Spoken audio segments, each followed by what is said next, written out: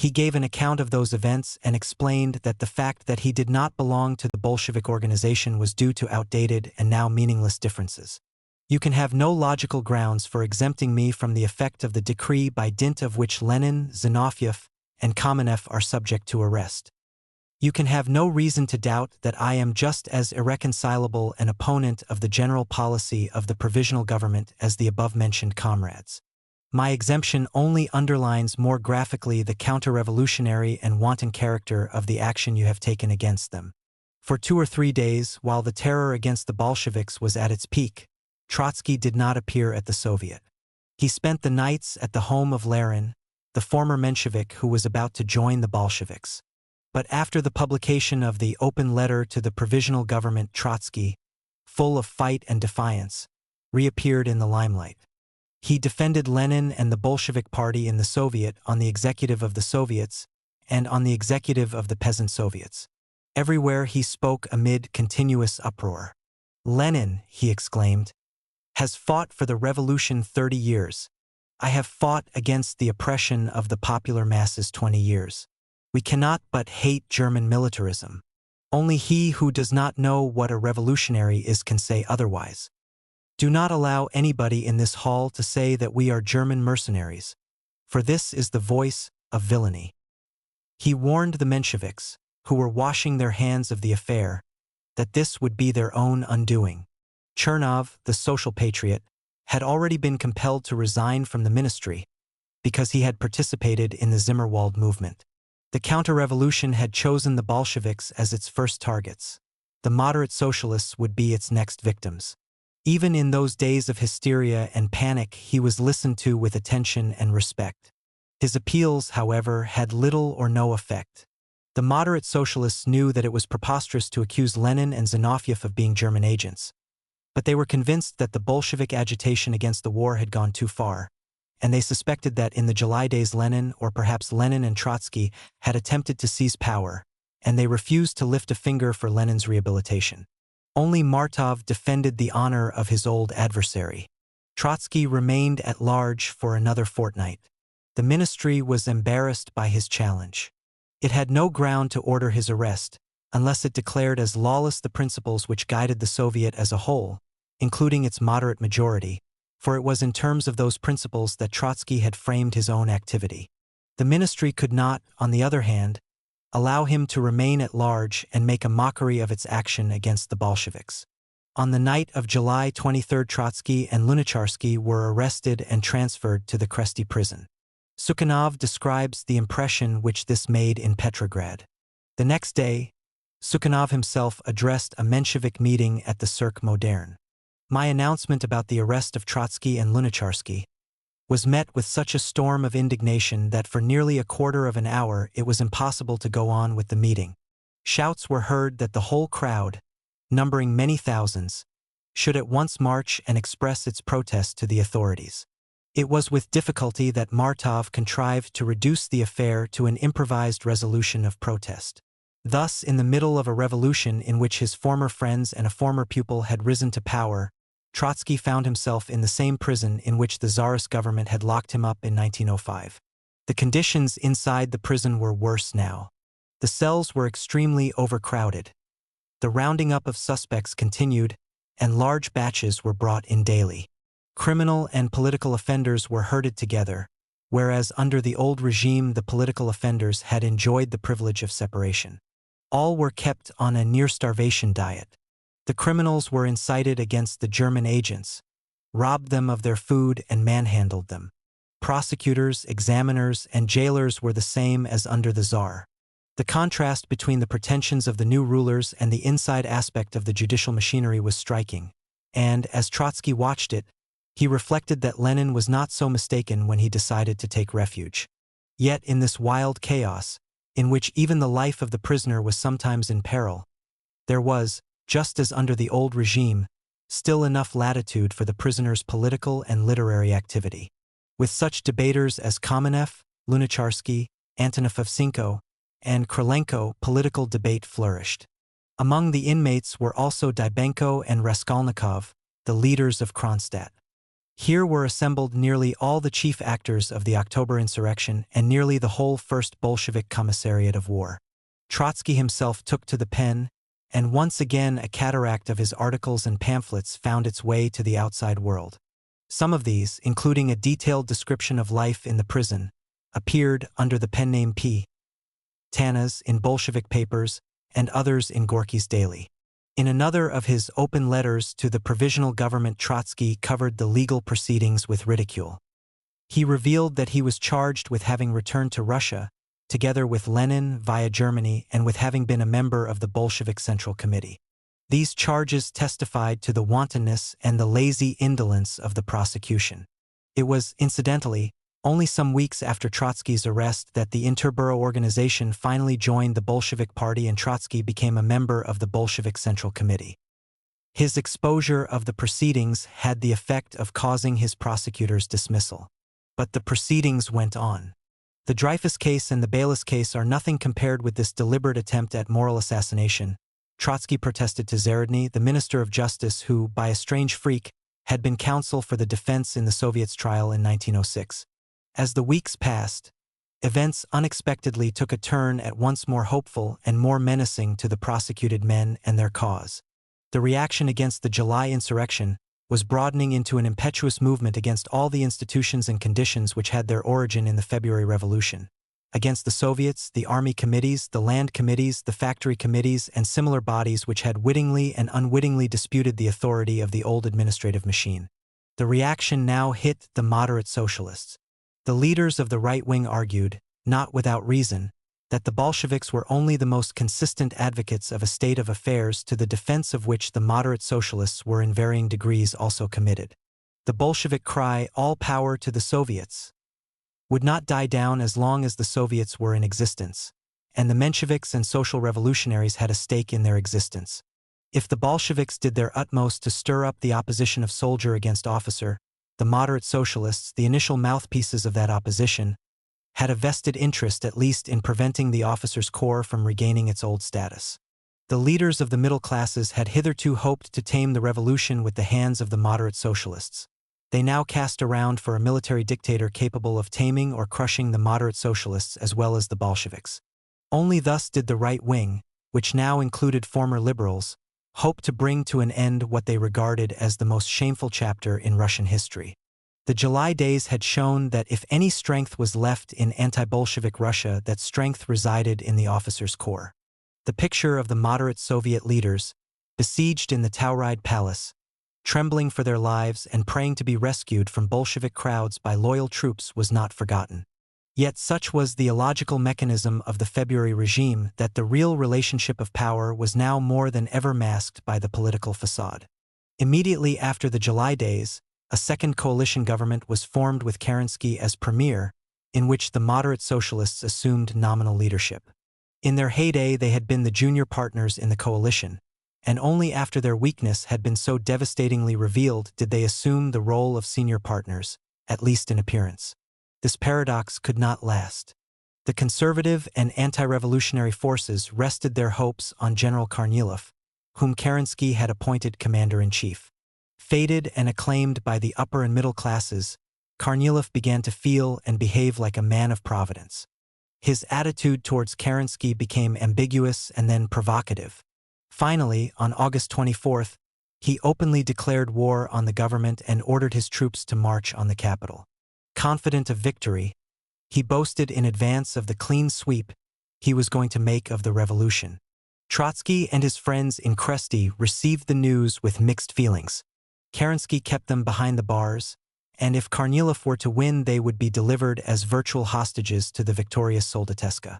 They had no doubt that they would be slaughtered, and this was certainly not a figment of panicky imaginations. But the situation also offered new hope. The moderate socialists could not save themselves from Kornilov without the help of the Bolsheviks. Just as in the July days they could not save themselves from the Bolsheviks without the help of the generals. Soon the government itself was pressing rifles into the hands of the Red Guards, whom it had just disarmed.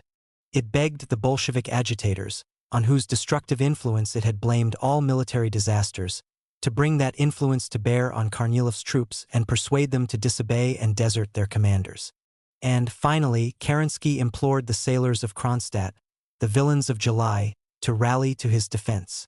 A scene of almost whimsical fantasy took place in Trotsky's cell. The sailors of Kronstadt sent a delegation to ask him whether they ought to respond to Kerensky's call and defend Kerensky against Kornilov, or whether they should try to settle accounts with both Kornilov and Kerensky. To the hot-headed sailors, the latter course certainly appealed more. Trotsky argued with them, reminding them how in May he had defended them in the Soviet and had said that if a counter-revolutionary general were to try to throw a noose around the neck of the revolution, then the sailors of Kronstadt would come and fight and die with us. They must now honor this pledge and postpone the reckoning with Kerensky, which could not be far off anyhow. The sailors took his advice. While this was going on, the prosecution mechanically continued its job. The examination dragged on and Trotsky had to answer questions about his connections with the German general staff and the Bolsheviks. Antonov Evsenko and Krylenko, against whom no charges were brought after 6 weeks of imprisonment, threatened a hunger strike, but Trotsky tried to dissuade them. At length, he decided to take no further part in the farce of interrogation. He refused to answer the examiner's questions and gave his reasons in a letter to the Central Executive of the Soviets. 3 days later, on September 4th, he was released on bail. Straight from the prison, he went to the Smolny Institute to participate in a session of the Committee for Struggle Against Counter-Revolution, which had, with Kerensky's blessing, been formed by the Soviet. This body was to be the prototype of the Military Revolutionary Committee which led the October insurrection. Kornilov was defeated not by force of arms, but by Bolshevik agitation. His troops deserted him without firing a shot. From Kornilov's defeat started a new chain of events leading straight to the October insurrection. Just as the abortive revolution of 3 to 4 July had swung the balance in favor of counter-revolution, so this abortive counter-revolution had swung it much more powerfully in the opposite direction. The second coalition government broke down. The cadet ministers resigned because they did not favor Kerensky's action against Kornilov. The socialist ministers withdrew because they suspected Kerensky of having previously intrigued with Kornilov against the Soviet and encouraged his ambitions. For a month, Kerensky, incapable of piecing together the broken fragments of the coalition, ruled through a so-called directorate, a small and quite unrepresentative committee. In the Soviet, Trotsky and Kamenev asked for an investigation of the events that led to Kornilov's coup and of Kerensky's role in the preliminaries. With increased insistence, they pressed the moderate socialists to part company at last with the cadets, many of whom had backed Kornilov. After the Kornilov affair, the argument in favor of a purely socialist government sounded irrefutable. When the Mensheviks and social revolutionaries still continued their attempts to revive the coalition, their followers deserted them en masse. Within a few days, the moderate majority in the Soviet disintegrated. On September 9th, Trotsky made one of his rousing speeches, demanding an unequivocal rehabilitation of himself and the Bolshevik leaders. He asked for the government's long-overdue report on the July events, and he tabled a motion of no confidence in the Menshevik presidium of the Soviet. To everybody's immense surprise, the motion was carried. For the first time, the Bolsheviks obtained for their proposal a majority vote in the Soviet. The revolution had set up a new landmark.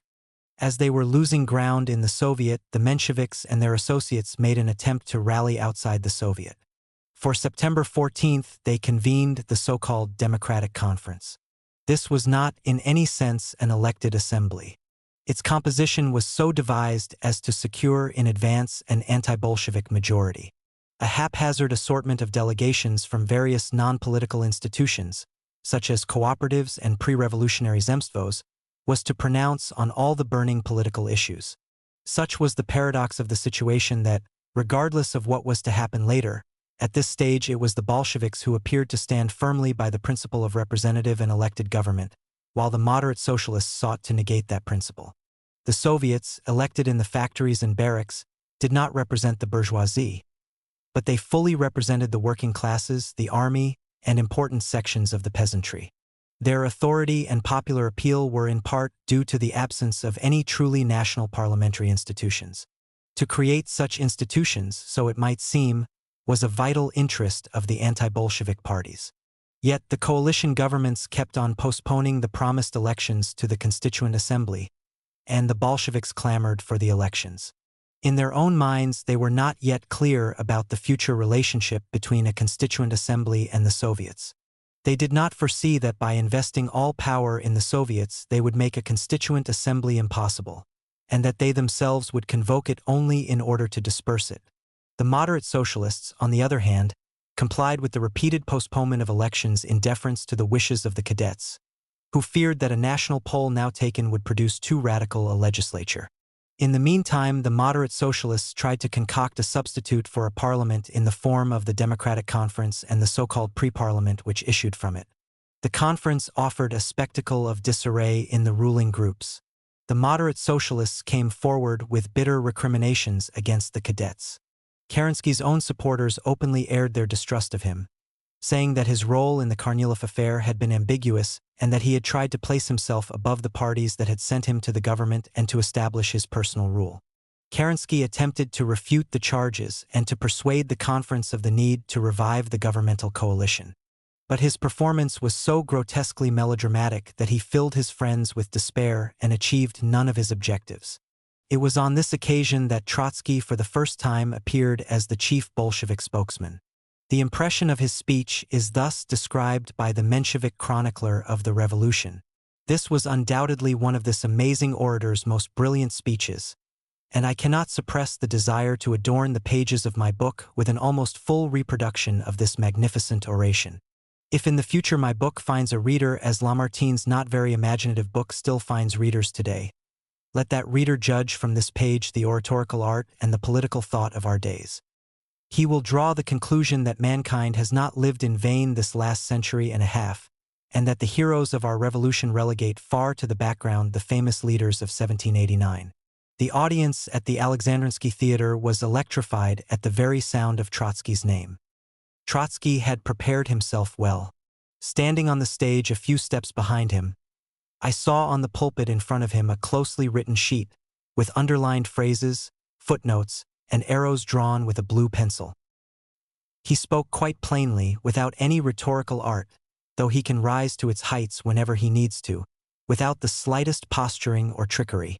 This time he talked with the audience, sometimes advancing towards it a step or two and then leaning his elbow on the pulpit. The metallic clarity of speech and the polish of the phrase, which are so characteristic of Trotsky, were not there in this performance. We need not summarize this speech, which reproduced the main lines of Bolshevik policy. Only a few points illustrating his polemical manner will suffice. Comrades and citizens, he began very quietly. The socialist ministers have just spoken to you. Ministers are supposed to appear before representative bodies to give an account of their work. Our ministers have preferred to give us advice rather than an account. For the advice we are grateful, but we still demand an account.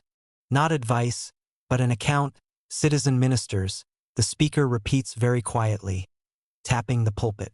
Summing up the preceding debate, he remarked that not a single speaker had defended Kerensky, and so the Prime Minister stood condemned by his own friends and followers. This struck the opposing camp at its most vulnerable point, and an angry tumult rose from the floor. One of the issues most hotly debated was a recent decree reintroducing the death penalty. You may curse me if I ever sign a single death sentence, Kerensky, anxious to appease his own resentful followers, exclaimed at the conference.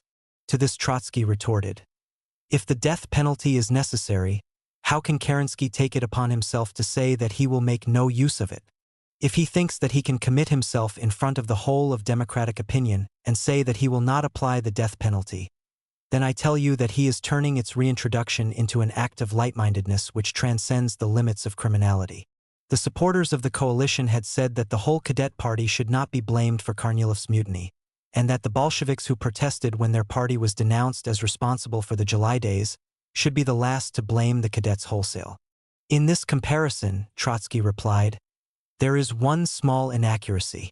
When the Bolsheviks were charged with having brought about or provoked the movement of 3 to 5 July, there was no question of your inviting them into the ministry. They were being invited to the Kresty prison. There is, comrades, a certain difference here.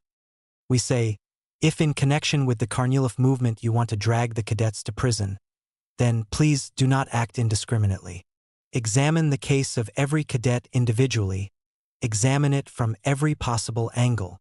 The hostile audience was convulsed with laughter, and even the most pompous among the ministers and the leaders on the platform could not suppress a giggle. But this note of jollity was quickly silenced by one of grim gravity. Trotsky urged that the Red Guards be armed. What for? What for? The cry came from the Menshevik benches. Firstly, in order that we may build up a genuine rampart against counter-revolution. He answered, against a new and more powerful Kornilov movement.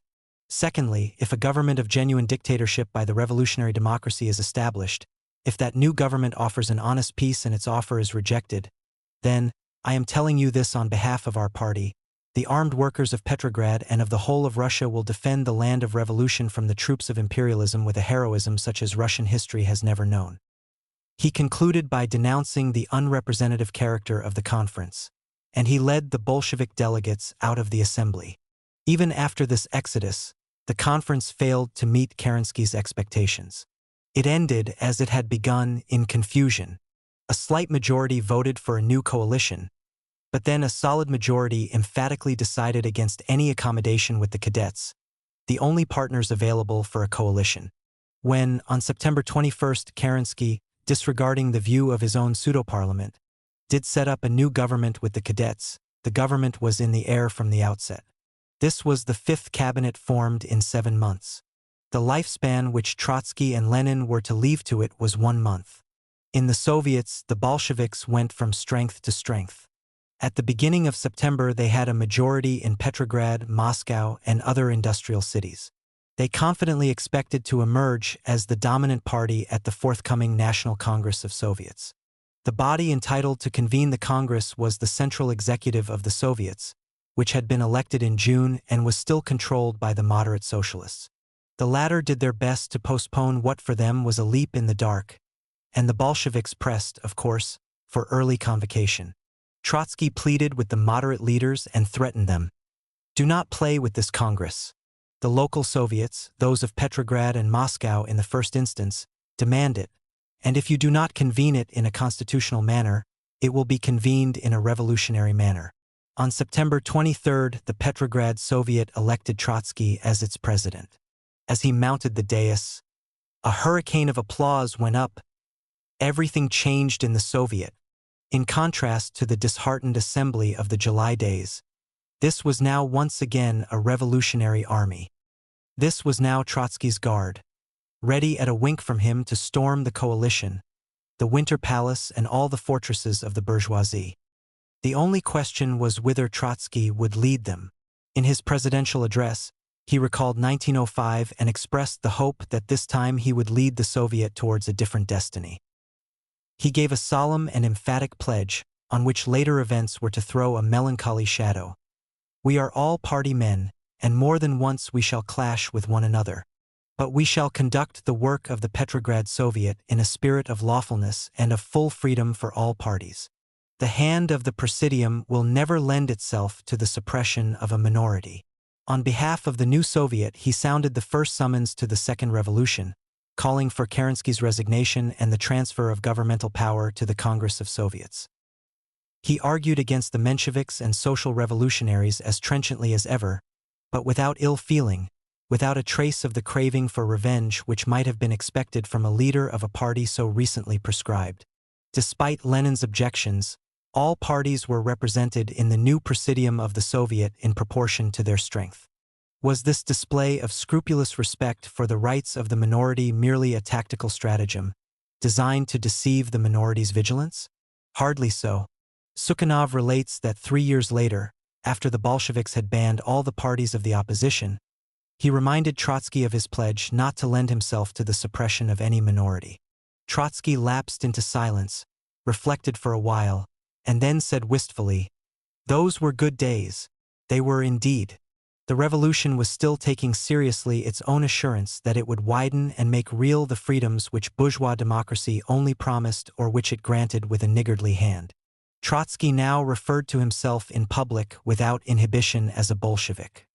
He accepted the label he had so long considered as little better than a slur.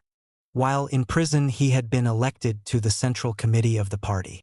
In the 7 weeks that passed between his release and the October insurrection, His name became not merely identified with Bolshevism, but to the outside world it came to symbolize the aspirations of Bolshevism even more strongly than did the name of Lenin, who had withdrawn from the public eye. These were weeks so charged with history that they crowded from men's minds the events of preceding months and years. Trotsky's feud with Lenin for nearly 15 years seemed insignificant in comparison with the things he would do in 15 minutes for the Bolshevik Party nowadays. Yet in the inner circle of the party there were, naturally, men from whose memories nothing could efface the past feud. They viewed his sudden ascendancy in the party with well-concealed pique. They had to acknowledge the proud courage with which he had stood by their party in recent adversity, when he was not yet a member of it. Nor could they deny that in Lenin's absence none of them could speak for the party with Trotsky's firmness, clarity, and authority, and that not even Lenin could act as its mouthpiece with comparable brilliance. Trotsky's ascendancy in the party was therefore undisputed. But it is enough to scan the records of the Central Committee to glimpse the feelings below the surface. Earlier in the year Lenin had tried in vain to prevail upon his colleagues to accord Trotsky a prominent role in the direction of the Bolshevik press. As late as August 4th, the Central Committee elected a chief editorial board for Bolshevik newspapers. The board consisted of Stalin, Sokolnikov, and Miliutin. A proposal that Trotsky, when released from prison, should join the board was defeated by 11 votes to 10. On September 6th, however, 2 days after his release, when he first appeared at the Central Committee, he was appointed unopposed as one of the party's chief editors. The Central Committee was now composed of 21 regular and 8 deputy members. Some of these had been familiar figures in the émigré colonies, and some had come from the interborough organization. Others, like Miliutin, Nagin, Rykov, Sverdlov, Stalin, and Shamian, were homebred committee men, who had known almost no life outside their austere, clandestine party, who felt that they had been the real moles of revolution, and who looked with instinctive distrust upon the former émigrés, especially the one who was the most proud, colorful, and eloquent of all. But this antagonism was suppressed almost to the depth of the unconscious. In the Central Committee, Trotsky at first behaved with the discretion and tact of a newcomer. On the day of his first appearance there, differences between the old Bolsheviks came to light which bore directly upon the party's fundamental attitude. These were the preliminaries to the great controversy over the insurrection. From his refuge, Lenin had just posed the problem before the Central Committee.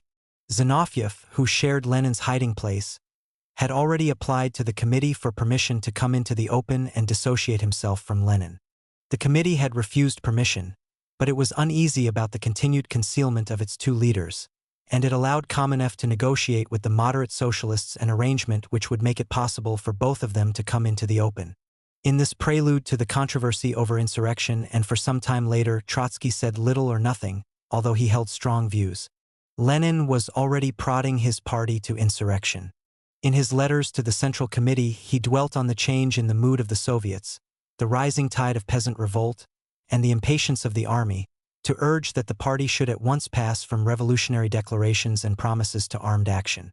He was confident that if the party seized the opportunity, it would gain the support of an immense majority of the people. But history offered a fleeting opportunity only. If the Bolsheviks missed it, another Kornilov would soon be ready with a pronunciamento and crush the Soviets and the revolution. In view of this danger, Lenin wrote, "No constitutional niceties, not even the niceties of Soviet constitutionalism, deserved attention. The party ought to stage the insurrection in its own name and on its own responsibility. It need not necessarily start in Petrograd. The beginning might be made in Moscow or even in Finland, and from there the insurgent movements could later converge upon the capital." On September 15th, the Central Committee debated these proposals for the first time. Kamenev came out in categorical opposition and asked the committee to warn all organizations against any move of an insurrectionist character. The committee did not accept Kamenev's advice, nor did it accept Lenin's proposals. In the meantime, Trotsky was approaching the problem from his new point of vantage as president of the Petrograd Soviet. He agreed with Lenin on the chances and the urgency of insurrection. But he disagreed with him over method, especially over the idea that the party should stage the insurrection in its own name and on its own responsibility. He took less seriously than Lenin the threat of an immediate counter-revolution.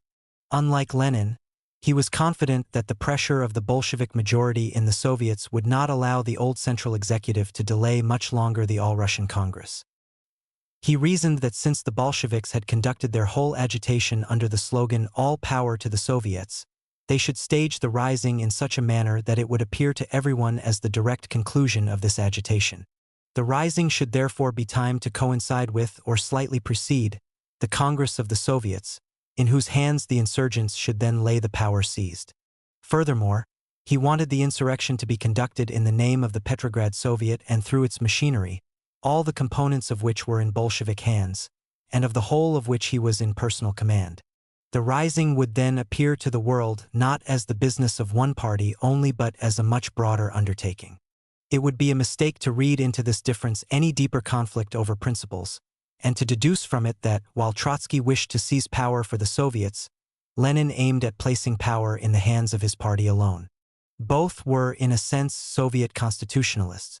Lenin, too, envisaged that the insurgents would convene an all-Russian Congress of the Soviets and place power in its hands. He refused to let insurrection wait until the Congress convened, because he was convinced that the Menshevik executive would delay the Congress to the Greek calends, and thus the insurrection would never take place as it would be forestalled by a successful counter-revolution. But he, too, saw the Congress of the Soviets as the constitutional source of power. Trotsky, on the other hand, took it for granted that the Bolsheviks, constituting a majority in the Soviets, would actually be the ruling party. Neither of them at this stage saw any conflict between Soviet constitutionalism and a Bolshevik dictatorship, just as, mutatis mutandis, no British Democrat sees any conflict between parliamentary rule and the cabinet system based on the majority party. The difference between Lenin and Trotsky centered on a much narrower issue, namely on whether the rising itself ought to be conceived in terms of Soviet constitutionalism. The tactical risk inherent in Trotsky's attitude was that it imposed certain delays upon the whole plan of action.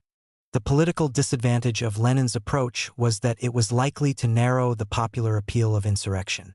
Lenin concentrated exclusively on the end to be attained. Trotsky paid more regard to its political context, to the moods of the masses, and to the need to win over the hesitant elements, who might respond to the Soviets but not to the party's call. The one in hiding had the bare and changeable realities of power before his eyes. The other weighed, in addition, the moral and political imponderables, and he did so with the confidence that comes from being at the center of events and dominating them. This difference was incidental to the main controversy between the adherents and the opponents of insurrection. Zinoviev and Kamenev held that Lenin and Trotsky were plunging the party and the revolution into a suicidal adventure. This was one of the greatest and most stirring arguments that had ever rent a party, an argument the basic pros and cons of which were to reappear, in different combinations, in innumerable future controversies. An argument about which, regardless of its immediate conclusion, history has perhaps not yet said its last word.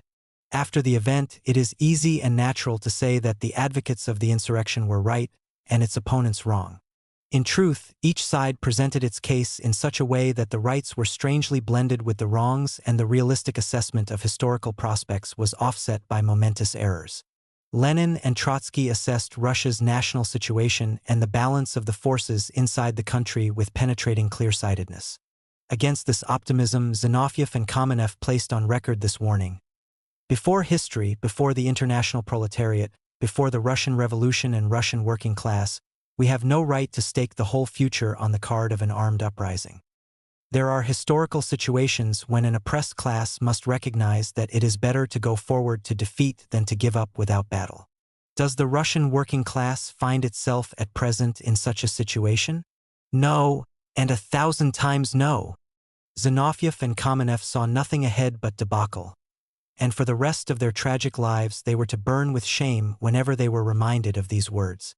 But the advocates of the rising, in the first instance Lenin and Trotsky, based their arguments not merely and not even mainly on their view of the balance of strength inside Russia. Even more emphatically, they pointed to the imminence of European revolution, to which the Russian insurrection would be the prelude, as Trotsky had maintained since 1905-6. In the motion which Lenin submitted to the Central Committee on October 10, he put first among the motives for insurrection the international position of the Russian Revolution, the revolt in the German Navy, which is an extreme manifestation of the growth throughout Europe of the world socialist revolution. He repeated this in almost every subsequent statement, public and private. The ripening and inevitability of world socialist revolution can be under no doubt. We stand on the threshold of world proletarian revolution. We shall be genuine traitors to the International. He wrote in a letter to party members, if, at such a moment, under such propitious conditions, we answer such a summons from the German revolutionaries, i.e. the revolt in the German Navy, only by verbal resolutions. The international situation, he argued on another occasion, gives us a number of objective data showing that if we act now we shall have on our side the whole of proletarian Europe. This belief governed not only Trotsky's but also Lenin's entire view of the situation, and Lenin insisted that a Soviet government ought to be prepared to wage a revolutionary war to help the German proletariat in its rising. Zinoviev and Kamenev, on the other hand, said, if we should come to the conclusion that it is necessary to wage a revolutionary war, the masses of the soldiers will rush away from us. This was a precise anticipation of the developments which led to the Peace of Brest-Litovsk. And here we come, they argued further, to the second assertion, that the majority of the international proletariat is, allegedly, already with us. Unfortunately, this is not so. The revolt in the German Navy has immense symptomatic significance. But it is a far cry from that to any sort of active support of the proletarian revolution in Russia, which is challenging the entire bourgeois world. It is extremely harmful to overestimate our forces. Thus, those who were supreme realists when summing up the Russian situation became illusionists when they turned towards the broader international scene, and those who saw Russia only dimly through a mist of timid skepticism became then the realists. To be sure, the advocates of insurrection embodied the energy and the indomitable courage of the revolution, while their opponents voiced the revolution's faint doubt of itself. Yet it may be wondered whether Lenin and Trotsky would have acted as they did, or whether they would have acted with the same determination, if they had taken a sober view of international revolution and foreseen that in the course of decades their example would not be imitated in any other country. A speculative question of this sort cannot be answered. The fact was that the whole dynamic of Russian history was impelling them, their party, and their country towards this revolution, and that they needed a world-embracing hope to accomplish the world-shaking deed. History produced the great illusion and planted and cultivated it in the brains of the most soberly realistic leaders when she needed the motive power of illusion to further her own work. In the same way, she once inspired the leaders of the French Revolution with a belief in the imminence of a universal republic of the peoples. While the controversy was unresolved in the Central Committee, the party was naturally incapable of initiative. Towards the end of September, Kerensky opened the pre-parliament, the new substitute for an elected assembly. The Bolsheviks had to decide whether they would participate. The question was related to that of the insurrection. Those who were opposed to the rising and those who hesitated were for participation. They wished the Bolshevik party to act as a regular opposition in the pre-parliament, despite the fact that this body could not claim to be a national representation. The advocates of the insurrection held that the time for their party to act as an opposition had passed. Otherwise, they would not have contemplated the immediate overthrow of the existing government. They argued that as long as the Bolsheviks were a minority in the Soviets, they could only urge the moderate majority to transfer all power to the Soviets. They themselves could not effect the transfer. But having become the majority, they had to effect it, if they were not to prove themselves mere phrasemongers. By their presence in the pre-parliament, they would merely give the latter the appearance of a real parliament and divert their own energy from direct action. In this debate, Trotsky and Stalin, this was the first time they appeared together, spoke in unison for a boycott of the pre-parliament. Kamenev and Rykov pleaded for participation. The Bolshevik delegates, who had arrived from all over the country for the opening of the pre-parliament, voted by a majority for participation. Lenin pressed for a revision of this attitude. In a letter to the Central Committee he wrote, "Trotsky has spoken for the boycott. Bravo, Comrade Trotsky. The boycott has been defeated inside the group of the Bolshevik delegates. We are still for the boycott." The incident showed that the party was mentally not yet in a condition to lead in an insurrection. It was with evident relief that Lenin penned the words, "Trotsky has spoken for the boycott. Bravo, Comrade Trotsky." He viewed Trotsky's attitude in the matter of insurrection with uneasiness and even suspicion. He wondered whether, by insisting that the rising should be linked with the Congress of the Soviets, Trotsky was not biding his time and delaying action until it would be too late. If this had been the case, then Trotsky would have been, from Lenin's viewpoint, an even more dangerous opponent than Kamenev and Zinoviev, whose attitude had at least the negative merit that it was unequivocal and that it flatly contradicted the whole trend of Bolshevik policy. Trotsky's attitude, on the contrary, seemed to follow from the party's policy and therefore carried more conviction with the Bolsheviks. The Central Committee was in fact inclined to adopt it. In his letters, Lenin therefore sometimes controverted Trotsky's view almost as strongly as Zinoviev's and Kamenev's, without, however, mentioning Trotsky by name. To wait for the rising until the Congress of the Soviets, he wrote, was just as treasonable as to wait for Kerensky to convoke the Constituent Assembly, as Zinoviev and Kamenev wanted to do. Much later Trotsky excused Lenin's behavior. If it were not, he wrote, for this Leninist anxiety, this pressure, this criticism, this tense and passionate revolutionary distrust, the party might not have straightened its front at the decisive moment because the resistance at the top was very strong. It may be added that it was natural that Lenin's tense and passionate revolutionary distrust should include Trotsky himself, the lover of words and gestures, the empty bell and balalaikin of the past, the former Menshevik helpmeet, who had only just become a Bolshevik and was now by the fortuitous circumstance of Lenin's absence placed at the head of the party. True enough, he had behaved with impressive dignity and courage in the July days. But Lenin had never doubted Trotsky's dignity and personal courage, not even in the days of their most bitter quarreling. Martov, too, had bravely defended Lenin in July. Yet it was one thing to defend a comrade, even an opponent, baited by counter-revolutionaries, but quite another to lead in a revolution. Would Trotsky be equal to that? Would he know when to pass from tirades to deeds? Up to the moment of the rising, and even during it, doubt was gnawing at Lenin's mind. In the meantime, Trotsky was working on the preliminaries to the insurrection. He was doing this with so much psychological subtlety and tactical acumen that although he made his moves in broad daylight, neither friend nor foe could be sure what he was aiming at. He did not try to impose from outside a scheme of insurrection upon the course of events. He developed the insurrection out of the situations as they arose. He was therefore able to justify each step he took by some urgent and in a sense real need of the moment, which ostensibly had nothing to do with insurrection.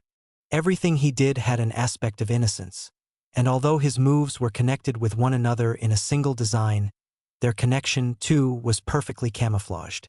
Not a single one of the trained political and military observers who watched the scene for the government, the general staff, the Allied embassies and military missions saw through the camouflage.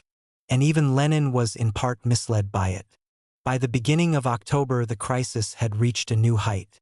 Economic chaos was mounting. The provisioning of the cities broke down. Over wide stretches of the country, peasants were seizing the gentry's estates and burning the mansions. The army suffered fresh defeats. The German Navy was active in the Gulf of Finland. For a moment, Petrograd itself seemed exposed to German attack. Government departments and military and business circles mooted the evacuation of the capital and the transfer of the government to Moscow. A reversal of attitudes took place, for which parallels can be found in the annals of war and revolution. Some of those who longed for a counter-revolution but were themselves too weak to bring it about came to contemplate with pleasure, despite their habitual profession of patriotism, the prospect that an invading enemy might do the job for them. Rodzianko, the ex-president of the Duma, was imprudent enough to state publicly that he would rejoice if the German army re-established law and order in Petrograd.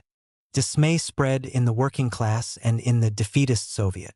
On October 6th, in the presence of delegates from all regiments stationed in the capital, Trotsky addressed the soldiers section of the Soviet and presented the following resolution.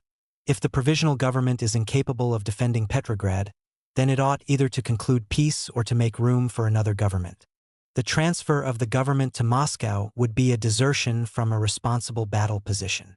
The resolution was carried without a single dissentient vote.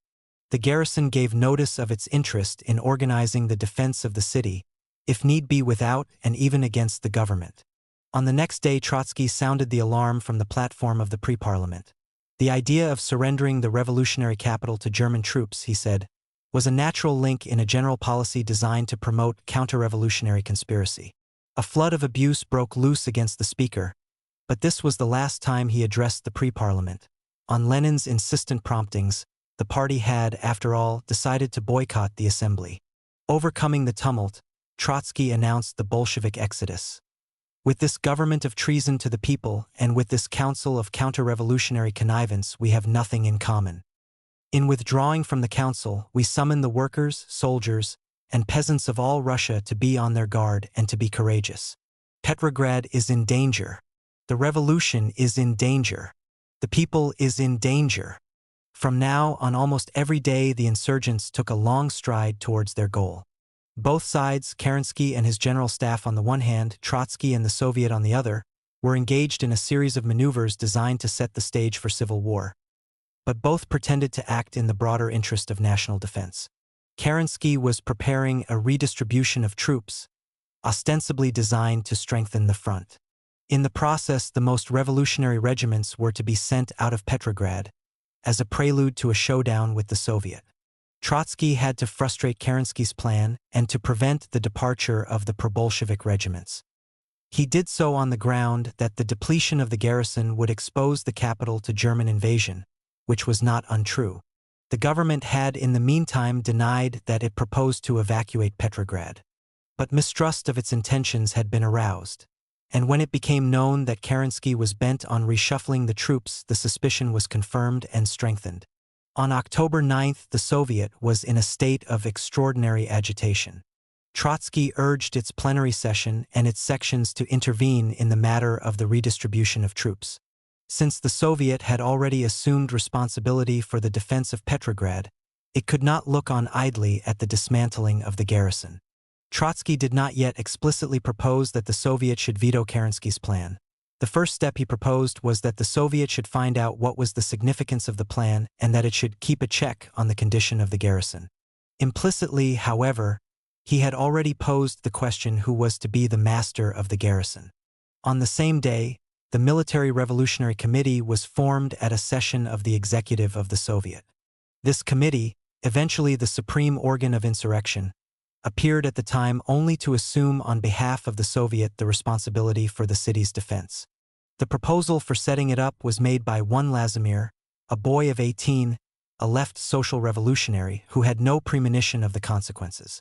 The Menshevik members of the executive were opposed to the idea, but when it was pointed out to them that this committee would be a replica and a continuation of a body they themselves had formed at the time of Kornilov's coup, they had no effective answer. In its Menshevik period, the Soviet had, indeed, repeatedly vetoed moves contemplated by the government. The practice was inherent in the dual power of the February regime, and these precedents, when they were now cited, disarmed the opposition. Trotsky ex officio headed the Military Revolutionary Committee. The task of the committee was to establish the size of the garrison needed for the defense of the capital, to keep in touch with the commands of the Northern Front, the Baltic Fleet, the Finnish garrison, and c. To assess the manpower and the stocks of munitions available, to work out a plan of defense, and to maintain discipline in the civilian population.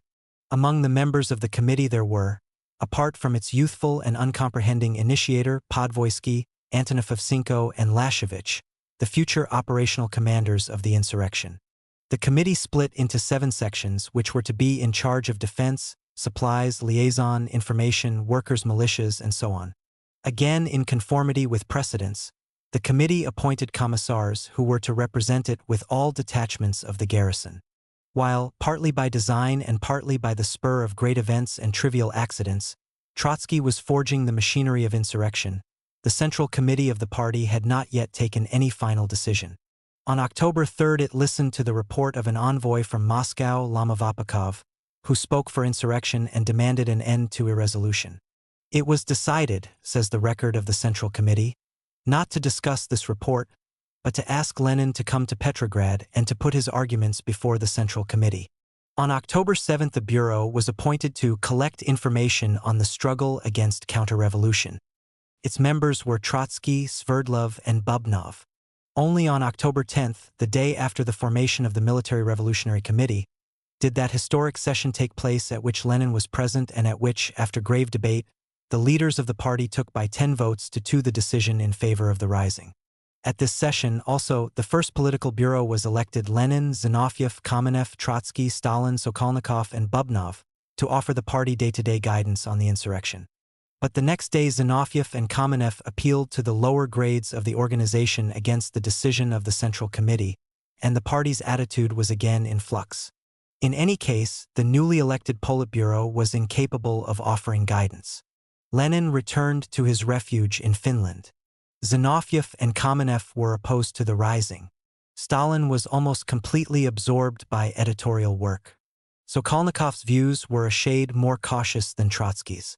Lenin, however, still distrustful of Trotsky's plan, urged the party to take on itself alone the initiative of armed action. All members of the Politburo who were not in principle opposed to such action preferred the rising to be conducted through the Soviet. During the following week, Trotsky, assisted by the most effective agitators, Lunacharsky, Kollontai, and Volodarsky, was mustering the forces of the revolution. On October 10th, he addressed a city conference of factory committees. On the 11th and the 12th of October, he called upon a conference of Northern Russian Soviets to be ready for great events. Our government, he stated, may flee from Petrograd, but the revolutionary people will not leave the city. It will defend it to the end. At the same time, he did his utmost to force the hands of the Menshevik Central Executive and to compel it to convene the Second Congress of the Soviets. On October 13th, over the heads of that executive and on behalf of the Soviets of Northern Russia, he sent out a radio message to all, calling all Soviets and the army to send delegates to the Congress. At the famous Cirque Moderne, writes Sukhanov, where Trotsky, Lunacharsky, and Volodarsky took the platform, there were endless queues and crowds, whom the enormous amphitheater could not contain. Trotsky, breaking away from his work at the revolutionary headquarters, ran from the Obukovsky to the Truboknyi, from the Putilovsky to the Boltaisky, the largest industrial plants, from the Manege to the barracks, and it seemed that he spoke everywhere simultaneously. Every worker and soldier of Petrograd knew him and listened to him. His influence on the masses and the leaders alike was overwhelming. He was the central figure of those days, and the chief hero of this remarkable chapter of history. On October 16th, the regiments of the garrison declared that they would disobey Kerensky's marching orders and remain in Petrograd. This was, as Trotsky later put it, the silent rising which in advance decided the outcome of the contest. Until now, Trotsky himself had been somewhat uneasy about the risk he had taken by linking the insurrection with the Congress of the Soviets. Now he was reassured. In the short run, Kerensky would not be able to alter the balance of strength in his favor. On the same day, Trotsky signed an order to the arsenals that 5,000 rifles be issued to the civilian Red Guards. This was a way of checking whether the writ of the Military Revolutionary Committee ran in the garrison. It did. During this silent rising, the Central Committee met once again in the presence of important local Bolshevik leaders. Lenin, who had arrived heavily disguised, moved that the conference should confirm the decision on insurrection, and that the Central Committee should at once issue a call to action. The representative of the Petrograd Committee spoke about apathy in the masses, but declared that the call for insurrection, if it came from the Soviet, not from the party, would stir up the masses and meet with response. Krylenko, leader of the party's military branch, on which the execution of Lenin's plan entirely depended, declared that only a minority of the branch was for insurrection, but even this minority favored initiative by the Soviet, not by the party. Volodarsky spoke in the same vein. Zinoviev and Kamenev emphatically restated their objections to armed action in any form. Stalin reproached them with lack of faith in European revolution, and remarked that while the party leaders were engaged in confused argument, the Soviet was already on the road to insurrection. Miliutin, for Moscow, spoke ambiguously. Sokolnikov held that the rising ought to be started only after the opening of the Congress of the Soviets. From all sides there came anxious voices about the apathy and the weariness of the masses.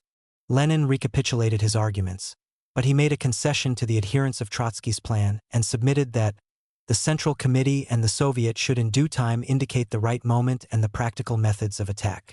Tentatively, October 20th was fixed as the day of action. The Central Committee had fixed this date because it was the eve of the expected opening of the Congress. Only 3 or 4 days were left for preparations. Yet no sooner had the Central Committee confirmed its decision on insurrection than Zinoviev and Kamenev made a vigorous attempt to frustrate it. They denounced the plan, this time not within the Bolshevik caucus but in the pages of Gorky's newspaper. Thus, from the men supposed to act as members of the general staff of the insurrection, the outside world received a warning about what was pending. Lenin, beside himself with indignation, demanded the immediate expulsion from the party of the two strike-breakers of the revolution. His demand fell on deaf ears. In the Bolshevik newspaper, Stalin tried to reconcile the adversaries, although this was a matter in which reconciliation was impossible. An insurrection either is or is not made. Trotsky utilized even the confusion among the Bolshevik leaders to further his plan. On October 17, he received with well-concealed relief the news that the Menshevik Central Executive had again postponed the Congress of the Soviets for a few days. This gave him a little more time for the last preparations. But the other camp might also have benefited from the delay, and Zinoviev's and Kamenev's disclosures threatened to arouse its vigilance. On October 18, two embarrassing questions were put to Trotsky in the Soviet, one about the widespread rumors on insurrection, and the other about his order to the arsenals for the issue of rifles to Red Guards. His answer was a masterpiece of diplomatic camouflage. "The decisions of the Petrograd Soviet are published," he said. "The Soviet is an elected institution. Every deputy is responsible to the workers and soldiers who have elected him. This revolutionary parliament can have no decisions which are unknown to the workers. We conceal nothing. I declare on behalf of the Soviet, we have not decided on any armed action." This was literally true. The Soviet had decided nothing of the sort. As its president, he was expected to give an account only of the Soviet's work. He was under no obligation to make a public confession of a confidential decision taken by a private body such as the Central Committee of the party. But he did not stop at this denial, which might have confounded friends as well as foes. Nor did he tie his hands. "If the course of events," he added, "compels the Soviet to decide on armed action, then the workers and the soldiers will come out in response to its appeal like one man." He admitted that he had ordered rifles for the Red Guards, but he covered himself by the familiar precedent. The Menshevik Soviet had done the same. "The Petrograd Soviet," he added defiantly, "will go on organizing and arming workers' guards. We must be ready. We have entered a period of more acute struggle. We must be constantly prepared for attack by the counter-revolution. But to the first counter-revolutionary attempt to break up the Congress of the Soviets, to the first attempt of an attack on us, we shall retort with a counterattack which will be merciless and which we shall press to the very end." Thus he stirred the militancy of the insurgents and of their friends while he was obfuscating their enemies. With meticulous care, he brought to the fore the defensive aspect of the insurgents' activity and kept the offensive aspect in the background. On the spot, Kamenev rose to declare his complete solidarity with Trotsky, and Zinoviev did the same in a letter to the editor of Regiments. The two opponents of the rising hoped thereby to tie down their party to a strictly defensive attitude, and so to make it renounce insurrection in a roundabout way. But their demonstrative expression of solidarity with Trotsky had a quite different effect. The anti-Bolshevik parties, seeing that the known opponents of the coup declared their agreement with Trotsky, assumed that he was also in agreement with them. There will be no insurrection. Then, the Mensheviks and social revolutionaries consoled themselves. Immediately after this incident, Trotsky had a secret meeting with Lenin, the only one, it seems, that they had in these weeks. He wondered whether Lenin had not misunderstood his statement and the appearance of agreement between himself and Zinoviev and Kamenev, and he was anxious to dispel Lenin's misapprehension. But on this point his fears were groundless. Lenin had just written to the Central Committee, "Kamenev's trick at the session of the Petrograd Soviet is something simply mean. He, you see, is in full agreement with Trotsky. But is it difficult to understand that Trotsky could not and should not have said more than he did in the face of enemies?" At this meeting, Trotsky wrote later, Lenin was more calm and confident, I would say less suspicious. All the same, now and again he shook his head and asked, "And will they not forestall us? Will they not catch us napping?" I argued that from now on everything would develop almost automatically. Lenin was not quite reassured. that his reiterated demand for the immediate expulsion of Zinoviev and Kamenev met with no response from Trotsky, and the Central Committee as a whole made him bristle with suspicion again. Zinoviev's and Kamenev's indiscretion would be regarded as treacherous by any party in similar circumstances. And so Lenin saw in the consideration shown to them by the Central Committee a sign of the latter's irresolute attitude in the matter of insurrection. The preliminaries to the rising came to a close when the Soviet instructed the garrison to carry out only such official orders as were endorsed by the Military Revolutionary Committee or its commissars. On October 21, Trotsky conveyed this instruction to a general meeting of regimental committees, and he appealed to the Cossacks, the former Praetorian Guards of the Tsars, to stand by the revolution. The regimental committees adopted Trotsky's resolution, which stated inter alia, endorsing all political decisions of the Petrograd Soviet, the garrison declares, "The time for words has passed. The country is on the brink of doom. The army demands peace. The peasants demand land. The workers demand employment and bread. The coalition government is against the people, an instrument in the hands of the people's enemies. The time for words has passed. The All-Russian Congress of Soviets ought to take power in its hands and secure peace, land, and bread to the people. The Petrograd garrison solemnly pledges itself to put at the disposal of the All-Russian Congress all its forces, to the last man, to fight for these demands. Rely on us. We are at our posts, ready to conquer or die." Events showed that this last assurance was more solemn than true. The civilian workers were in fact ready to conquer or die. But the garrison supported the Soviet because it was confident in an easy victory over Kerensky, a victory which was expected to end the war. Whatever its motives, the fact was that the garrison placed itself under the orders of the Soviet. Inevitably, this gave rise to a conflict between the regular military command and the Military Revolutionary Committee. Even now, Trotsky did not claim on behalf of that committee that it was superseding the military command. Commissars of the committee were attached to the general staff, ostensibly in order to coordinate activities and eliminate friction. And on the very day of the rising, Trotsky inspired reports that the negotiations were proceeding satisfactorily. At the same time as he made these military preparations, Trotsky put the Red Guards and the civilian organizations on the alert. On October 22, he addressed a monster meeting at the Narodnyi Dom, People's House. Around me, the eyewitness whom we have often quoted describes the scene. The crowds were in an almost ecstatic mood. Trotsky asked them to repeat after him the words of an oath. A numberless multitude lifted up their hands. Trotsky hammered out the words, "Let this your vote be your oath with all your might and power of sacrifice to support the Soviet, which has taken on itself the great burden of bringing the victory of the revolution to completion and of giving the people land, bread, and peace."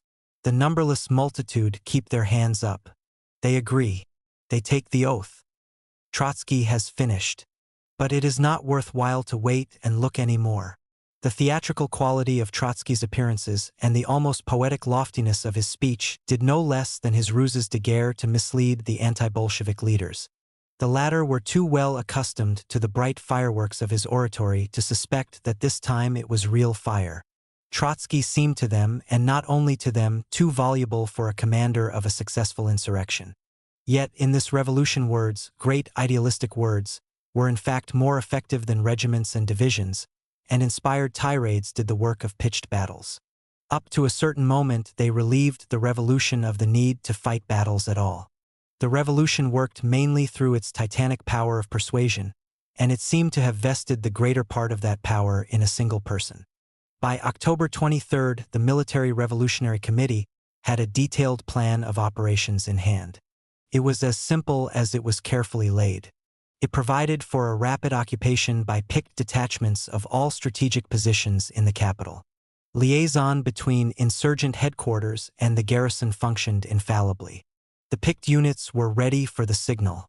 As the members of the Military Revolutionary Committee surveyed for the last time the disposition of forces, they were confident that they could knock the government over by a slight push. So overwhelming was the superiority of the forces arrayed behind the Soviet. Only one important position was uncertain: the Peter-Paul fortress on the Neva, the garrison of which was reported to stand for Kerensky or at least to waver. Antonov Ovchenko prepared a plan to assault the fortress, the only important engagement which was expected. Trotsky, however, decided to try to storm it with words. In the afternoon of the 23rd, accompanied by a non-Bolshevik commander of the Soviet Guard, he went on a lorry into what was supposed to be the enemy's camp. He addressed the garrison of the fortress and induced it to repeat after him the oath of allegiance to the Soviet. All that Trotsky was now waiting for was provocation from Kerensky, which would allow him to launch the insurrection as a defensive operation. He had no doubt that Kerensky was bound to give the provocation. He himself had provoked him sufficiently into giving it. And indeed, on the 23rd, Kerensky attempted to strike a blow from the vacuum in which he and his government were suspended. He banned Rybochyai Workers' Road, under which title Pravda had appeared since the July days, and he ordered the closing of its editorial offices and printing press. A working girl and a man from the press rushed to the Military Revolutionary Committee, saying that they were prepared to break the seals on the premises of Rybochyai and to go on producing the paper if the committee gave them an effective military escort. This suggestion, breathlessly made by an unknown working girl, came to Trotsky like a flash. "A piece of official sealing wax," he wrote later, "on the door of the Bolshevik editorial room as a military measure, that was not much. But what a superb signal for battle!" On the spot, he signed an order sending a company of riflemen and a few platoons of sappers to guard the Bolshevik offices and printing press. The order was carried out instantaneously. This was a tentative gambit. It was made on the dawn of October 24th. Next morning, the papers were full of reports about Kerensky's plan to suppress the Soviet and the Bolshevik Party. The Military Revolutionary Committee was working out the last details of the rising, which, as was now clear, could not be delayed a single day. The Smolny Institute, hitherto guarded with insouciant slackness, was rapidly transformed into a fortress, bristling with cannon and machine guns. In the early morning, the Central Committee of the party met for the last time before the decisive event.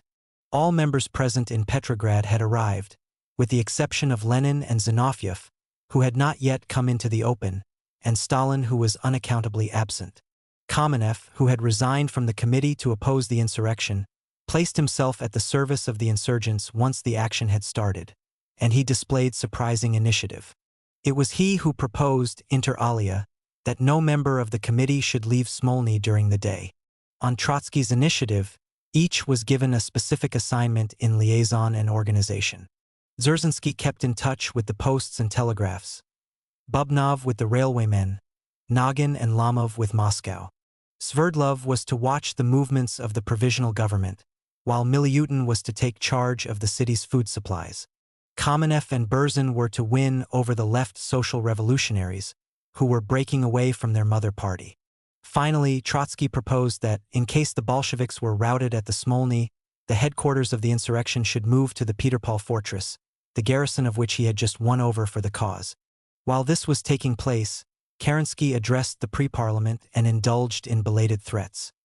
He announced that he had ordered the prosecution of the entire Military Revolutionary Committee, a new search for Lenin, the arrest of Trotsky and other Bolshevik leaders released on bail, and that he was taking action against the sailors of Kronstadt. Trotsky convened an extraordinary session of the Petrograd Soviet and reported on the steps just taken by the Military Revolutionary Committee. Even now, he did not proclaim the rising. "We are not afraid to shoulder responsibility for maintaining revolutionary order in the city. Our principle is all power to the Soviets." At the forthcoming sessions of the All-Russian Congress of the Soviets, this principle ought to be put into effect. Whether this will lead to an insurrection or to any other form of action depends not only and not so much on the Soviets as on those who, in defiance of the people's unanimous will, still hold governmental power. He reported the incident with Rybochyai and asked, "Is this an insurrection? We have a semi-government in which the people has no confidence and which has no confidence in itself, because it is dead within. This semi-government only awaits the sweep of history's broom." He announced that he had countermanded Kerensky's action against the Kronstadt sailors and ordered the cruiser Aurora to lie in readiness on the Neva. "Tomorrow the Congress of the Soviets opens. It is the task of the garrison and of the proletariat to put at its disposal the power they have gathered, a power on which any governmental provocation will founder. It is our task to carry this power, undiminished and unimpaired, to the Congress.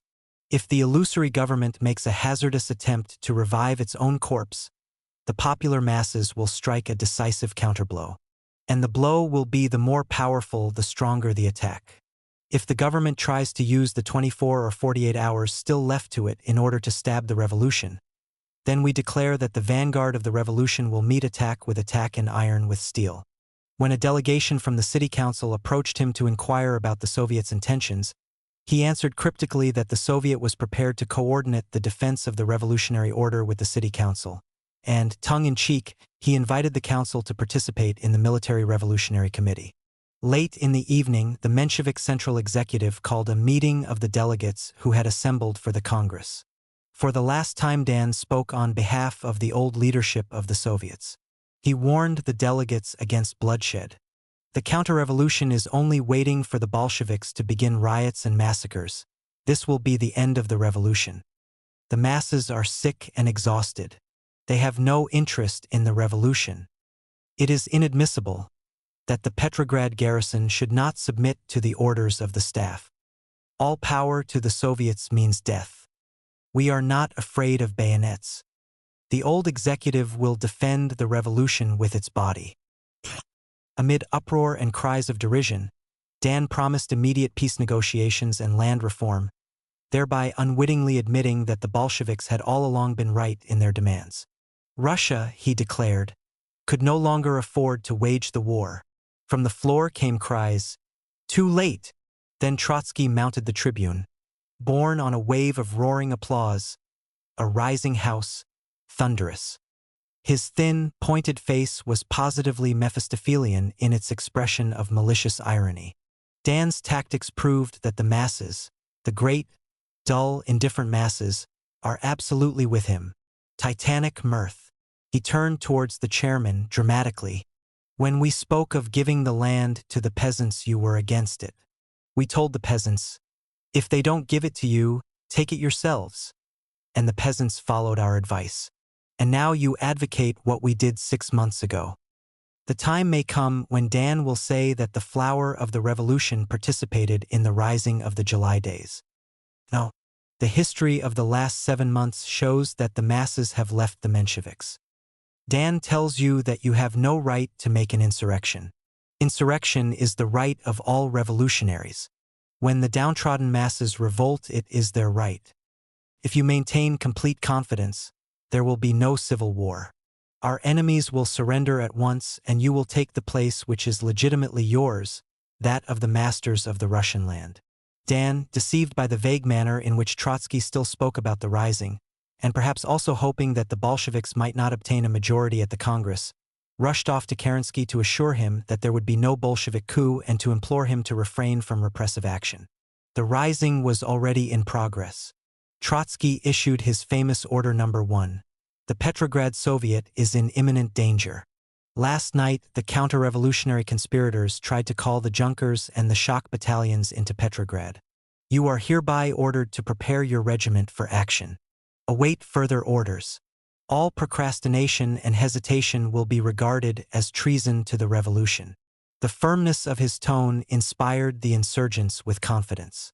During the night of 24 to 25 October, Red Guards and regular regiments occupied with lightning speed, almost noiselessly, the Tauride Palace, the post offices and the railway stations, the National Bank, the telephone exchanges, the power stations, and other strategic points. While the movement which overthrew Tsardom in February lasted nearly a week, the overthrow of Kerensky's government took a few hours only. In the morning of October 25, Kerensky had already escaped from the capital in the car of a foreign embassy. His ministers were vainly waiting for him in the Winter Palace, when at noon they were already besieged there, just as the Tsarist government had been in the final phase of the February Revolution. Without bloodshed, the Bolsheviks had become the masters of the capital. By midday, Trotsky reported to the Petrograd Soviet, almost stunned with incredulity, on further developments. Some ministers had been placed under arrest. The pre-parliament had been disbanded. The whole city was under control. The enemy now held only the Winter Palace, which Antonov was preparing to storm. On the evening of the 24th, Lenin, still heavily disguised, arrived in the Smolny.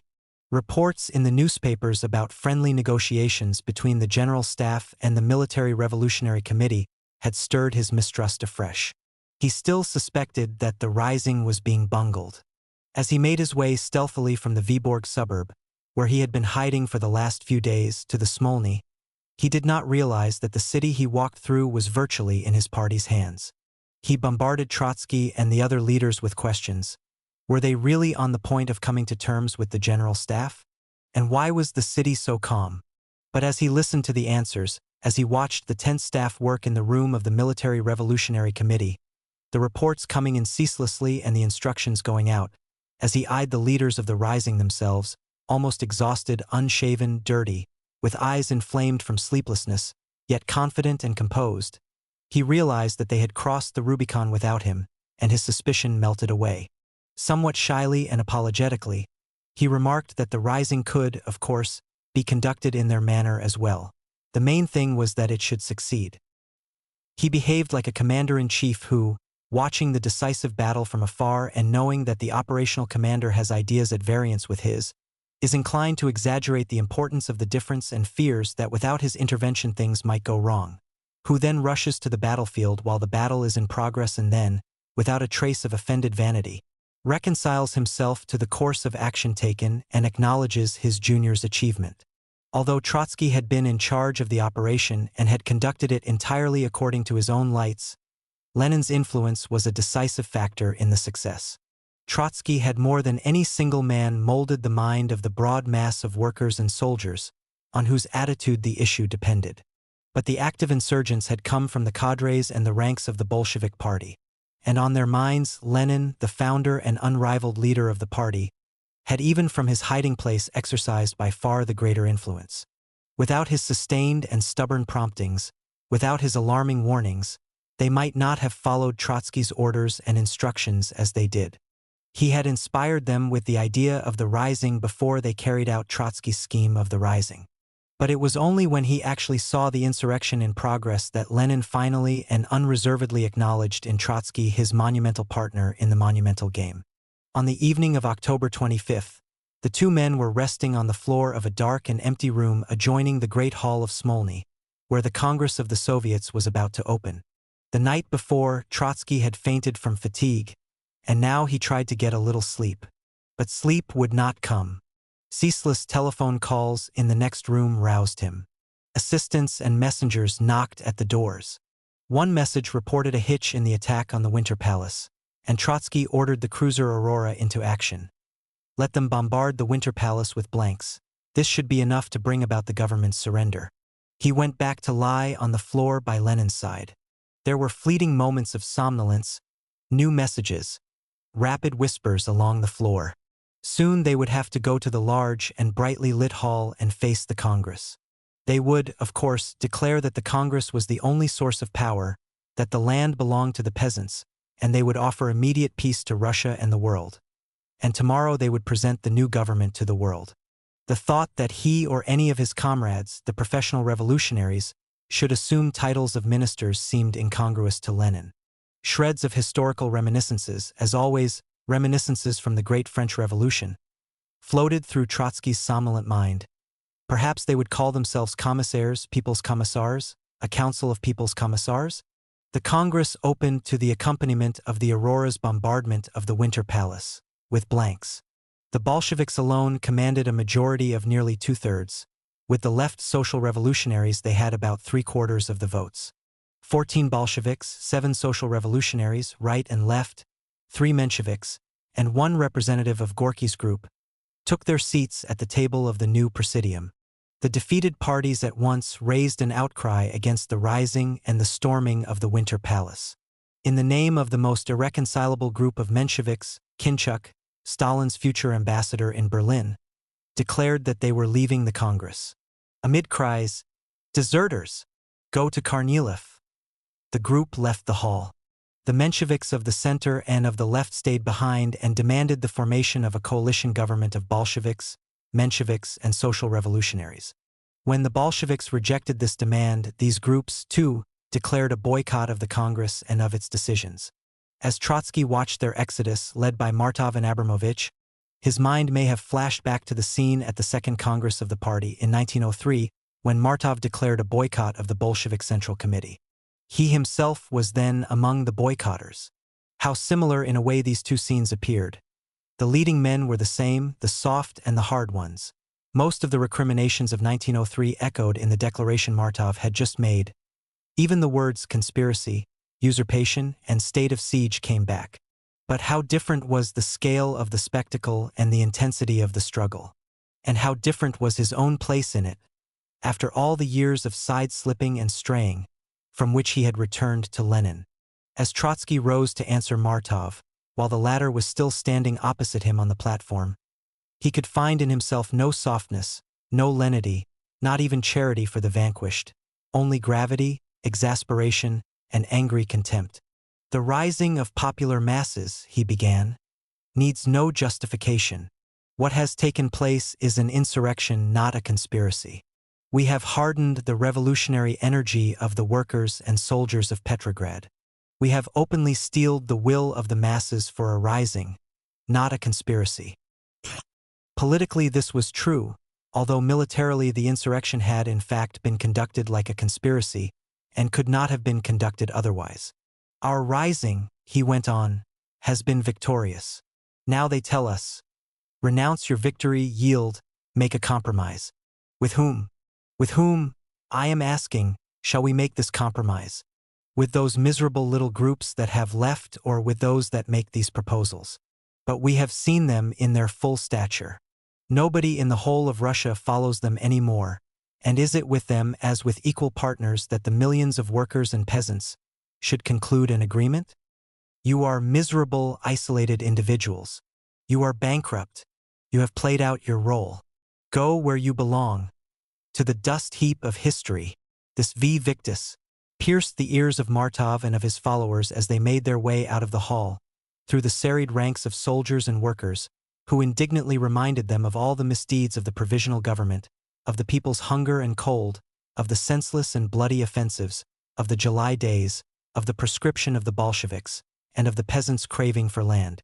Pent-up emotion burst from the victors. Nemesis stalked the halls of the Smolny. She was only beginning her work. Never before had any body of men seizing power assumed so prodigious a burden of commitments as that which the Bolshevik leaders shouldered when they read out to the Congress their first hastily scribbled decrees. They promised to give the people peace, land, and bread. The distance from promise to fulfillment was immeasurable. The peace was to be just and democratic. It was to admit no annexations or indemnities, none of the injuries and insults which victors impose upon vanquished. Lenin and Trotsky had said over and over again that such a peace could not be expected from the absolutist or even the bourgeois parliamentary governments. It could only be achieved by proletarian revolutions in the belligerent countries. Yet the armies of the Hohenzollerns and Habsburgs stood on lands wrested from the Russian Empire, and as long as they had not renounced their emperors and their rulers and had not disavowed their rapacious ambitions, the Bolsheviks were in a sense committed to go on waging war, the revolutionary war for a just peace. But they were also, and in the popular mind even more strongly, committed to achieve an immediate peace, which could be neither just nor democratic. This was their first dilemma.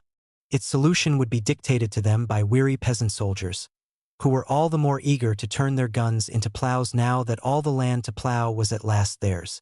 But the tenuous peace, attained under their pressure, would not avert from Russia the long ordeal of foreign intervention and civil war.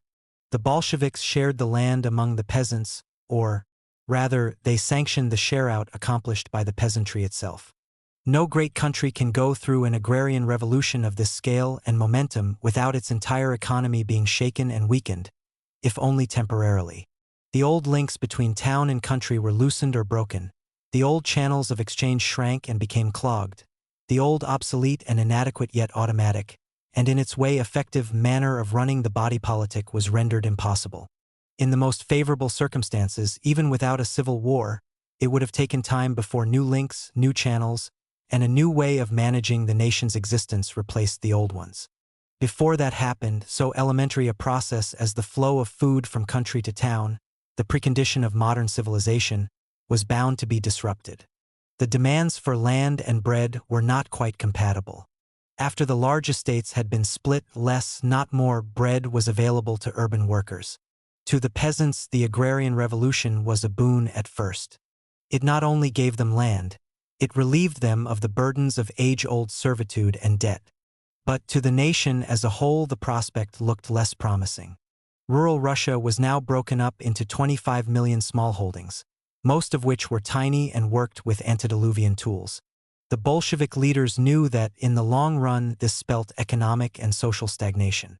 They had to encourage and then to sanction the share out of the land, because this was preferable to the old semi-feudal system of tenure, and because otherwise they would have suffered the fate of their predecessors in government. But they were from the beginning broadly committed to foster collective ownership in land, to regroup and merge the 25 million smallholdings into relatively few large, modern, and efficient farms. They could not say when, how, or by means of what industrial resources they would be able to do this. They only knew that they had embarked upon a complex, paradoxical, and dangerous course. They had made one agrarian revolution with the avowed purpose of undoing it by means of another. Bread means to the industrial worker and the city dweller at large the growth and the development of industry. To the Russian worker in 1917 it also implied the elimination from industry of private ownership and control. In the theoretical conception of socialism, which the leaders of the revolution had imbibed from early youth, national and ultimately international ownership and central planning of production and distribution held a crucial place. Russia's industry, as the Bolsheviks found it, even if it had not been further destroyed through civil war, was too small and poor to serve as a basis for socialism. It provided only a starting point for evolution towards socialism. Despite the fact that they had proclaimed the socialist purpose of their revolution, the Bolsheviks could ill afford an attempt to bring Russian industry under public ownership or management at once. The resources, the administrators, the technicians, and the techniques needed were not available. They hoped to be able to seek an unhurried solution of the problem by trial and error. They were at first as reluctant to dispossess the industrialists and merchants as they had been eager to dispossess the landlords. But in the course of 1917 a state of affairs had spontaneously come to prevail, under which the owners of factories had already been more than half dispossessed. Just as in the barracks the elective soldiers' committees had deprived the commissioned officers of all authority and function, even before they tore off their epaulets, so in the factories and mines the elected works committees had appropriated most of the rights and privileges of owners and managers, even before the latter were dispossessed or dismissed. The duality of power which, from February to October, ran through Russia's system of government ran also through Russian industry, even after October. The popular instinct was a mixture of anarchism and socialism. In part naturally and in part because of the prevalent chaos, it tended to destroy the national coherence of industry, without which there could be no evolution towards socialism. Each works committee tended to become a closed community and a law unto itself. Not only the capitalists but also the nation itself was in danger of being expropriated of its industrial resources. Such a state of affairs forced the hands of the Bolsheviks. The revolutionary government, which seized power on behalf of the working class, could not re-establish the authority of the old industrialists, even if for economic reasons it had wanted to do so. It was compelled to put an end to the dual power in industry in the same way as it put an end to it elsewhere, by destroying the old power. Only after that could it strive to overcome the centrifugal trends in the nation's economy. The half-dispossessed bourgeoisie, knowing that it could expect nothing good from the revolution, could not help defending itself by the only means at its immediate disposal: economic resistance and sabotage. This again impelled the Bolsheviks to press dispossession through to the end. When the economic and political struggle culminated in civil war, all these trends became focused in the sudden and premature nationalization of all industry, which was decreed in June 1918. The revolution was permanent, according to the forecast of the chief character of this book. More firmly than other Bolsheviks, Trotsky had reckoned with this prospect. But its realization meant that from the outset the Russian Revolution had to build on extremely shaky economic foundations. The result was that over the years now this and now that part of the structure was bound to collapse over the heads of the Russian people or to be pulled down in panicky haste. The Bolsheviks, nevertheless, believed that they were capable of fulfilling the three great and simple promises: peace, land, bread, to which they owed their victory. They ardently believed that the bleeding and maimed peoples of Europe would very soon follow the Russian example and help the Russian Revolution to solve its staggering problems. Russia would then enter the international socialist community, within which the wealth and civilization of Western Europe would outweigh Russian poverty and backwardness, just as the many millions of enlightened German, French, and perhaps also British proletarians would outweigh, if not outnumber, the millions of benighted mujiks. Russia had opened to the West the road of socialist revolution, and now the West would tow Russia along that road, helping her to obtain access to the blessings of real civilization. Each phrase uttered by the Bolsheviks breathed this passionate, almost messianic belief. The dazzling blaze of this great vision brightened in their eyes even the darkest aspects of the legacy they were taking over. Similar hope glowed through their ideas on their intended system of government. Theirs was to be a state without a standing army, without police, without bureaucracy. For the first time in history, the business of government was to cease to be the professional secret and privilege of small groups of people, elevated above society. It was to become the daily concern of the ordinary citizen. After the July days, while he was hunted as a German spy and expected to be assassinated at any moment, Lenin wrote his State and Revolution, a sort of political testament, in which he revived the half-forgotten Marxist idea about the withering away of the state, the idea of a government which in a classless society would cease to be government because it would administer things, instead of governing human beings, and so would no longer wield the instruments of coercion, prisons, courts, and sea. To be sure, this was the ideal state of the future, not the Russian state of 1917. But the Soviet Republic, as it emerged from the revolution, was to be directly related to the ideal. Trotsky's conception of the state was less crystallized than Lenin's, though this did not prevent him from accepting Lenin's view when he became familiar with it. In their ideas on the Soviet Republic, which were of more immediate consequence, there was no difference between them. In the Soviets, the property classes were not represented. They were to be disfranchised in the way in which old ruling classes are disfranchised in any revolution. This did not necessarily imply that they should also be deprived of freedom of expression.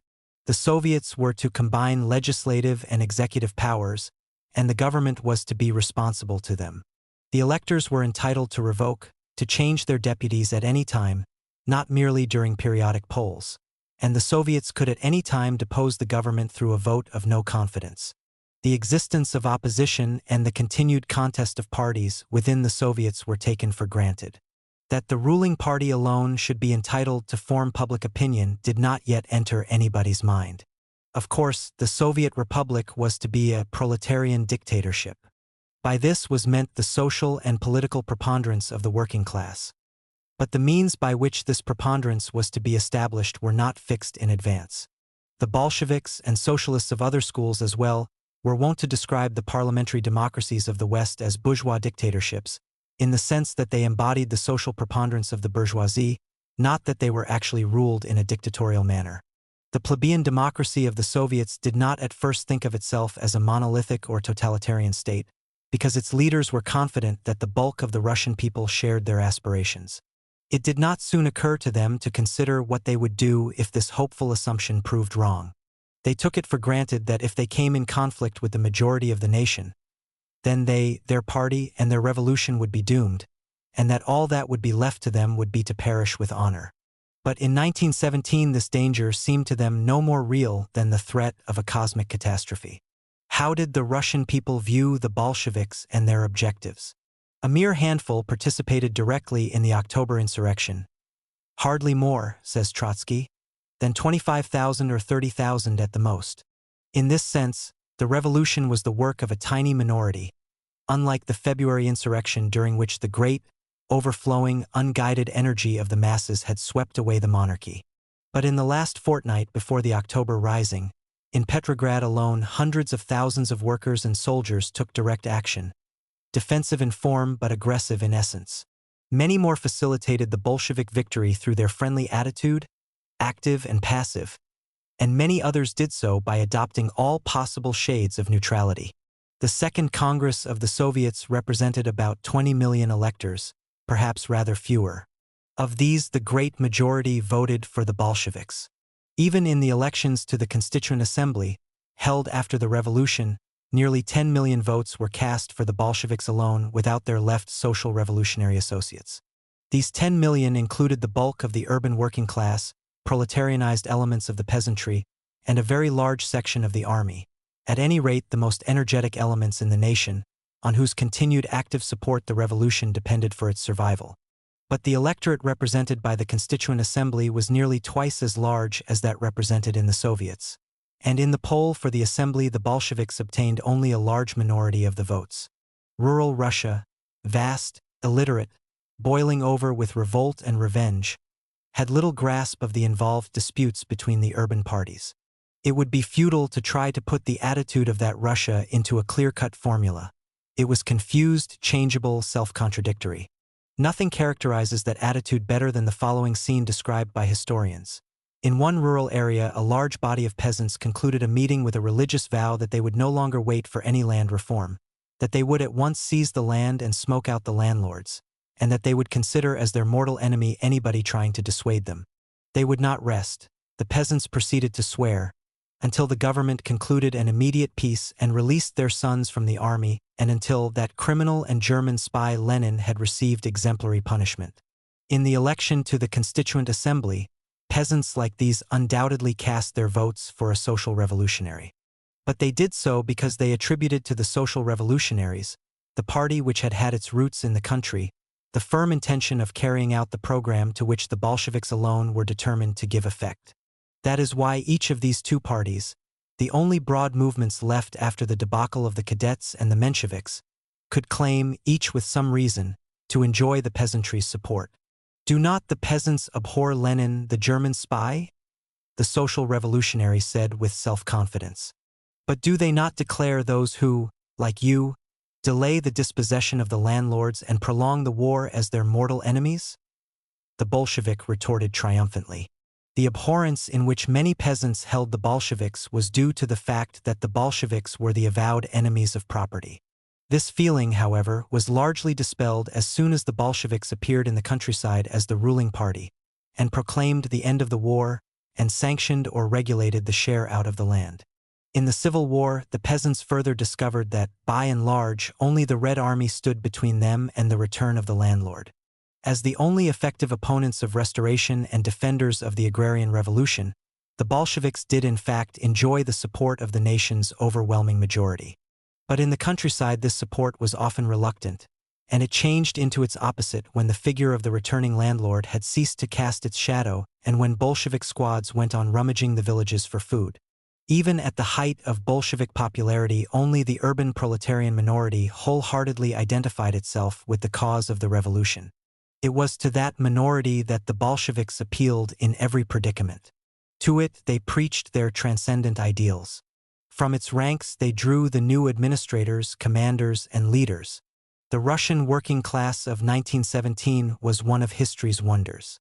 Small in numbers, young, inexperienced, uneducated, it was rich in political passion, generosity, idealism, and rare heroic qualities. It had the gift of dreaming great dreams about the future and for dying a stoic death in battle. With its semi-illiterate thoughts, it embraced the idea of the Republic of the Philosophers, not its Platonic version in which an oligarchy of pundits rules the herd, but the idea of a republic wealthy and wise enough to make of every citizen a philosopher and a worker. From the depth of its misery, the Russian working class set out to build that republic. But side by side with the dreamer and the hero there lived in the Russian worker the slave. The lazy, cursing, squalid slave, bearing the stigmata of his past. The leaders of the revolution addressed themselves to the dreamer and the hero, but the slave rudely reminded them of his presence. During the Civil War, and still more after it, Trotsky in his military speeches repeatedly complained that the Russian communist and Red Army man would sacrifice his life for the sake of the revolution sooner than clean his rifle or polish his boots. This paradox reflected the lack in the Russian people of those innumerable small habits of self-disciplined and civilized life on which socialism had hoped to base itself. Such was the human material with which the Bolsheviks set out to build their new state, the proletarian democracy, in which every cook should be able to perform the business of government. And this was perhaps the gravest of all the grave contradictions with which the revolution had to contend. History gave the Bolshevik leaders a first warning of this problem almost immediately after she had given them her most gracious smile, and she did so with that malignant taste for anticlimax which she so often exhibits. The grotesque sequel to the October insurrection, a sequel to which historians rarely give attention, was a prodigious, truly elemental orgy of mass drunkenness with which the freed underdog celebrated his victory. The orgy lasted many weeks and at one time threatened to bring the revolution to a standstill and to paralyze it. Drunkenness reached its height just when the new government was confronted with the boycott of the entire civil service and with the first stirrings of civil war, when the government had no administrative organs of its own and when its fate depended entirely on the vigilance, discipline, and energy of its supporters.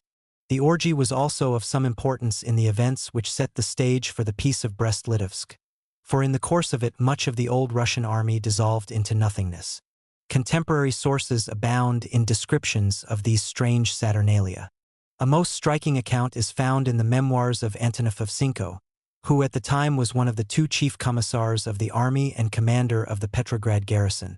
The garrison, which began completely to disintegrate, gave me personally much more trouble than did the adherents of the Constituent Assembly. A wild and unexampled orgy spread over Petrograd, and until now it has not been plausibly explained whether or not this was due to any surreptitious provocation. Now here and now there, crowds of ruffians appeared, mostly soldiers, broke into wine cellars and sometimes pillaged wine shops. The few soldiers who had preserved discipline and the Red Guards were worn out by guard duty. Exhortations were of no avail. The cellars of the Winter Palace, the former residence of the Tsar, presented the most awkward problem. The Preobrazhensky Regiment, which had hitherto kept its discipline, got completely drunk while it was doing guard duty at the palace.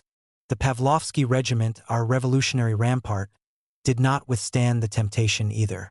Mixed guards, picked from different detachments, were then sent there.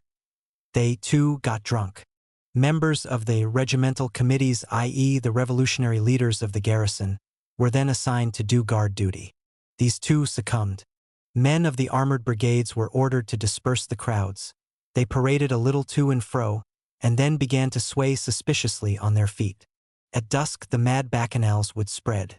"Let us finish off these czarist remnants." This gay slogan took hold of the crowd. We tried to stop them by walling up the entrances. The crowd penetrated through the windows, forced out the bars, and grabbed the stocks. An attempt was made to flood the cellars with water. The fire brigades sent to do this themselves got drunk. Only the sailors from Helsingfors managed to render the cellars of the Winter Palace harmless. This was in its way a titanic struggle. The sailors stood firm, because they were bound by a severe comradely vow: death to anyone who breaks the oath. And although they themselves were at other times magnificent tipplers, they came off with flying colors. This was not yet the end of the struggle. The whole city was infected by the drinking madness. At last the Council of the People's Commissars appointed a special commissar, endowed him with emergency powers, and gave him a strong escort. But the commissar, too, proved unreliable. A bitter struggle was in progress at the Vasilevsky Island. The Finnish regiment, led by men with anarcho-syndicalist leanings, declared a state of siege on the island and announced that they would blow up the wine cellars and shoot plunderers at sight.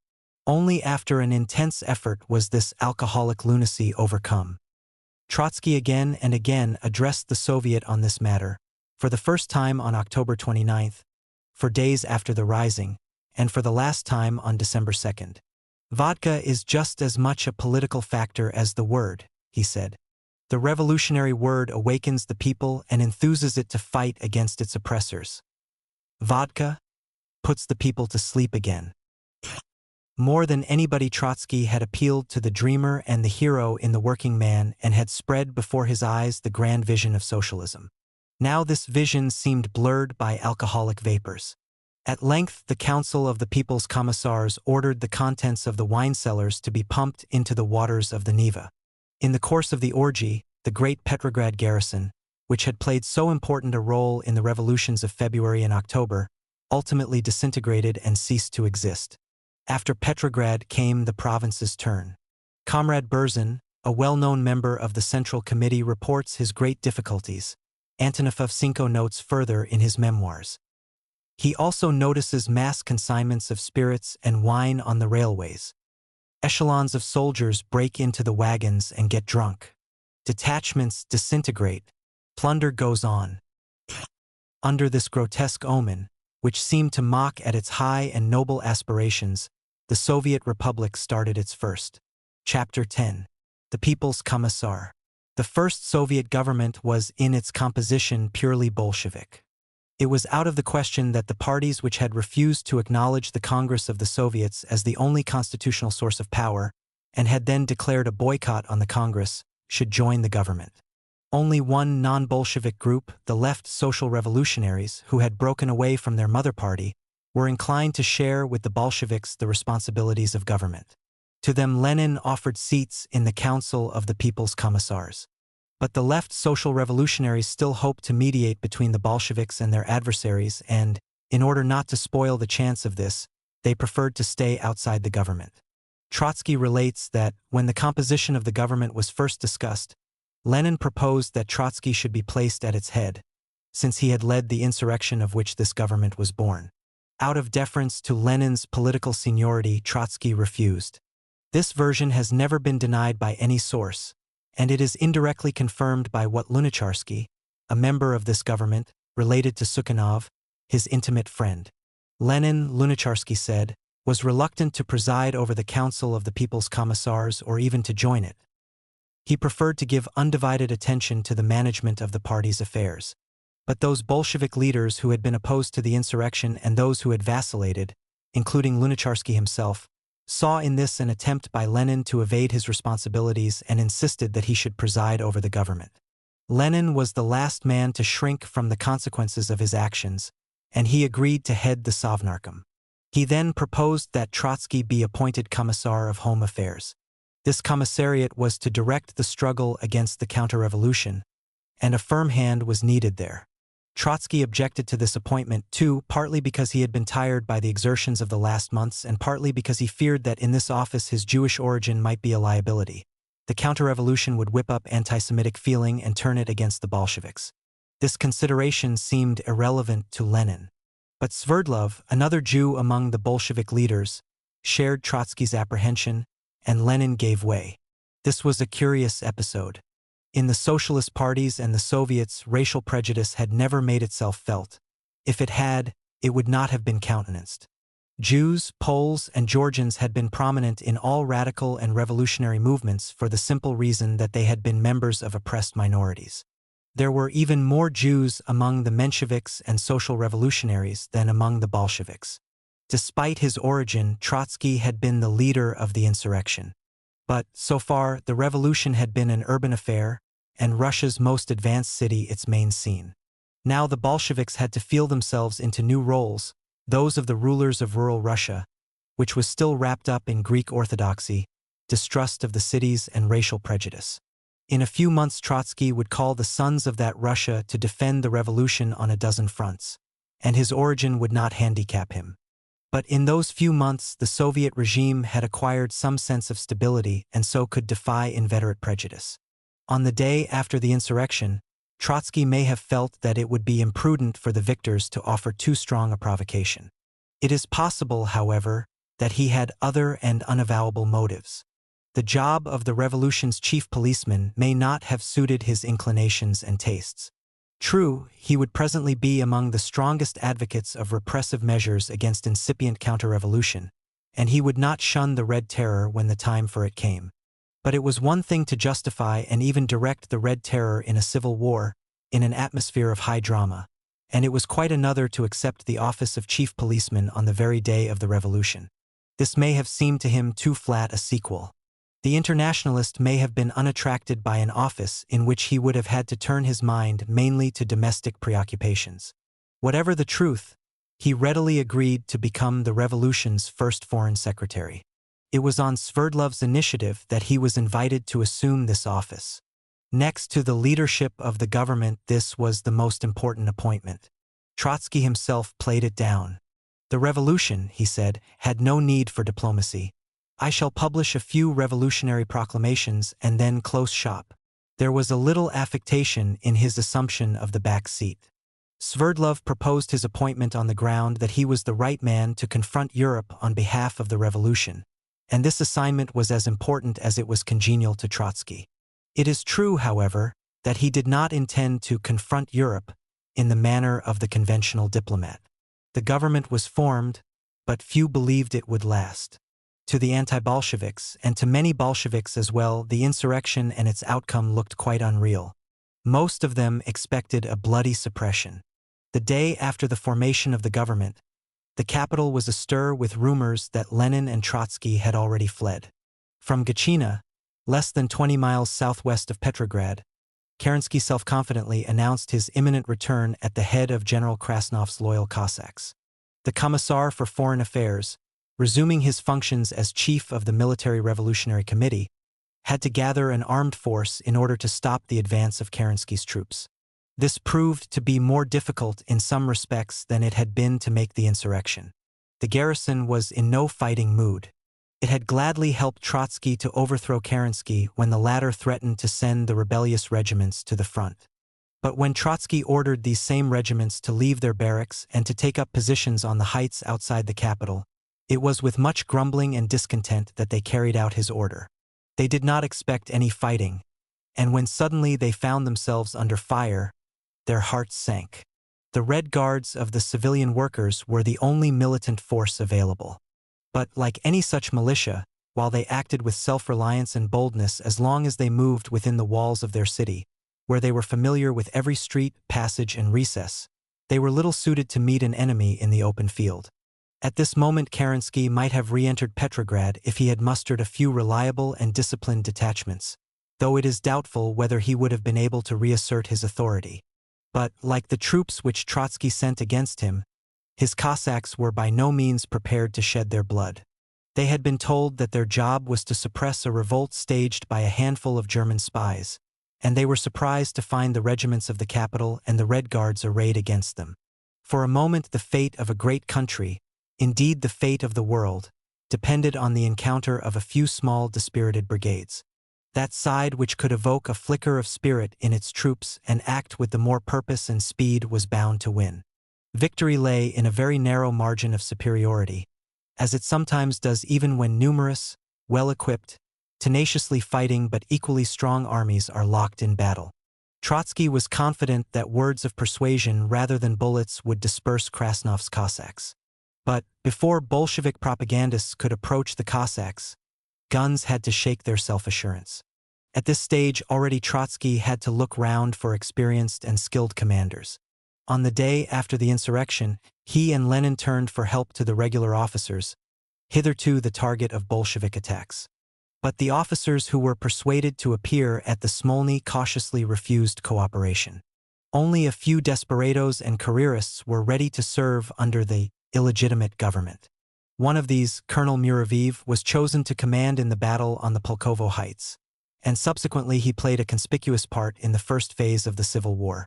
A braggart posing as a left social revolutionary, he seems to have been moved less by sympathy with the Bolsheviks than by a grudge against Kerensky. Trotsky first received him with suspicion, but the colonel was meddlesome, resourceful, and eager to win a prize in a seemingly hopeless assignment. And so Trotsky was captivated by his initiative and courage. Colonel Valden, another officer of this small group, commanded the artillery, which decided the outcome of the Pulkovo battle in favor of the Bolsheviks. The employment of these officers aroused much indignation in the Soviet. Bolsheviks and left social revolutionaries were horrified to see, as they thought, the fate of the revolution placed in the hands of disreputable climbers. Muraviv was said to have been especially zealous in the suppression of the Bolsheviks in July. Boycotted by the entire officer corps, the Bolsheviks could not, however, afford to scrutinize too closely the credentials of those few who were willing to serve. In the party's military branch there were men skilled in the arts of insurrection, but almost none competent in regular warfare. The garrison was in complete chaos, and Trotsky was incapable even of tracing the stocks of ammunition and food in its possession. At that moment he was ready to employ the devil himself, provided he could keep a pistol at the devil's head and watch the way he went. In these improvisations one may discern in miniature the main elements of Trotsky's military policy in the Civil War. On October 28, Trotsky arrived at the head of the Red Guards at Gatchina, where a battle was fought for the approaches to the capital.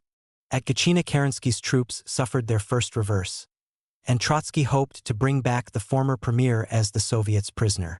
But Kerensky escaped him. While the fighting outside Petrograd was still on, inside the city the cadets of the officers' schools staged a revolt. They had some initial success, and among the prisoners they captured was Antonov Ovsenko, the Commissar of War.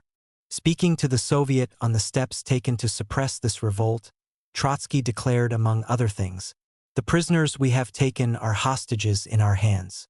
If our enemies happen to take prisoners from us, let them know that we shall exchange each worker and peasant for 5 military cadets.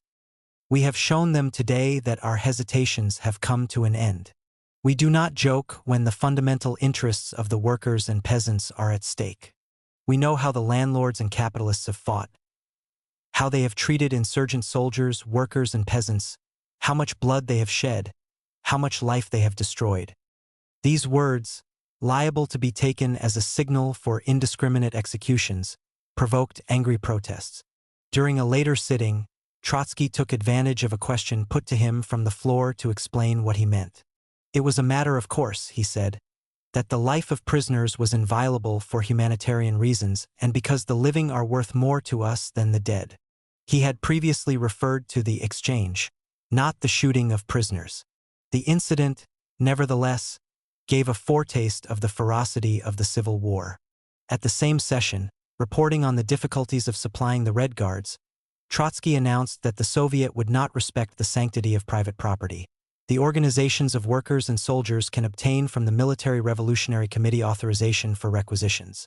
He also reported that the government was preparing a decree which would give it power to ban newspapers backing the other side in the Civil War. On October 31, Kerensky's Cossacks surrendered at Pulkovo. Their commander, General Krasnov, was taken prisoner, but Kerensky escaped once again. From the battlefield, Trotsky reported victory in an eloquent message to the Soviet. He released Krasnov on parole, which did not prevent the general from taking up arms against the Soviets soon afterwards. At the same time, after protracted and bloody fighting, the Bolsheviks obtained control in Moscow. The ascendancy of the Soviets was reported from most other cities as well. Lenin's government was no longer isolated in Petrograd, and some time was to elapse before the Civil War flared up for good. The first armed threat to Lenin's government had hardly been warded off when that government was in danger of being undone by the scruples and second thoughts of its own members. The moderate Bolsheviks were anxious to reconcile the Mensheviks and social revolutionaries and to invite them to participate in the government. The leaders of the Railwaymen's Union threatened to stop traffic on the railways if a coalition government of all socialist parties was not formed. On October 29, the Bolshevik Central Committee, in the absence of Lenin, Trotsky, and Stalin, resolved to open negotiations. The Mensheviks and social revolutionaries then put forward the following conditions for their entry into the coalition. The new government was to be responsible not to the Soviets but to the broad circles of revolutionary democracy. It was to disarm the Bolshevik detachments, and Lenin and Trotsky were to be debarred from it. These conditions amounted to a demand that the Bolsheviks should declare the October Revolution null and void, that they should disarm themselves in the face of their enemies, and that they themselves should ostracize the inspirer and the leader of the insurrection. Addressed by parties defeated in a revolution to victors seeking reconciliation, these were bold demands. The Bolshevik negotiators, Kamenev, Ryazanov, and Sokolnikov, especially the former two, stood on the right wing of their party and desired nothing more than to be able to return to the party with a practicable compromise which it would be hard for Lenin and Trotsky to reject. So anxious were the Bolshevik negotiators to meet the Mensheviks and social revolutionaries halfway that, while the battle at Pulkovo was still undecided, they signed a joint appeal for a ceasefire, an appeal implicitly directed against their own party and the government. Yet even the most moderate Bolsheviks could not accept the Menshevik terms. They could not return to their party with the advice that it should commit suicide. Straight from the Pulkovo battle, Trotsky rushed to a conference which the Central Committee held with the Petrograd Committee and the leaders of the military branch in order to take a decision on the negotiations. He was the first to assail Kamenev and Ryazanov. "There was no need for us to stage the rising," he said, "if we were not to obtain a majority in the government. We ought to obtain 3/4 of all the seats. He added that Lenin must in any circumstances continue to preside over the government. Lenin went even farther and asked that the negotiations be broken off. At the other extreme, Ryazanov and Lunacharsky was inclined to agree to the exclusion of Lenin and Trotsky from the government, saying that the party should insist on principles, not on personalities. The conference decided to carry on the negotiations, but only on conditions guaranteeing the party's preponderance in the proposed coalition. This controversy was a prolongation of that which had preceded the insurrection. On the face of it, all Bolsheviks agreed that the Soviets should form the constitutional basis and framework of government. All seemed to agree also on the advisability of a coalition with any party or group prepared to endorse this principle. On November 2nd, the Central Committee solemnly reiterated that the Bolsheviks were still willing to form a government with the parties which had declared a boycott on the Soviets, provided that those parties retraced their steps and accepted Soviet constitutionalism. The Mensheviks and social revolutionaries could not agree to this without disavowing everything they had done since February. If the terms the Mensheviks had laid down were an implicit demand that the Bolsheviks should commit political suicide, then Lenin's party, in its turn, invited its would-be partners to commit an act of moral self-effacement. Lenin had no doubt that they would not agree, and so he saw no use in further parleying. At best, he said, this could only serve as a ruse de guerre, designed to confound Kerensky's supporters while the struggle against Kerensky lasted. Neither Lenin nor Trotsky saw any reason why their party should not form an administration consisting solely of its own members. There was nothing, they argued, to prevent the Soviet majority from shouldering exclusive responsibility. In no democratic system can the minority claim the right to participate in the government. What is vital for the minority is that it should be unhampered in its activity as an opposition, on the understanding that that activity remains within a constitutional framework accepted by both government and opposition. No such commonly accepted framework existed after the October Revolution. One party had proclaimed a new constitutional principle, which was inherently unconstitutional in the view of nearly all other parties. Emphatically denying the sovereignty of the Soviets, the Mensheviks and their associates could not even become a loyal opposition within the Soviets, even though some groups of them occasionally tried to do so. Still less could they become the Bolsheviks' partners. The opposed parties were all socialist in name, yet all that connected them now were fading reminiscences of a common past. The large and influential body of Bolshevik leaders who still sought to bridge the gulf was in part moved by these reminiscences. Many of the Bolshevik conciliators also felt that their party had driven into a blind alley and that to get out it ought to grasp the helping hands of its adversaries. Kamenev, Rykov, Zinoviev, and others argued in alarm that Petrograd was without food supplies, that the Bolsheviks could not rule the country if the railways were stopped, and that they had no chance of surviving a protracted civil war. Lenin and Trotsky, ardently supported by Sverdlov and Dzerzhinsky, did not deny the risks and dangers, but they believed that they could hold their ground if they acted with determination. To sue for coalition was to show weakness. And anyhow, the would-be partners had stretched out hands not to help but to strangle. On November 2nd, the issue was discussed by the Central Executive of the Soviets, and the Bolshevik conciliators, together with anti-Bolshevik members, voted against their own party. This open split was most embarrassing, all the more so as the conciliators were headed by Kamenev who, despite his recent quarrel with the party, had been elected chairman of the Central Executive of the Soviets, an office equivalent to that of President of the Republic. Briefly, the Bolshevik president openly asked for the dismissal of the Bolshevik government and for its replacement by a coalition. Kamenev had behind him most important members of the government itself: Rykov, Commissar of Interior; Miliutin, Commissar of Agriculture; Nagin, Commissar of Industry and Trade; Lunacharsky, Commissar of Education; Teodorovich, Commissar of Supplies; and outside the government Zinoviev, Lozovsky, Ryazanov, and Uranev, to mention only the most influential. There could be no graver crisis in both government and party. The rule that the members of a party should act in office on the party's instructions and be bound by its discipline was generally accepted not only by the Bolsheviks but by most Russian and indeed European parties, although the rule was more often honored in the breach than in the observance. Lenin and Trotsky set out to enforce observance. They persuaded the Central Committee to reaffirm its view.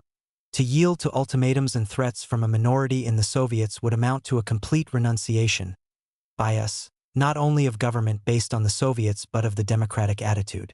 Such yielding would testify to the majority's fear of using its majority. It would amount to submission to anarchy, and it would encourage any minority to confront us with ever-new ultimatums.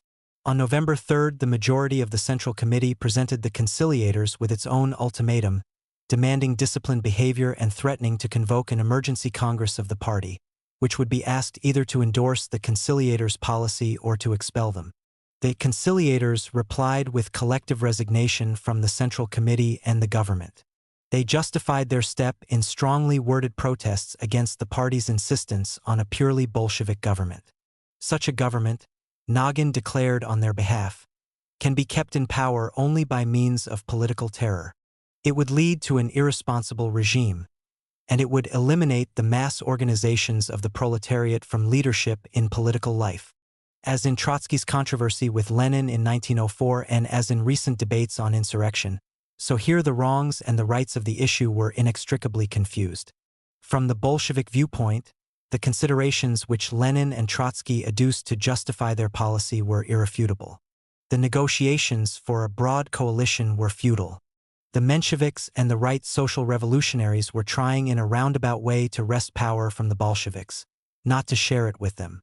For all his anxiety to bring about agreement with the Mensheviks, Kamenev could not accept their terms. At the same session of the Central Executive of the Soviets where he virtually demanded the resignation of Lenin's government, he also declared that without Lenin and Trotsky the party would be decapitated.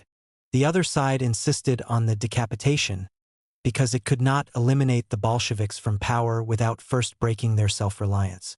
Nothing was better calculated to achieve this than the demand that the Bolshevik Party should allow outsiders to dictate whom it was to delegate to the government and to insist that it should disavow its two chiefs.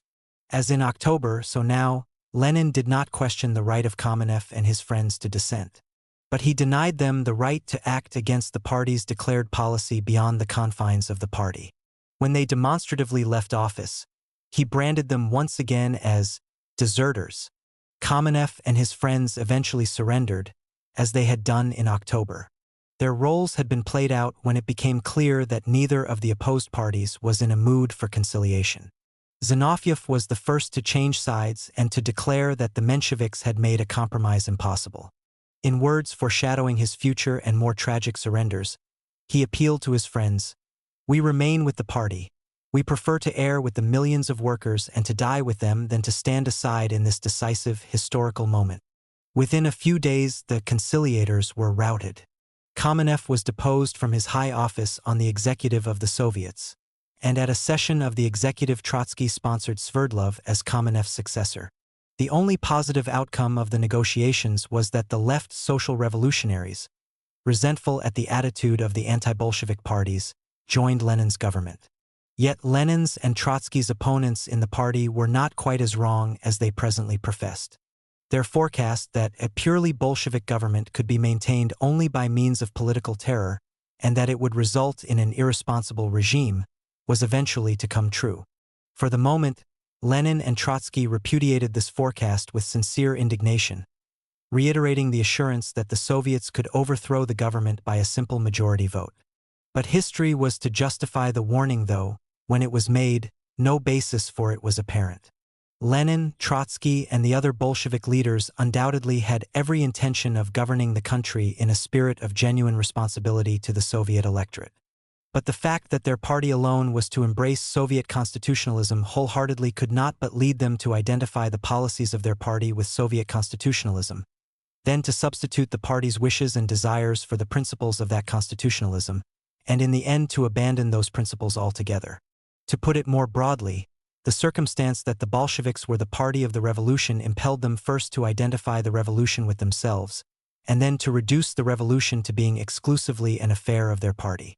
11 years later, Bukharin, surveying the sequence of events that led to the perversion of Soviet democracy and to Stalin's ascendancy, traced back these disasters to a single mistake: the identification of the party with the state. The force of circumstances began to drive the party onto this road in the first week of the revolution, and the moderate Bolsheviks expressed an instinctive dread of the road. Nobody imagined the length, the direction, or the tragic character of the journey. Next to Lenin, Trotsky was the most outspoken and tenacious advocate of an exclusively or predominantly Bolshevik government. He had proudly sent the Mensheviks and the social revolutionaries to the dust heap of history, and he was in no mood to recall them as partners and allies. Yet neither he nor any of his colleagues intended to suppress these parties. When, on the day after the Menshevik exodus from the Congress of the Soviets, Martov returned to intercede with the Bolsheviks for the arrested socialist ministers, as he had in July interceded with these ministers for the arrested Bolsheviks, the Bolsheviks softened. Trotsky released the ministers from prison, placing them first under house arrest and then freeing them altogether. This was at any rate more generous than the treatment the ministers had so recently meted out to himself and Lenin. In the Soviets, the Bolsheviks kept the doors wide open for the return of the Mensheviks and social revolutionaries, and on the central executive they kept vacant a number of seats proportionate to their adversaries' strength at the Congress. Both Lenin and Trotsky, even though they had no desire to share the government with the Mensheviks and social revolutionaries, wished to see them fairly represented in the proletarian parliament and its agencies. Trotsky opposed the Bolshevik conciliators without showing any sign of hesitation. Yet we have reliable testimony to his inner misgivings. Sadul relates that 3 days after the insurrection Trotsky confided to him his worry about the Mensheviks, who were likely by their pretensions and obstructiveness to compel the Bolsheviks to treat them roughly and so to widen the gulf between the parties. This, Trotsky said, caused him more anxiety than the advance of Krasnov's Cossacks and the reports about the formation of White Guards. Somewhat later he expressed to Sadul his hope that, after the Bolsheviks had carried out the most essential points of their program, they would invite the Mensheviks to join the government. The talks about coalition came to an abrupt end on November 3, when Martov and Abramovich declared that they would engage in no negotiations as long as the arrests then taking place continued and the newspapers just banned were not allowed to reappear. The Bolsheviks had arrested a few right-wing politicians and banned some newspapers which had openly called for armed resistance. In the Soviet, Trotsky thus justified these measures. The demand to stop all repression at the time of civil war amounts to a demand that we stop the civil war. Our adversaries have not proposed peace to us. In conditions of civil war, it is legitimate to ban hostile papers. He emphatically assured the Soviet that the government had no intention of setting up its own press monopoly. It was, however, in duty bound to destroy the press monopoly of the propertied classes, as every socialist party had promised to do. The printing presses and the paper mills would be nationalized, and then the government would allocate printing facilities and paper to all parties and groups in proportion to their strength in elections. Thus, genuine freedom of the press would be established for the first time in history. The capacity of people to spread their views would depend on their real influence in social and political life, not on their financial resources. A month after the revolution, the first White Guards, under the command of Kornilov, Kaledin, Alexeyev, and Denikin, moved into action on the Don, and the Cossacks of Orenburg rose under their Ataman Dutov. The white generals did not even pretend to fight for the restoration of Kerensky's government. They aimed frankly either at the restoration of Tsardom or at their own dictatorship. Simultaneously with this opening of actual civil war in remote provinces, the cadets and some right social revolutionaries staged a semi-insurrection in the capital. On November 28, Trotsky announced that the Cadet Party was outlawed. The central committee of that party, he said, was the political headquarters of the White Guards, and it directed the recruiting of officers for Kornilov and Kaledin. The cadets would therefore be barred from the Constituent Assembly which the government was about to convene. "We have made," Trotsky added, "a modest beginning. We have arrested the chiefs of the cadets and ordered that a watch be kept on their followers in the provinces. At the time of the French Revolution, the Jacobins guillotined men more honest than these for obstructing the people's will. We have executed nobody and we have no intention of doing so. But there are moments of popular anger, and the cadets themselves have been looking for trouble." The words "we have made a modest beginning" had an ominous ring. Having accomplished a revolution, the Bolsheviks could not renounce revolutionary terror. And the terror has its own momentum. Every revolutionary party at first imagines that its task is simple. It has to suppress a handful of tyrants or exploiters. It is true that usually the tyrants and exploiters form an insignificant minority. But the old ruling class has not lived in isolation from the rest of society. In the course of its long domination, it has surrounded itself by a network of institutions embracing groups and individuals of many classes, and it has brought to life many attachments and loyalties which even a revolution does not destroy altogether. The anatomy of society is never so simple that it is possible surgically to separate one of the limbs from the rest of the body. Every social class is connected with its immediate neighbor by many almost imperceptible gradations. The aristocracy shades off into the upper middle class, the latter into the lower layers of the bourgeoisie, the lower middle class branches off into the working class, and the proletariat, especially in Russia, is bound by innumerable filiations to the peasantry. The political parties are similarly interconnected. The revolution cannot deal a blow at the party most hostile and dangerous to it without forcing not only that party but its immediate neighbor to answer with a counterblow. The revolution therefore treats its enemy's immediate neighbor as its enemy. When it hits this secondary enemy, the latter's neighbor, too, is aroused and drawn into the struggle. The process goes on like a chain reaction until the party of the revolution arouses against itself and suppresses all the parties which until recently crowded the political scene. The generals who led the White Guards were monarchists tout court. They had been brought up to be the servants of czarist absolutism, and they viewed the revolution in all its phases, Bolshevik and pre-Bolshevik, with bitter hatred and a yearning for revenge. The cadets had been constitutional monarchists. Under the Tsar, the main body of the defenders of absolutism and the main body of the constitutional monarchists had confronted one another in hostility and mutual contempt. But the two parties had also overlapped. Since the downfall of the monarchy, their disagreements had become largely irrelevant. They all aimed at the overthrow of the Socialist Republic. After the October Revolution, they finally sank their differences and fought under the same banner. But a large section of the constitutional monarchists was closely connected with the semi-socialist Republicans, who had been the pillars of the February regime.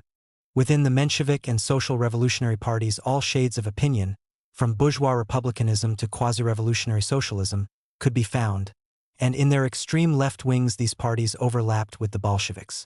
If it had been possible for the Bolsheviks to isolate the White Guards, their most active and dangerous enemies, as the sole targets for attack, the revolution and the civil war might have developed in a different way. The natural alliance between the constitutional monarchists and the White Guards made this impossible.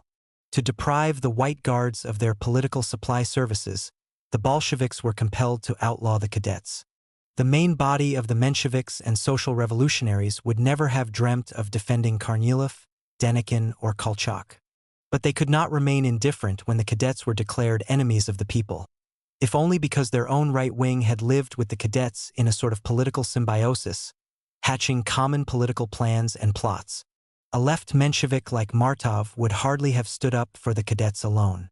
But he was well aware that after the cadets, the scourge of the revolution would chastise the right wing of the social revolutionaries and of his own party, and this he was anxious to avert. Trotsky's assurance that the Bolsheviks had no intention of installing the guillotine testified to his awareness that the terror might run away with the revolution. The anxiety to prevent this was widespread among the Bolsheviks. On the day after the rising, they abolished the death penalty, and Lenin was alone in protesting.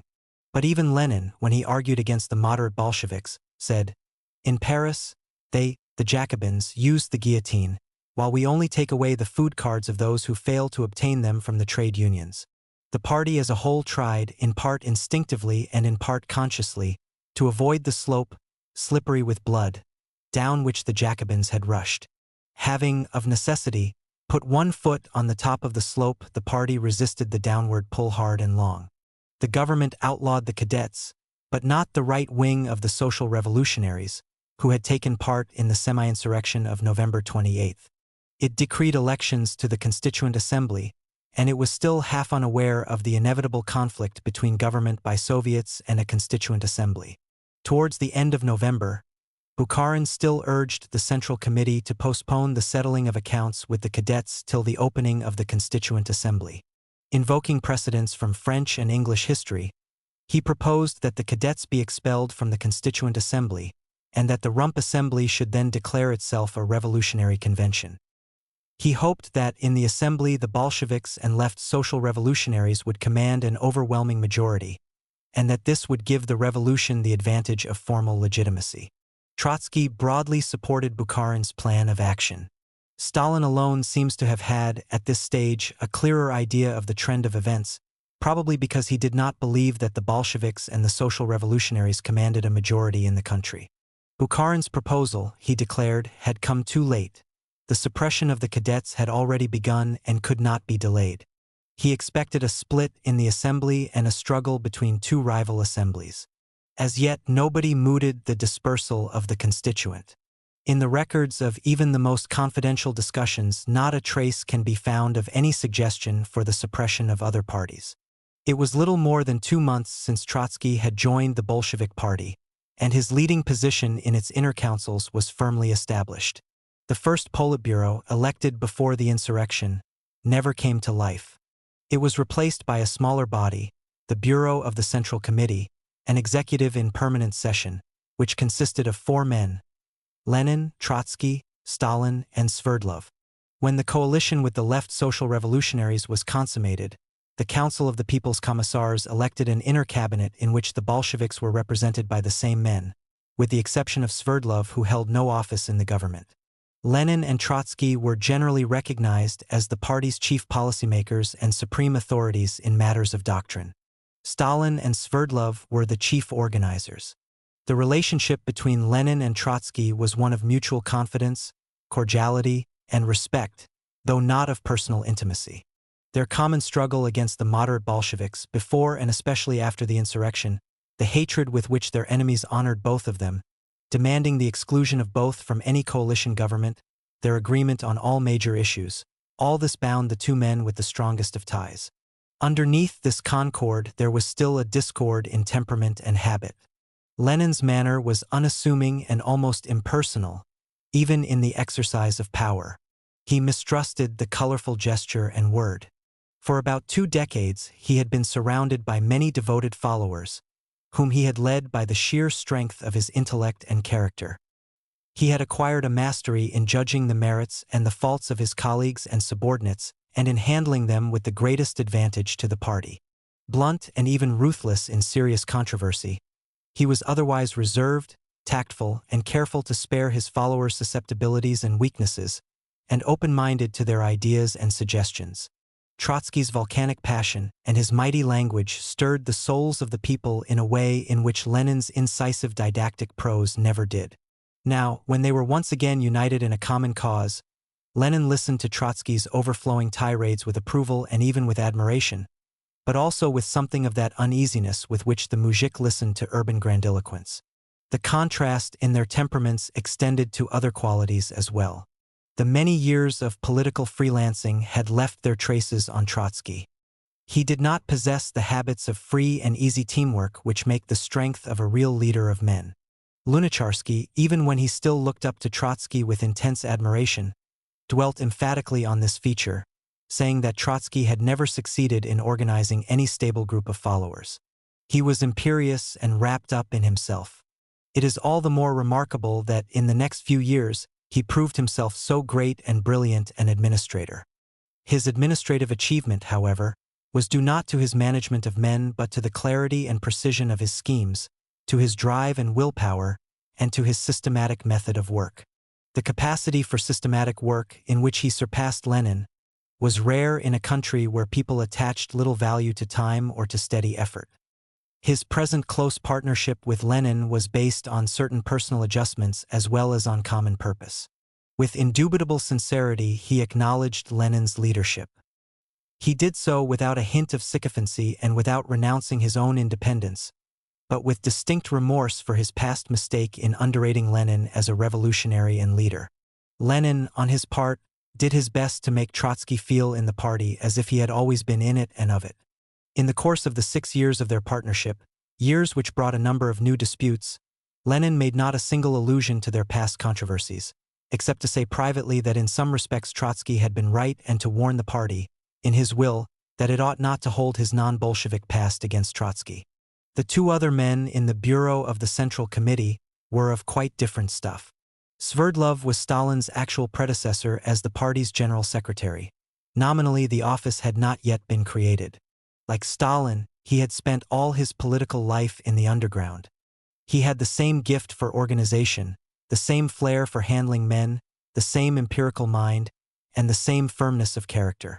More happy than Stalin in his role of organizer, cherishing no ambition to shine as an authority in matters of doctrine, Sverdlov possessed, however, if one may judge from his few writings and speeches, an intellect broader, more cultivated and flexible than Stalin's, and he was vastly more articulate. It was he who, in Lenin's absence, had introduced Trotsky to the inner life of the party, had made him au fait with its military organization and facilitated Trotsky's cooperation with the various grades of the Bolshevik caucus. Sverdlov, we know, had also proposed Trotsky's appointment as Commissar of Foreign Affairs. While Trotsky's relations with Sverdlov were those of an easy comradeship, his first closer contacts with Stalin were quite different.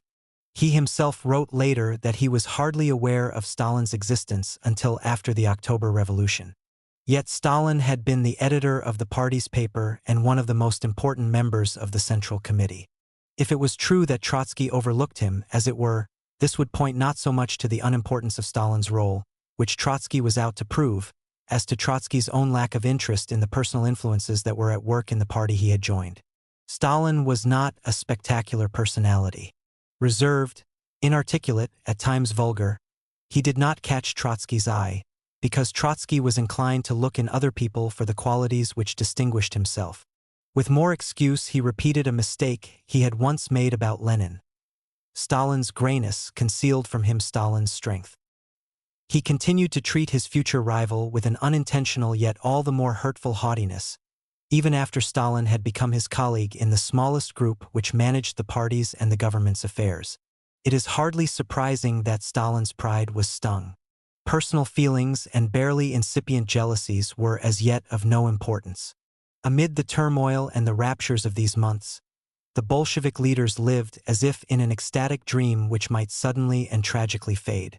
They held on to and tried to consolidate positions of power in which for the time being there seemed to be no power at all. But they half expected that in the process they themselves might go under and that the revolution would then roll over their dead bodies to ultimate triumph. If we both are killed by the White Guards, Lenin once said to Trotsky, do you think that Sverdlov and Bukharin will be able to carry on? In the meantime they were issuing proclamations, decrees, and laws, more for the historical record than for immediate execution. If the worst came to the worst, they thought and said, they would at least bequeath to their successors a set of ideas, a restatement of revolutionary policy, which would inspire others as the message of the Commune of Paris had inspired 2 generations of socialists. In this seemingly impractical manner, the Bolshevik leaders were actually laying the foundations of the Soviet Republic. The external circumstances in which they carried out this task conformed to the idealistic purpose. It would be an understatement to say that the founders of the new state had around them none of the paraphernalia and nothing of the pomp of power. They did not possess even the simple facilities for work which could be found in the most modest of business offices. At the Smolny a typewriter was a rarity, stenographers a myth, and the telephone a delightful technical amenity. The new rulers wrote their momentous proclamations and decrees with their own hands. They ran to one another's offices through a maze of corridors. They lunched and supped at the Smolny's canteen on thin cabbage soup and black bread. And most of them lived and slept in their tiny offices, amid the endless tumult, the comings and goings of messengers and agitators, the trampling of soldiers' boots, the alarums, the panics, the enthusiasms, the tohu-wabohu of dying and nascent worlds. Their offices were already guarded by volunteers from the Red Guards. But they were always accessible to the humblest worker, sailor, and journalist.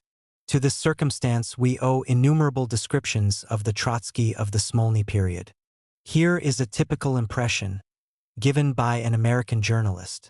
During the first days of the Bolshevik revolt, I used to go every morning to Smolny to get the latest news.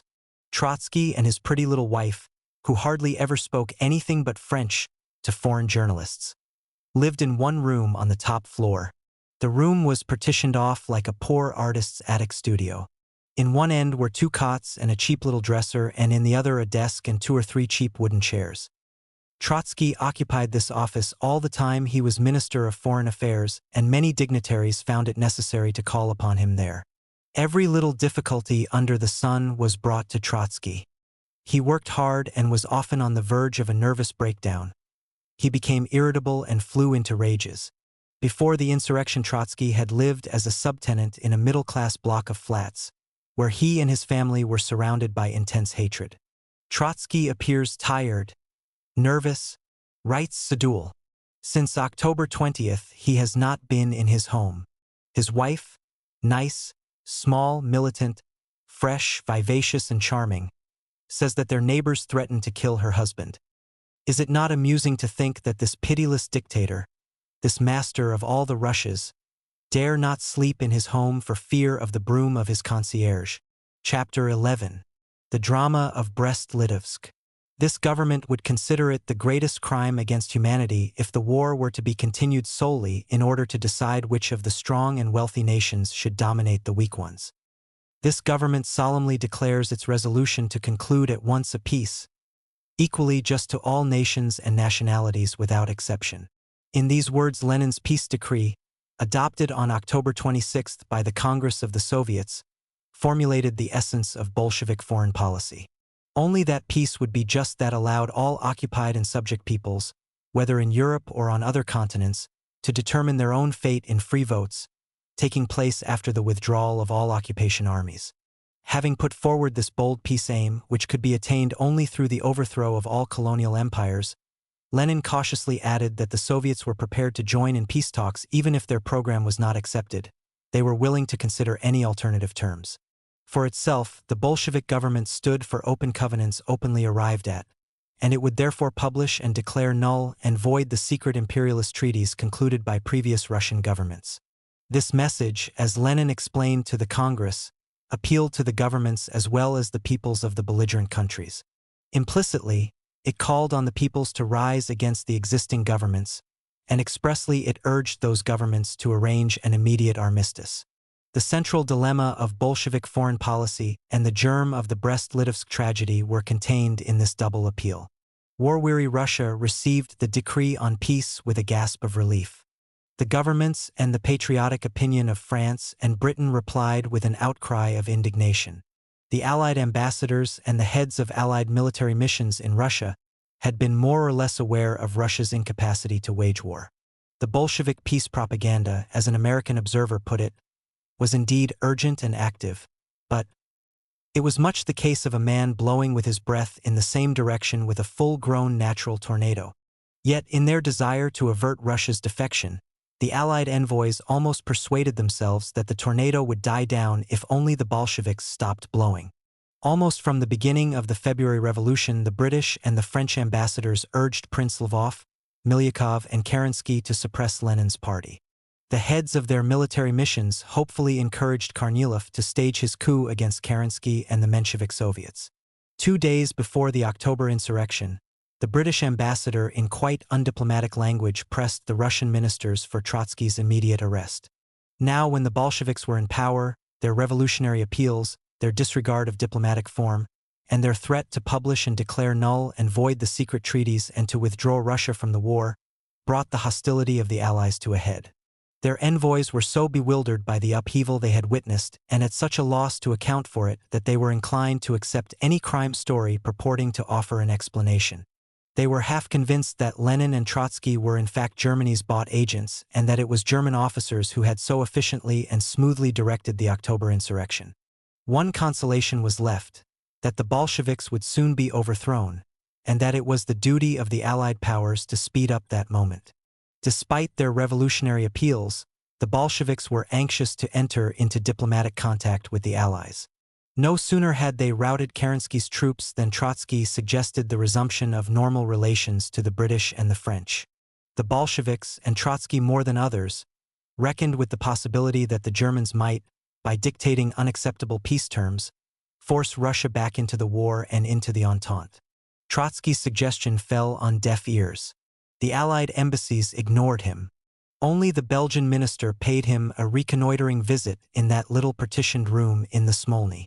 Trotsky's manner, as he was explaining his government's peace aims to the incredulous envoy, was a little firm, a little haughty, but courteous.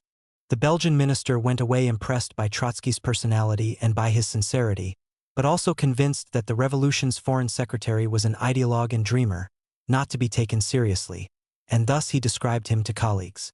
Not only the foreign embassies but also the staff of the Russian Ministry of Foreign Affairs met Trotsky with a boycott.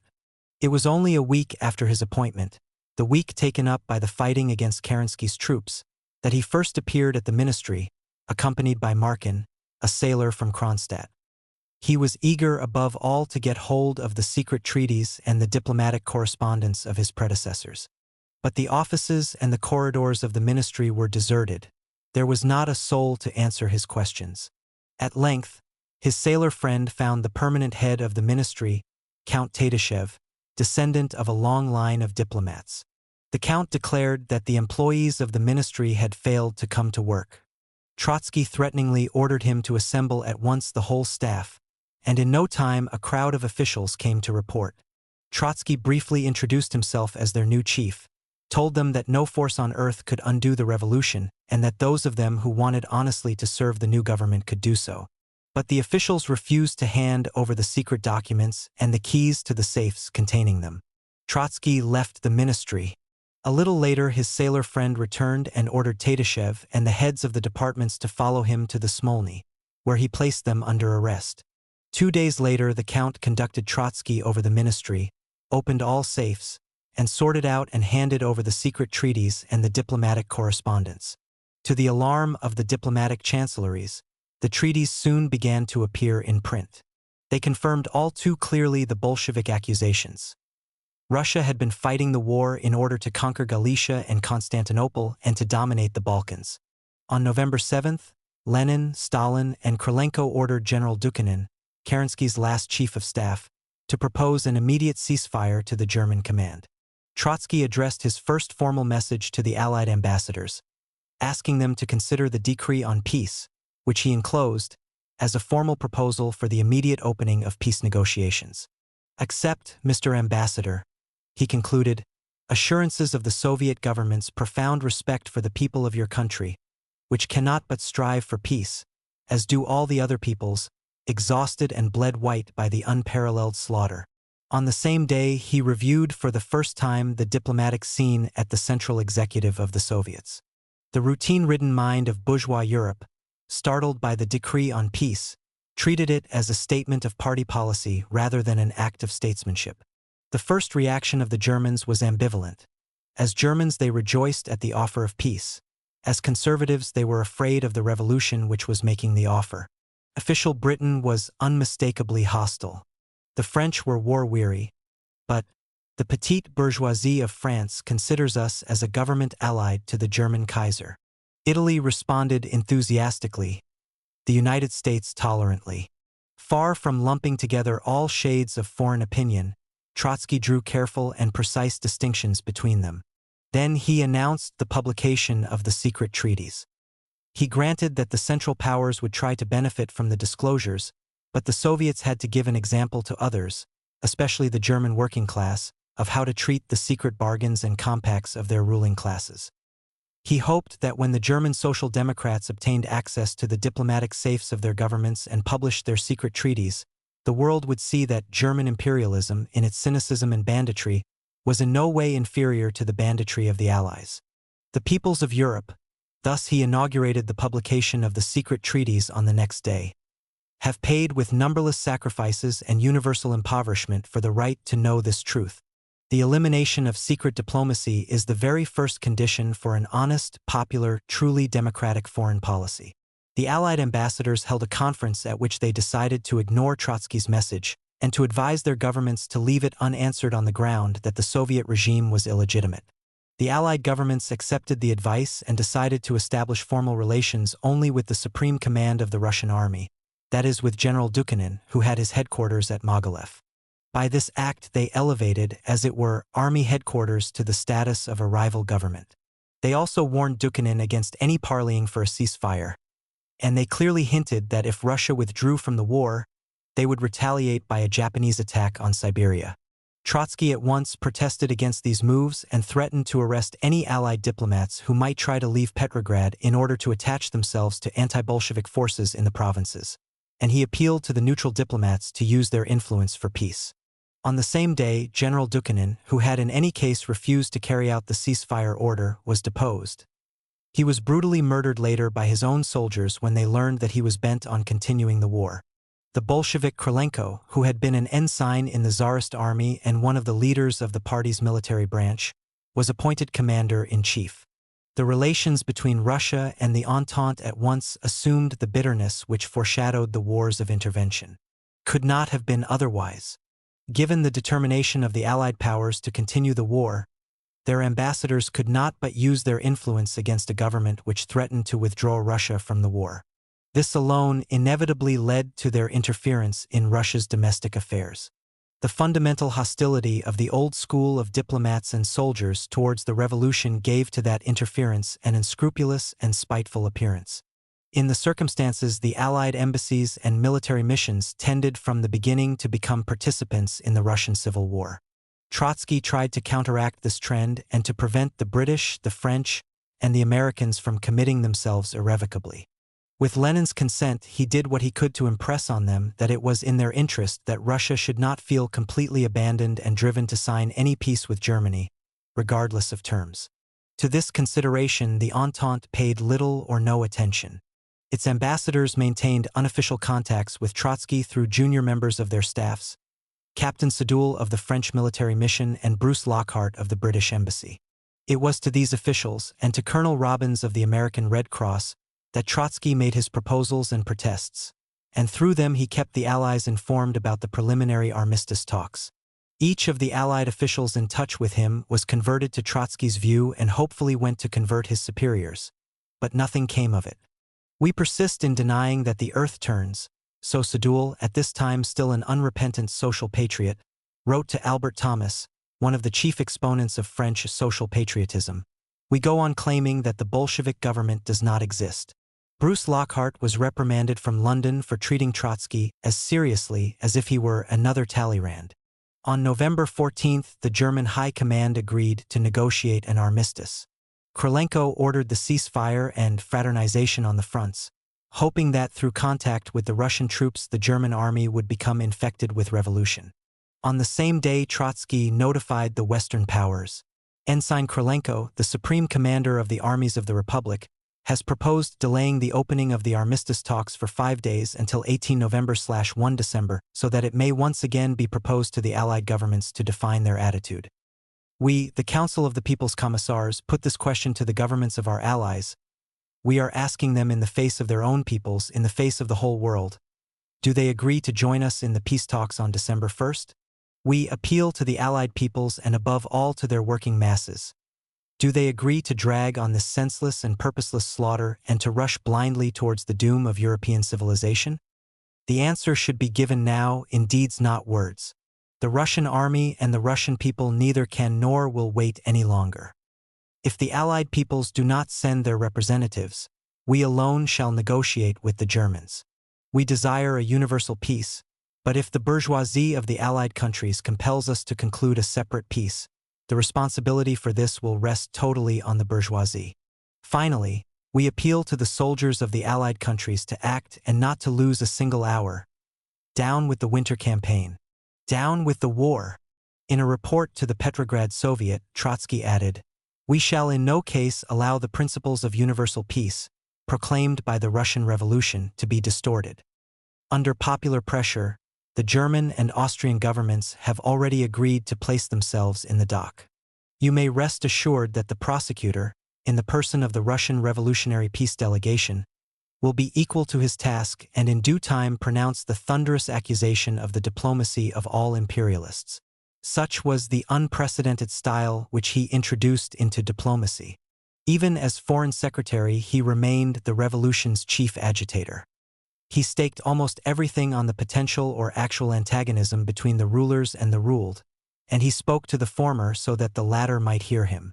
But, since he did not exclude the possibility of an understanding with the existing governments, he combined his revolutionary appeals with extremely flexible and subtle diplomacy. Irreconcilable and mordantly aggressive when confronted with hostility, he responded to any conciliatory gesture with tact and politeness. When General Judson, head of the American military mission, breaking the Allied boycott, paid him a visit and expressed the hope that the Allies would use no more threats against the Soviets, Trotsky answered that he had no desire to quarrel over bygones, that he was satisfied with the general's declaration, and he repeated the assurance that he would conduct the peace negotiations openly and publicly so that the Allies could watch them closely and join in later, if they so desired. But when General Niesel, head of the French military mission, who had been accustomed to talk down to Russian ministers and generals in their palatial offices, France had been Russia's chief creditor and political inspirer, appeared in the poor artist's attic at the Smolny, confident that here he could afford to speak even more haughtily, Trotsky quite unceremoniously turned him out. He ordered the French embassy to close down its press bureau, which published bulletins offensive to the Soviet government. When Newlens, the French ambassador, came to the Smolny to smooth out the conflict, Trotsky was all politeness and helpfulness. His first business with the British was to demand the immediate release of Shishirin, the former correspondent of Nash Slovo, and of other Russian revolutionaries imprisoned in Britain for anti-war propaganda. When the British continued to keep Shishirin in jail, he notified them that until his demand was satisfied, no British citizen would be allowed to leave Russia. With firmness and dignity quite unknown to recent Russian governments, Trotsky insisted on Russia's equality with other powers and answered insult with insult, although even his insults took the form of reasoned and persuasive argument. On November 19, the armistice delegations met, and the Germans at once proposed a preliminary truce of 1 month. The Soviet delegation refused this and asked instead for the prolongation of the ceasefire for 1 week, only so as to give the Western powers time to consider the situation. Once again Trotsky turned to the Allied embassies, and once again he met with icy silence. Yet he instructed the Soviet negotiators to sign no truce unless the Central Powers undertook not to transfer any troops from the Russian to the Western fronts. And this was a quite extraordinary condition, unless they expressly allowed the Soviets to conduct revolutionary agitation among German and Austrian troops. General Hoffmann, German supreme commander on the Russian front, rejected both demands. For a moment it seemed that the negotiations were breaking down and that Russia was back in the war. Facing once again his old audience at the Cirque Moderne, Trotsky declared that the Soviets would go on demanding an armistice on all fronts. But if we are compelled alone to sign the armistice, then we shall tell Germany that the transfer of troops from the Russian to other fronts is impermissible, because we are proposing an honest armistice and because England and France must not be crushed. And if, because of these open, direct and honest statements, the Kaiser refuses to sign a peace, the peoples will see who is right, and we shall feel like victors not like vanquished, for there are victories other than the military ones. If France and Germany do not join us in the peace talks, their peoples will drive their governments to join us, they will drive them with sticks. On the same day, December 3rd, he reported to the All-Russian Congress of Peasant Soviets. There was another point giving rise to serious conflict, the condition that no troops must be transferred to the Western Front. General Hoffmann declared that this was unacceptable. The problem of peace was on a knife edge. In the course of the night we instructed our delegates, make no concession. Oh, I shall never forget that night. Then Germany made the concession and committed herself not to transfer any troops, except those already underway. We have our representatives with the staffs of the German army who will watch whether these terms are observed. Displaying a map showing German troop movements in the 2 months preceding the revolution, he went on. While Kerensky was still in office and dragged on the war, the German General Staff could well afford to switch troops. Now, thanks to us, the Allies are in a more advantageous position. The German command no doubt treated this condition as make-believe and had no intention of observing it. But events were to show that Trotsky's words were not an empty boast. So far all the great issues arising from the armistice had been left open. The Bolsheviks and the left social revolutionaries had made up their minds in favor of separate peace talks, but not of a separate peace. And even those who, like Lenin, already inclined towards a separate peace were not yet prepared to have it at any price. The main purpose of the Soviet government was to gain time, to proclaim loudly its peace aims amid the sudden stillness on the front, to gauge the intensity of the revolutionary ferment in Europe, and to test the attitude of allied and enemy governments. The Bolsheviks had no doubt about the proximity of social upheaval in Europe. But they began to wonder whether the road to peace would lead through revolution or whether, on the contrary, the road to revolution did not lead through peace. In the first case, the war would be brought to an end by revolutionary governments. In the second, the Russian Revolution would have to come to terms for the time being with capitalist rulers. Only time could show which way events were moving and to what extent the revolutionary impulse from Russia determined or failed to determine their direction. So far, the soundings had produced no clear results. The German and the Austrian working classes were unmistakably restless, but it could not be said whether this pointed to the enemy's immediate collapse or towards a crisis in a more remote future. The peace delegations of the Central Powers had shown a surprising readiness to yield. Their attitude might reflect the desperate position of the Central Powers, but it might also conceal a trap. On the other hand, the hostility of the Entente seemed to relax for a moment. While still refusing to recognize the Soviets, the Allied powers, at the beginning of December, consented to exchange certain diplomatic privileges which are usually granted to recognized governments. Soviet diplomatic couriers were allowed to move between Russia and Western Europe. Diplomatic passports were mutually recognized. Chicherin was at last released and returned to Russia, and Trotsky exchanged diplomatic visits with some Western envoys. Was the Entente perhaps changing its mind about peace? In Pravda, Trotsky wishfully commented on these events as symptoms pointing to the possibility of a general armistice and universal peace. That he should have drawn such far-fetched conclusions from what were, after all, details of the diplomatic game, must be explained by a basic mistake in his reading of the strategic prospects. Early in the war, when governments and general staffs were taking an early conclusion of hostilities for granted, he had rightly forecast the protracted stalemate of trench warfare. He had been inclined to believe that neither camp could break the stalemate resulting from the equilibrium of opposed forces. The events of more than 3 years had so strikingly confirmed this forecast that he clung to it even now, when the premise for it was about to vanish. The United States had entered the war. But this did not cause Trotsky to modify his view, and after the revolution, as before, he reiterated that neither of the hostile camps could hope to win. From this rigid assumption, it seemed logical to conclude that at length the belligerent governments might realize the futility of further fighting, acknowledge the deadlock, and agree to open peace negotiations. This was the reasoning which made him jump to a conclusion about the possibility of an imminent general armistice and universal peace. At the same time, however, the Bolsheviks feared that the Entente might conclude a separate peace with Germany and Austria and strike jointly at the Russian Revolution. More than anybody, Lenin voiced this apprehension in public and private. The inner story of the war, when it was revealed, showed that this was not quite groundless. Germany and Austria had repeatedly and secretly, jointly and separately put out peace feelers to their enemies in the West. In the ruling classes of France and Britain, the fear of revolution was mounting, and the possibility of an accommodation between the Entente and the Central Powers, an accommodation prompted by that fear, could not be ruled out in advance. This was a potential threat only. But it was enough to drive Lenin to the conclusion that only separate peace in the East could forestall separate peace in the West. To sum up, the Bolsheviks were enmeshed in the following intertwined dilemmas. They had to resolve whether they could wait for peace until the revolution had spread, or whether they would try to spread the revolution by concluding peace. If the road to European revolution were to lead through peace, would it be universal or separate peace? And if the terms of a separate peace were to prove so onerous and humiliating as to be unacceptable, could they wage a revolutionary war against Germany? If driven to war, could they, as a matter of principle, accept assistance from the Entente?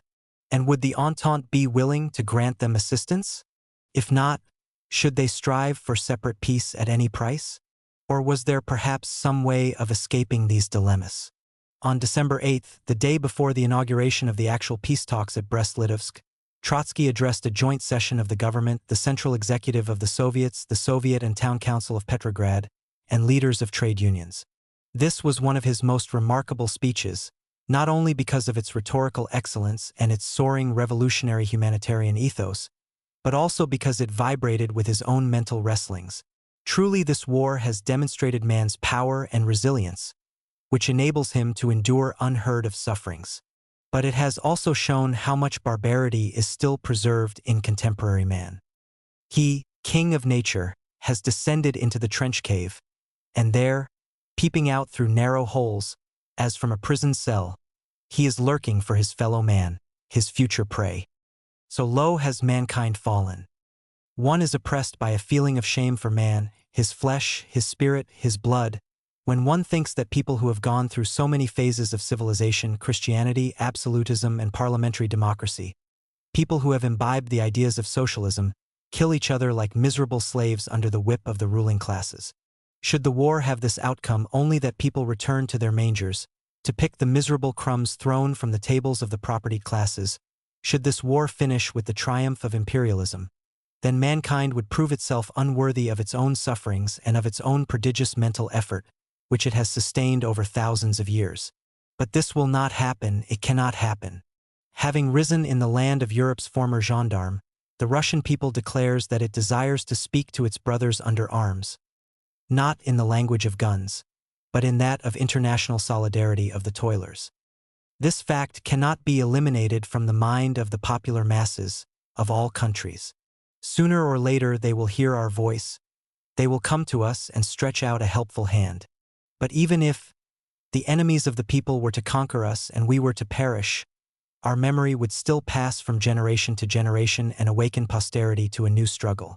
To be sure, our position would have been much easier if the peoples of Europe had risen together with us, if we had to parley not with General Hoffmann and Count Czernin but with Karl Liebknecht, Clara Zetkin, and Rosa Luxemburg. This has not happened, and we cannot be blamed for that.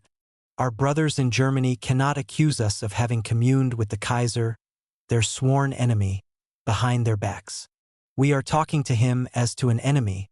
We do not soften our irreconcilable hostility to the tyrant. The truce has brought a pause in hostilities. The booming of guns has been silenced, and everybody is anxiously waiting to hear in what voice the Soviet government will talk with the Hohenzollerns and Habsburgs. You must support us in this, that we should talk with them as with freedom's enemies, and that not a single atom of freedom should be sacrificed to imperialism. Only then will the genuine meaning of our strivings penetrate deeply into the consciousness of the German and Austrian peoples.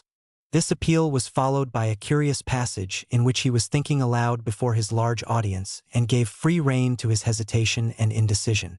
If the voice of the German working class does not exercise a powerful and decisive influence, peace will be impossible, he stated abruptly. Then came a second thought.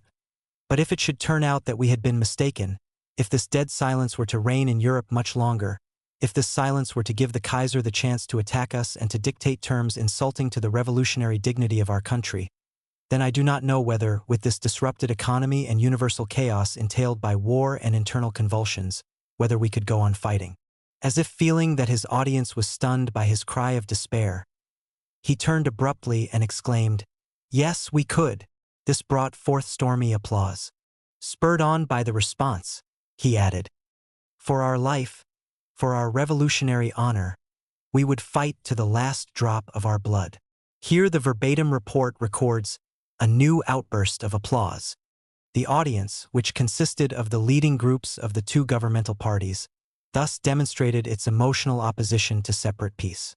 The weary and the old ones, Trotsky continued, would step aside, and we would create a powerful army of soldiers and Red Guards, strong with revolutionary enthusiasm.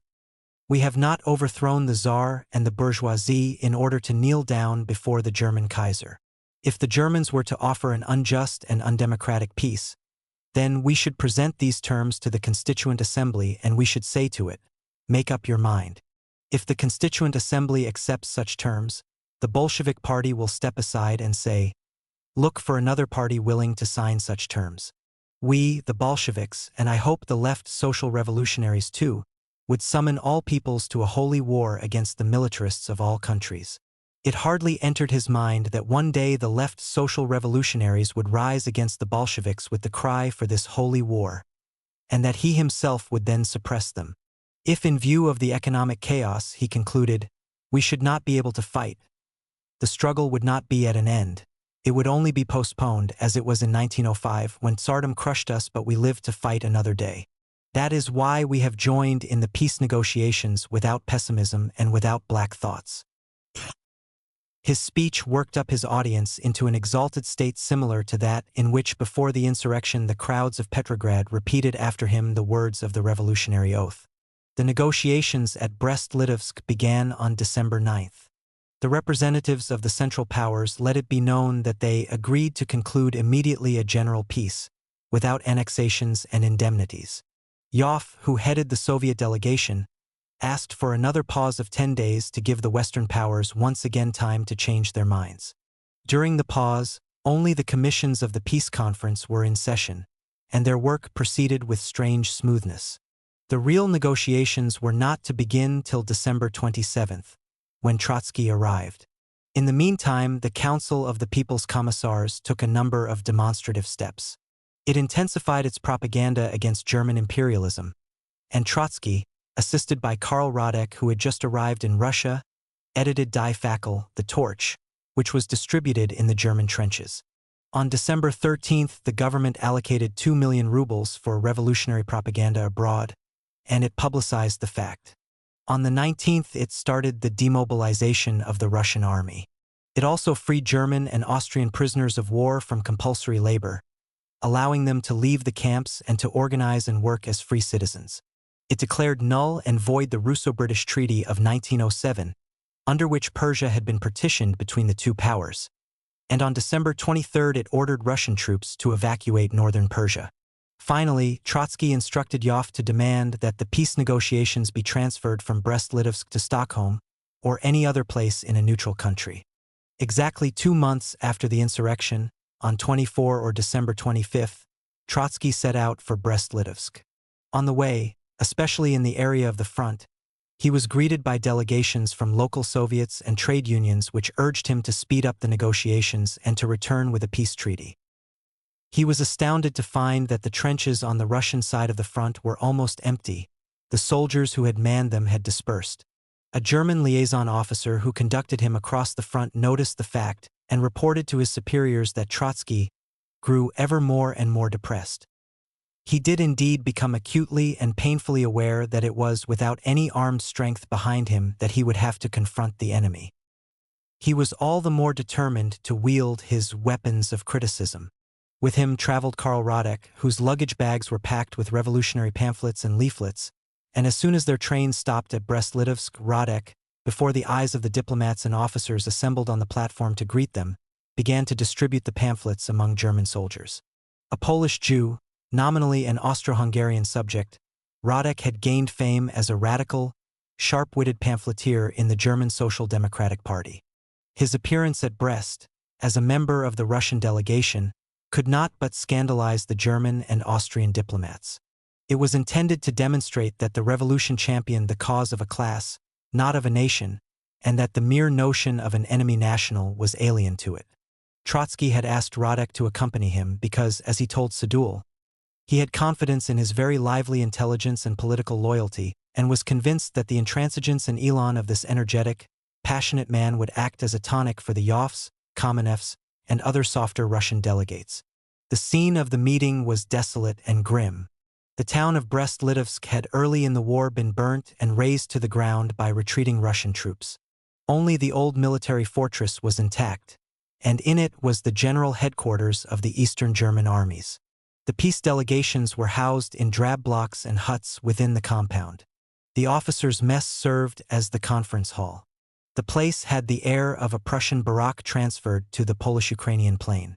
Enclosed by barbed wire, surrounded by sentries, amid the routine bustle of a military establishment, the Russian delegates might have felt like inmates of an internment camp. The Germans had insisted that the negotiations should be held there, partly for their own convenience and partly in order to humble the Soviet envoys. But they had also put on several layers of velvet glove.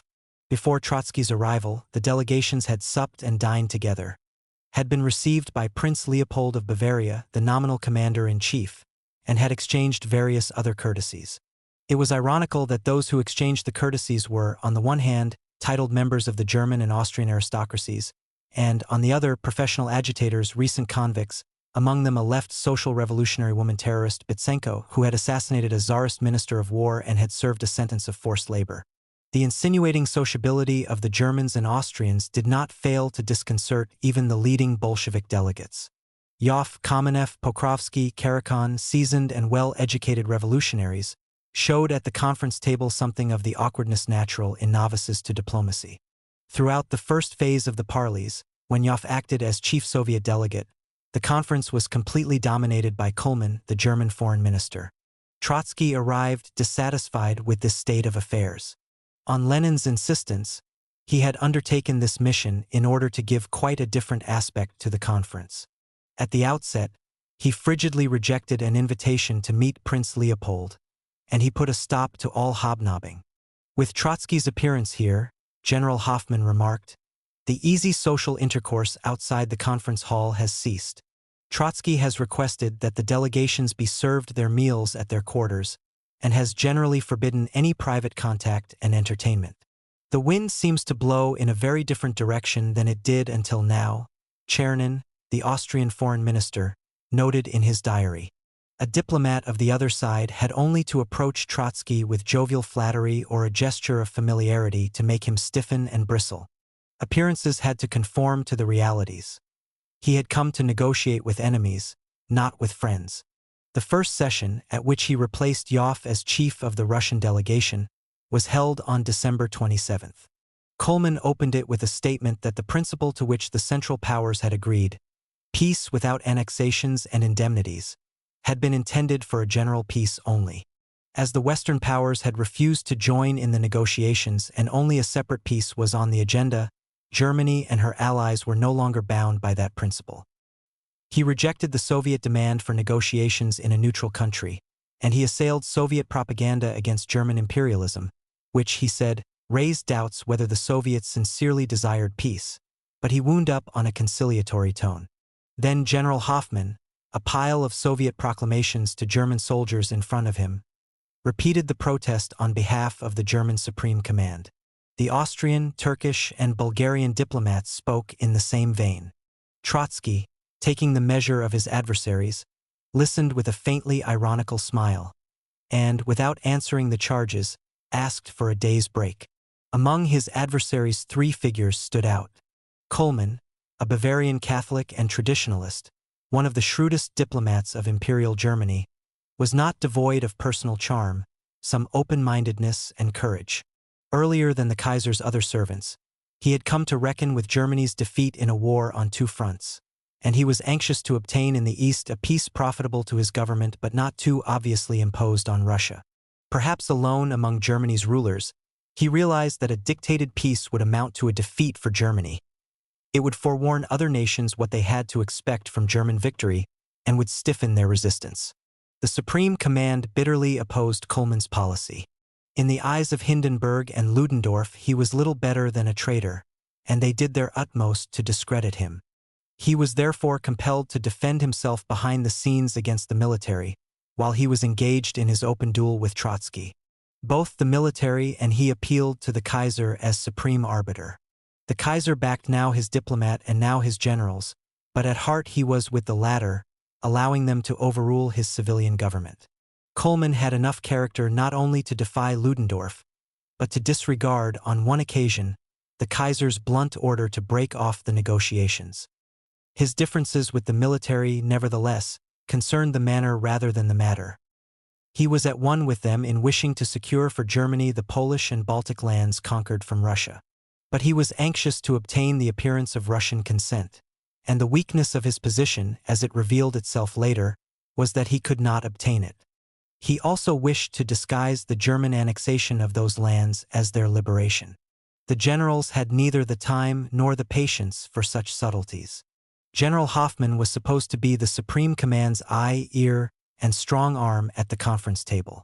It was his business to bring the talks to a speedy conclusion and to release the eastern armies of the Central Powers for the last, all-out offensive in the West. Every now and then he voiced his irritation and impatience with Kuhlmann's method. But more sophisticated than his superiors and more in touch with the impact of the revolution, he could not gainsay that Kuhlmann's method had its merits. He sometimes yielded to Kuhlmann and then brought Ludendorff's thunders upon his own head. Count Chernin, the Austrian foreign minister, acted Kuhlmann's brilliant second. Even more acutely than his German colleague, he was aware of the catastrophe which hung over the Central Powers. From the secret treaties which Trotsky had published, he knew that the Allies had marked down the Austro-Hungarian Empire for dismemberment. With starvation in Vienna and revolt among the subject nations, The empire had begun to crumble already. Only by draining strength from Germany did it prolong its days. Czernin was therefore in a real panic whenever it seemed to him that Hoffman's blunt intervention lessened the chances of peace.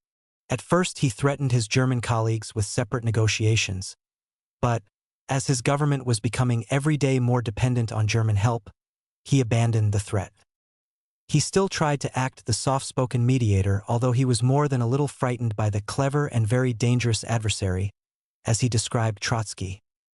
Exceptionally gifted, with a swiftness and adroitness in retort which I have rarely seen. In his spare hours, Czernin read memoirs on the French Revolution, trying to find a historical yardstick for the dangerous adversary, and he wondered whether a Russian Charlotte Corday was not already lurking for Trotsky. Czernin, it seems, was alone in indulging in such meditations and looking for historical parallels. His colleagues at first viewed Trotsky and the other Russian delegates as petty adventurers, obscure upstarts or, at best, quixotic creatures, whom a quirk of destiny had thrown on the stage to act a very brief, grotesque episode in the world's drama, in which they, the great servants of two illustrious dynasties, were among the chief characters. They were sure that they would buy the Russian delegates with small favors, but they wanted first to put them in their places. This they tried to do at their first meeting with Trotsky, and they adopted the same tactics at the next session.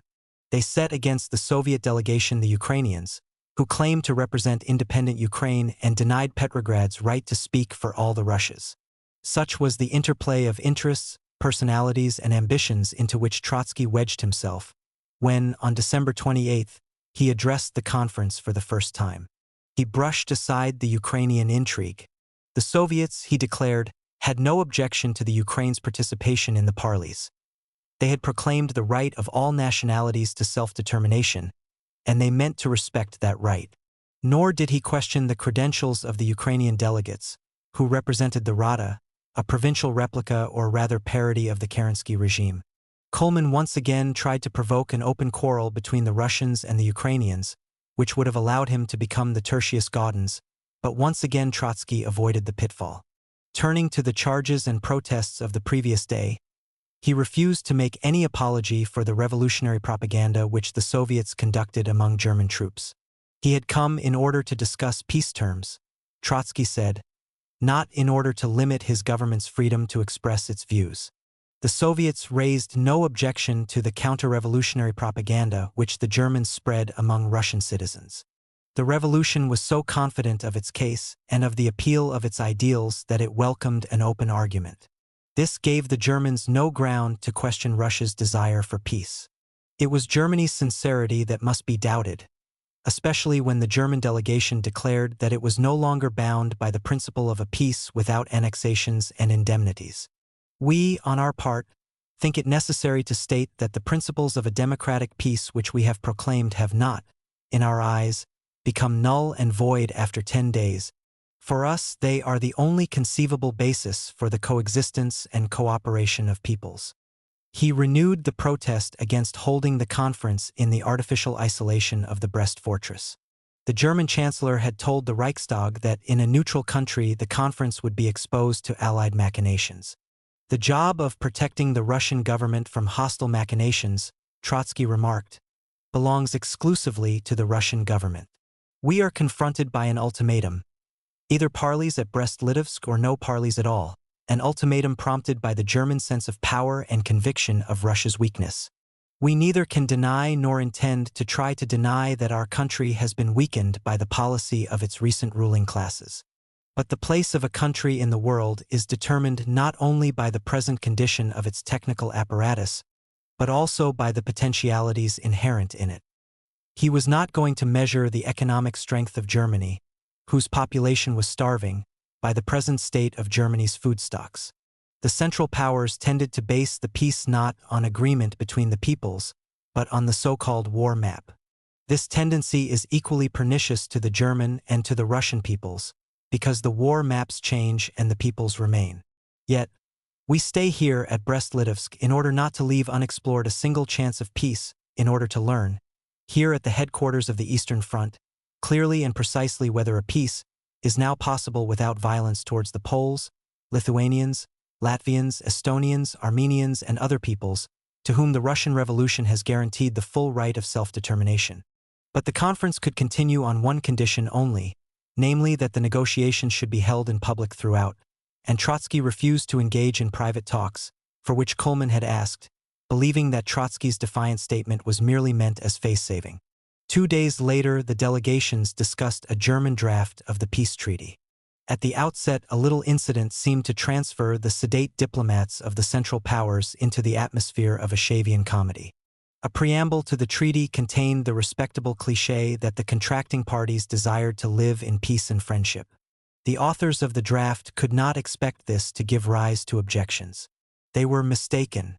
"I would take the liberty," Trotsky said, "to propose that the second phrase, about friendship between the contracting powers, be deleted. Its thoroughly conventional, ornamental style does not correspond, so it seems, to the dry, businesslike sense of the document." Half amused and half scandalized, the professional diplomats could not see the point. Was Trotsky speaking seriously? And how could he dismiss so lofty a statement as ornamental and conventional? But such declarations, Trotsky pertly went on, copied from one diplomatic document into another, have never yet characterized the real relations between states. He could only hope that more serious factors would shape these relations in the future. For a moment, the diplomats felt as if they had been told that their emperors and they themselves were naked. What were those more serious factors? And what formula would Trotsky propose? He could give them his formula, Trotsky said, but they would not accept it anyhow. The comic wrangle went on for a while, and the words about friendship disappeared from the draft. Then followed a dramatic argument, centered on the principle of self-determination and dealing with the fate of the nations situated between Russia and Germany. The argument, mainly between Trotsky and Coleman, occupied many sessions and took the form of a conflict between two interpretations of self-determination. Both sides pursued the argument in the tone of a seemingly dispassionate, academic debate on legal, sociological, and historical themes. But behind these themes loomed the realities of war and revolution, occupation and annexation. Convinced that Trotsky was merely seeking to dress up Russia's surrender, Coleman seemed anxious to provide Trotsky, and himself even more, with decorous formulas, and to present the German annexation of Poland and the Baltic states as self-determination for these. To his perplexity, Trotsky thrust aside all attempts at face-saving and insisted on the facts of annexation.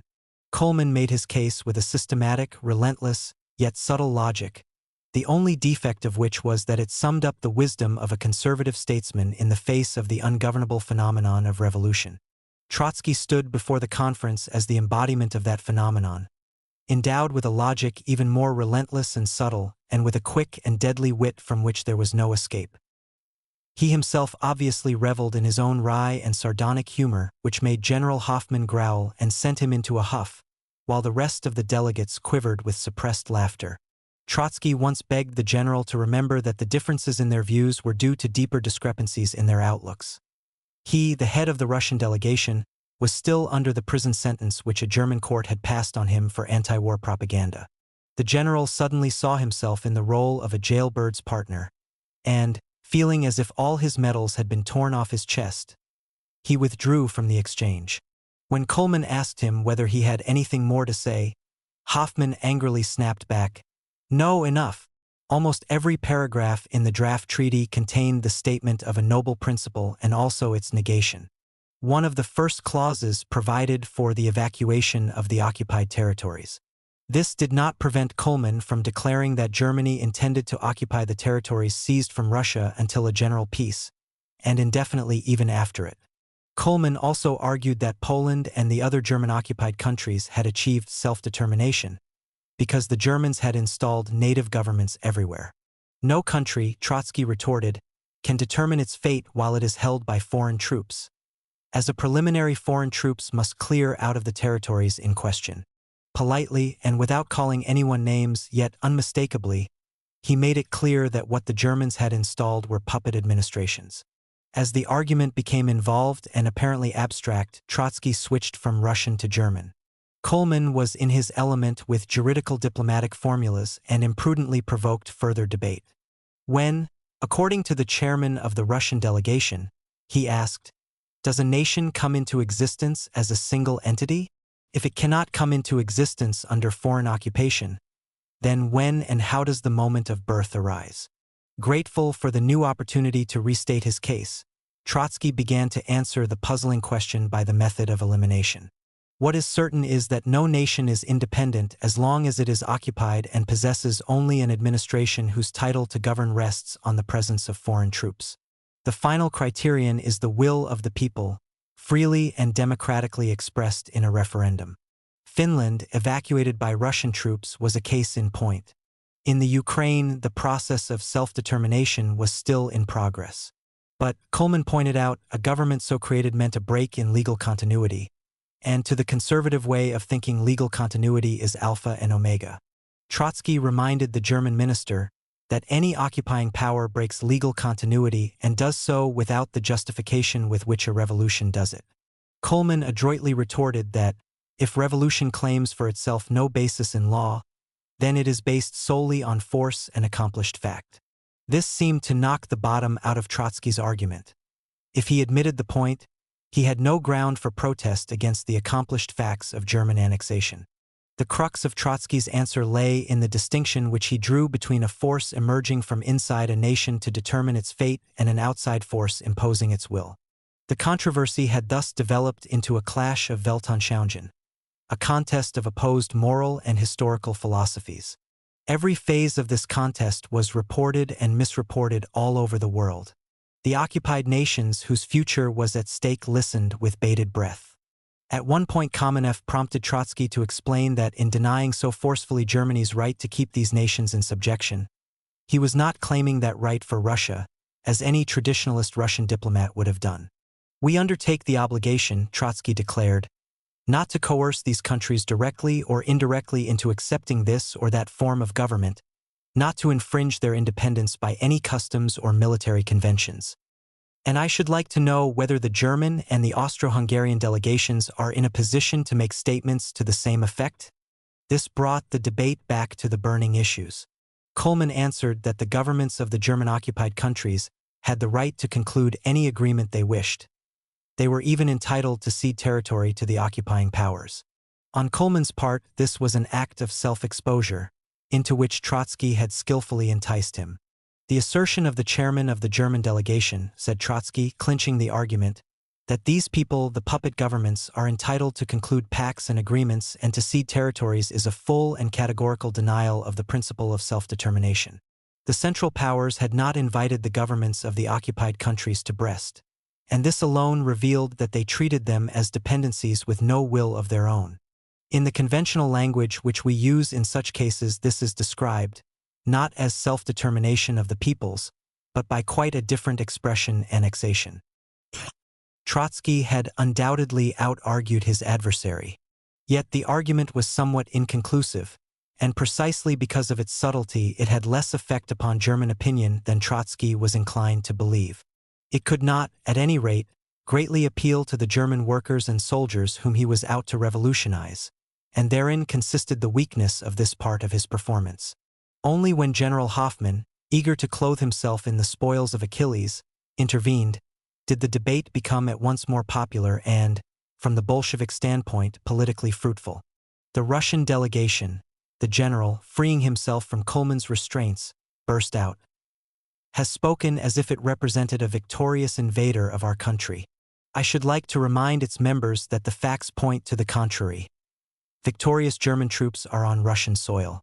I should further like to say that the Russian delegation demands that we should recognize the right to self-determination in a form and on a scale which its own government does not recognize.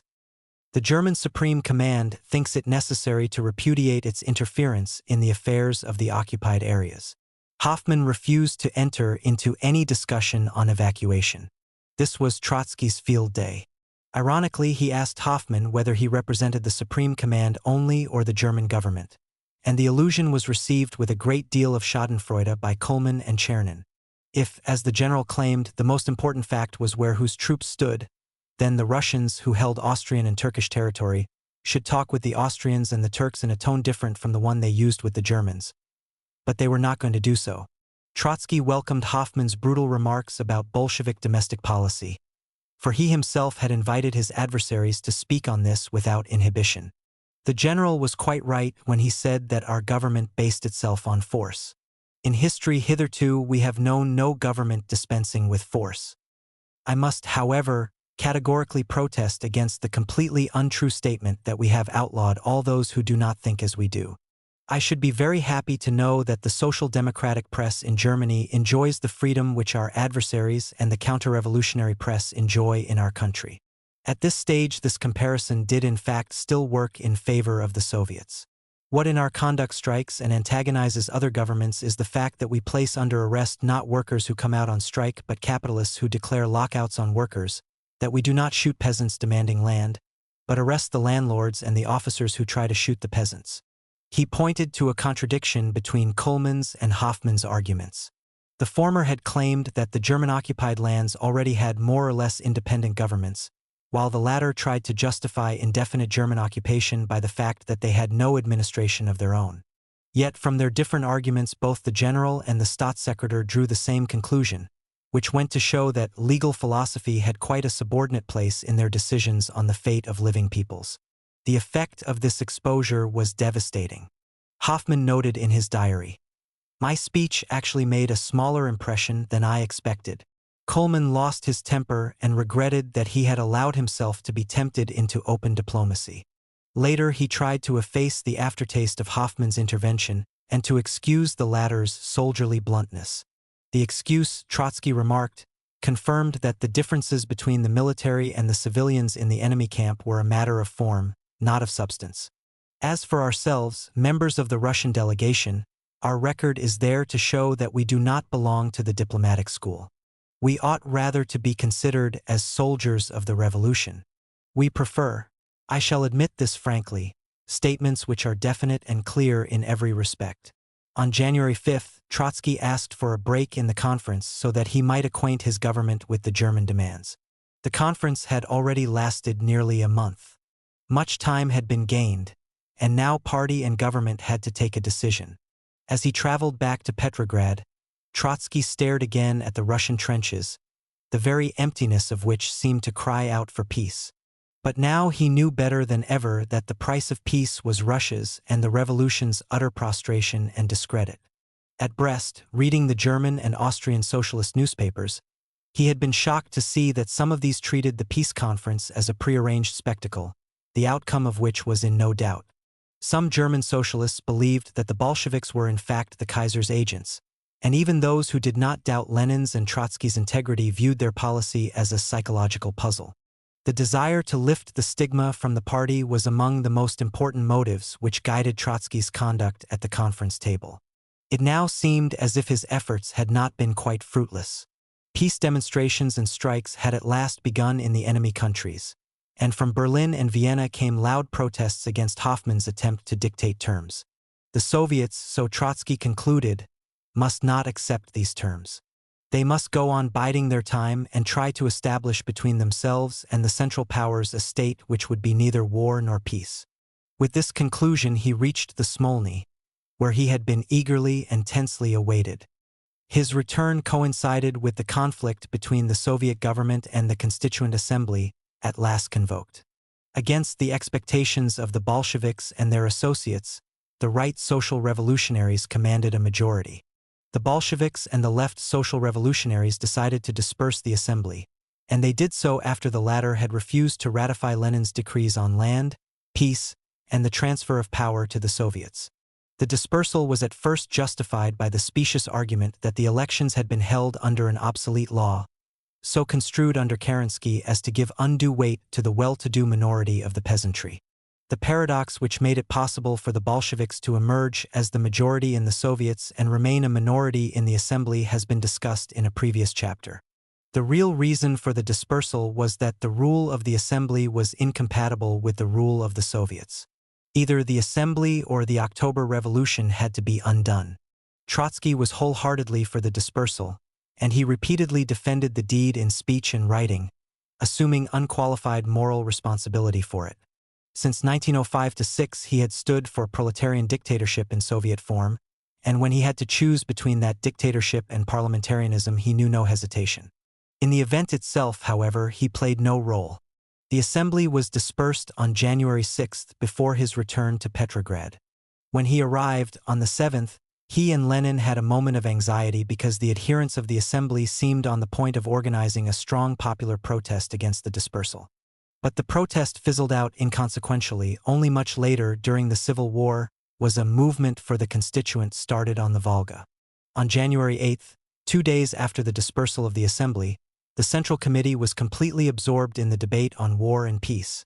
And in order to sound the party's mood, it conducted the debate in the presence of Bolshevik delegates who had arrived from the provinces for the Third Congress of Soviets. Trotsky reported on his mission and presented his conclusion: neither war nor peace. Lenin urged the acceptance of the German terms. Bukharin spoke for revolutionary war against the Hohenzollerns and Habsburgs. The vote brought striking success to the adherents of revolutionary war, the left communists as they were called. Lenin's motion for immediate peace received only 15 votes. Trotsky's resolution obtained 16. 32 votes were cast in favor of Bukharin's call for war. Since outsiders had taken part, however, the vote was not binding on the Central Committee. The whole Bolshevik party was soon rent between those who advocated peace and those who stood for war. The latter had behind them a large but confused majority, and they were powerfully reinforced by the left social revolutionaries, none of whom favored peace. But the war faction was not sure of its case. It was stronger in voicing opposition to the peace than in urging resumption of hostilities. At the next session of the Central Committee on January 11, the war faction bitterly attacked Lenin. Dzerzhinsky reproached him with timidly surrendering the whole program of the revolution, as Zinoviev and Kamenev had surrendered it in October. To accept the Kaiser's diktat, Bukharin argued, would be to stab in the back the German and Austrian proletariat. In Vienna, a general strike against the war was just in progress. In Uritsky's view, Lenin approached the problem from a narrow Russian and not from an international standpoint, an error of which he had been guilty in the past. On behalf of the Petrograd organization, Kossior repudiated Lenin's attitude. The most determined advocates of peace were Zinoviev, Stalin, and Sokolnikov. As in October, so now, Zinoviev saw no ground for expecting revolution in the West. He held that Trotsky had wasted time at Brest, and he warned the Central Committee that Germany would later dictate even more onerous terms. More cautiously, Stalin expressed the same view. Sokolnikov, arguing that the salvation of the Russian Revolution was the overriding consideration, foreshadowed in a curious epigram a distant future change in the party's outlook. History clearly shows, he said, that the salt of the earth is gradually shifting eastwards. In the 18th century, France was the salt of the earth, and in the 19th, Germany. Now it is Russia. Lenin was skeptical about the outcome of the general strike in Austria, to which Trotsky and the war faction attached so much importance, and he drew a graphic picture of Russia's military impotence. He admitted that what he advocated was a shameful peace, implying the betrayal of Poland. But he was convinced that, if his government refused that peace and tried to wage war, it would be wiped out and another government would accept even worse terms. He disavowed, however, the cruder arguments of Stalin and Zinoviev about the sacred egoism of the Russian Revolution. He did not ignore the revolutionary potentialities of the West, but he believed that the peace would hasten their development. The West was merely pregnant with revolution, while the Russian Revolution was already a healthy and loudly crying infant whose life must be safeguarded. For the time being, Trotsky's formula provided a meeting point for the opposed factions, although each at heart accepted only that part of the formula that suited its purpose. The war faction adopted it because it made peace impossible, while Lenin and his group saw in it a means of keeping the war faction at bay. Lenin was willing to let Trotsky try his hand once again and play for time, especially as Trotsky was doing his best to impress the left communists with the unreality of revolutionary war. On Lenin's proposal, against Zinoviev's solitary vote, the Central Committee authorized Trotsky to delay by every possible means the signature of the peace. Trotsky then submitted his own resolution. We interrupt the war and do not sign the peace. We demobilize the army. 9 members voted for this, 7 against. Thus, the party formally authorized Trotsky to pursue his policy at Brest. During this interval, Trotsky also presented his report to the Third Congress of Soviets.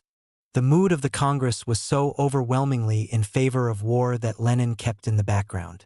Even Trotsky spoke more emphatically about his opposition to peace than about his opposition to war. The great speech of the evening, writes a British eyewitness, was made by Trotsky, whose report was listened to with rapt attention. All eyes were upon him, for he was at the zenith of his influence. The man who incorporated the revolutionary will of Russia, speaking to the outer world. When Trotsky had ended his great speech, the immense assembly of Russian workmen, soldiers and peasants rose and solemnly sang the Internationale. The outburst was as spontaneous as it was soul-stirring to those who, like the writer, witnessed it. The Congress unanimously approved Trotsky's report, but it took no decision and left the government a free hand. Before Trotsky set out on his return journey to Brest, he made a private arrangement with Lenin which, in one point, modified essentially the decisions of the Central Committee and of the government. He promised that, in certain circumstances, he would abandon his own policy in favor of Lenin's.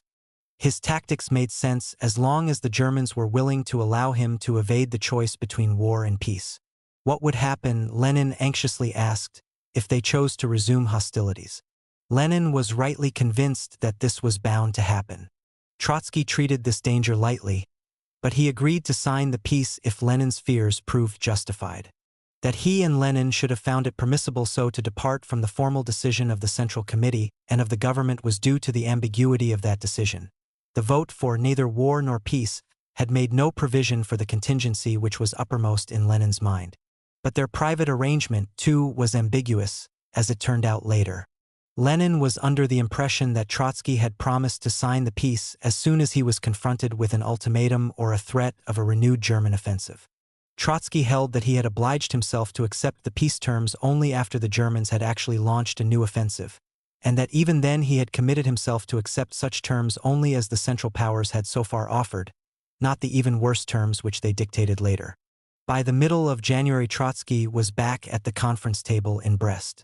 In the meantime, the strikes and peace demonstrations in Austria and Germany had been suppressed or had come to a standstill, and his adversaries met him with new self-confidence. In vain did he, discarding formality, ask that German and Austrian socialists be invited to Brest. In vain did he ask for permission for himself to go to Vienna to contact Victor Adler, who had protested in the Austrian parliament against General Hoffmann's conduct at Brest. He was allowed, however, to pay a brief visit to Warsaw, where he was warmly acclaimed for his defense of Poland's independence. Ukraine and Poland came to the fore in this part of the discussions. Behind the scenes, Kuhlmann and Chernin prepared a separate peace with the Ukrainian Rada. At the same time, the Bolsheviks strenuously fostered a Soviet revolution in the Ukraine. The Rada's writ still ran in Kiev, but Kharkov was already under a Soviet government, and a representative of the latter accompanied Trotsky on his return to Brest. Among the Ukrainian parties, a curious reversal of attitudes occurred. Those who, under the Tsar and Kerensky, had stood for union or federation with Russia were now bent on separation. The Bolsheviks, who had encouraged separatism, now called for federation. Separatists became federalists and vice versa, not from motives of Ukrainian or Russian patriotism, but because they desired to separate from or to federate with the system of government prevalent in Russia. From this reversal of attitudes, the Central Powers hoped to benefit. By appearing as the protectors of Ukrainian separatism, they hoped to lay hands on the Ukraine's food and raw materials, of which they stood in desperate need, and also to turn the argument about self-determination against Russia. The Rada, weak, lacking self-confidence, on the verge of collapse, tried to lean on the Central Powers, despite the oath of loyalty it had sworn to the Entente.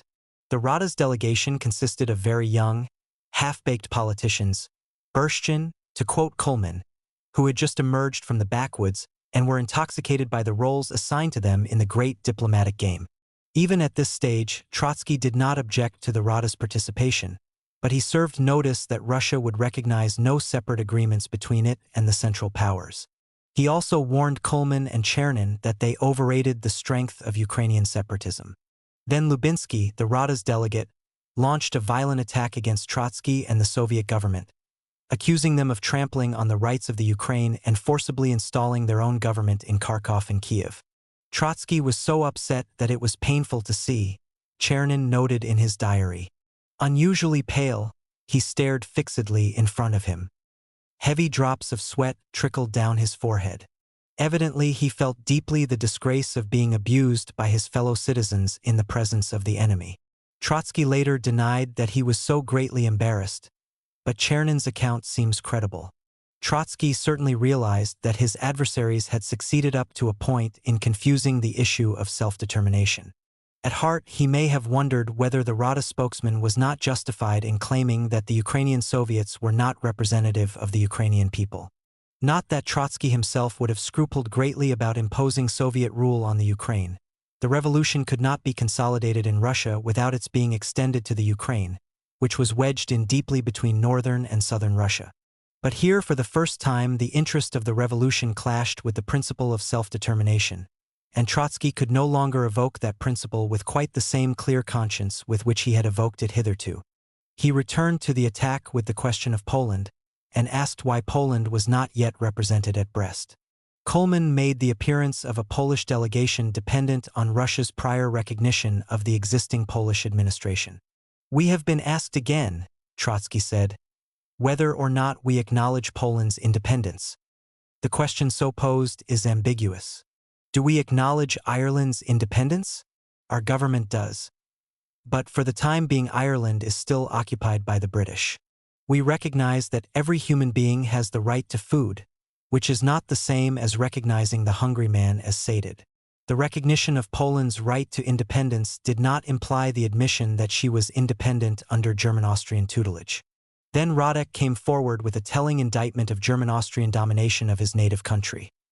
He spoke of the forced deportation of hundreds of thousands of Polish laborers to Germany, the appalling conditions in which this had taken place, political oppression, the imprisonment or internment of Polish political leaders of all parties, including the internment of Radek's old adversary Pilsudski, then commander of a Polish legion which had fought on Germany's and Austria's side, and Poland's future dictator.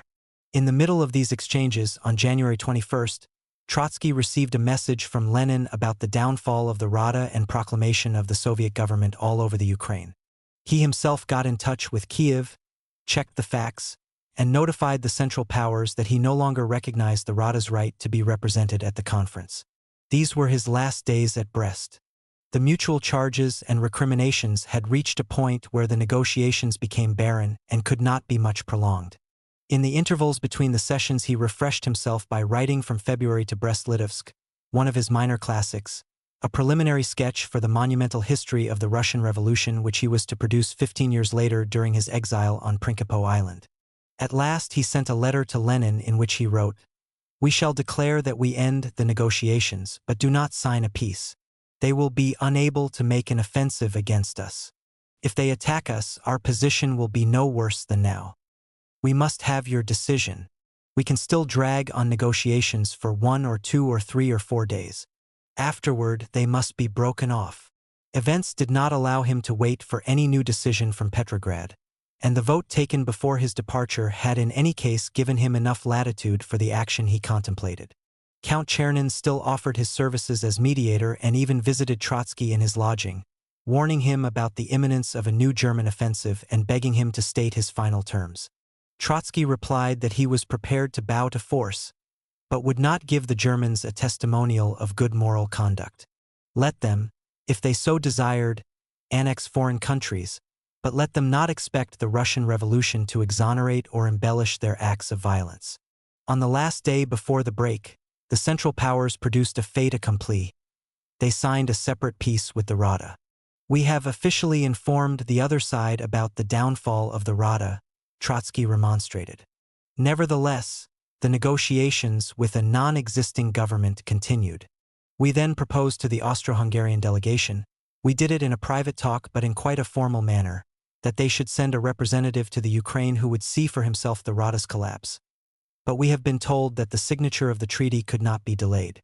General Hoffmann noted in his diary that Trotsky said that they were concluding a peace with a government whose territory extended no farther than its rooms at Brest-Litovsk. Coleman self-righteously declared that German reports, the reliability of which was subject to no doubt, sharply contradicted this communication.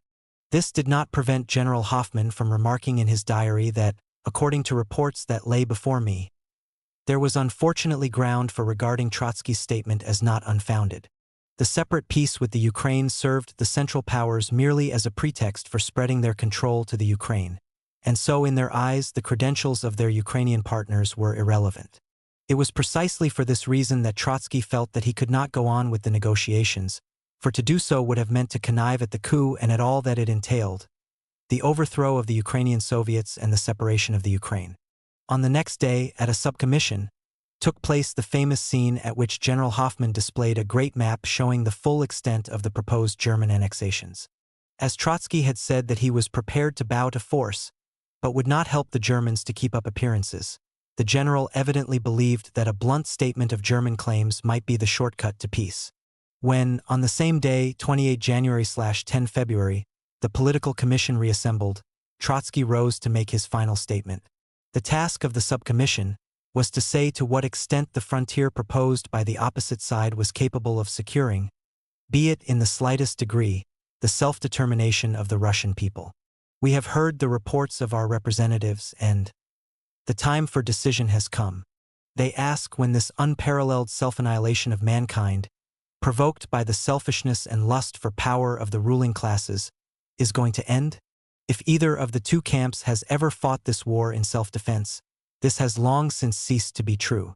When Great Britain seizes African colonies, Baghdad, and Jerusalem, she is not waging a defensive war. When Germany occupies Serbia, Belgium, Poland, Lithuania, and Romania and seizes the Monsoon Islands, this is not a defensive war either. This is a struggle for the partitioning of the world. Now this is clearer than ever. We do not want to take part any longer in this purely imperialist war, in which the claims of the possessing classes are openly paid for in human blood. In expectation of the approaching hour when the working classes of all countries seize power, we are withdrawing our army and our people from the war.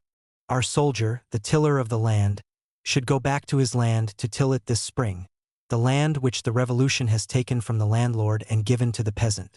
Our soldier, the worker, should return to the factory bench to turn out not tools of destruction but tools of construction and to build, together with the tiller of the land, a new socialist economy. As they listened to these impassioned words, the delegates of the Central Powers were still ready to applaud Trotsky with a well-roared lion. This, they hoped even now, was Trotsky's final roar, after which would come the whimper of surrender. Only gradually did the import of his statement dawn upon them, and then they became breathlessly aware that they were witnessing an act which in its tragic pathos was unique in history. We are withdrawing from the war, Trotsky went on. We announce this to all peoples and governments. We are issuing an order for the full demobilization of our army. At the same time, we declare that the terms proposed to us by the governments of Germany and Austro-Hungary are in fundamental conflict with the interest of all peoples. They are repudiated by the toiling masses of all countries, including the Austro-Hungarian and the German peoples. The peoples of Poland, Ukraine, Lithuania, Kurland, and Estonia feel in them the violence inflicted upon their aspirations. To the Russian people these terms are a permanent threat. The popular masses of the whole world, guided by political consciousness or moral instinct, repudiate them. We refuse to endorse terms which German and Austro-Hungarian imperialism is writing with the sword on the flesh of living nations. We cannot put the signature of the Russian Revolution under a peace treaty which brings oppression, woe, and misfortune to millions of human beings. When the echoes of Trotsky's powerful voice died away, writes the historian of Brest-Litovsk, no one spoke. The whole conference sat speechless, dumbfounded before the audacity of this coup de theater. The amazed silence was shattered by an ejaculation of Hoffmann. "Unerhört," he exclaimed, scandalized. The spell was broken. Coleman said something about the necessity of calling a plenary session of the conference, but this Trotsky refused, saying that there remained nothing to discuss. With that the Bolsheviks left the room, and in gloomy silence, still scarcely believing what they had heard and wholly at a loss as to what to make of it, the delegates of the Central Powers dispersed. However, before the delegations had dispersed, something happened, the full significance of which Trotsky missed. Something which confirmed Lenin's worst fears. Coleman declared that in view of what had taken place, Hostilities would be resumed, because Russia's demobilization was of no legal consequence. Only her rejection of the peace mattered. Trotsky treated this as an empty threat. He did not believe, he replied, that the German and Austrian peoples would allow their governments to continue a war so obviously devoid of any defensive pretext. Coleman himself gave Trotsky some reason for dismissing the threat when he inquired whether the Soviet government was at least prepared to enter into legal and commercial relations with the Central Powers and in what way they could keep in touch with Russia. Instead of answering the query, as, from his own standpoint, he ought to have done, this might have entailed a commitment by the Central Powers to respect the state of neither war nor peace. Trotsky haughtily refused to discuss it. He stayed on at Brest for another day and got wind of a quarrel between Hoffman, who insisted on the resumption of hostilities, and the civilian diplomats, who preferred to accept the state of neither war nor peace. On the spot, the civilians seemed to have carried the day. Trotsky was therefore returning to Petrograd confident and proud of his achievement. At this moment, the man stands before our eyes in all his strength and weakness. Single-handed, with nothing behind him save a country in chaos and a regime scarce established. He, who a year before had been an inconspicuous journalist exiled in New York, had fought successfully the united diplomatic talent of half Europe. He had given mankind the first great lesson in genuinely open diplomacy. But at the same time, he allowed himself to be carried away by his optimism. He underrated his enemy and even refused to listen to his warning. Great artist that he was so wrapped up in himself and in his ideal and so fascinated by the formidable appeal of his own work that he lightly overlooked its deficiencies. While Trotsky was still on his way to Petrograd, General Hoffman, backed by Ludendorff, Hindenburg, and the Kaiser, was already issuing marching orders to the German troops. The German offensive began on February 17th, and it met with no resistance. "This is the most comic war I have ever experienced," Hoffman wrote. "It is waged almost exclusively in trains and cars. One puts on the train a handful of infantrymen with machine guns and one gun, and one rushes to the next railway station. One seizes that station, arrests the Bolsheviks, entrains another detachment and travels farther." When the news of the offensive reached Smolny, the Central Committee of the party, after 8 votes, failed to agree on a way out of the situation. The committee was equally divided between the adherents of peace and the advocates of war. Trotsky's single vote could resolve the deadlock. Indeed, during this and the next day, the 17th and the 18th of February, he and he alone could make the momentous decision. But he refused to join either faction. His position was extraordinarily complex. He had so behaved and spoken that many identified him with the war faction, and politically and morally he did in fact stand closer to it than to Lenin's faction. But he had also made the private promise to Lenin that he would support peace, if and when the Germans resumed military operations. He still refused to believe that this moment had arrived. On February 17th, he voted with the adherents of war against Lenin's proposal for an immediate request for new peace negotiations.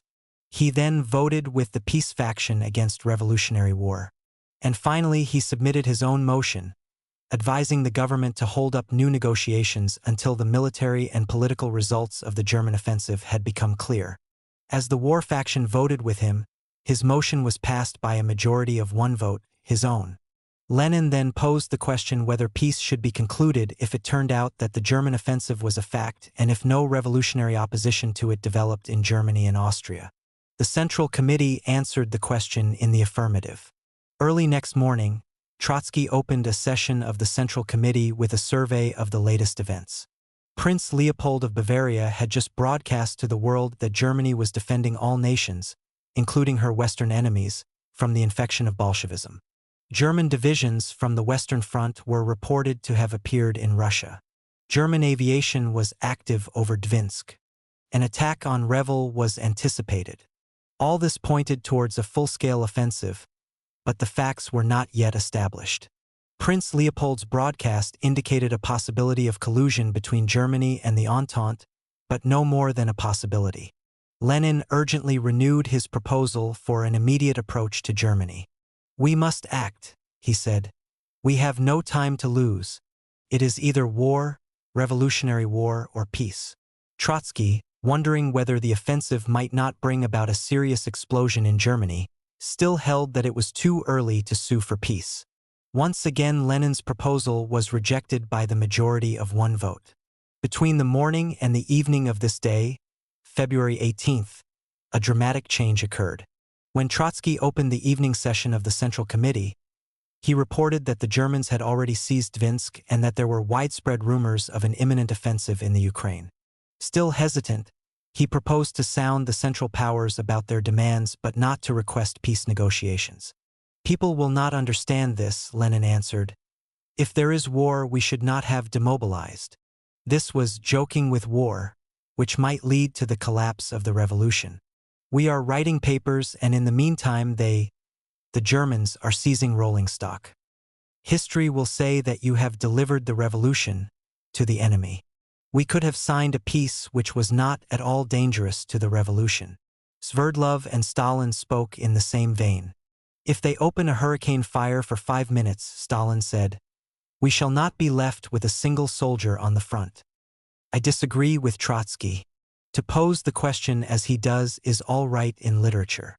Yet Zinoviev, the most extreme advocate of peace, now had his qualms. Lenin was for peace even if it entailed the loss of the Ukraine, but Zinoviev would not go as far as that. Thrice Trotsky spoke against suing for peace, and thrice he proposed only tentative soundings. But when Lenin once again presented his motion, Trotsky, to everybody's surprise, voted not for his own proposal, but for Lenin's. With the majority of one vote, the peace faction won.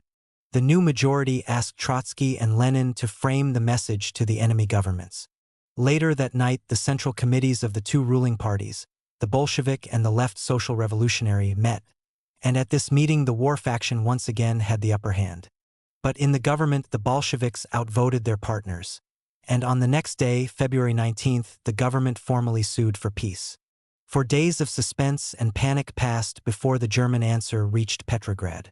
In the meantime, nobody could say whether or on what terms the Central Powers would agree to reopen negotiations. Their armies were on the move. Petrograd was exposed. A committee of revolutionary defense was formed in the city, and Trotsky headed it. Even while they were suing for peace, the Soviets had to prepare for war. Trotsky turned to the Allied embassies and military missions to inquire whether, if the Soviets re-entered the war, the Western governments would help them. He had made such soundings before, but without effect. But this time the British and the French seemed more responsive.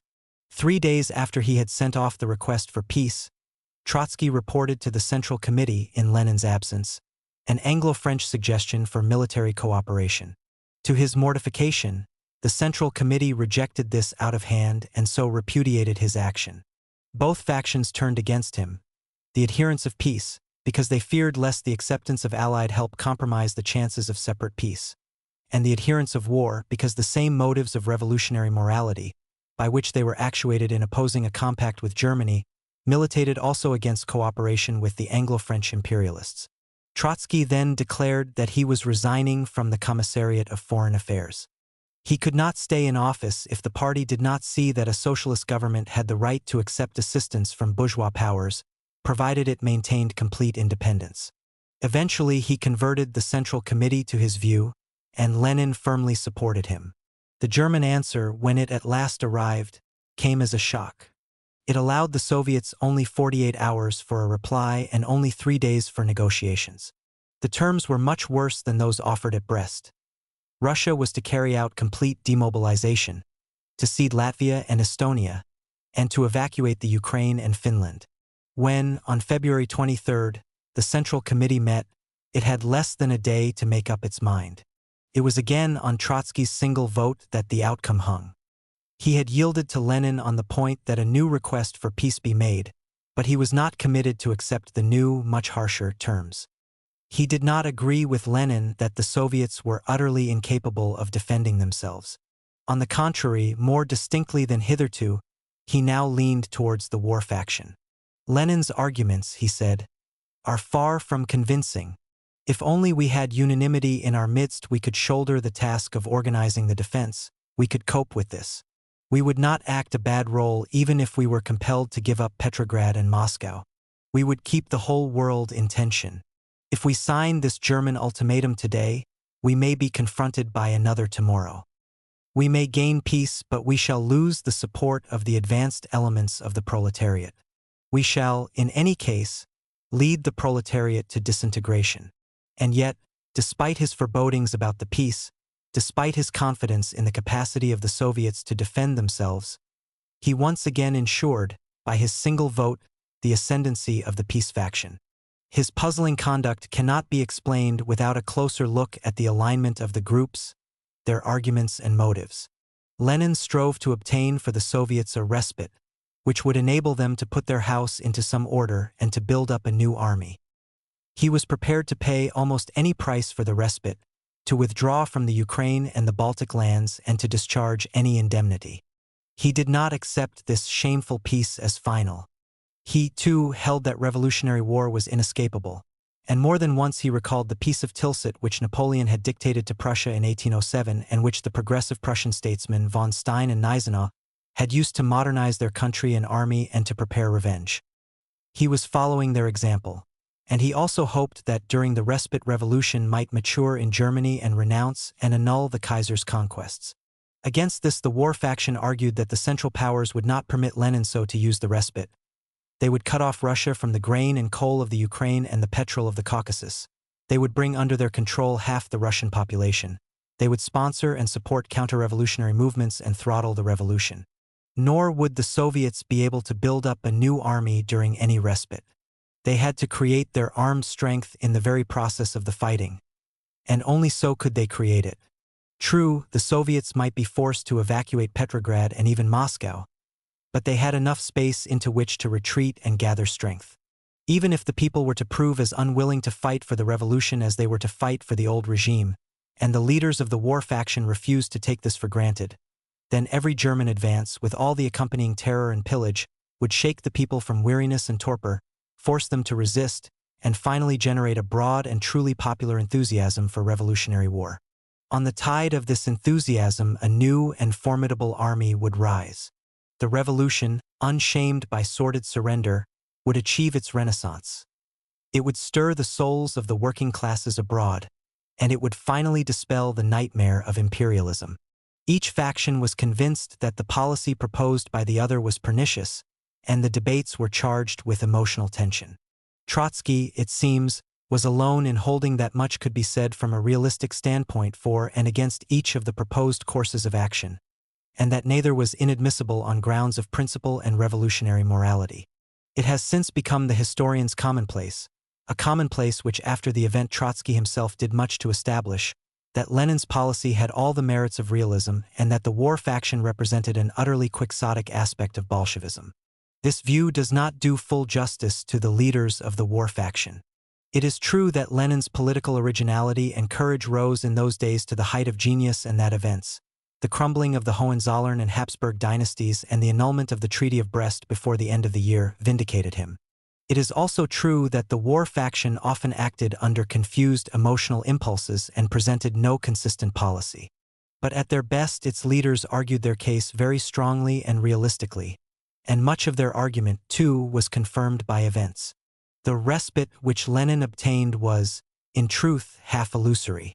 After the signing of the peace, the Kaiser's government did all it could to strangle the Soviets. It could not, however, do more than its involvement in the gigantic struggle on the Western Front allowed it to do. Without a separate peace in the West, it could not have done much more even if the Soviets had not accepted the Diktat of Brest. Bukharin and Radek, when they argued against Russia's surrender, pointed to this circumstance as to one which severely restricted Germany's freedom of action. In this respect, the inner story of the war, when it was revealed, proved their judgment to have been more correct than Lenin's. The occupation of the Ukraine and of parts of southern Russia alone tied down 1 million German and Austrian troops. If Russia had refused to sign the peace, the Germans might, at the most, have tried to seize Petrograd. They could hardly have risked a march on Moscow. If they had seized both Petrograd and Moscow, the Soviets, whose chief strength lay in the two capitals, would have found themselves in an extremely dangerous, perhaps fatal, crisis. But this was not the point at issue between Lenin and the war faction, for Lenin, too, repeatedly stated with curious confidence that the loss of the one or the two capitals would not be a mortal blow to the revolution. The other argument advanced by the leaders of the war faction that the Soviets would have to build up a new army on the battlefields, in the process of the fighting, and not in the barracks during a calm respite, was paradoxically realistic. This was how the Red Army was eventually built up, and Bukharin's and Radek's speeches at the 7th Congress of the party anticipated on this point the military policy which Trotsky and Lenin were to adopt and pursue in the coming years. Precisely because Russia was so extremely war-weary, she could not raise a new army in relatively calm times. Only severe shocks and the ineluctable necessity to fight, and to fight at once, could stimulate the energies hidden in the Soviet regime and bring them into play. Only thus could it happen that a nation which had under the Tsar, Prince Lvov, and Kerensky been too exhausted to fight, went on fighting under Lenin and Trotsky in civil wars and wars of intervention for nearly 3 years. The weakness of the war faction lay not so much in its case as in its lack of leadership. Its chiefs were Bukharin, Dzerzhinsky, Radek, Yov, Uritsky, Kalantai, Lomovapakov, Bubnov, Pyatakov, Smirnov, and Ryazanov. All were eminent members of the party. Some of them had great intellectual gifts and were brilliant spokesmen and pamphleteers. Others were courageous men of action. Yet none of them possessed the indomitable will, the moral authority, the political and strategic talents, the tactical flexibility, and the administrative capacity required of a leader in a revolutionary war. As long as the war faction had no such leader, it represented merely a state of mind, a moral ferment, a literary cry of despair, not a policy, even though at first a majority of the party was drawn into the ferment and echoed the cry of despair. The leadership of the war faction was vacant, and the faction cast inviting glances at Trotsky. Incidentally, in their ranks were many of his old friends who had joined the Bolshevik party together with him. On the face of it, there was little to prevent him from responding to their expectations. Although he held that Lenin's policy, like that of the adherents of war, had its justification, he did not conceal his inner revulsion against it. All the more astounding was it that at the most critical moments he threw the weight of his influence behind Lenin. He shrank from assuming the leadership of the war faction because he realized that this would have transformed at a stroke the cleavage among the Bolsheviks into an irretrievable split and, probably, into a bloody conflict. He and Lenin would have confronted each other as the leaders of hostile parties, divided not over ordinary differences but over a matter of life and death. Lenin had already warned the Central Committee that if they outvoted him once again in the matter of peace, he would resign from the committee and the government and appeal against them to the rank and file. At this time Trotsky was Lenin's only possible successor as the chief of the government. But as chief of a government committed to wage a most dangerous war in desperate conditions, he would have had to suppress the opposition to war, and almost certainly to take repressive action against Lenin. Both factions, aware of these implications, refrained from uttering plain threats. But the unspoken threats were there, in the undertones of the debate. It was in order to stop the party drifting towards a civil war in its own ranks that at the crucial moments Trotsky cast his vote for Lenin. Some analogy to the situation which was likely to arise if Trotsky had acted otherwise may be found in the three-cornered struggle which developed between the Commune of Paris, Danton, and Robespierre during the French Revolution. In 1793 the Commune and Anacharsis Clootz stood, as Bukharin and the left communists were to do, for war against all the anti-revolutionary governments of Europe. Danton advocated war against Prussia and agreement with England, where he hoped that Fox would replace Pitt in office. Robespierre urged the convention to wage war against England, and he strove for an agreement with Prussia. Danton and Robespierre joined hands against the Commune, but, after they suppressed it, they fell out. The guillotine settled their controversy. Trotsky, who so often looked at the Russian Revolution through the prism of the French, must have been aware of this analogy. He may have remembered Engels's remarkable letter to Victor Adler, explaining all the pulsations of the French Revolution by the fortunes of war and the disagreements engendered by it. He must have seen himself as acting a role potentially reminiscent of Danton's, while Lenin's part was similar to Robespierre's. It was as if the shadow of the guillotine had for a moment interposed itself between him and Lenin. This is not to say that, if the conflict had developed, Trotsky, like Danton, would necessarily have played a losing game, or that Lenin was, like Robespierre, inclined to settle by the guillotine an inter-party controversy. Here the analogy ceases to apply. It was evident that the war party, if it won, would be driven to suppress its opponents. Otherwise, it could not cope with its task. A peaceable solution of the crisis in the party was possible only under the rule of the adherents of peace, who could better afford to tolerate opposition. This consideration was decisive in Trotsky's eyes. In order to banish the shadow of the guillotine, he made an extraordinary sacrifice of principle and personal ambition. To Lenin's threat of resignation he replied, addressing himself more to the advocates of war than to Lenin, "We cannot wage revolutionary war with a split in the party. Under these conditions our party is not in a position to wage war, especially as those who stand for war do not want to accept the material means for waging it, i.e. assistance from the Western powers. I shall not take upon myself the responsibility of voting for war." Later he added, "There is a lot of subjectivism in Lenin's attitude. I am not sure that he is right, but I do not want to do anything that would interfere with the party's unity. On the contrary, I shall help as much as I can. But I cannot stay in office and bear personal responsibility for the conduct of foreign affairs." The leaders of the war faction did not share Trotsky's fears. Dzerzhinsky, already the head of Cheka, held that the party was strong enough to stand the split and Lenin's resignation. Lomovopakov, leader of the Bolsheviks in Moscow, appealed to Trotsky not to let himself be intimidated by Lenin's ultimatums. They could take power without Lenin. In the course of the debate, however, the gravity and urgency of Trotsky's argument so impressed some of the advocates of war, Dzerzhinsky and Yoff, that they retraced their steps. Lenin obtained 7 votes for peace. This was still a minority of the Central Committee.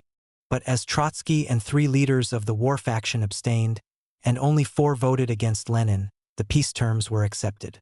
The 3 leaders of the war faction who abstained, Yoff, Dzerzhinsky, and Krastinsky, issued a solemn statement saying that they could not contemplate a war to be fought simultaneously against German imperialism, the Russian bourgeoisie, and a section of the proletariat headed by Lenin, and that a split would be such an unmitigated disaster that the worst peace was preferable. But the irreconcilable adherents of war, Bukharin, Uritsky, Lomov, Bubnov, and Pyatakov and Smirnov, who were present at the session, denounced the decision in favor of peace as a minority opinion, and in protest against it they resigned from all responsible offices in party and government. In vain did Lenin try to dissuade them from taking this step. Trotsky, having brought about the defeat of the left communists, now showed them his sympathy and affection, and wistfully remarked that he would have voted differently had he known that they were going to resign.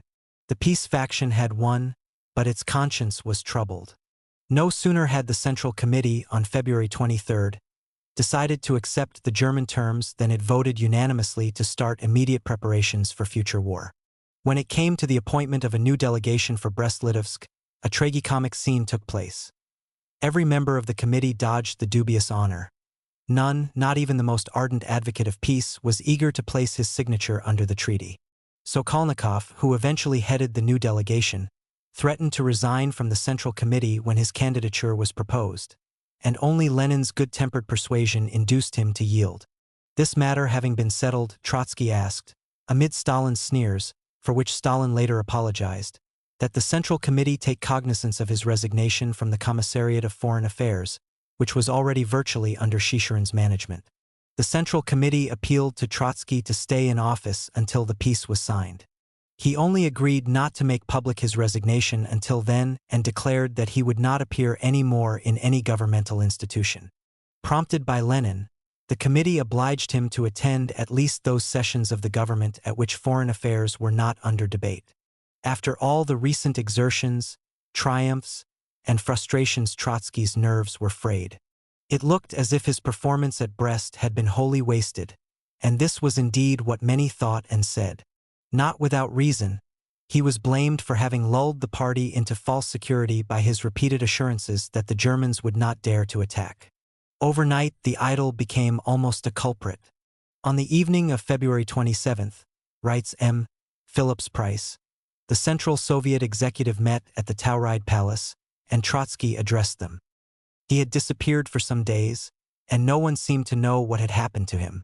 That night, however, he came to the palace, hurled the darts of eloquent scorn against the imperialisms of the Central Powers and of the Allies, upon whose altar the Russian Revolution was being sacrificed. When he had finished, he retired again. Rumor had it that he was so overcome with mortification that he broke down and wept. On March 3, Sokolnikov, making it abundantly clear that the Soviets were acting under duress, signed the Treaty of Brest-Litovsk. In less than a fortnight, the Germans seized Kiev and vast parts of the Ukraine, the Austrians entered Odessa, and the Turks Trebizond. In the Ukraine, the occupying powers crushed the Soviets and reinstalled the Rada, only to overpower shortly thereafter the Rada too, and to place Hetman Skoropadsky at the head of their puppet administration. The momentary victors showered upon Lenin's government demands and ultimatums, each more humiliating than the preceding. Most galling was the ultimatum demanding that the Soviets sign an immediate peace with independent Ukraine. In the Ukraine, the people, especially the peasants, were putting up a desperate resistance to the occupying forces and their Ukrainian tools. By signing a separate treaty with the latter, the Soviets could not but appear to disavow the whole Ukrainian resistance. At the Central Committee, Trotsky demanded the rejection of the German ultimatum. Lenin, always with the idea of future revenge in his mind, was determined to drain the cup of humiliation. But at every German provocation, the opposition to peace rose again in the party and in the Soviets. The Treaty of Brest had not yet been ratified and ratification was still uncertain.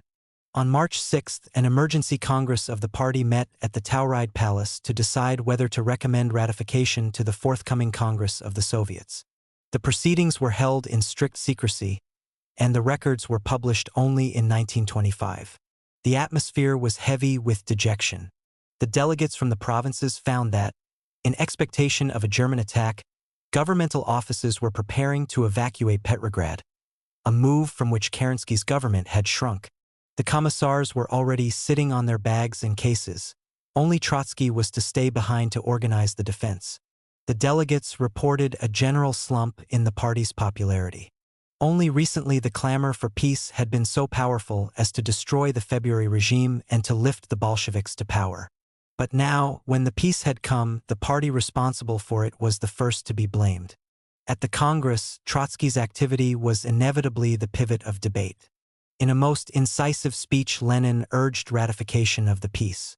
The main burden of his argument was against the war faction, but he also castigated Trotsky's great mistake and wishful belief that the Germans would not attack, the belief which had underlain neither war nor peace.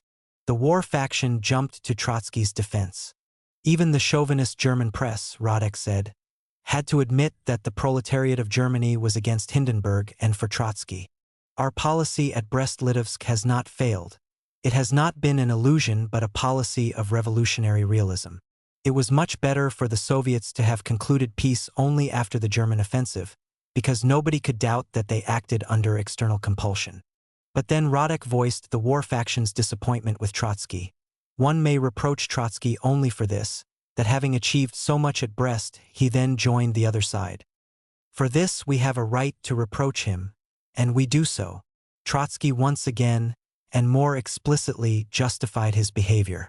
Bukharin, Radek, and their friends, he said, saw in war the only salvation, and so they were obliged, infringing upon formal party considerations, to pose the issue on a knife edge. With a weak country behind us, with a passive peasantry, with a somber mood in the proletariat, we were further threatened by a split in our own ranks. Very much was at stake on my vote. I could not assume responsibility for the split. I had thought that we ought to retreat before the German army, rather than sign peace for the sake of an illusory respite. But I could not take upon myself the responsibility for the leadership of the party. This, as far as the records show, was the only time he openly stated that he had shrunk from superseding Lenin as the leader of the party. The danger of the split, he added, will have neither disappeared nor lessened if European revolution is further delayed. He admitted that he had misjudged German intentions, but he reminded Lenin that they had both agreed on breaking off the negotiations. He had, he said, a profound respect for Lenin's policy, but not for the manner in which Lenin's faction was putting its case before the country. They fostered apathy and defeatism, which were demoralizing the working class, and amid which it was extremely difficult to build up the new army they all wanted. He did not urge the Congress to refuse ratification, but there ought to be a limit to surrenders, They must not give in to Lenin and sign a treaty with Germany's Ukrainian puppets. And here he made a remark hinting at a most ominous contingency. If, he said, the party was so powerless that it had to let down the Ukrainian workers and peasants, then it might be its duty to declare, "We have come before our time, we withdraw into the underground, and we let Chernov, Guchkov, and Milyakov settle accounts with the Ukraine. But I think that even if we should be compelled so to withdraw, we must still act as a revolutionary party and fight for every position to the last drop of our blood." This was his strongest intimation so far that the Russian Revolution might have been a false spring, and to Marxist ears his words carried the grimmest connotation. Marx and Engels had repeatedly written about the tragic fate which overtakes revolutionaries who come before their time. Finally, recalling Dzerzhinsky's, Yoff's, Krestinsky's, and his own great act of self-restraint, and his sacrifice of the ego on the altar of Bolshevik unity, he told Lenin that there were as many dangers as opportunities in Lenin's policy, and that the peace faction might be sacrificing life's only end for the sake of mere living. Lenin once again used the threat of resignation. He would resign, he said, if the Congress limited his freedom of action with regard to the Ukraine. There is, he pleaded, no treason in the behavior of soldiers who refuse to come to the rescue of surrounded comrades in arms, when they know that they are too weak to rescue those surrounded and that they themselves will perish in the attempt. Such was the position of the Soviets in relation to the Ukraine. This time a large majority agreed with Lenin. Trotsky, nevertheless, tabled an amendment to Lenin's motion affirming that peace was necessary. He proposed to replace necessary by permissible. From the platform of the Congress, he could not fully explain why, after all he had done to promote Lenin's policy, he vacillated again. Behind the scenes he and Lenin, in perfect concord, were sounding the Entente once again on whether they would get assistance if they refused to ratify the peace. In expectation of the answer, Lenin was even delaying the Congress of the Soviets, which was to vote on ratification. He very nearly committed himself with President Wilson to renouncing the Treaty of Brest if the president gave a binding promise of help. At the Congress of the party, Lenin cryptically remarked that the situation was changing so rapidly that in 2 days he himself might speak against ratification. Trotsky was therefore anxious that the Congress should not frame its resolution in terms which were too rigid. Lenin, however, did not at heart expect any encouraging answer from the Entente, and once again he was right. He had agreed, on Trotsky's prompting, to make the soundings in order to have a clear conscience in the matter. But in the meantime he wished the Congress to approve peace without qualification. This the Congress did. In the debate Trotsky had recalled his great act of self-restraint and his suppression of the ego. These words bring to mind the remark of a friend of his early youth. Trotsky's entire behavior is dominated by his ego, but his ego is dominated by the revolution. This trait of the boy of 18 was still there in the great and famous man of 38. His conduct during this drama testified to his subordination of personal ambition and inclination to the interests of the party. But now, when Lenin's triumph was complete, Trotsky's ego chafed. And from the platform of this grim Congress it cried out for compensation. The great debate over peace was followed by a grotesque wrangle over Trotsky's faults and merits. His friends and followers, Krestinsky, Yoff, and Ryazanov, tabled a formal motion justifying his policy at Brest. It was, from every point of view, preposterous to press such a motion at this moment. The Congress had just decided that peace was an absolute necessity, and it should not have been expected to give now its retrospective blessing to neither war nor peace. The circumstance that Trotsky's defenders came from the war faction made this demonstration appear a last sally from a defeated minority. The Congress had been in no mood to rebuff Trotsky for what he had done at Brest. It preferred to let bygones be bygones. But, having been expressly asked to declare itself, it could not but administer a rebuff. It rejected the motion, and this wounded Trotsky's pride and ambition. He exclaimed that he had become the man most hated by the imperialists of the Central Powers, the man blamed for the continuation of war, and now, wittingly or unwittingly, the party had lent its authority to the enemy's charges against him. He therefore resigned from all responsible offices with which the party had entrusted him. By this time Trotsky's appointment as Commissar of War was either mooted or decided upon in the inner councils of the party, and the Congress was anxious to give him at least partial satisfaction. Amid much uproar and confusion, Several resolutions were tabled and many votes were taken, the result of which was not clear. During this undignified wrangle, Lenin kept silent. In the name of Lenin's faction, Zinoviev assured Trotsky that the whole party warmly appreciated his brilliant efforts from Brest to arouse the German working class and considered this part of his work as fully correct. But Trotsky ought to appreciate that the party had changed its attitude, and that it was pointless to argue over the formula, neither war nor peace. The Congress first adopted Zinoviev's resolution. Then it voted for Radek's motion which contradicted it, and then it passed still another text which contradicted Radek's. It is an event unheard of in history, Trotsky complained, that in the face of the enemy a party should repudiate the policy of its representatives. In pique he submitted an ironical resolution roundly condemning his own policy. The Congress, of course, rejected it and he withdrew from the fray. When it came to the election of the Central Committee, he and Lenin obtained the highest number of votes. Abandoning his policy, the party nevertheless gave him its unreserved confidence. For crowded months had passed since the Soviets had ratified the peace. The Council of the People's Commissars had moved from Petrograd and had installed itself at the Kremlin in Moscow. The Allied diplomatic missions had also left Petrograd, but in protest against the peace they went to Vologda, a small provincial town. Trotsky had become Commissar of War and had begun to arm the revolution. The Japanese had attacked Siberia and occupied Vladivostok. The Germans had suppressed the Finnish Revolution and forced the Russian Navy to withdraw from the Bay of Finland.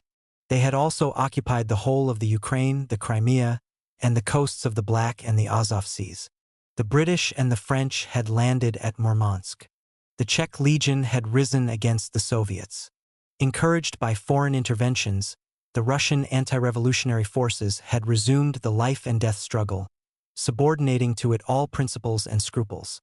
Many of those who had only recently accused the Bolsheviks of being German agents, Milyakov and his followers in the first instance, had come to rely on German assistance in their fight against the Bolsheviks.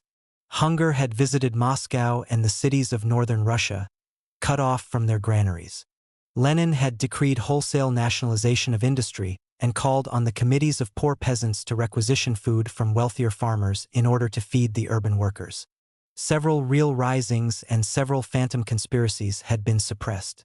Never yet had any peace brought so much suffering and humiliation as the Peace of Brest had brought to Russia. But Lenin nursed his child, the revolution, through all these trials and disappointments. He would not renounce the Treaty of Brest, although in more than one respect he disregarded its stipulations. He had not ceased to call on the German and Austrian workers to rise in revolt. He had, despite the clause about Russia's disarmament, authorized the formation of the Red Army. But in no circumstances did he permit his followers to rise in arms against Germany. He had recalled to Moscow the Bolsheviks who had directed the Ukrainian Soviets and who had been tempted to strike from the underground at the occupying power. All over the Ukraine, the German war machine crushed anti-German guerrillas. Russian Red Guards watched their agony from across the frontier and yearned to go to their rescue. But Lenin held the Red Guards unyieldingly in check. Trotsky had long since given up his opposition to the peace. He had accepted the party's final decision and its consequences. Cabinet solidarity and party discipline alike obliged him to stand by Lenin's policy. He did so with complete loyalty and devotion, although he must have paid for that loyalty with many an inner conflict and many moments of acute anguish. The Bolshevik war faction, leaderless and confused, had lapsed into silence. All the more loudly and impatiently did the left social revolutionaries voice their opposition to the peace. In March, immediately after the ratification, they had withdrawn from the Council of the People's Commissars. They still sat in nearly all departments of the government, including the Chaika, and in the executive organs of the Soviets.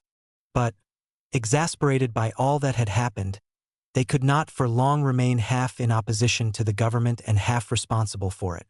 Such was the situation when the Fifth Congress of the Soviets assembled in Moscow at the beginning of July 1918. The left social revolutionaries resolved to bring matters to a head and to break with the Bolsheviks. The outcry against the peace went up once more. Delegates from the Ukraine mounted the platform to describe the desperate struggle of the Ukrainian guerrillas and to beg for help. The leaders of the left social revolutionaries, Kamkov and Spiridonova, denounced the Bolshevik betrayal and clamored for a war of liberation. Both Kamkov and Spiridonova were great revolutionaries of the old Narodnik type. They had fought bomb in hand against Tsardom and had paid for their courage with many years of solitary confinement and hard labor. They spoke with the authority of heroes and martyrs rather than that of leaders and politicians. They refused to weigh pros and cons. They demanded from the victorious revolution the heroism and the martyrdom to which they themselves had risen. The Bolsheviks as a body were far removed from such unreasoning ardor. Yet Spiridonova's and Kamkov's appeals still struck a chord in many a Bolshevik, and certainly in Trotsky. When, at the Congress, Kamkov walked across the platform towards the diplomatic box where Count Mirbach, the German ambassador, was listening to the debates and, pointing at the ambassador, poured out his detestation of the Kaiser and of German imperialism, the Congress applauded his courage. At heart, Trotsky must have done the same. Kamkov was, after all, only repeating what he himself had done at Brest. And from the lips of Kamkov and Spiridonova, the echoes of his own voice seemed to come back to him. It was only a few months since he had publicly, solemnly, and confidently vowed that the Bolsheviks would defend the honor of the revolution to the last drop of blood, and expressed the hope that the left social revolutionaries would do likewise. It was an even shorter time since he had begged his comrades rather to declare that they had come before their time and go under in unequal struggle than wash their hands of the fate of the Ukraine. He had in the meantime followed Lenin, hoping that this might be the way to save the revolution. But at heart he could not condemn those who did not do so. He was therefore acting a grimly paradoxical part when, on July 4th, he asked the Congress to authorize an emergency order which, as Commissar of War, he was about to issue. The order was designed to impose severe discipline on Russian partisan detachments which threatened to disrupt the peace by self-willed attacks on German troops. The text ran as follows: "These are my orders. All agitators who, after the publication of this order, continue to urge insubordination to the Soviet government are to be arrested, brought to Moscow, and tried by the Extraordinary Tribunal. All agents of foreign imperialism who call for offensive action against Germany and offer armed resistance to Soviet authorities are to be shot." He argued the need for this order with perfect logic. He was not going to discuss, he said, which was the right policy, peace or war. On this, the previous Congress of Soviets, constitutionally the supreme authority in the state, had spoken the last word. What he was arguing was that nobody had the right to arrogate to himself the functions of the government and take war into his own hands. The agitation against peace, conducted among Red Guards and partisans, had assumed dangerous forms. Commissars who had stood for peace had been assassinated. Commissions of inquiry sent from Moscow had been fired at. His friend Rakovsky, who at one time headed the delegation negotiating with the Rada, had been threatened with bombs. You understand, comrades, that there can be no joking in such matters. As the person at present responsible for the conduct of the Red Army. At this moment, Kamkov interrupted him with the cry, "Kerensky, you think yourself the new Napoleon," another left social revolutionary shouted. "Kerensky," Trotsky replied. "Kerensky obeyed the bourgeois classes, and I here am responsible to you, representatives of Russian workers and peasants. If you pass censure upon me and adopt a different decision, one with which I may or may not agree, then, as a soldier of the revolution, I shall submit to your decision and carry it out."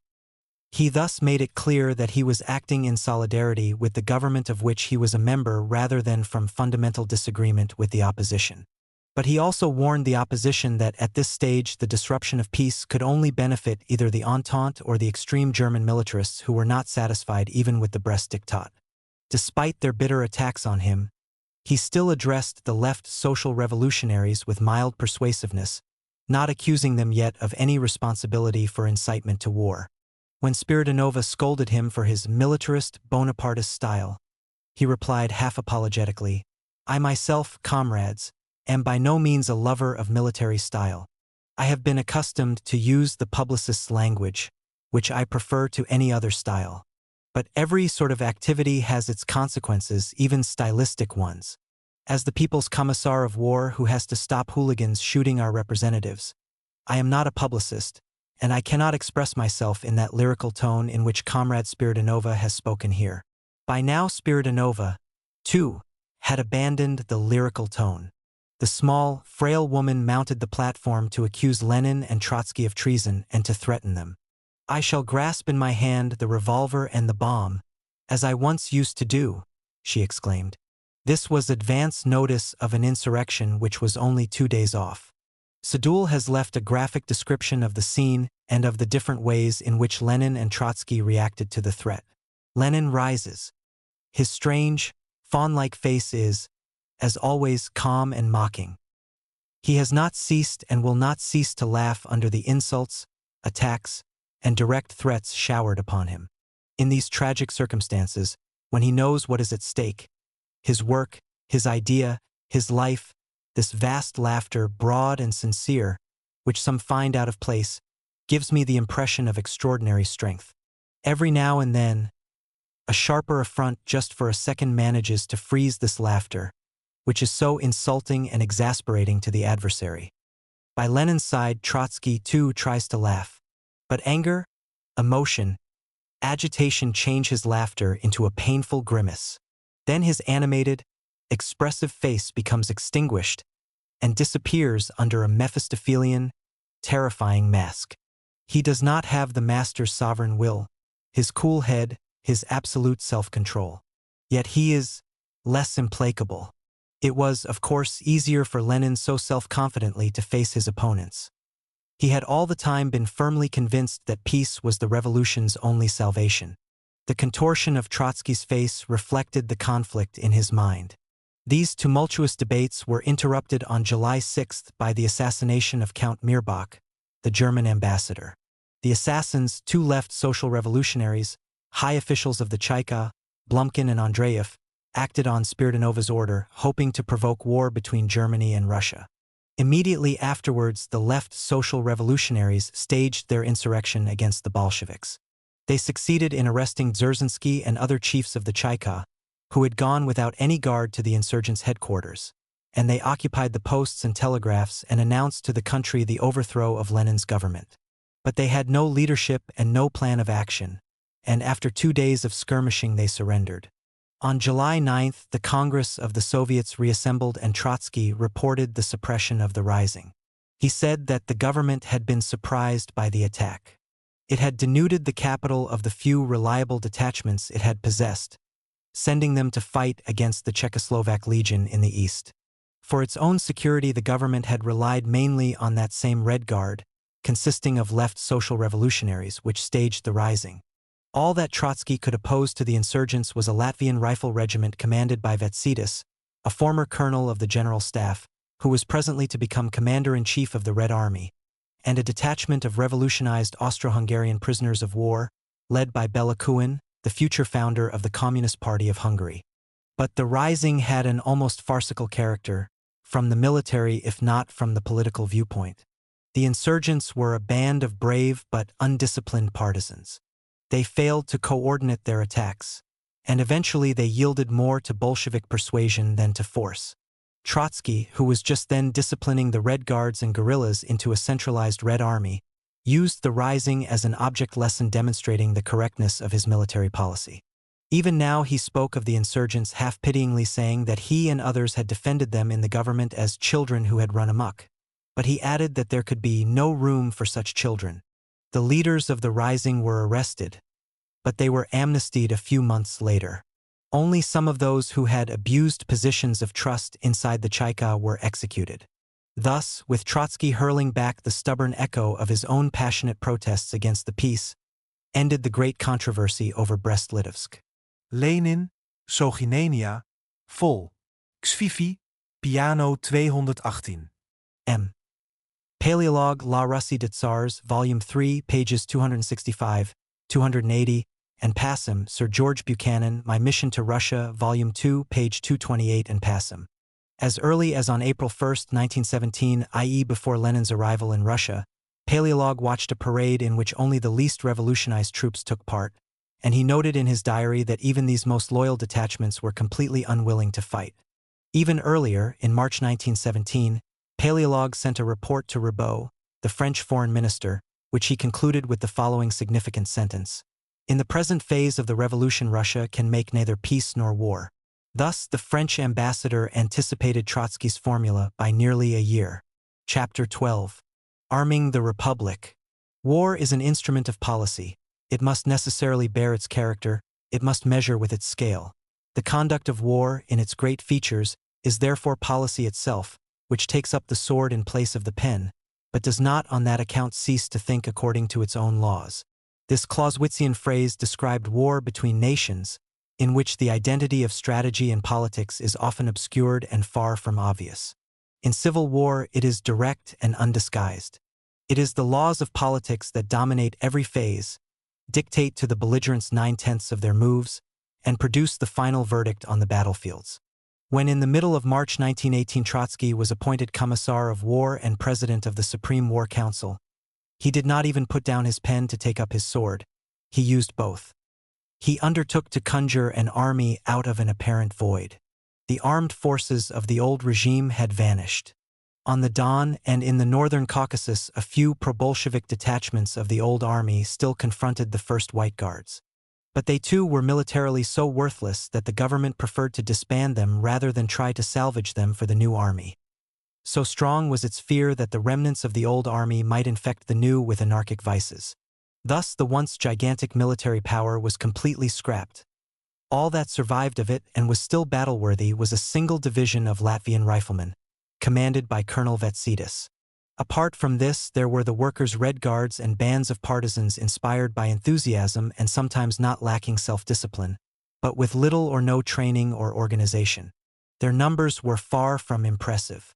In October 1917, the Red Guards of Petrograd had no more than 4,000 and those of Moscow no more than 3,000 fully trained and armed members. Since October, their numerical strength had not grown appreciably. From such slender beginnings sprang into being the Red Army which, after 2.5 years, had 5 million men under arms. Numbers alone give only a faint idea of the difficulties. The greatest obstacles were moral and political. When he set out to found the Red Army, Trotsky seemed to be burning all that he had worshipped and worshipping all that he had burned. The Bolsheviks had denounced militarism and encouraged the soldier to revolt against discipline and to see in the officer his enemy. They had done this not from enmity towards the army as such, but because they had seen in that army the tool of hostile interests. So overwhelmingly successful had their agitation been that it rebounded upon them. They were therefore compelled to break down the frame of mind which they themselves had built up before they could create the army which was a condition of their self-preservation. The popular mood was compounded of various strains: pacifist abhorrence of war, conviction that the revolution could rely on Red Guards and partisans and needed no regular army, and belief that it was the inalienable right of soldiers to elect their commanders and soldiers' committees. When Trotsky first came forward to say that soldiers' committees could not lead regiments into battle and that an army needed centralization and formal discipline, his words sounded like a profanation of a revolutionary taboo. Moreover, all the machinery of government had broken down so completely that the attempt to create a new army seemed hopelessly unreal. Trotsky took over his department from an ineffective collegium of 3 commissars, Podvoisky, Antonov-Ovsenko, and Dybenko. Since November, he had nominally headed the All-Russian Collegium for the administration of the War Department affairs. But the Brest crisis had prevented him from giving much attention to this office. This collegium prepared the decree of January 15, 1918 about the creation of an army of volunteers. Like most laws and ordinances of this period, this too was a statement of principle, on which the government was as yet unable to act. There were no administrative agencies to recruit the men, to put them into barracks, to clothe and feed them. There were no officers and sergeants to train the recruits. Only in April, a month after he had assumed his new office, did Trotsky begin to form regional and local offices of his commissariat, i.e. recruiting centers. But still there was a gulf between decree and execution. All that had been achieved 5 months after the October insurrection was that in a few cities several hundred members of the Red Guards had begun to train for positions of command. He appealed primarily to the members of the party and of the Soviets. Only with their support could he hope to carry out his task. He impressed upon them the need for the revolution to pass from its first, destructive, to its next, constructive phase. And his text was, "Work, discipline, and order will save the Soviet Republic." It was in the military field that the transition had to be made first, for on it depended the revolution's survival. He did not opportunistically decry the first destructive phase, which, he said, had brought the Great Awakening of the personality in Russia. Therein lay the historical significance and greatness of the first phase of the revolution. But the awakened personality, reacting against its former suppression, revealed its self-centered and antisocial features. Yesterday the man of the mass was still a nobody, a slave of the czar, of the gentry, of the bureaucracy, an appendage to the machine, a beast of burden. Having freed himself, he is now most acutely aware of his own identity and begins to think of himself as of the center of the world. It was the party's duty to inure the awakened personality to a new, conscious social discipline. For this the party itself must overcome its own anti-militarist bias. Too many of its members still viewed any army as an instrument of counter-revolution. It was not yet the immediate task to create a fully fledged army. It was rather to gather a nucleus for it. The government decreed universal obligatory military training in principle, but only volunteers would be immediately drafted and trained. The party must also overcome the crude bias in favor of elected commanders and soldiers' committees, for these were not of the essence of revolutionary democracy. The democratic principle required that the government should be elected and controlled by the masses, not that the masses should arrogate its functions and deprive it of the powers of appointment. The Red Army must use the services of the former czarist officers. In matters of defense, courage, revolutionary enthusiasm, and readiness for sacrifice were not enough. As industry needs engineers, as farming needs qualified agronomists, so military specialists are indispensable to defense. While those who had made the revolution were utterly reluctant to take orders from the generals and colonels of the old regime, the generals and colonels were not less reluctant to place their skill and experience at the disposal of the Bolsheviks. There were only a few exceptions. The first military man of stature who volunteered for service was General Bonchbruvich, former commander of the Northern Front, who was won over by his brother, a well-known Bolshevik writer. Trotsky entrusted the general with organizing the general staff, a task which had been quite beyond the ensign Krylenko, the commander-in-chief appointed in the first days of the revolution. But very few officers followed Bonchbruvich. Those who did so approached their task with all the mental habits of the regular soldier, accustomed to work within the rigid and well-ordered framework of a normal army and ill at ease in the climate of revolution. Radek describes Trotsky's first conferences with these officers in April 1918. In the course of many days, the officers put forward and discussed their ideas, while Trotsky listened in silence. All sorts of schemes for galvanizing the old army were advanced, and none took account of the recent psychological upheavals. Then Trotsky outlined his scheme for recruiting volunteers. The only answer he obtained was an embarrassed silence and a shrugging of shoulders. The officers attributed the collapse of the old army to lack of discipline, and they were sure that there would be no discipline in an army of volunteers. Trotsky's project struck them as the fancy of a revolutionary dilettante. But in Trotsky's scheme of things, politics dictated the military course of action. He had to enlist the enthusiasts of the revolution first, for only they would serve with complete self-discipline and could be counted upon later to impose discipline upon others. Even the drafting of volunteers was no easy matter. Adventurers and pot hunters flocked to the recruiting centers, and they had to be carefully eliminated. Only in the late summer of 1918 did Trotsky proceed to experiment with conscription. He called up a small number of industrial workers in Petrograd and Moscow. When the first 10,000 workers had been drafted, this was hailed as a feat. Gradually more were recruited, although, as conscription widened, the workers' reluctance to enroll began to show itself. But persuasion and appeals to class solidarity were, for the most part, effective. Only when the proletarian core of the army had been firmly established did Trotsky begin to call up the peasants, first the poor and then the seredniaks, the middle peasants. These often deserted en masse, and their morale fluctuated violently with the ups and downs of the Civil War. As armies were lost and raised periodically with the frequent and sudden contraction and expansion of Soviet-held territory, the process had to be repeated in various provinces at different times. Until very late in the Civil War, the Red Army had therefore little uniform outlook. Various stages in its organization constantly overlapped. Hardened and well-disciplined divisions fought side by side with units which were little better than a half-armed rabble. This increased the instability and nervousness peculiar to a revolutionary army, formed amid universal unsettlement. If, in spite of this, and in spite of a chronic shortage of munitions, uniforms, and boots, and also in spite of hunger and epidemics, the Red Army stood the test, this was due to the fact that it was set up in a number of concentric and gradually widening rings, each from a different social stratum and each representing a different degree of loyalty to the revolution. In every division and regiment, the inner core of Bolsheviks carried with it the proletarian elements, and through them also the doubtful and shaky peasant mass. On April 22, 1918, Trotsky laid his scheme before the Central Executive of the Soviets. When he came to his point about the employment of officers, the Mensheviks raised an outcry. Thus the Napoleons make their appearance. D'un exclaimed. Martov accused Trotsky of paving the way for a new Kornilov.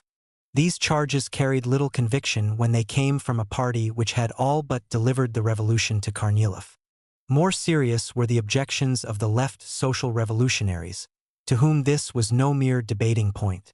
But the most persistent and influential opposition arose within the Bolshevik party itself. This opposition was actuated by the most diverse motives. Most of the left communists who had opposed the Peace of Brest repudiated Trotsky's policy in the name of the revolution's libertarian spirit. They refused to countenance a centralized standing army, let alone one officered by czarist generals and colonels, led by I.N. Smirnov, Bukharin, Pyatakov, and Bubnov. The left communists came out against Trotsky as frankly and bitterly as they had come out against Lenin in the controversy over Brest.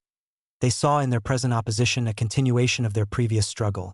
They refused to accept any compromise with forces of the old regime, whether in foreign or in domestic policy. The other element in the opposition was formed by men who belonged to the inner Bolshevik hierarchy. As a rule, these men stood for centralized authority and strict discipline, and they viewed the left communists as irresponsible troublemakers. They were not fundamentally opposed to Trotsky's idea of the new army, but they viewed with suspicion his solicitations of the former officers' corps. They suspected, not quite without reason, that the officers would enlist in order to betray the Red Army from within, and some were jealous for newly acquired positions of power which they were now being asked to share in the army with erstwhile enemies. The jealousy and the suspicion were blended into a strong sentiment, which found expression in the Central Committee of the party. Even those Bolsheviks who agreed that the officers should be employed did so with strong mental reservations, and every now and then they gave vent to suppressed feeling. They opposed Trotsky's policy deviously, attacking it not in principle but in detail and execution. These two trends of opposition overlapped and formed an ambiguous alliance. They enlisted the support of the commissars and commanders of the Red Guards and partisan groups, ordinary workers and non-commissioned officers, who had distinguished themselves in the first weeks of the upheaval, were surrounded by a halo of heroism, and bitterly resented subordination to czarist generals or any other military authority.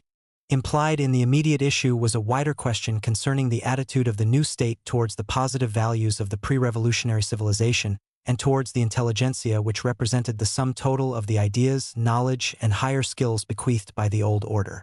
In the military field, this question was most acute, but it was of vital significance to every aspect of Soviet life. Among Bolsheviks and ordinary workers, there was an intense dislike of the professional men who had enjoyed freedom and privileges while the revolutionaries had spent their best years in banishment and prison. They were stunned when they were told that the revolution should restore the Tsar's flunkies and the bourgeois Philistines to respectability and influence. Yet this was what the revolution was beginning to do, because it could not wreak vengeance upon the intelligentsia without shattering the basis of its own future. Without its doctors, scientists, research workers, and technicians, of which it had none too many, and without its writers and artists, the nation would have sunk finally to the level of primitive barbarism, to which it was anyhow dangerously close. The disputes over the specialists were therefore implicitly a struggle over the level of civilization from which the building of socialism was to begin. Trotsky repeatedly posed the issue in this wider context, and not merely as a matter of military expediency. He argued that the cultural heritage of which the revolution had taken possession must be saved, cultivated, and developed, and as long as the revolution had to defend itself, military skill and knowledge must be considered as part of that heritage. His exhortations to this effect make up many pages in the volumes of his military writings, and they belong to the cultural as well as to the military history of the Soviet regime. The combination of the groups opposed to Trotsky's policy was all the more formidable as Lenin for a long time reserved judgment on the employment of the officers, although he himself most emphatically insisted on a considerate and tactful treatment of the civilian specialists. The military branch of the party, on whose cooperation so much depended, was firmly against Trotsky's policy. The conflict came into the open when Lashevich, the leader of that branch, a member of the Central Committee and Zinovyev's close friend, publicly boasted that the party would use the old generals only to squeeze them like lemons and then throw them away. Zinovyev spoke in the same manner, as if setting out to wound the officers' self-respect and to obstruct Trotsky's attempts to enlist them. A General Novytsky who had of his own accord declared his readiness to serve under the Bolsheviks wrote an open letter to Trotsky, in which he refused cooperation, saying that he had no desire to be squeezed and thrown away like a lemon. Trotsky countered this with an emphatic repudiation of the attacks on the officers. Those former generals, he wrote, who work conscientiously in the present difficult conditions, deserve, even if they are of a conservative outlook, infinitely more respect from the working class than pseudo-socialists who engage in intrigue. Trotsky was not merely anxious to reassure the officers. He was sincerely indignant about Zinovyev's and Lashevich's crude and offensive language. Even after the Civil War, when the need to employ the old officers was less pressing, he continued to demand that they should be treated with consideration. He held that they should be employed even after a new officers' corps had been raised up, because no civilized and rationally governed society can waste men of skill, knowledge, and merit. He also spoke from his own faith in the moral greatness of the revolution by which even men of conservative upbringing must be impressed, and he bitterly reproached with pusillanimity those Bolsheviks who thought that once a man had been a czarist officer, he must forever remain insensitive to the appeal of socialism. He himself strove to impress upon the officers the moral grandeur of the revolution, obscured by its miseries. Some of his pleadings with the officers therefore belong among the most stirring apologias for the revolution. This, for instance, is a passage from an inaugural address he gave at the Military Academy in 1918. The address was devoted largely to the Academy's curriculum, but it also contained words the like of which had hardly ever resounded within the walls of a military academy. People unaccustomed to the revolution and its psychology may, of course, view with some horror that riotous, self-willed, and violent anarchy which appeared on the surface of revolutionary events. Yet in that riotous anarchy, even in its most negative manifestations, when the soldier, the slave of yesterday, all of a sudden found himself in a first-class railway carriage and tore off the velvet upholstery to make puttees for himself, even in such a destructive act there manifested itself the awakening of the personality.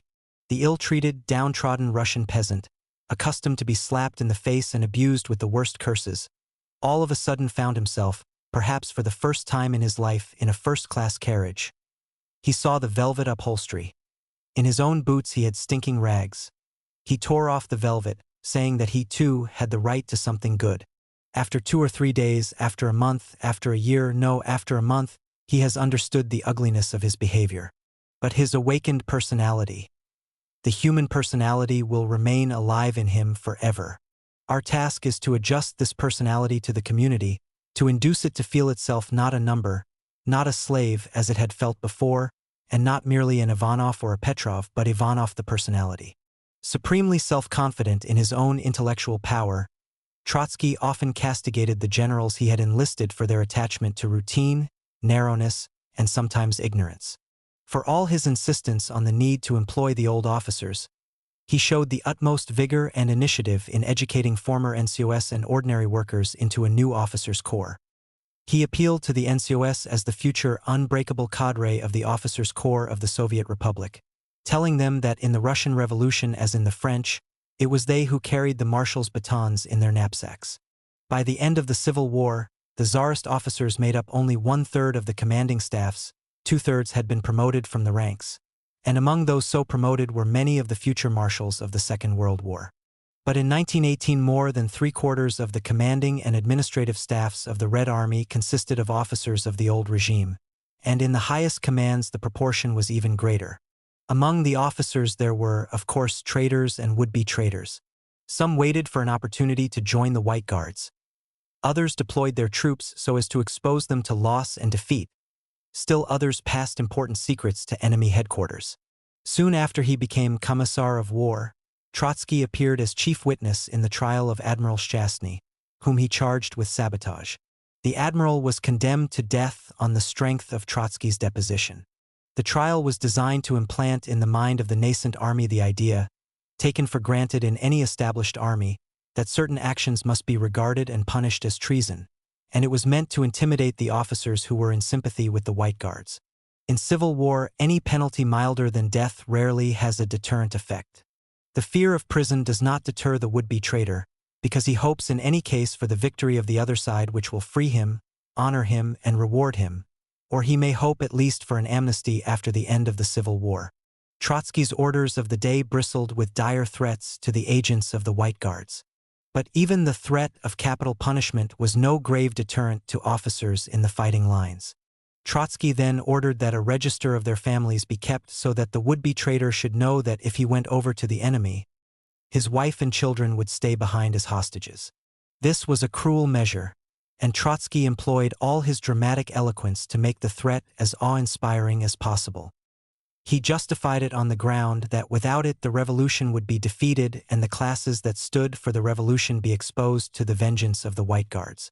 Amid the panics, the intense suspicions, and the violent passions of civil war, there were many innocent victims, and all too often Trotsky had to remind his overzealous subordinates that the purpose of the terror was not to destroy potential enemies but to compel them to serve the revolutionary state. He placed the commissar by the officer's side. For this, as for many other institutions, precedents could be found in the French Revolution, and Kerensky had already appointed commissars with the army. But hitherto the commissars had been attached only to the highest commands, and their role had been vague. Trotsky placed them at every level of the military ladder, from company commander to commander-in-chief. He also tried clearly to define the duties and responsibilities of commander and commissar. The former was responsible for military training and the conduct of operations, the latter for the commander's loyal behavior and the morale of the troops. No military order was valid unless it was signed by both. But no matter how clearly duties were assigned in theory, military authority was split. Rivalry and jealousy were inevitable. The officer resented the commissar's control. The commissar refused to reconcile himself to an arrangement which placed a colonel or a general under him politically and above him militarily. Trotsky tried to keep the balance between the two hierarchies. He sometimes appeared to the commissars as the protector of the officers and to the officers as the chief instigator of the commissars. And as he acted without regard for persons, he made many enemies. But he gained many devoted adherents among the officers, who were grateful to him for their rehabilitation, and also among the commissars, who held that the Red Army owed its political cohesion and power to his scheme. On the whole, the system worked, though not without friction, and no alternative to it could be devised.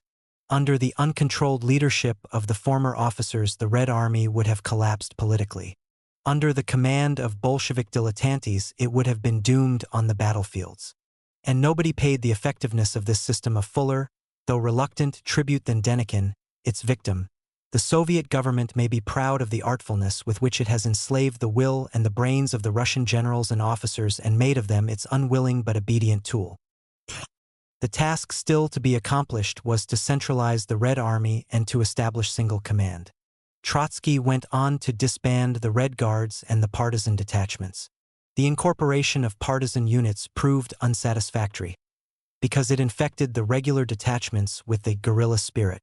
In the end, Trotsky demanded the complete disbandment of partisan units and threatened with severe punishment commanders and commissars willing to incorporate such units.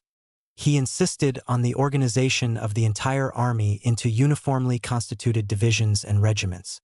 This led to innumerable conflicts with guerrillas, especially with the anarchist partisan army led by Makhno. But even in divisions which were led by Bolsheviks, often only lip service was paid to centralization and uniform organization. To many a Bolshevik, the enforcement of centralization was all the more odious when it entailed subordination to a czarist general. The left communists continued frankly to voice their opposition. A less open but all the more effective focus of the opposition was in the 10th Army, which, under Voroshilov's command, stood at Tsaritsyn, the future Stalingrad. In the middle of 1918, the Soviet Republic was still virtually without an army. If foreign intervention had developed then on its later scale, or if the White Guards had been ready, the position of the Soviets would have been desperate. But the course of events somehow favored the Bolsheviks. It imparted approximately the same rhythm and tempo to the efforts of both camps to gather and marshal their armed strength. Like the Red Army, the White Guards were only beginning to form. The German advance was confined to the southern fringe, and the troops of the Entente landed only at the remote outposts of Murmansk, Archangel, and Vladivostok. In central Russia, the Bolsheviks consolidated their power in comparative safety. This circumstance accounted in part for the relatively slow progress they had so far made in the military field. It needed an imminent and mortal threat to speed up the process. That threat came suddenly from the Czechoslovak Legion, formed earlier in the war by prisoners of war eager to fight against Austro-Hungary. Under the Treaty of Brest, the Soviet government was obliged to disarm the Legion. The disarming was carried out so reluctantly and perfunctorily that the Legion remained in possession of most of its arms. The British and the French at first proposed to evacuate the Legion from a Russian harbor, and to this the Soviet government agreed. Subsequently, however, the Entente failed to supply the ships and resolved to leave the Legion in Russia, where it might be used against either the Bolsheviks or the Germans, or against both. Trotsky guaranteed the Legion full security, and he offered its members the right to settle and work in Russia, if they so desired. While the Legion was aimlessly shifted across the Urals and Siberia, it was aroused by a rumor that the Bolsheviks were about to extradite it to the Germans. The Legion took up arms. In the military vacuum of Asian Russia, it rapidly occupied a vast area, overthrew the Soviets, and made common cause with Kolchak's White Guards. When the Czechs seized Samara on the Volga, Trotsky ordered the first compulsory call-up of workers. From Moscow, he hastily dispatched the conscripts against the Czechs. Most of them had had almost no preliminary training and were armed only en route. During the Czech advance, the left social revolutionaries rose against the Bolsheviks. The latter, we know, had at their disposal in Moscow only the Lettish troops commanded by Vetsidis and a detachment of revolutionized prisoners of war under Belakuin. After the suppression of the rising in Moscow, the Lettish troops, too, were sent to fight the Czechs. The situation on the Volga was aggravated by the alleged treason of Muraviv, the colonel who had defeated Kerensky's attempt to recapture Petrograd, who had then distinguished himself fighting in the south and who had been appointed commander of the Eastern Front. Muraviv was, or claimed to be, in sympathy with the left social revolutionaries, and the Bolsheviks accused him of collusion with the Czechs and Kolchak. According to one version, he committed suicide after he had been unmasked. According to another, he was executed. In the meantime, the Czechs seized Ufa, Simbirsk, and Ekaterinburg. In Ekaterinburg, the Bolsheviks had kept in internment the Tsar and his family. They had intended to let a revolutionary tribunal try the Tsar, as Charles I and Louis XVI had been tried, and Trotsky had chosen for himself the role of the Tsar's chief prosecutor. But the advance of the Czechs and of Kolchak had so surprised the Bolsheviks on the spot that, so they claimed, they had no time to arrange for the safe evacuation of the Tsar and his family. They feared that the Tsar might be rescued by the Whites and rally all the forces of the counter-revolution, hitherto divided because of the lack of any unifying authority. Remembering perhaps Marat's dictum, "Woe to the revolution which has not enough courage to behead the symbol of the ancien regime," the Bolsheviks, before their hasty withdrawal, executed the Tsar and his whole family. The official Bolshevik version claims that the execution was decided upon by the local Bolsheviks but approved after the event by Moscow. There are reasons to doubt the veracity of this version. It seems that the local Bolsheviks first asked the Politburo for a decision, that Trotsky still counseled evacuation so that the Tsar might be placed in the dock, but that the Politburo refused to take any risk and ordered the execution. Thus the world was deprived of the spectacle of a most dramatic trial, in which Trotsky and the Tsar would have faced each other. The advance of the Czechs and of the White Guards continued. On August 6, the Red Army withdrew in panicky haste from Kazan, the last important town on the eastern bank of the Upper Volga. If the Czechs succeeded in crossing the river at this point, they could surge across the open plain towards Moscow, and they would have found no obstacle in their way. The central executive of the Soviets declared the Republic in danger. Trotsky ordered the first compulsory call-up of commissioned and non-commissioned officers, and stern measures against easygoing or privilege-seeking communists in the army. 2 days after the fall of Kazan, he himself left for the front in the train which was to serve as his abode and mobile headquarters during 2.5 years. In an order of the day issued before his departure, he wrote, "Leaving for the Czechoslovak front, I send my greetings to all those who honestly and bravely defend the freedom and independence of the working class. Honor and glory to the valiant fighters. At the same time I am issuing this warning. No quarter will be given to the enemies of the people, the agents of foreign imperialism, the mercenaries of the bourgeoisie. In the train of the People's Commissar for War, where this order is being written, a military revolutionary tribunal is in session, which has unlimited powers within the zone of this railway line. A state of siege is proclaimed over this zone. Comrade Kamenshikov, whom I have charged with the defense of the Moscow-Kazan line, has ordered concentration camps to be set up at Murom, Arzamas, and Sviazk. I am warning responsible Soviet officials in all regions of military operation that we shall be doubly exacting towards them. The Soviet Republic will punish its sluggish and criminal servants no less severely than its enemies. The Republic is in peril. Woe to those who directly or indirectly aggravate the peril." Trotsky arrived at Sviazk, a little town on the western bank of the Volga, opposite Kazan. This was the most advanced position of the Reds, after their retreat across the river. He found the front in a state of virtual collapse. Mass desertion from the ranks, prostration among commanders and commissars. From his train, which stood within the reach of enemy fire, he descended into panic-stricken crowds of soldiers, poured out on them torrents of passionate eloquence, rallied them and, on occasion, personally led them back to the fighting line. At an especially critical moment, his own escort joined in the battle, leaving him almost alone on his train. The local commissars proposed that he should move to a safer place on a steamboat on the Volga. But fearing the effect this might have on the troops, he refused. On a ramshackle torpedo boat he went with sailors of Kronstadt, who had brought over a tiny flotilla to the Volga, on an adventurous night raid to Kazan. Most of the flotilla was destroyed, but it managed to silence the enemy batteries on the banks of the river, and Trotsky returned safely to his base. The forces engaged in this fighting were extremely small. As at the opening of every civil war, so here the fortunes of a great revolution swayed on minute scales. In a battle of this sort, the leader is constantly before the eyes of the men. His faith, his presence of mind, and his courage may work wonders. He has to establish his military authority also by personal example, which the leader of a normal army is rarely expected to give. In such a battle, on the other hand, the local commanders are constantly before his eyes, and the reputation which they gain on the spot helps them to undreamt of promotion and fame. From Sviazk dated Trotsky's friendship for Vetsidis, whom he presently promoted to commander-in-chief of the Red Army. There, too, the young Tukhachevsky caught his eye.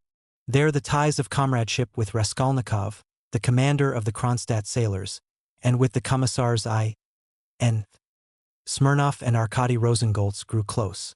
At Sviazk he also conceived a high regard for V. Meslok's organizing ability, and throughout the Civil War he promoted Meslok, who later became his enemy and vice premier under Stalin.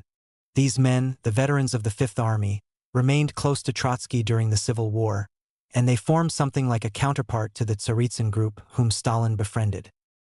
He brought before a court-martial the commander and the commissar of a regiment. The commissar's name was Pantaleev, who at the height of the battle had taken themselves and their men away from the front line. Both the commander and the commissar were shot. The soldiers of the Red Army, Trotsky commented on the event, are neither cowards nor scoundrels. They want to fight for the freedom of the working class. If they retreat or fight poorly, commanders and commissars are guilty. I issue this warning. If any detachment retreats without orders, the first to be shot will be the commissar, the next the commander. Cowards, scoundrels, and traitors will not escape the bullet. For this I vouch before the whole Red Army. Trotsky's unpublished correspondence with Lenin shows what meticulous attention he gave to the details of battle. In one message, he insistently demands reinforcements. In another, he asks that disciplined communists, ready to die, be sent to the Volga. Lightweight agitators are not needed here.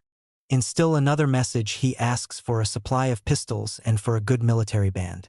Eager to appeal to the soldiers' imagination and pride, he asked that the popular satirical poet Damian Bedniai be sent to the front and that the government should establish medals for bravery.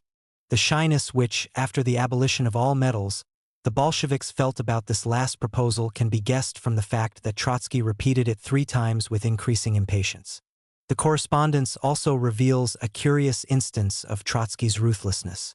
On August 17, Lenin communicated to him that the Red Cross, supported by the French and American consuls, asked for permission to transport food from Nizhny Novgorod, which was held by the Bolsheviks, to Samara, which was occupied by the Whites.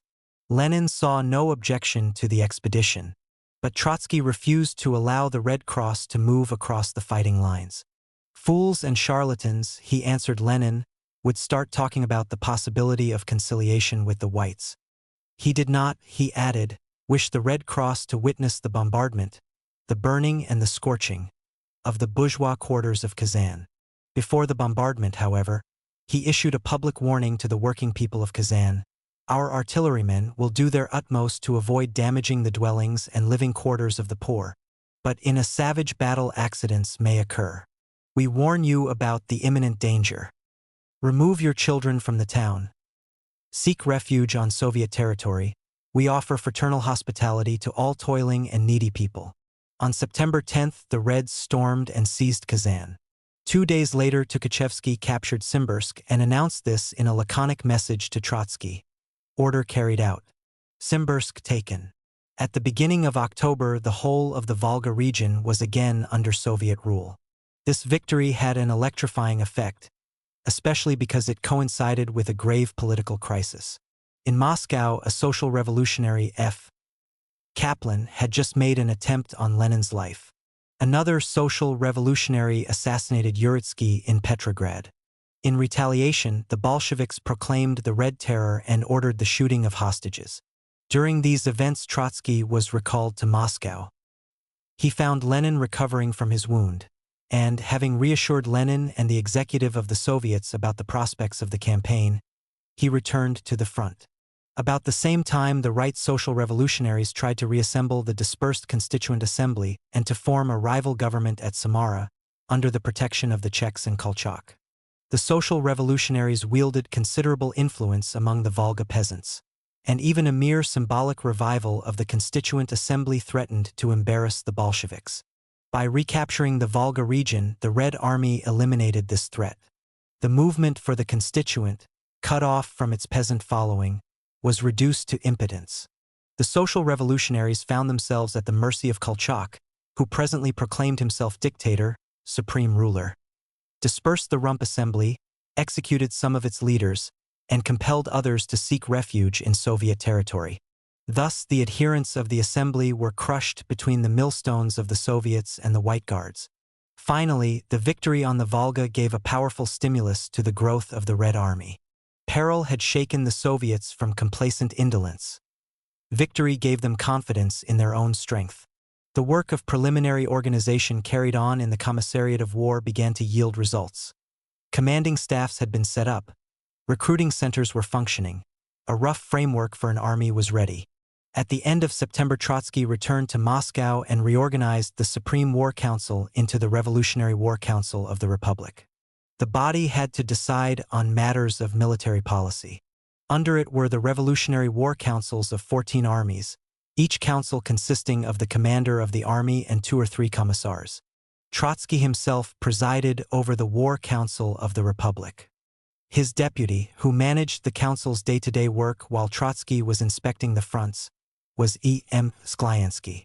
Trotsky himself paid generous tribute to the talents energy, and industry of his deputy, describing him as the Carnot of the Russian Revolution. The histories of the Civil War written during the Stalin era hardly ever mention Sklyansky, even though he had not been involved in the struggle between Trotsky and Stalin and died in 1925. But Lenin's published correspondence and, even more, the unpublished records leave no doubt about Sklyansky's crucial role in the conduct of military affairs. His was one of the extraordinary careers of the time. As a young graduate of the medical faculty of Kiev, he had been drafted before the revolution into the army as a doctor and soon became prominent in the clandestine military organization of the Bolsheviks. Trotsky met him only in the autumn of 1917, and he was so impressed by Sklyansky's great creative elan combined with concentrated attention to detail that he appointed him as his deputy. The other members of the council were Vetsidis, who had just been appointed commander-in-chief, and Smirnov and A. Rosengoltz, the commissars who had served with Vetsidis on the Volga, Raskolnikov, who commanded the Red Flotilla at Kazan, and Muralov and Uranev. Thus, the victors of Kazan were now placed at the head of military affairs. With their help, Trotsky set out to overhaul and centralize the Southern Front. It was in the south that the White Guards now had their main strongholds. The strongest Bolshevik force in the south was Voroshilov's 10th Army. But Voroshilov was refusing to overhaul his troops according to Trotsky's uniform pattern. The conflict had been brewing for some time. Stalin had spent most of the summer at Voroshilov's headquarters at Tsaritsyn and had lent his support to Voroshilov.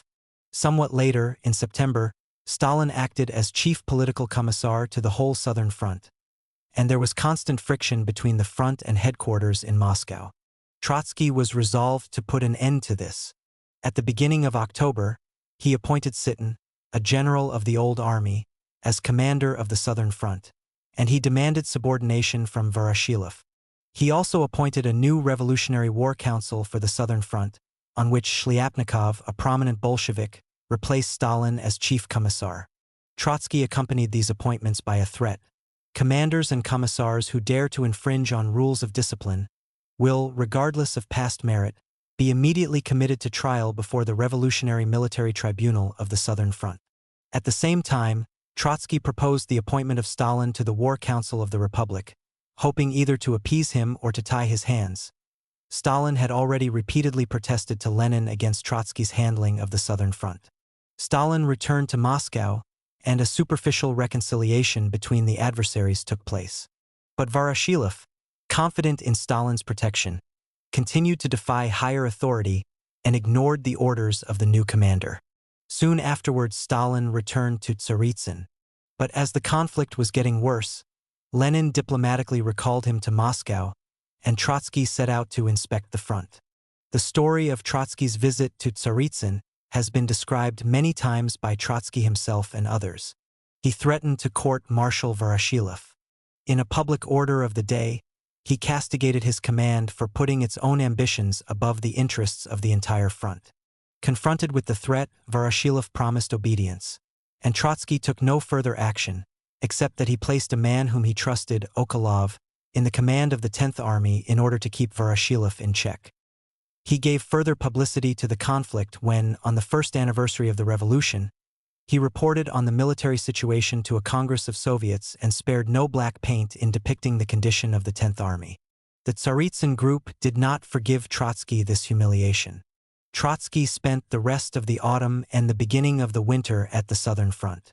In the meantime, his opponents in Moscow, especially Stalin and Zinoviev, worked against him and tried, not without some success, to influence Lenin. Trotsky later recounted that, while he was at the front, Menzhinsky, the future chief of the GPU, warned him about the intrigue. Menzhinsky said that Stalin tried to persuade Lenin that Trotsky was gathering around him elements hostile to Lenin. Trotsky frankly put the question to Lenin, and he relates that Lenin, embarrassed, did not deny the fact of the intrigue, but assured Trotsky of his complete confidence in Trotsky's loyalty.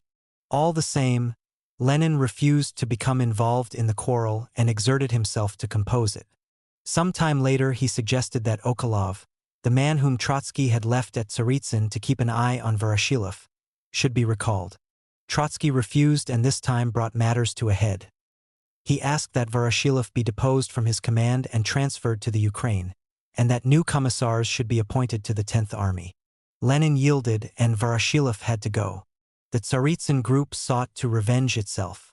It whispered that Trotsky was the friend of Tsarist generals and the persecutor of Bolsheviks in the army. The accusation found its way into the columns of Pravda, which was under Bukharin's editorship. On December 25, 1918, Pravda published a scathing attack on Trotsky by a member of Voroshilov's staff. This coincided with a new attempt of the left communists to achieve a revision of military policy.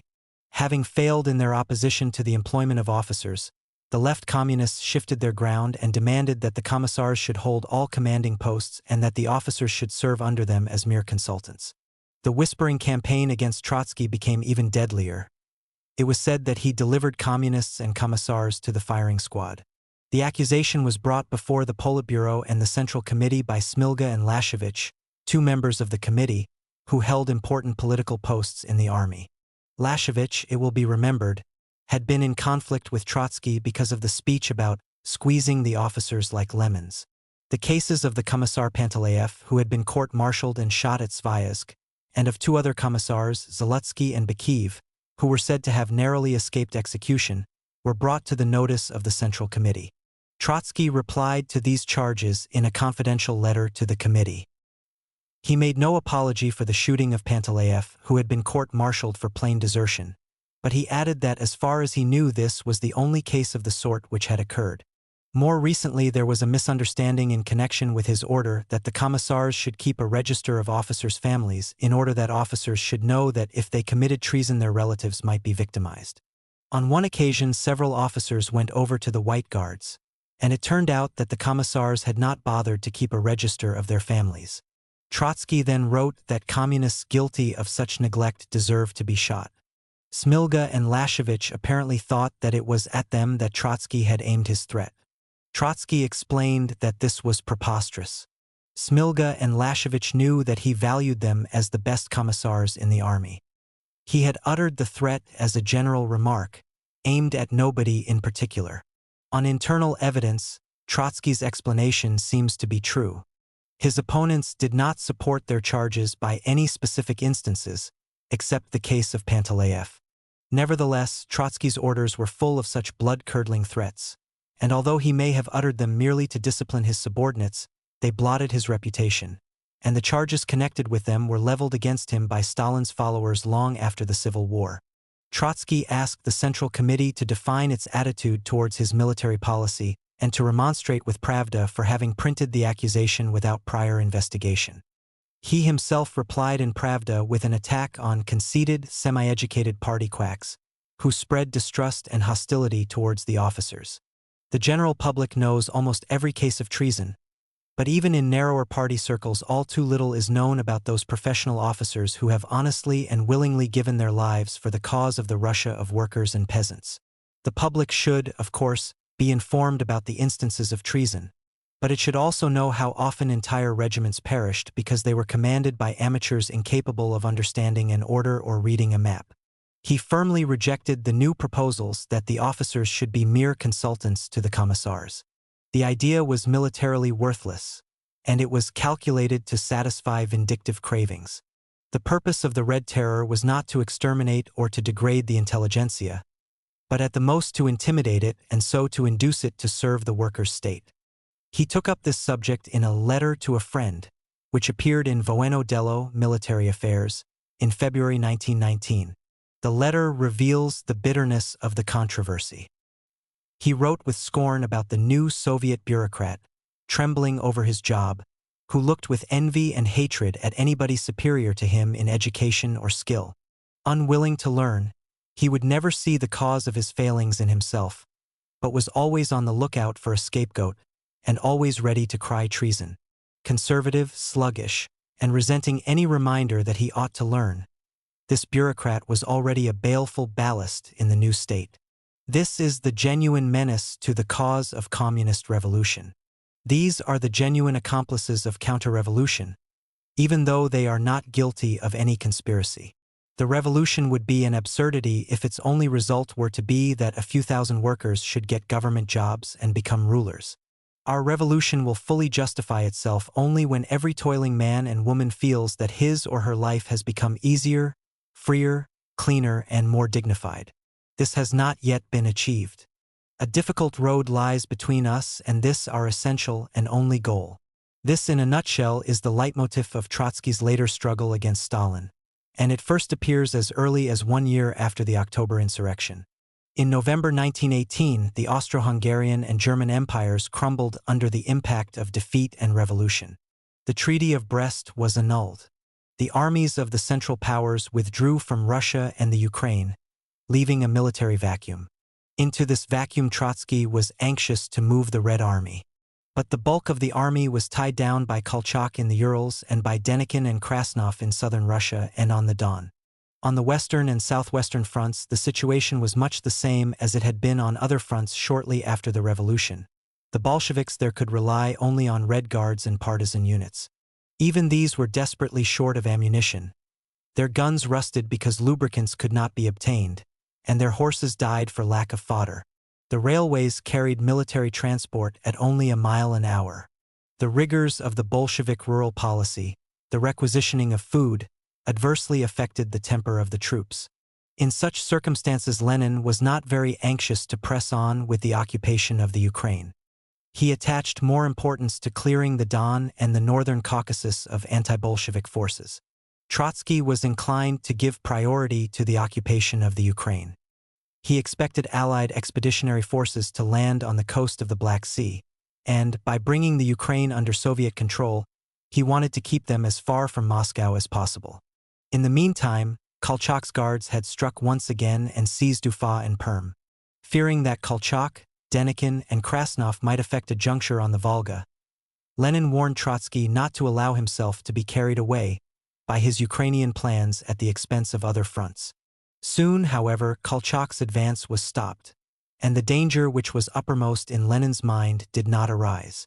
On the other hand, the French landed at Odessa and Nikolaev as Trotsky had feared.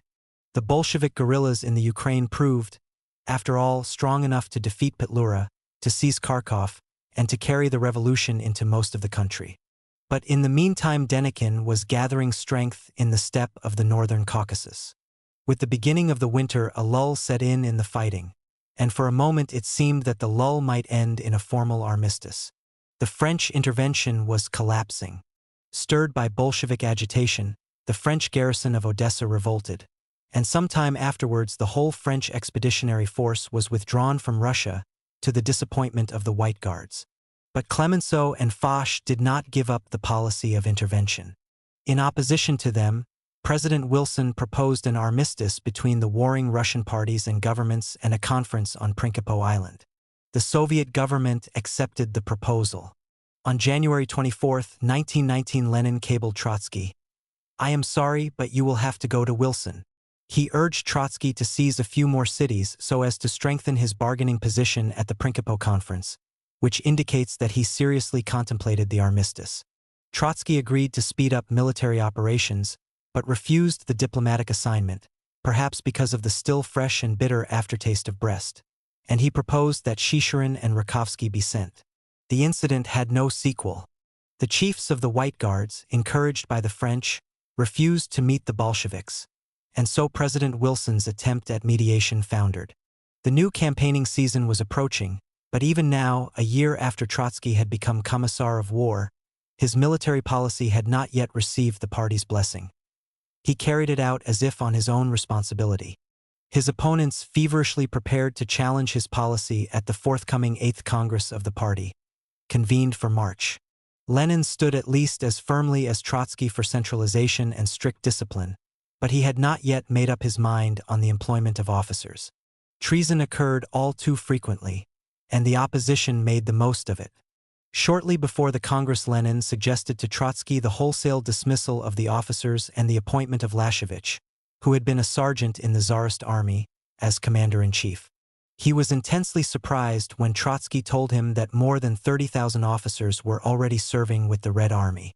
Only now did Lenin realize the magnitude of the problem and admit that, in comparison with the number of the officers employed, the instances of treason were few. He agreed at last that it was impossible to dismiss the officers, and he publicly spoke with admiration of the originality with which Trotsky was building communism with the bricks left over from the destroyed edifice of the old order.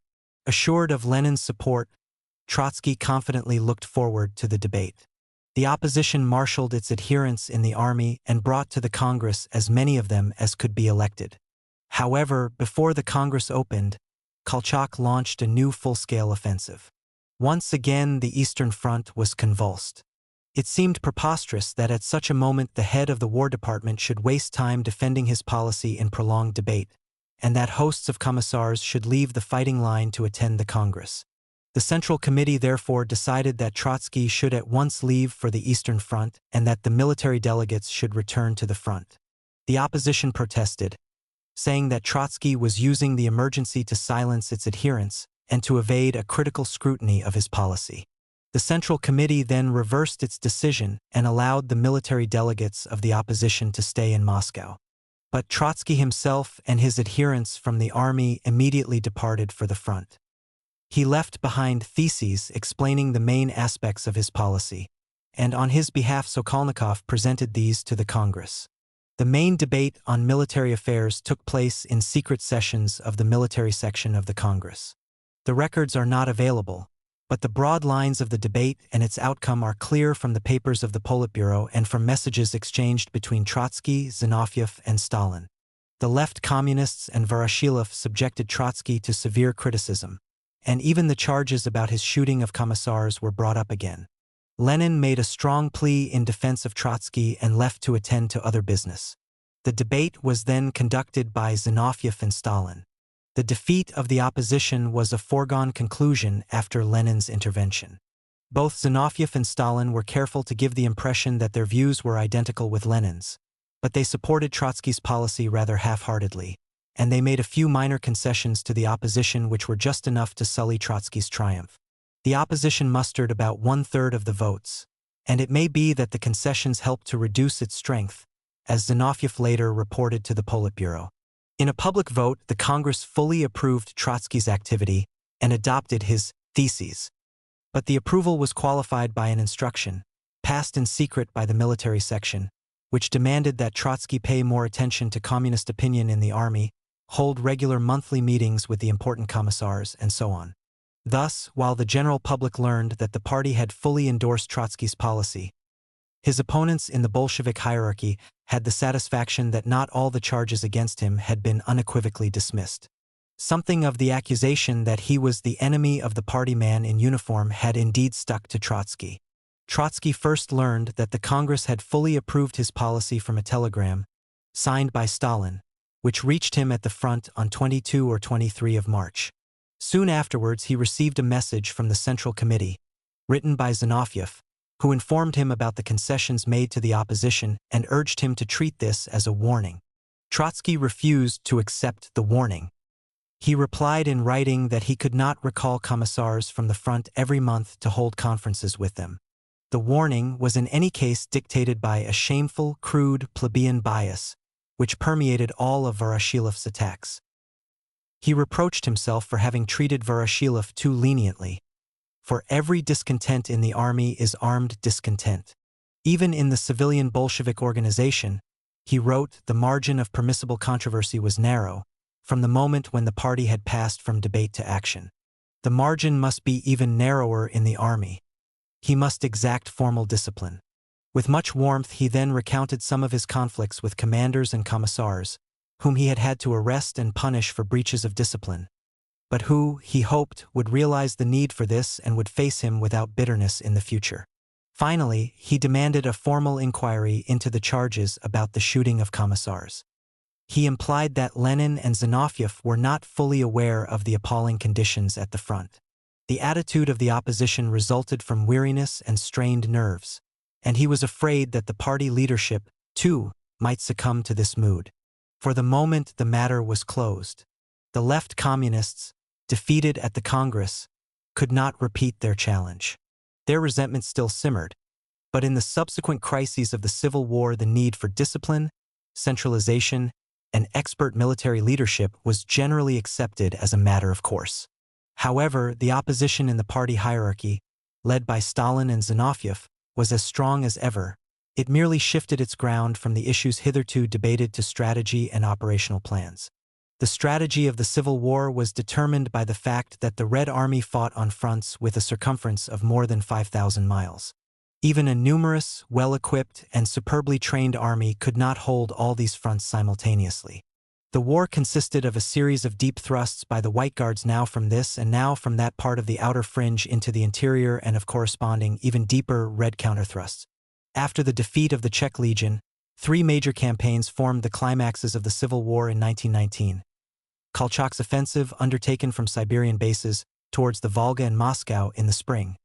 Denikin's advance from the south, also aiming at Moscow in the summer, and Yudenika's attempt to capture Petrograd in the autumn. Had all these offensives converged simultaneously on the centers of Soviet power, the counter-revolution might have won. But the White Guards operated on external lines, and they were separated from each other by thousands of miles. Each White Army grew up independently and at a different pace, and the commander of each was eager to win laurels exclusively for himself. The Red Army, on the contrary, benefited from operating on internal lines. It shifted its strength from one front to another to secure local superiority. Its operations were eventually planned and its resources controlled from a single center. But it was natural that the fixing of strategic priorities should give rise to friction and controversy, especially as almost every decision involved a choice between political as well as strategic alternatives. In March and April, Kolchak's troops once again advanced on a broad front towards the Volga and renewed the threat to Moscow so narrowly averted in the previous summer. The Red Army in the east was depleted. Its best troops had been sent against Denikin in the south. Trotsky spent 2 months on the eastern front, during which he stiffened the retreating army and prepared the counterthrust. This time he could view the prospects with greater confidence than during the campaign against the Czechs. He already had more than 500,000 men under arms, and as the trade unions called up 50% of their members, the army's establishment rose to 1.5 million men before the close of this campaign. Towards the end of April, the commander of the Eastern Front, S. Kamenev, a former colonel of the Tsarist General Staff, carried out a bold outflanking maneuver against Kolchak's southern flank and struck at the overextended lines. Soon the White troops began to fall back in disorder towards the Urals. At this point, a controversy ensued between Vetsidis, the commander-in-chief, and Kamenev, the commander of the front. The latter was eager to exploit his victory and to pursue Kolchak into Siberia. He was confident that he could inflict a final defeat on Kolchak, even though with only a part of his forces, which were again to be depleted in order to strengthen the southern front. Vetsidis, however, vetoed Kamenev's plan. He supposed that Kolchak had strong reserves in Siberia, and, considering the risk of a deep pursuit to be too great, he ordered Kamenev to stop at the Urals. Trotsky backed the commander-in-chief. He, too, feared that the eastern armies might march into a trap set for them by Kolchak. At the moment, Trotsky was also more eager to clear European Russia of the White Guards than to extend Soviet rule to Siberia. New commitments also appeared. Hungary and Bavaria had just been proclaimed Soviet republics, and Lenin urged the Red Army to establish liaison with Soviet Hungary, even though Polish troops in eastern Galicia barred access to Hungary. For all these reasons, Trotsky was anxious to reduce the commitments on the Eastern Front. As Kamenev would not give up his plan to pursue Kolchak, Trotsky removed him from the command. But now the commissars of the Eastern Front, Lashevich, Smilga, and Guzov, declared their solidarity with the removed commander and asked that he should be reinstated and given a free hand. The commissars had Stalin's ear, then Lenin's, and they achieved a reversal of Trotsky's and Vetsidis's decision. Thus Trotsky's opponents scored a notable advantage. Trotsky had in the meantime gone to the southern front, and there he spent most of the summer. Just as Kolchak's retreat was beginning, Denikin had advanced into the Ukraine, meeting only negligible resistance. The Ukraine, having only recently and superficially come under Soviet control, had no regular army. Red Guards and partisan bands roamed the country, looting and spreading anarchy. Makhno's anarchist detachments held part of the country under their sway. The left communists, defeated in Russia, had found refuge on the Ukrainian front which, being in an early phase of revolutionary ferment, was congenial ground to them.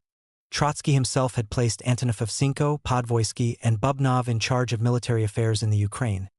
But Bubnov was one of the leaders of the left communists, and Antonov-Ovchenko was also inclined to give free rein to Red Guards and partisans.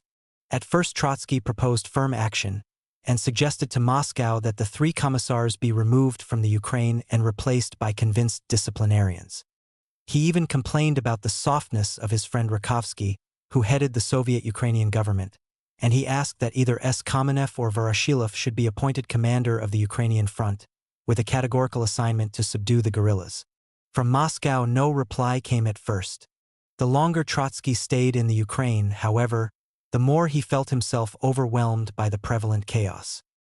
He came to think that the military disorder could not be overcome before the economic and political condition of the country had become more normal.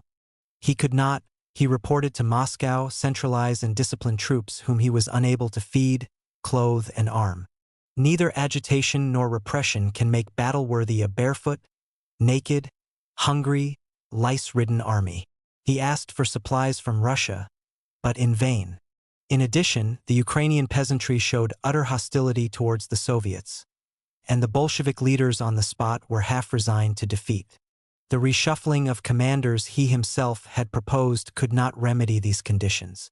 In the meantime, Lenin began to urge him with increasing impatience to carry out the proposed change in the Ukrainian command. At the beginning of July, Trotsky returned to Moscow. This was the lowest point in his fortunes during the Civil War. He admitted that he had misjudged the position on the Eastern Front when he opposed the pursuit of Kolchak. Now he had to answer strictures on his management of the Ukrainian front. In addition, the commander-in-chief whom he had promoted and backed had become the victim of scathing attacks. Stalin pressed for Vazidis's dismissal and even charged him with treason. He proposed that Kamenev, the victor over Kolchak, whom Trotsky had so recently demoted, should be appointed commander-in-chief. Stalin himself, incidentally, had just successfully directed the defense of Petrograd against Yudenik, and he walked in the fresh glory of that victory. On July 3, the Central Committee resolved to act on Stalin's advice. Vazidis was dismissed with honors, and Kamenev was appointed commander-in-chief. Trotsky resisted the change and sulked, but Kamenev's success on the Eastern Front, as he himself wrote later, bribed Lenin and broke down my resistance. This reverse was bitter enough, but yet another followed. The Central Committee also decided to overhaul the Revolutionary War Council of the Republic. Trotsky was to remain its chairman, but his friends, Smirnov, Rosengoltz, Raskolnikov, were removed, and their places were taken by Smilga and Guzov, the commissars who had defended the new commander-in-chief against Trotsky and whose candidature Stalin favored. The double reproof was so hurtful to Trotsky that he resigned on the spot from the Politburo, the Commissariat of War, and the Council of War. But the Politburo could not permit the conflict to come into the open. No matter with what Trotsky may have been taunted in the inner councils of the Kremlin, to the country he remained the leader of the October insurrection, the founder of the army, the artisan of its victories. His resignation in the middle of a new emergency would have dismayed the army and the party. And Lenin, at any rate, was genuinely anxious that his government should not forfeit Trotsky's services. On Lenin's proposal, the Politburo rejected Trotsky's resignation, and it adopted unanimously a resolution solemnly assuring Trotsky of its deep respect and complete confidence and urging him to continue his extremely difficult, dangerous, and important work on the Southern Front.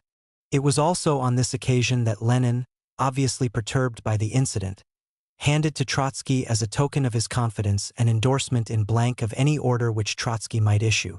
On these terms, Trotsky stayed in office. Another tug-of-war arose at once over the campaign against Denikin, and in this, too, Trotsky's adversaries worsted him. By this time, Denikin had seized Tsaritsyn, the coal basin of the Donets and Kharkov. The anti-Bolshevik front spread from the Volga and the Don to the western steppe of the Ukraine.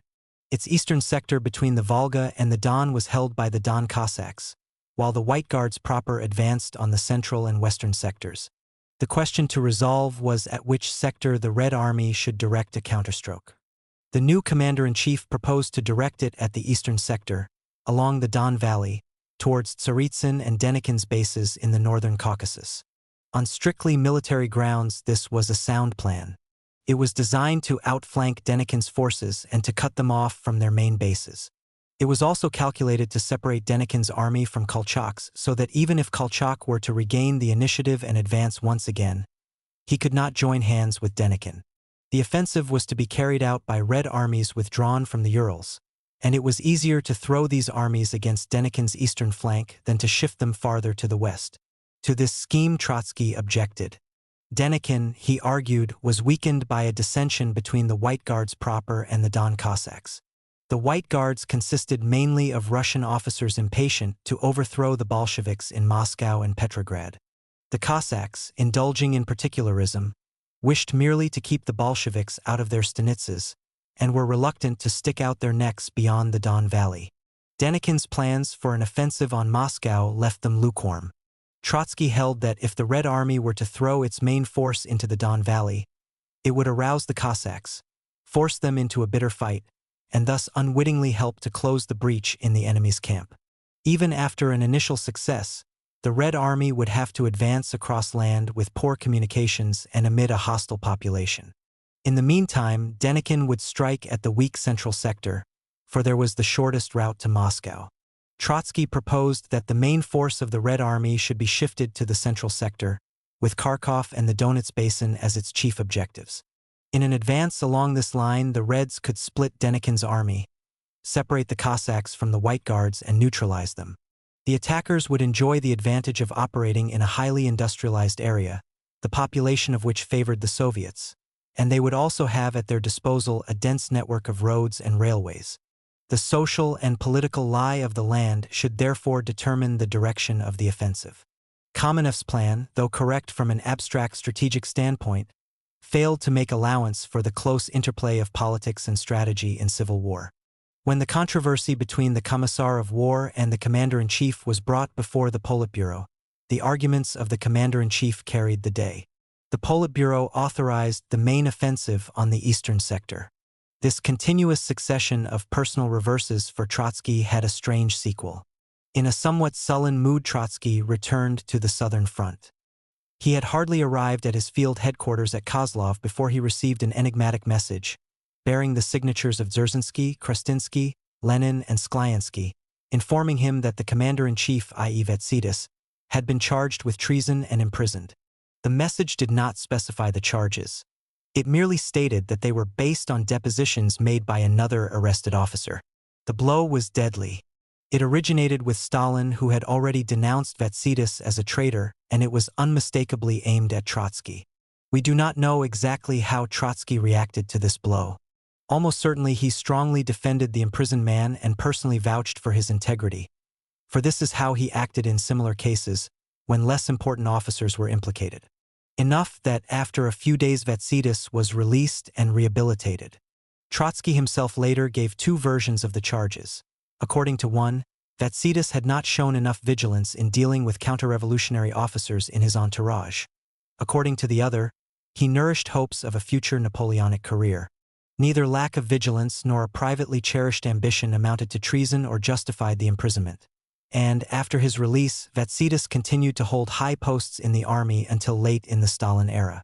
His arrest in 1919 was therefore intended to add humiliation to the setbacks Trotsky had already suffered. These were weeks of exceptional tension between Trotsky and Lenin, as their correspondence testifies. In part this was due to the disagreement over strategy and in part to the fact, connected with it, that Trotsky's assignment to hold the Ukraine against Denikin was a Sisyphean labor. Lenin also suspected that Trotsky was seeking to discredit the new commander-in-chief in the eyes of the officers on the southern front. From the south, Trotsky reported that Yegoriev, the commander of the front, took a highly critical view of Kamenev's plan for the offensive, and that he carried out Kamenev's orders without conviction. Regardless of the rights and wrongs of the issue, Trotsky wrote, this was an abnormal state of affairs, and he proposed the appointment of a new commander of the front who would share the views of the commander-in-chief. This proposal, which actually testified to Trotsky's loyalty, stirred suspicion in the Kremlin. The Politburo changed the commander of the front, but also detailed to the Ukraine Smilga and Lashevich, who were at loggerheads with Trotsky, and further, it meaningfully reminded Trotsky that he ought to do all he could to strengthen the authority of the new commander-in-chief. Against the insinuation, Trotsky vigorously protested. Repeatedly, he expostulated with Lenin and the Politburo for their unbusinesslike replies to his messages. Lenin, in his turn, showered upon him admonitions and reproaches. Why had he so little achievement to report? Where were the offensives that were to be mounted in the Ukraine? In truth, the unsettlement prevalent in the Ukraine afforded Trotsky little or no scope for military action. The Red Army had invested its main strength in the eastern sector of the front, and the Ukraine, which formed the central and western sectors, was left to fend for itself.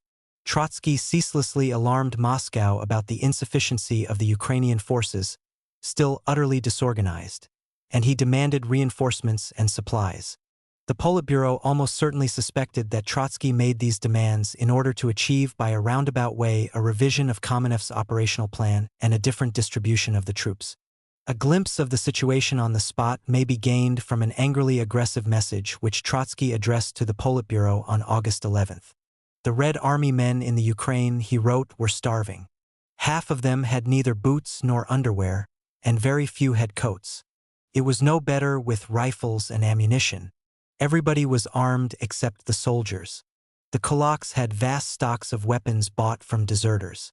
Hungry and unarmed, the Red Army man lost confidence when he came face to face with the well-fed village usurer. The kulaks must be taken severely to task and disarmed. 2,000 or 3,000 well-equipped and reliable communists could stiffen the front. But Moscow refused to dispatch them. The Ukrainian Bolsheviks were in a defeatist mood. They held that it might not be a bad idea to let the Ukraine experience white rule for a short time. This would cure the people of illusions and turn them back towards the Bolsheviks. He assured the Politburo that he firmly resisted this mood. But the Ukrainian divisions needed a respite, a chance to wash, to dress, and to prepare for the offensive. Denikin, however, did not allow them the respite. A fortnight later, he seized Kiev and nearly the whole of the Ukraine, and he pressed at the Red Army's weak center, towards Voronezh and Kursk, along the shortest line to Moscow. At this moment, Trotsky demanded a revision of the operational plan. He urged that the reserves of the Supreme Command be shifted from the eastern sector towards Voronezh and Kursk. Over and over again, he repeated this demand, and over again the Politburo and the General Staff rejected it. Meanwhile, the Red Army failed to make any decisive progress on the Don, and Denikin seized Kursk, Voronezh, and Oryol. Only when the threat to Moscow became imminent, at the beginning of October, did the commander-in-chief change his mind and begin to mass reserves on the central sector. But by now Denikin's forces had broken through towards Tula, the last important town in front of Moscow. And simultaneously, Yudenik, armed by the British and supported by the British Navy, rapidly advanced from Estonia towards Petrograd and reached the outskirts of the city. If it were not for the extreme gravity of the situation, Trotsky might have rejoiced at the completeness with which events had vindicated him and converted all his opponents to his view. Now even Stalin pressed for the final abandonment of Kamenev's operational plan, and sparing Kamenev no insult, he repeated word by word Trotsky's arguments. At this moment of general depression, Trotsky's optimism and energy knew no bounds. He was convinced that the regrouping of forces at last undertaken would soon yield results. The front was virtually overhauled, the reserves built up, and, with communication lines so radically shortened, abundant supplies reached the troops. The enemy was overextended, and the power of the Red Army was like a compressed spring ready for the recoil. Trotsky confidently assessed the material and moral resources the Soviets could still marshal. Like no other member of the Politburo, he had constantly stared at the inferno of the Civil War. He was haunted by the image of half-naked soldiers trembling in the frost and of the wounded dying en masse for lack of medical attention. He had also fully gauged the army's nervous instability. But at moments of mortal peril, he believed in the army's capacity for sudden bursts of enthusiasm, in its readiness for sacrifice, and in the spirited initiative of its commanders and men, which triumphed over the chaos into which the revolution seemed periodically to dissolve. He now rose to his full height not merely as the chief manager and organizer of the army but as its inspirer, as the prophet of an idea. He boldly tapped the hidden moral resources of the revolution. The quality of his appeal may be gauged, for instance, from an address he gave at a congress of the Komsomol, the communist youth, which met just when Moscow and Petrograd had come within reach of the White Guards. He spoke to juveniles about the duties they had to perform within the shrinking area left to the Red Army. They should assist in the mobilization. They should help to maintain liaison between units in combat. They should steal through the enemy's lines to reconnoiter his dispositions, and so on. But before they went on their perilous assignments, they ought to know the place they occupied in the affairs of the world. Lucidly, simply, without a trace of condescension, he surveyed the international scene. They should also see their own role against the background of world history, in the long perspective of mankind's slow, painfully slow, yet inspiring progress from the dark animal realm to undreamt-of summits of civilization, towards which socialism was leading them. He turned his listeners' minds back to primitive man, who, hobbling and limping, wandered through sleepy forests and who, gripped by superstition, created for himself little gods and tsars and princes. Then man replaced the many gods by one god and the many little tsars and princes by one tsar. But he has not stopped at this. He has renounced tsars and gods and has made an attempt to become free master of his own life. We are participants in this unprecedented historic attempt. These hundreds of thousands of years of man's development and struggle would be a mockery if we were not to attain a new society, in which all human relations will be based on cooperation and man will be man's brother, not his enemy. He then spoke about history's enormous furnace, in which the Russian national character was remolded and freed from its languor and sluggishness. This furnace is cruel, tongues of flame lick and scorch us, but they also steel our national character. Happy is he, Trotsky exclaimed, who in his mind and heart feels the electrical current of our great epoch. It was in the grimmest of moods that the Politburo met on October 15th. At Orel the battle still swayed, and on its outcome hung Moscow's fate. There seemed to be little hope for Petrograd's defense. Under so gloomy an aspect did the situation present itself to Lenin that he proposed to abandon Petrograd and to gather all available strength around Moscow. He reckoned even with the possibility of Moscow's fall and with a Bolshevik withdrawal to the Urals. Against this proposal Trotsky vigorously protested. Petrograd, the cradle of the revolution, must not be abandoned to the White Guards. The surrender of that city might have a disastrous effect on the rest of the country. He proposed that he himself should go to Petrograd to take charge of its defense. He submitted to the Politburo a series of emergency decrees aiming at total mobilization. Let them disband the multiple and now useless government departments and agencies in Moscow and call everybody to arms. He would rush reinforcements to Petrograd from the dead ends of the front, from the coast of the White Sea and the Polish marches. This time his habitual antagonists supported him. Stalin, too, demanded the defense of both capitals. In their attitude there was that concord which may unite enemies on a sinking ship when they are bent on rescuing it. While Trotsky volunteered to go to Petrograd, Stalin replaced him on the southern front.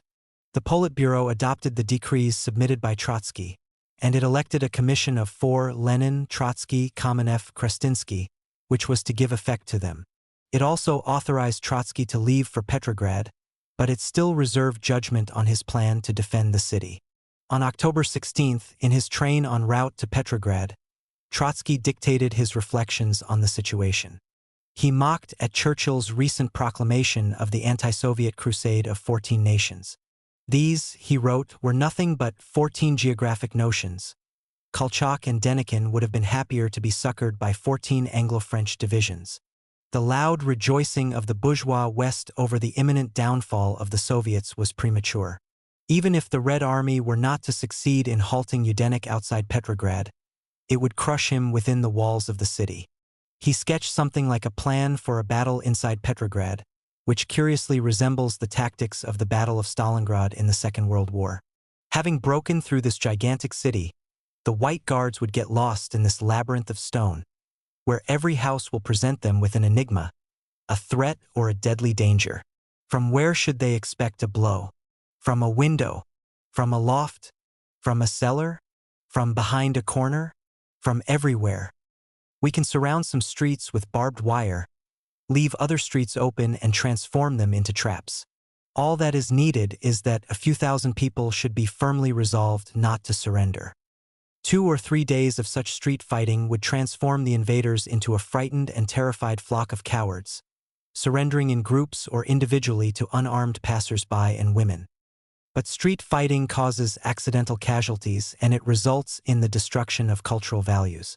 This is one of the reasons why the field command is obliged to take every step not to allow the enemy to approach Petrograd. In Petrograd, bad news awaited him. Yudenich had seized Krasno Selo at the approaches to the city. The defenses had been depleted by a transfer of troops to the southern front and disorganized by treason among high staff officers. Zinoviev, chief of the Commune of the North, was in a mood of prostration, and his irresolution infected his subordinates. But from Moscow came Lenin's notification that the Politburo had approved Trotsky's plan and authorized him to wage the battle, if need be, inside the city. Lenin still prudently insisted that he should prepare for a retreat, evacuate official documents, and arrange for the blowing up of power stations and for the scuttling of the Baltic fleet. Trotsky replied with a confident report, and as if to give to his confidence a peculiarly defiant twist, he inquired whether he would be allowed to pursue Yudenich into Estonia, Yudenich's jumping-off ground. He addressed once again the Petrograd Soviet he had led in 1905 and 1917. He described frankly the threatening disaster and, calling for a supreme effort, he gave vent to his personal feeling for the city. In these dark, cold, hungry, anxious, bad autumn days, Petrograd presents to us again the grand picture of rallying self-confidence, enthusiasm, and heroism.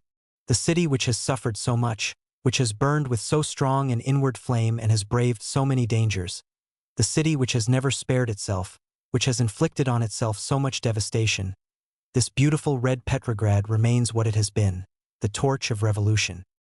Of the effect of Trotsky's intervention we have many eyewitness accounts. The following comes from Lashevich, who at this time was, as we know, anything but friendly towards Trotsky and himself played an eminent role in these events. Like fresh reinforcements arriving, Trotsky's presence on the spot at once showed itself. Proper discipline was restored and the military and administrative agencies rose to their task. Whoever was inefficient was demoted. The higher and the middle commanding personnel were changed.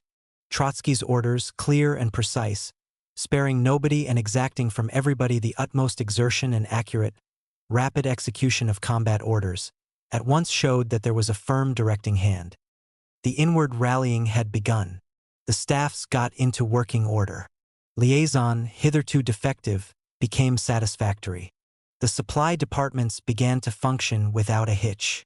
Desertion from the front was radically reduced. In all detachments, field tribunals were in session. Everybody began to realize that only one road was left: forward. All avenues of retreat had been cut. Trotsky penetrated into every detail, applying to every item of business his seething, restless energy and his amazing perseverance. For a few days Yudenich's advance continued. The appearance of British tanks on the outskirts of the city caused a panic. On horseback, Trotsky gathered terror-stricken and retreating men and led them back into the fighting line. In a spurt of improvisation, factories, working within the range of Yudenich's artillery, began to turn out tank-like vehicles. And the panic was over. Regular troops, hastily formed Red Guards, even detachments of women, fought back, as Yudenich put it, with heroic madness. A week after Trotsky's arrival, the defenders passed to the offensive. On the second anniversary of the revolution, which was also his 40th birthday, Trotsky was back in Moscow to report victory to the Central Executive of the Soviets. The last act of the Civil War had begun. On the southern front, too, the White Guards were reeling back and disintegrating. The Red Army pressed forwards towards Kharkov, Kiev, and Poltava. In Siberia, Kolchak was utterly defeated.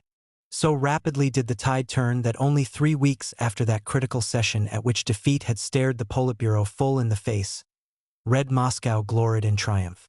At the ceremonial anniversary session of the Executive of the Soviets, Trotsky was acclaimed as Father of Victory and awarded the Order of the Red Banner. He was now at the summit of his political and military achievement. He had led a revolution, He had founded a great army and had guided it to victory. He had won the adoration of the broad mass of the revolution's well-wishers and the grudging admiration as well as the unforgiving hatred of its enemies. Like other Bolshevik leaders, he hoped that the horrors and terrors of the Civil War were over and that the era of peaceful socialist reconstruction was about to begin. In this, he expected to play a part as preeminent as the one he had played in military affairs. In December 1919, at the 7th Congress of the Soviets, he drew up a balance sheet of the Civil War. For, although the fighting was still on, its outcome was in no doubt. He paid a high-minded tribute to those who had borne the crushing burden of the last years. He eulogized the commissars, whose enemy he had been supposed to be. In our commissars, we have a new communist order of samurais, the members of which have enjoyed no caste privileges and could die and teach others to die for the cause of the working class. He praised lavishly the commanders of the victorious armies, those who had been czarist generals and those who had risen from the ranks and had in civilian life been metal workers or barbers. With a special warmth, he spoke of the achievements of 3 army commanders: Frunze, the worker; Tukhachevsky, the guard officer; and Sokolnikov, the revolutionary journalist. Then he outlined the prospect of the abolition of the standing army and of its transformation into a democratic militia inspired by the socialist ideal, the militia of which Jowers had once dreamt. He had a few friendly words even for the Mensheviks who had, in the last emergency, rallied to the defense of the Soviets and were present at this Congress. "We appreciate very highly," he said, "the fact that other parties, 2 parties belonging to the opposition, have mobilized a certain number of their workers for the army. They have been received there as brothers." A few months earlier he had threatened the Mensheviks that they would be crushed to dust if they obstructed defense. But now he addressed himself to Martov, who had congratulated the Bolsheviks on their military and diplomatic successes. He expressed real joy without any arrière-pensée and without a trace of irony, because Martov has spoken about our army and our international struggle. He has used the word "we," and in so doing he has added political and moral strength to our cause. Like other Bolsheviks, Trotsky looked forward to appeasement in domestic policy, which would allow the parties at least of the socialist opposition to resume open activity. The curtailment of the powers of the Cheka and the abolition of the death penalty in January 1920 were intended as first steps in that direction. But these sanguine hopes were not to materialize. The horrors of war had not yet receded into the past. Chapter 13. Revolution and Conquest. Throughout these years, the leaders of Bolshevism anxiously watched for the omens of revolution in Europe. Every phase in the social and political struggles of Europe reacted directly upon the course of the Civil War. The downfall of the Hohenzollerns and Habsburgs allowed the Soviets to regain ground lost under the Peace of Brest-Litovsk. But soon afterwards the victorious Entente proclaimed the blockade of Russia, and this was followed by the Crusade of 14 Nations. The mere threat of Allied intervention profoundly affected the situation in Russia. Since the revolution, the old ruling classes had been in a state of utter depression, terrified by the abyss which separated them from the mass of the people. They lacked organization and faith in their own cause. They were divided against themselves. They were incapable of producing any plan of action. The promise of intervention put courage into their hearts. It was only after the promise had been made, after British, French, and American liaison officers had appeared at the headquarters of the White Generals and the first foreign cargoes of guns and munitions had reached Russian shores that the ranks of the White Guards began to swell and the Civil War flared up in earnest. The Bolsheviks thought that only intense revolutionary ferment abroad could paralyze the intervention. They were compelled to carry the struggle into the enemy's camp, and they were all the more inclined to do so as they had persistently predicted that Europe's ruling classes would not reconcile themselves to the Russian Revolution and that for its self-preservation the revolution would be forced to assail the European capitalist order, which was anyhow about to crumble under the blows of the European working classes. Half of this prediction had come true. The ruling classes of the Entente had declared war on Bolshevism, and there were moments when the other half, too, foreshadowing the rising of the European proletariat, seemed close to fulfillment. Since November 1918, Germany and most of Central Europe had been in the throes of upheaval. In Berlin, Vienna, and Warsaw councils of workers' deputies existed side by side with social democratic governments. The Bolsheviks, who looked at things through the prism of their own recent experience, saw in this an exact reproduction of that dual regime which had, in Russia, sprung from the February Revolution. They spoke about the German February, and they expected a rapid disintegration of the dual regime, an ascendancy of the councils of workers' deputies, a German October. It was an extremely simple-minded notion that history could so precisely and so rapidly repeat itself in country after country. But the mechanics of all the classical popular revolutions have very many features in common. Each begins with a partial collapse of the established system of government. Each passes through the transitory phase of a dual regime, and in each the conservative, moderate, and conciliatory parties, at loggerheads with one another, successively exhaust and discredit themselves. It was this broad succession of phases that the Bolsheviks expected to recur in other countries. What was wrong in their expectations was not merely the calendar of revolutionary events but the fundamental assumption that European capitalism was at the end of its tether. They grossly underrated its staying power, its adaptability, and the hold it had on the loyalty of the working classes. The revolutionary ferment in Europe was strong enough for a minority of the working class to be determined to follow in Bolshevik footsteps. The majority exerted themselves to wrest reforms from their governments and propertied classes. But even when they exhibited sympathy for the Russian Revolution, they were in no mood to embark upon the road of revolution and civil war at home and to sacrifice in the process the standards of living, the personal security, the reforms they had already attained, and those which they hoped to attain. The historic tragedy of Bolshevism in its heroic period was its refusal not merely to reconcile itself to this fact but even to make full allowance for it.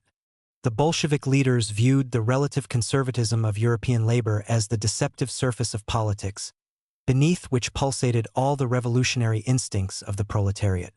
What was needed was to break through the thin crust and to release the hidden anti-capitalist energies. This picture of the world resulted from something more than an error of political judgment. It reflected the psychological incapacity of early Bolshevism to acknowledge its own isolation in the world, an incapacity which was common to all leaders of the revolution, but which was in nobody as strong and as complete as in Trotsky. An instinctive horror of the revolution's isolation permeated the whole of his being, his brain and his heart. None of the Bolshevik leaders had as yet even the faintest premonition of socialism in one country.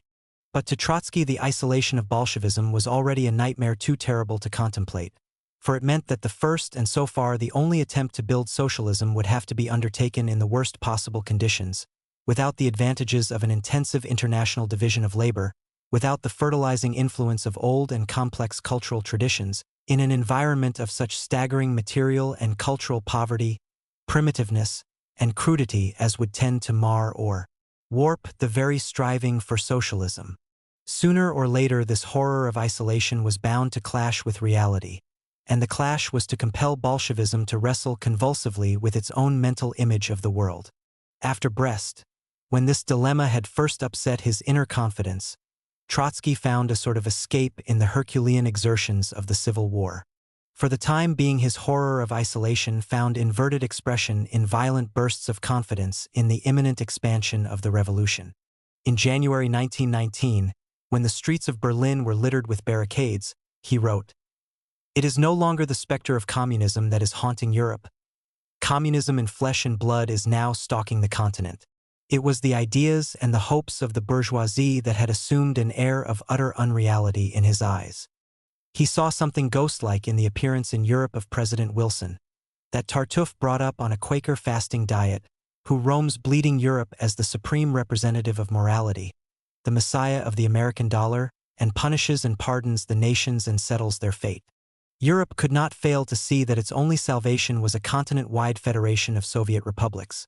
And once Germany had acceded to that federation, Soviet Italy and Soviet France will join a month earlier or a month later. In the first week of March 1919, a significant event occurred within the walls of the Kremlin. In an old imperial court of justice, Lenin opened a meeting of about 20 of delegates from various foreign left socialist groups. The arrival of those delegates was, in a sense, the first breach in the blockade. Most of them had had to steal across frontiers. Some of the expected delegates had been prevented by their governments from leaving their countries. Others had been arrested en route. Having for a long time been completely cut off from the West, The Bolsheviks listened eagerly to what the delegates reported on the state of affairs abroad. The reports were confused and contradictory, but on balance they seemed to justify the expectation of early revolution. The purpose of the conference was not quite clear. It was either to proclaim the foundation of the Third International or to make preliminary arrangements for this. The Bolsheviks were inclined to form the new international there and then, but they waited to hear the opinion of foreign delegates. The most important of these, the Germans, held that the groups represented at the conference were, apart from the Russian party, too weak to constitute themselves as a fully fledged international. However, an Austrian delegate who, after an adventurous journey, arrived in the middle of the debate, gave a startling description of Europe seething with revolution, and he passionately called on the conference to raise at once the banner of the new international. The conference responded. It constituted itself as the foundation congress of the Communist International. Thus, fathered by wish, mothered by confusion, and assisted by accident, the great institution came into being. Its birth coincided with the ebbing away of revolution in Europe. The January Rising in Berlin had been crushed. Its reluctant leaders Rosa Luxemburg and Karl Liebknecht had been assassinated. This was a turning point in European history, for none of the waves of revolution that came in the following years equaled in impetus and impact the wave of 1918. The Bolshevik leaders failed to recognize the turning point for what it was. The defeat of the January Rising in Berlin seemed to them an episodic reverse, very much like their own setback in July 1917, to be followed by an aggravation of social strife. Greeting the foreign delegates in the Kremlin, Lenin told them, not only in Russia but even in the most advanced capitalist countries of Europe, as, for instance, in Germany, civil war has become a fact. Revolution has begun and is gaining strength in all countries. The Soviet system has won not merely in backward Russia, but even in Germany, the most developed country of Europe, and also in England, the oldest capitalist country. Lenin was given to this illusion not less than Trotsky, although Trotsky, with his foible for indulging in breathtaking predictions, made the blunder appear even more egregious. It is doubtful whether Lenin and Trotsky would have founded the International at this stage if they had had a clearer perception of the condition of Europe. They would, in any case, have gone on advocating the idea of the new international, as they had done since 1914. But it is a far cry from advancing an idea to imagining that it has become reality. In the period of Zimmerwald and Kienthal, both Trotsky and Lenin had contemplated the new international not as a body representing a revolutionary minority and competing with the old social patriotic international, but as an organization leading the majority of workers and replacing the old international. Trotsky had explicitly argued that, if they remained in a minority, the revolutionary Marxists might have to return to the old international and act as its left wing. Nothing had been further from his thoughts or Lenin's than the intention of giving an assortment of small political sects the high-sounding label of the international. And yet this was what they did in March 1919. Most of the delegates who constituted themselves the founding fathers of the Comintern represented small Marxist or pacifist sects nesting in the nooks and crannies of the European labor movements. This might not have mattered in a truly revolutionary situation, for in such a situation the extreme sect, as a rule, rises rapidly to influence and leadership. The Bolsheviks were not quite aware of the weakness of their foreign associates. But even if they had been aware of it, they could still hope that with the progress of international revolution these associates would gain strength, as it had been gained by the Bolsheviks, who had themselves been little more than a sect early in 1917. The hope seemed all the more justified as the Second International had fallen into such disrepute that it appeared to be dead beyond resurrection. The workers' widespread opposition to the old international sprang, however, not from any positive revolutionary attitude, but from a revulsion against war and social patriotism. The Bolsheviks, naturally, confused the motives. Even so, their expectations were not altogether groundless. Within a year the new international did, in fact, gain a formidable hold on the European labor movement. Trotsky made only a brief appearance at the founding Congress. Kolchak's spring offensive had just begun and Trotsky, interrupting an inspection of the battlefields, came to the conference hall straight from his train, in full uniform, bringing with him a breath of the Civil War. The delegates who had known him as the spokesman of Zimmerwald eyed with thrilled curiosity the passionate anti-militarist transfigured into the leader of an army. He gave the conference a hurried explanation of the main lines of his military policy and then presented a manifesto he had written to introduce the new international to the world. The manifesto began with a rapid, incisive survey of the changes which capitalism had recently undergone. The war had brought the twilight of laissez-faire. The state now tended to dominate economic life. Which state would dominate it, the bourgeois or the proletarian? This was the question. The reformists and social patriots evaded the issue and preached conciliation. If these preachings were to find acceptance among the working classes, capitalist development in new, much more concentrated and monstrous forms, would be restored on the bones of several generations, with the inevitable prospect of new world war. Luckily for mankind, this is impossible. Socialism, if it won in Europe, would also free the colonial nations and assist them with its technology, organization, and spiritual influence so as to speed up their transition to an organized socialist economy. Colonial slaves of Africa and Asia. The hour of proletarian dictatorship in Europe will strike for you as the hour of your own emancipation. From earlier classical statements of Marxist policy, the manifesto differed mainly in its emphasis on proletarian dictatorship, on the role of a revolutionary party, and in its aggressive opposition to bourgeois democracy. But if these were differences of emphasis rather than principle, the idea of an alliance between socialist revolution in the West and the colonial peoples of the East was quite new. It bore the hallmark of the Third International. Nevertheless, the manifesto was addressed primarily to Europe. The whole bourgeois world charges the communists with the destruction of freedom and political democracy. The charge is untrue.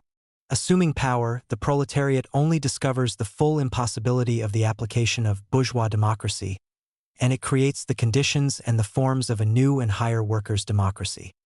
The wailings of the bourgeois world against civil war and red terror are the most prodigious hypocrisy known in history. There would have been no civil war if cliques of exploiters, who had brought mankind to the brink of perdition, had not resisted every step forward made by the toilers, if they had not organized conspiracies and assassinations and called in armed assistance from outside. Never artificially provoking civil war, the Communist parties strive to shorten as much as possible the duration of such war, to diminish the number of its victims and, above all, to secure victory to the working class. Far from forming a group of conspirators or from renouncing the patrimony of European socialism, the International prided itself on inheriting the heroic efforts and the martyrdom of a long line of revolutionary generations from Babeuf to Karl Liebknecht and Rosa Luxemburg. Not a month passed from the issue of this manifesto before revolution had gained important footholds in Central Europe. Hungary and Bavaria were proclaimed Soviet republics. Bolshevik hopes soared. From Munich and Budapest, the revolution would surely spread at once to Berlin and Vienna. The news reached Trotsky while he was mounting an offensive in the foothills of the Urals. And there, on the marches of Asia, he greeted the promise of the revolution's salvation coming from the West. In Reflections on the Course of the Proletarian Revolution, written under the fresh impression of these events, he remarked, "Once the Church used to say, Ex Orient Lux. In our epoch, indeed, the revolution has begun in the East.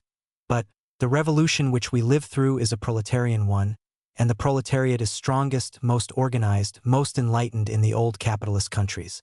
Yet he had a foreboding about the strange course of events. Hungary had been the most backward land in the Austro-Hungarian Empire.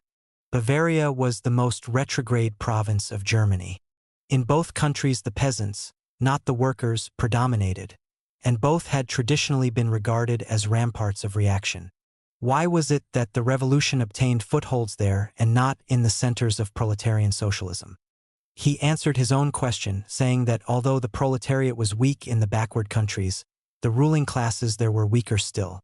History has moved along the line of least resistance.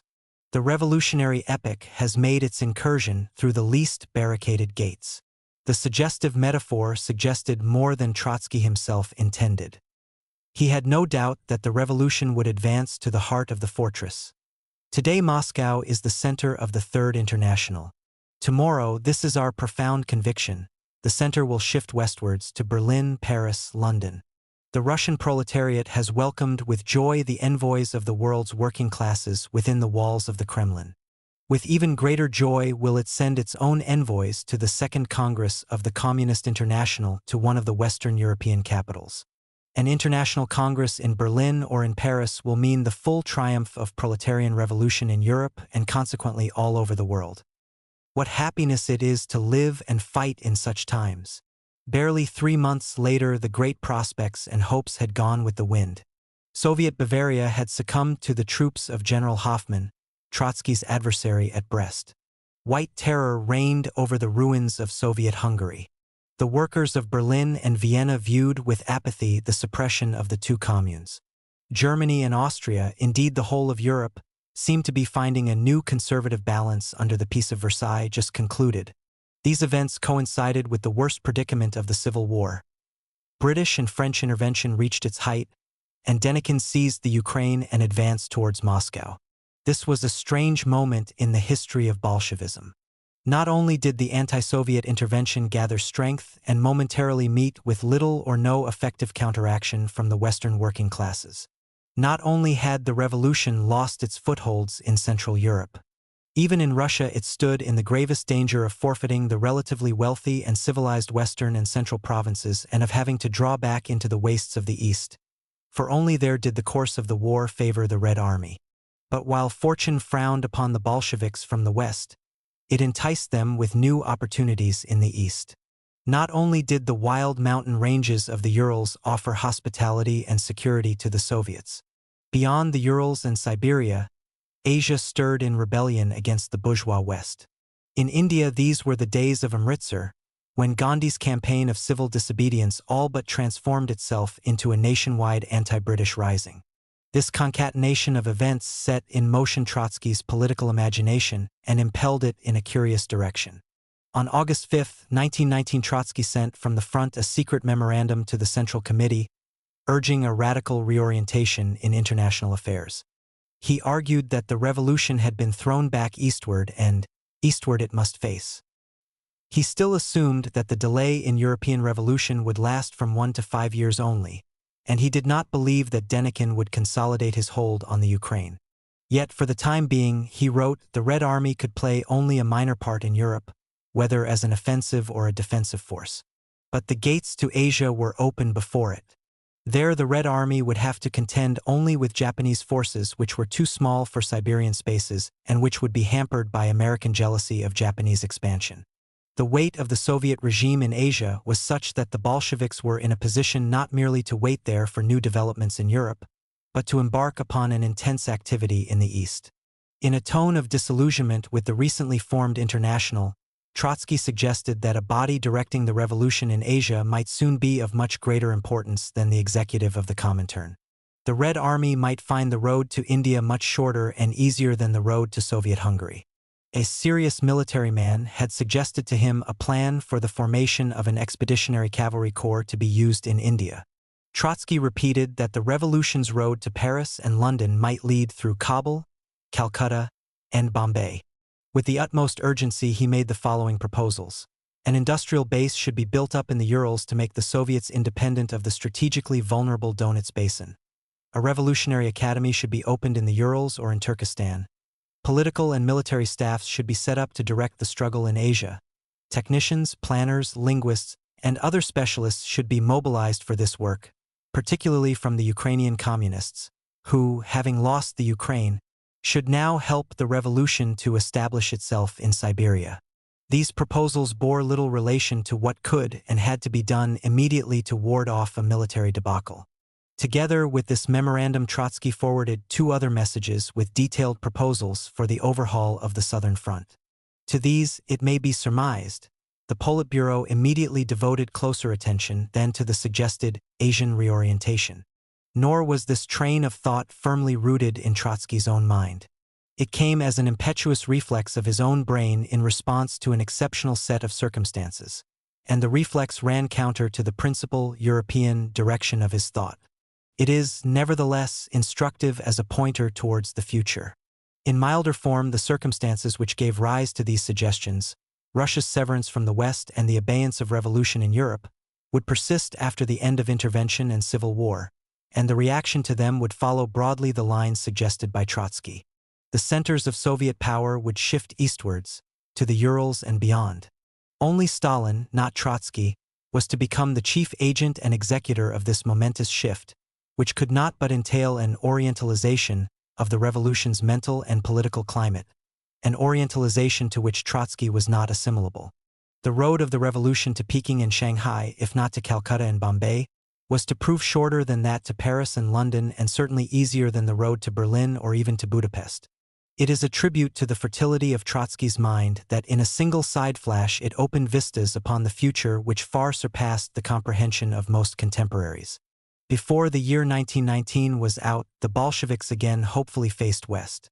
The Ukraine and the southern provinces of European Russia were again under their control. The White armies awaited the coup de grace. The opposition of Western European labor was at last seriously hampering British and French intervention. Only relations with Poland were in suspense. Poland was egged on by France to act as the spearhead of the anti-Soviet crusade. But Pilsudski, who already ruled Poland but not yet as dictator, adopted an ambiguous attitude. He cherished the ambition of conquering the Ukraine, where the Polish landed gentry had possessed vast domains, and setting up a Polish-Ukrainian federation under Polish aegis. But he hung fire as long as the Bolshevik forces were engaged against the White Guards, for he knew that Denikin's or Yudenika's victory would mean an end to Poland's independence. In strict secrecy from the French, who were arming and equipping his army, he concluded an informal ceasefire with the Bolsheviks. For a moment it seemed that the ceasefire would lead to an armistice and peace. In November 1919, the Politburo deliberated over the terms of a settlement proposed by the Poles. It found the terms acceptable, and it commissioned Trotsky and Shishirin to work out the details.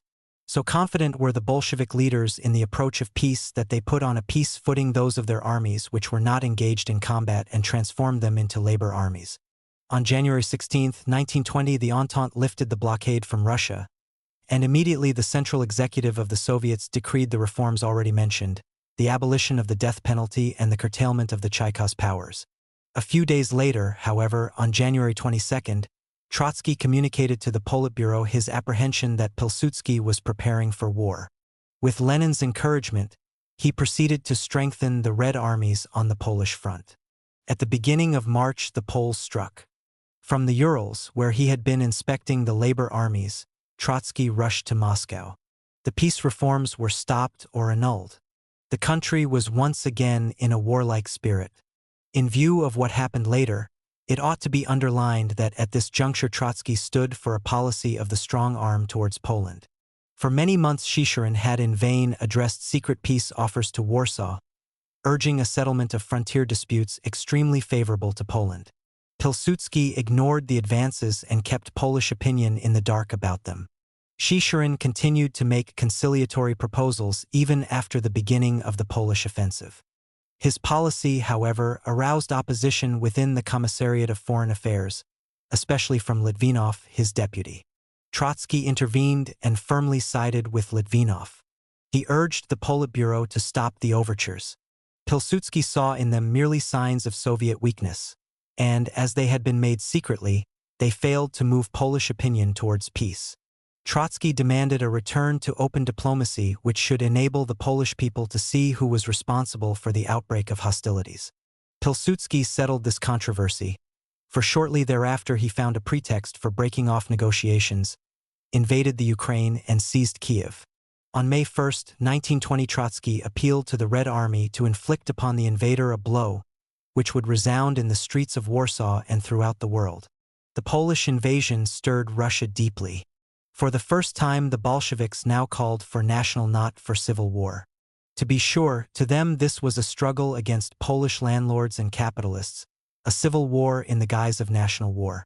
But whatever their motives, the conflict let loose patriotic instincts and chauvinist emotions beyond their control. To the conservative elements in Russia, this was a war against a hereditary enemy, with whose reemergence as an independent nation they could not reconcile themselves. A truly Russian war, even though waged by Bolshevik internationalists.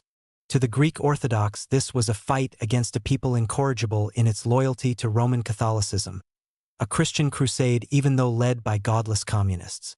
Some of those conservative elements had at heart been in sympathy with the White Guards. But now that the White Guards had gone down in ruin, They were on the lookout for a pretext which would allow them to climb on the Soviet bandwagon without loss of patriotic and Greek Orthodox faith.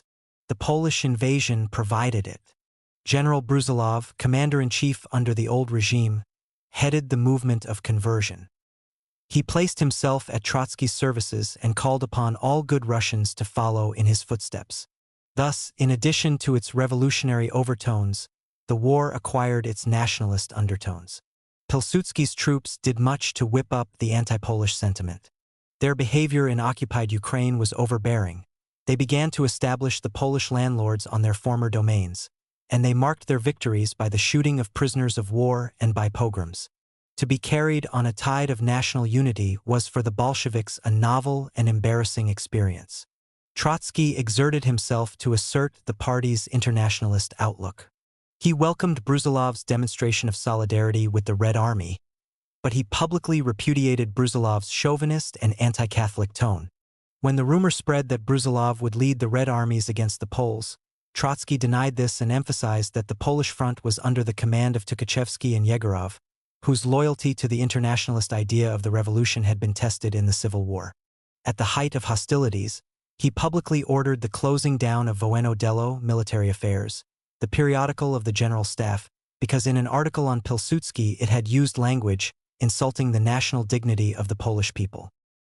He further ordered an inquiry into the matter, so that the culprits should never again be entrusted with any work enabling them to influence the mind of the Red Army. The incident has remained something of a noble curiosity in an age when during war civilized statesmen and men of letters brand without scruple the national character of an enemy as Hun-like, beast-like, or subhuman. On his visits to the front, he kept in check the angry passion aroused in the army by reports about Polish shootings of prisoners of war. Even an enemy, he argued at meetings of frontline soldiers, must not be slandered. He emphatically forbade retaliation on Polish prisoners. Let the hand be cut off of any Red Army man who lifts his knife on a prisoner of war, on the disarmed, the sick and wounded, he wrote in an order of the day. Ruthless in battle, the Red Army man must show magnanimity towards the captive and helpless enemy. Pilsudski's victory in the Ukraine was short-lived. A few weeks of Polish occupation were enough to arouse the Ukrainian peasantry against the invaders. Tukhachevsky's armies on the northern sector of the front and Yegorov's on the southern were reinforced by divisions released from fighting against Denikin and Kolchak. The Red Army, although poorly equipped, was now at the peak of its strength.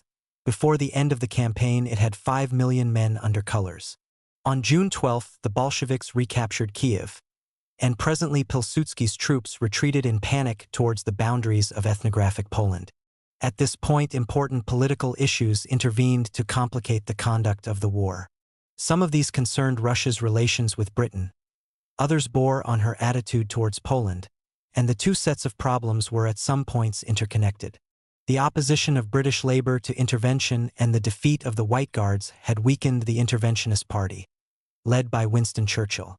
The government was divided against itself, the Prime Minister, Lloyd George, being inclined to withdraw from intervention and to resume trade with Russia. At the end of May 1920 a Soviet trade mission, headed by Krosin, left Moscow for London. In the meantime, however, the interventionist party was momentarily strengthened by Pilsudski's victories. The Politburo was under the impression that the British government, like the French, wholeheartedly backed Pilsudski. The Commissariat of Foreign Affairs and the Comintern tried to hit back at British positions in Asia, especially in Persia and Afghanistan, as Trotsky had suggested in the previous year. But before long British official policy wavered again. Labour's opposition to intervention had risen to a high pitch, and the Red Army's pursuit of the Poles had in any case exposed once more the futility of intervention.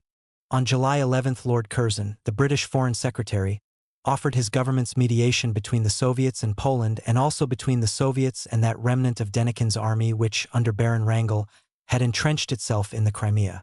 Throughout June and July the Politburo and the Commissariat of Foreign Affairs tried to grasp the trend of British policy.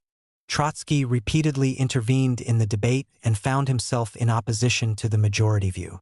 Of this controversy there is a vivid account in Trotsky's confidential messages to Chicherin, Lenin, and other members of the Politburo, and in Lenin's laconic remarks in his own handwriting, found in the Trotsky archives. In a memorandum of June 4, Trotsky insistently urged the adoption of a conciliatory attitude towards Britain. He argued that British policy by no means followed a single line set on intervention, and that it was in the Soviet interest to keep it fluctuating. Soviet attempts to stage anti-British revolts in the Middle East, let alone a Soviet expedition to the Middle East, would tend to consolidate British policy in extreme hostility towards the Soviets. Last August he himself had set great store by the revolutionary movements in Asia.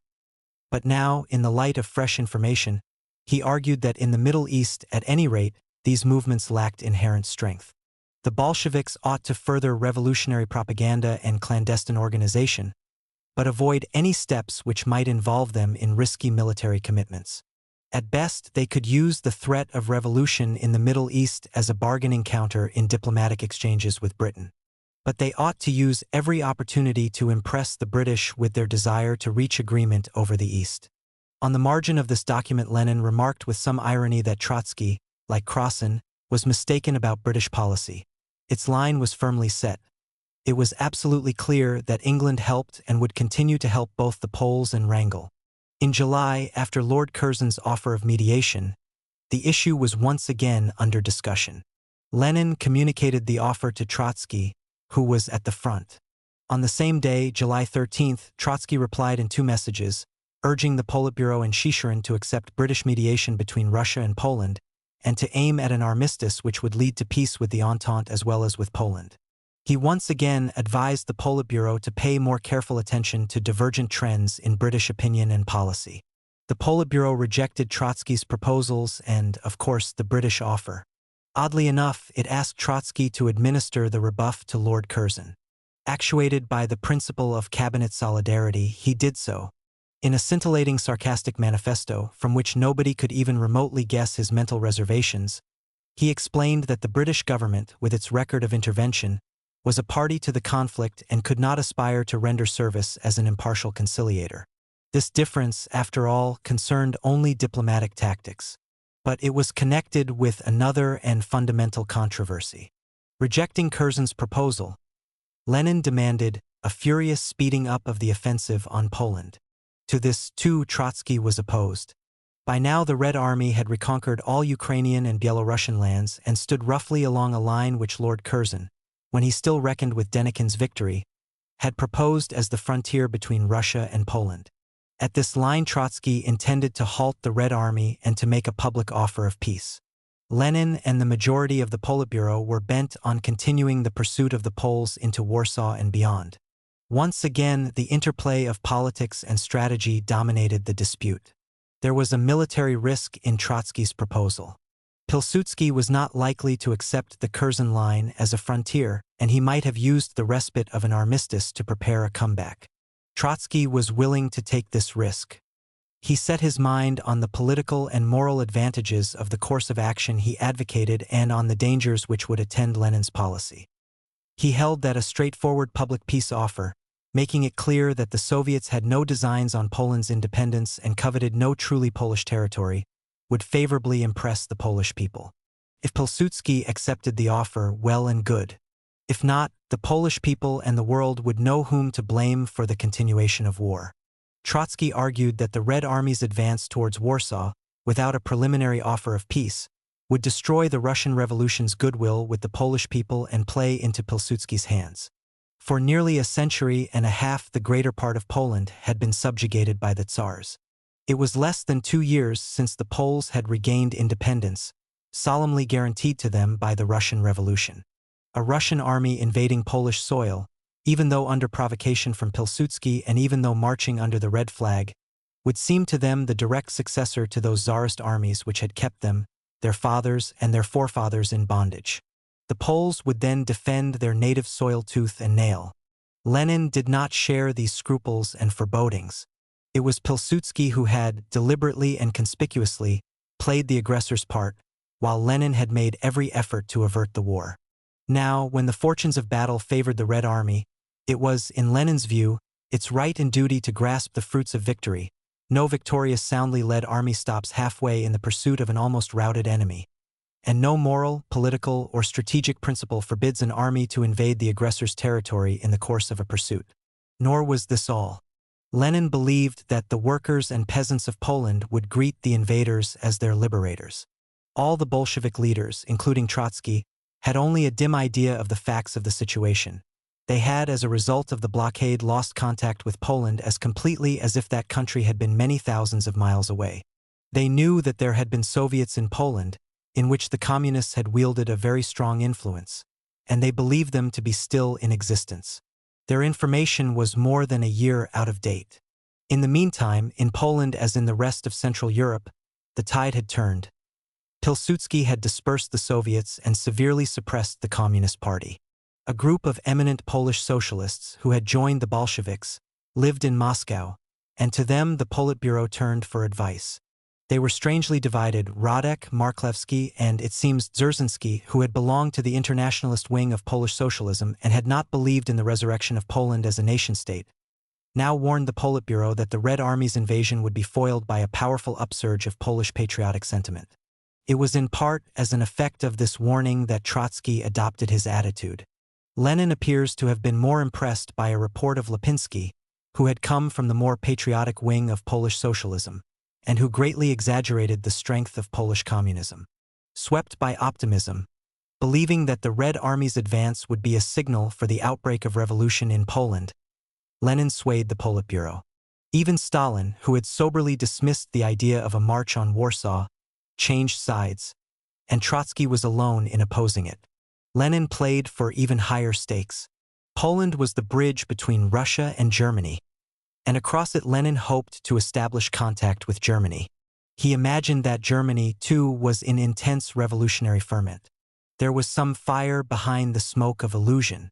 In March 1920, a section of the German army carried out a coup d'état in Berlin, with the intention of crushing the parliamentary regime and establishing a military dictatorship. Within 2 days, the coup, the so-called Kapp Putsch, was undone by a general strike of the German workers. This was a signal demonstration of the strength of German labor. The initiative for the strike had come from the trade unions, not from the communists. But shortly thereafter, German communism was vigorously making headway, although it still failed to carry the bulk of the working class. Enough that Lenin mooted the idea that the appearance of the Red Army at Germany's frontier might stimulate and intensify the processes of revolution. He intended to probe Europe with the bayonet of the Red Army. At a session of the Revolutionary War Council, which took place at the height of the offensive, he passed a note to Sklyansky, saying that Warsaw must be taken within 3 to 5 days at any cost. He insistently inquired whether the Red Army, which had already entered the Pomeranian corridor, could cut that corridor so as to deny the Poles access to Danzig. Danzig was the port through which Poland received munitions from the West, but it was also a point of contact with Germany. Despite his premonition of disaster, Trotsky submitted to the decision of the majority. He stayed in office, issued the marching orders, and carried on with routine jobs. Only his visits to the front seemed to have ceased. As the offensives progressed, a Revolutionary War Council of Poland was appointed, virtually a provisional government, headed by those Polish Bolsheviks who had been opposed to the venture. The farther the Red Army advanced, the more uneasy were the council's reports to Moscow. The Polish workers and peasants met the invaders as conquerors, not liberators.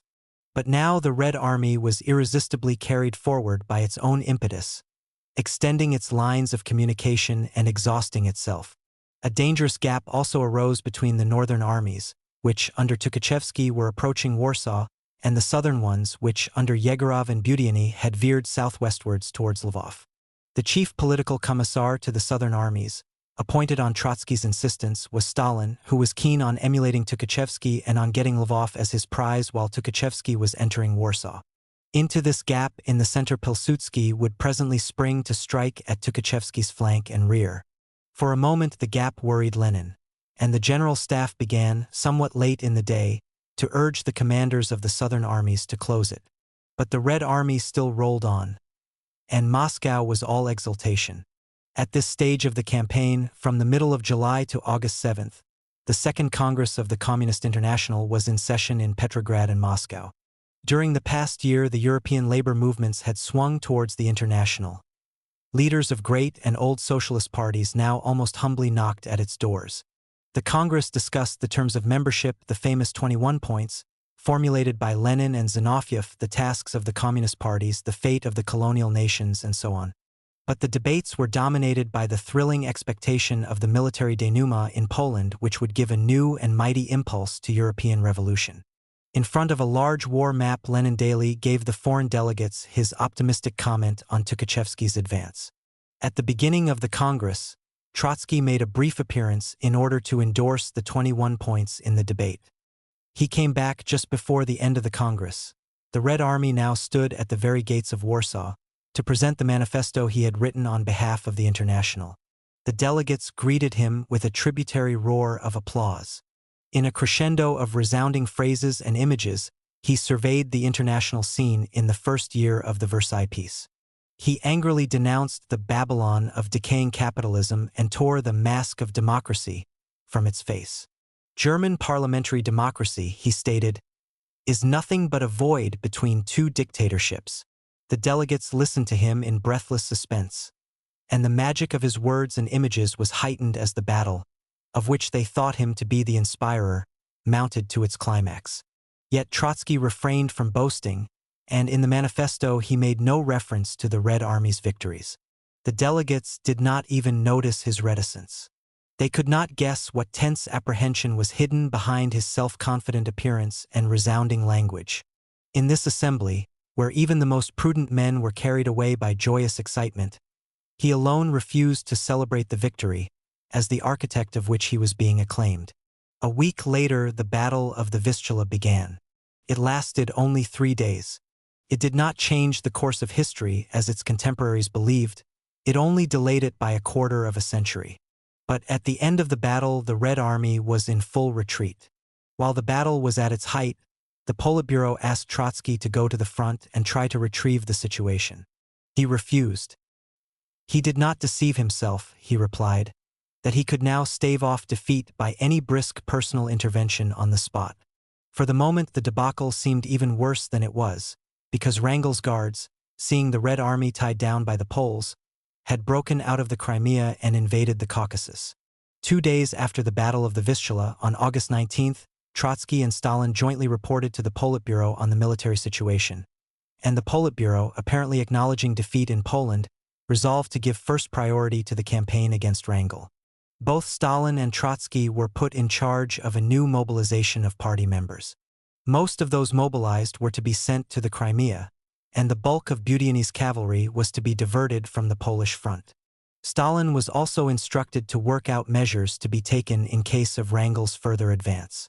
However, Wrangel's troops, although excellently equipped, were too weak in numbers and too disheartened to create a serious threat.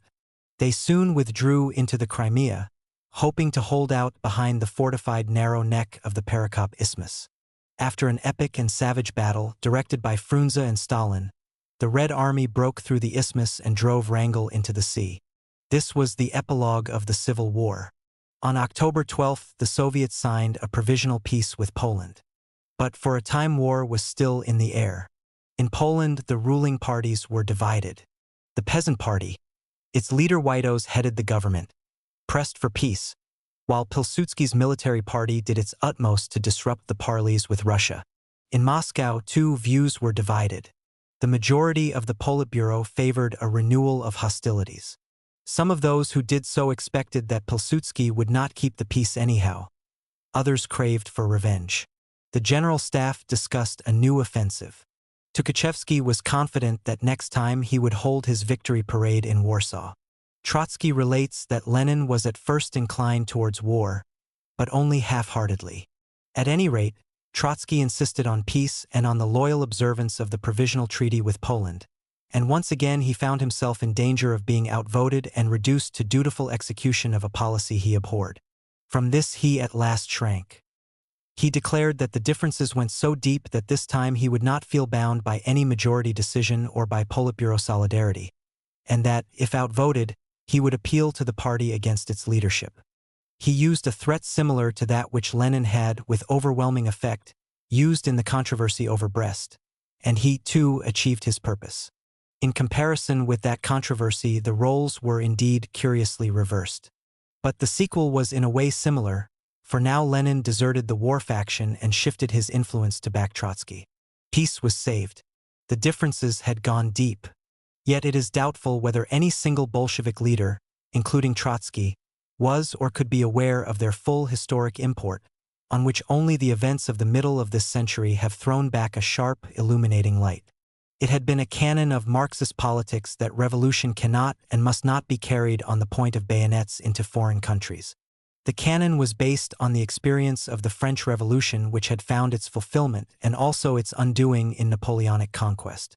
The canon also followed from the fundamental attitude of Marxism, which looked to the working classes of all nations as to the sovereign agents of socialism, and certainly did not expect socialism to be imposed upon peoples from outside.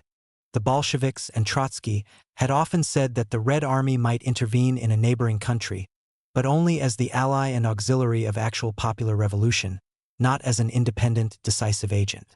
In this auxiliary role, Lenin wished the Red Army to help the Soviet Revolution in Hungary, for instance. In this role, too, the Red Army or the Red Guards had sporadically intervened in Finland and Latvia to assist actual Soviet revolutions which enjoyed popular backing and which were defeated primarily by foreign, mostly German, intervention. In none of these instances did the Red Army carry the revolution abroad.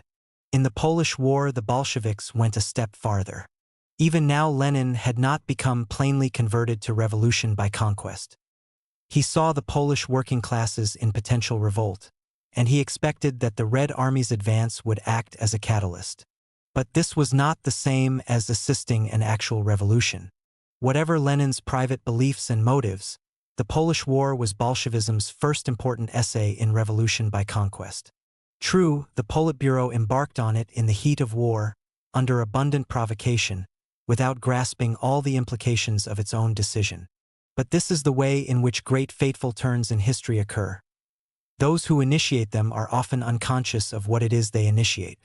This in particular is the manner in which revolutionary parties begin to throw overboard their hallowed principles and to transform their own character. If the Red Army had seized Warsaw, it would have proceeded to act as the chief agent of social upheaval, as a substitute, as it were, for the Polish working class. It will be remembered that in his youthful writings Trotsky had berated Lenin for substitutism, i.e. for a propensity to see in the party a locum tenens of the working class. And here was indeed an instance of that substitutism, projected on the international scene, except that an army rather than a party was to act as proxy for a foreign proletariat. This was all the more strange as in the course of 2 decades Lenin had fervently inculcated into his disciples and followers an almost dogmatic respect for the right of every nation, but more especially of Poland, to full self-determination. He had parted with comrades and friends who had been less dogmatic about this. He had filled Reims with incisive argument against those Poles, Rosa Luxemburg, Radek, and Dzerzhinsky, who, as internationalists, had refused to promote the idea of a Polish nation-state, while Poland was still partitioned. Now Lenin himself appeared to obliterate his own efforts and to absolve the violation of any nation's independence, if committed in the name of revolution. Lenin grew aware of the incongruity of his role. He admitted his error. He spoke out against carrying the revolution abroad on the point of bayonets. He joined hands with Trotsky in striving for peace. The great revolutionary prevailed in him over the revolutionary gambler. However, the error was neither fortuitous nor inconsequential. It had had its origin in the Bolshevik horror of isolation in the world, a horror shared by all leaders of the party but affecting their actions differently. The March on Warsaw had been a desperate attempt to break out of that isolation. Although it had failed, it was to have a deep influence on the party's outlook. The idea of revolution by conquest had been injected into the Bolshevik mind, and it went on to ferment and fester. Some Bolsheviks, reflecting on the experience, naturally reached the conclusion that it was not the attempt itself to carry revolution abroad by force of arms but merely its failure that was deplorable. If only the Red Army had captured Warsaw, it could have established a proletarian dictatorship there, whether the Polish workers liked it or not. It was a petty bourgeois prejudice that only that revolution rested on solid foundations which corresponded to the wishes and desires of the people. The main thing was to be better armed and better prepared for the next venture of this kind. We shall discuss in the next chapter the domestic experiences of the Bolsheviks which fed and reinforced this trend of thought. Here it is enough to say that the trend showed itself in the attitude of those members of the Politburo who favored a renewal of hostilities with Poland. Yet the old Bolsheviks could develop such views only privately and tentatively. They were not in a position to state them in a more formal manner or elevate them to a principle. It was in the nature of such views that they did not lend themselves to public statement, and the Marxist tradition could not be openly flouted. That tradition was so much alive in all Bolshevik leaders that it inhibited the working of their own minds and prevented them from pursuing the new line of thought to its conclusion. Even 3 decades later, Stalin would never admit that he favored revolution by conquest, even though he had already practiced it on a vast scale. How much more difficult was it for Bolsheviks to admit the fact even to themselves in 1920? Yet an idea which is in the air soon finds a mouthpiece. Shortly after the Polish War, Tukhachevsky came forward as the advocate of revolution by conquest. He had not lived down the defeat on the Vistula, the only setback, and what a setback, he had suffered since his meteoric rise. He had come to Bolshevism only in 1918 as a young officer, and now, at the age of 26, he was the most brilliant and famous general of the Red Army.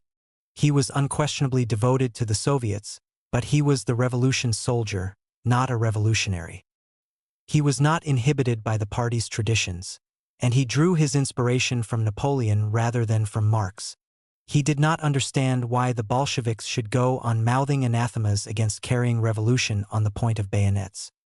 He expounded his views in essays and lectures at the military academy and argued that it was both possible and legitimate for the Red Army to impose revolution on a capitalist country from without. Somewhat later, he even proposed the formation of an international general staff of the Red Army, which would direct revolutionary military activities in all countries. Intellectually impulsive, original, and courageous, he openly attacked the party's taboo. But he presented his case in so extreme a form that it did not gain much support. Other leaders of the Civil War were inclined to accept his argument, properly diluted. There was, at any rate, a logical link between Tukhachevsky's view and their insistence that the Red Army should adopt an expressly offensive military doctrine. Trotsky struggled against this new mood. In the aftermath of the Polish War, he warned against the temptation to carry revolution abroad by force of arms.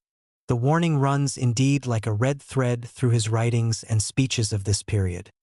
His rational opposition to revolution by conquest was in a sense merely the obverse side of his almost irrational belief in the craving of the Western working classes for revolution and in their ability to make it. He was so unshakably confident that the proletarians of Europe and America were already impelled by their own circumstances to follow in the footsteps of Bolshevism that he was firmly convinced of the absolute harm latent in any attempt to make the revolution for them or to probe and prod them with bayonets. He saw the world pregnant with socialism. He believed that the pregnancy could not last long, and he feared that impatient tampering with it would result in abortion. The solidarity which the Russian Revolution owed to the working classes of other countries, he maintained, should express itself mainly in helping them to understand and interpret their own social and political experience and their own tasks, not in trying to solve those tasks for them. In one controversy, he angrily remarked of anyone who thought of replacing revolution abroad by the Red Army's operations that it were better for him that a millstone were hanged about his neck and he cast into the sea. Yet such was the strength of the new Bolshevik proclivity that it could not be altogether suppressed. It soon manifested itself again in the Red Army's invasion of Georgia. Up to February 1921, Georgia had been ruled by a Menshevik government, with which the Soviets had signed a treaty during the Polish War. Nearly the whole of the Caucasus was already under Soviet control, and Menshevik Georgia was a thorn in its flesh. The claim of the Georgian Mensheviks to independent nationhood was rather spurious. Before the October Revolution, they themselves had ardently advocated Georgia's unity with Russia and had asked only for a degree of local autonomy. Their present separatism was a convenient pretext. The mere existence of Menshevik Georgia made it more difficult for the Bolsheviks to consolidate their regime in the rest of the Caucasus. And the Bolsheviks had not forgotten that the Georgian Mensheviks had meekly submitted to the successive occupation of their country by the Germans and then by the British, and had severely suppressed the Georgian Bolsheviks. Nevertheless, the Soviet government had solemnly committed itself to respect Georgia's independence, and it had recognized the Menshevik government. The Politburo hoped that Georgia would eventually find the pull of the Soviet Caucasus irresistible, that its Menshevik rulers would not be able to govern the country in opposition to all its neighbors, and that the scene would thus be set for their overthrow by native revolutionary forces. Consequently, the Politburo was inclined to wait patiently until the experiment had run its course. Trotsky was therefore greatly surprised when, in the middle of February 1921, during an inspection in the Urals, he learned that the Red Army had marched into Georgia. He was on the point of leaving for Moscow to attend a session of the Central Committee, and before his departure he got in touch with Sklyansky and inquired who had issued the marching orders and why. It turned out that the invasion was a bolt from the blue to the commander-in-chief as well. Trotsky suspected that the adventure had been irresponsibly staged behind the back of the General Staff and of the Politburo, and he intended to raise the matter in full session of the Central Committee and to bring to book the presumed adventurer. But the marching orders had been issued, with the Politburo's approval, by the Revolutionary War Council of the Caucasus, on which Ordzhonikidze, Stalin's friend and himself a Georgian, served as chief commissar. The Politburo had considered the matter in Trotsky's absence. Stalin and Ordzhonikidze had reported that a Bolshevik insurrection had, with strong popular backing, broken out in Georgia, that the outcome was in no doubt, and that the Red Army would merely shorten the struggle. The Politburo, which naturally treated Stalin and Ordzhonikidze as experts on Georgian affairs, accepted their advice.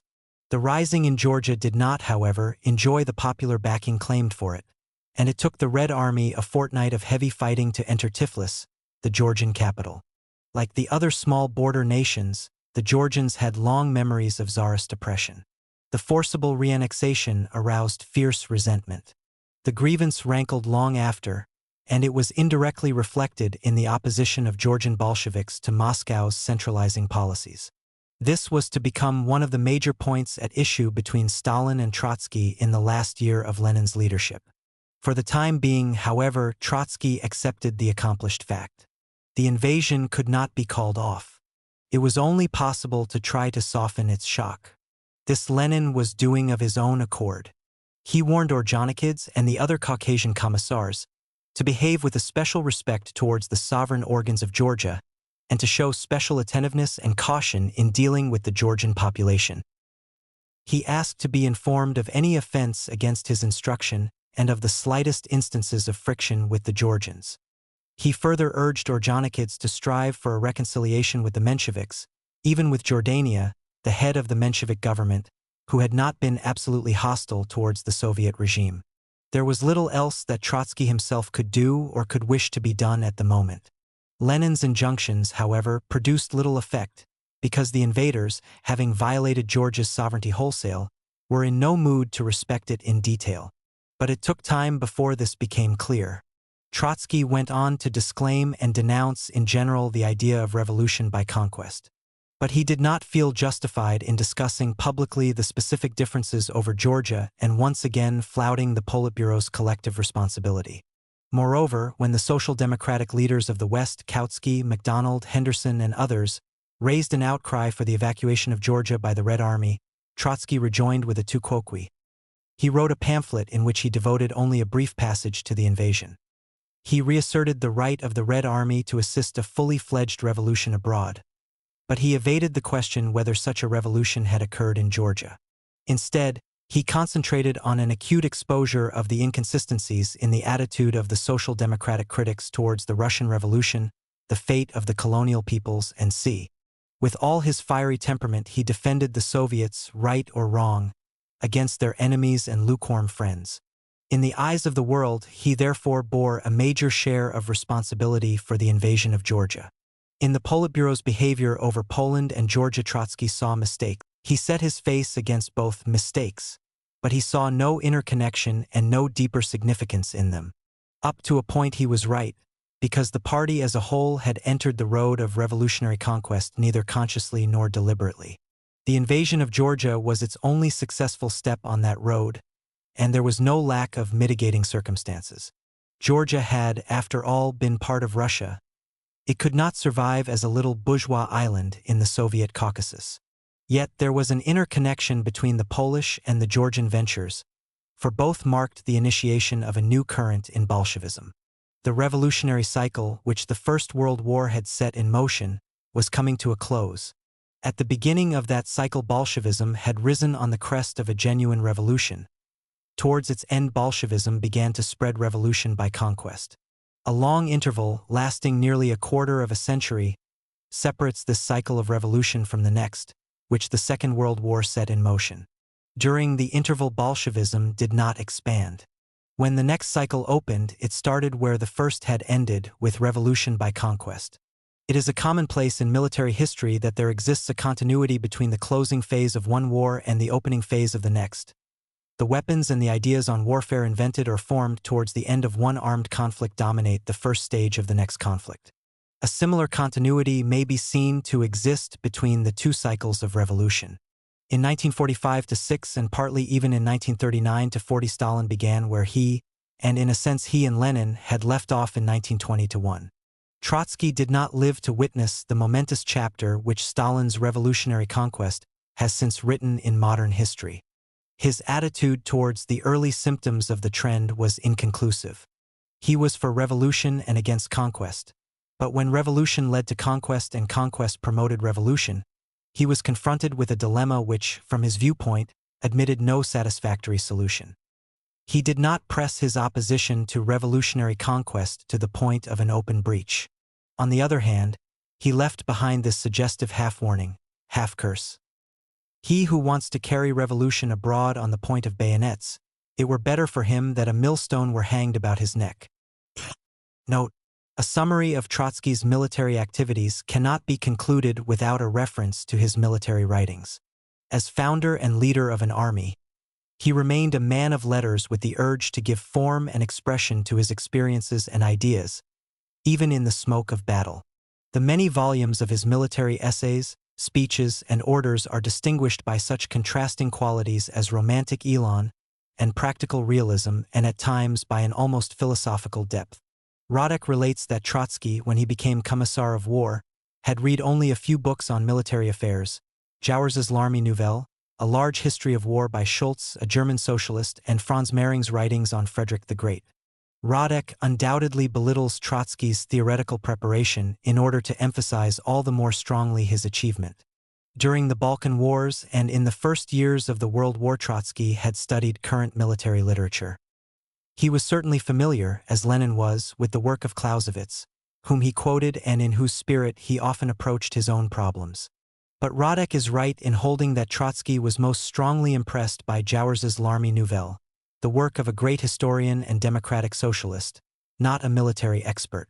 Jauers tried to reconcile two aspects of his own policy: his struggle against the reactionary French officers' corps, whose influence on domestic politics had shown itself in the Dreyfus affair, and his patriotic desire to see the French Republic armed and ready for defense. He conceived a reform of the army which, he hoped, would fit in with the economic and political reforms which were to transform bourgeois France into a social republic. He advocated the replacement of the standing army by militias. The standing army, confined and trained within the rigid framework of the barracks, in artificial isolation from and latent opposition to civilian society, had been the officers' corps' main source of political strength. Militias were to be set up on the basis of productive units, factories, and village communities. The militiamen were to receive their training locally and were to continue to live and work as normal citizens, devoting themselves part-time or intermittently to the art and craft of war. The militias should therefore be so organically integrated into the civilian community that no ambitious general or military clique could use them as a political instrument. Trotsky borrowed Jauers's idea but put it in a different context. Jauers believed that it would be possible to democratize the army into a militia system even under the capitalist system.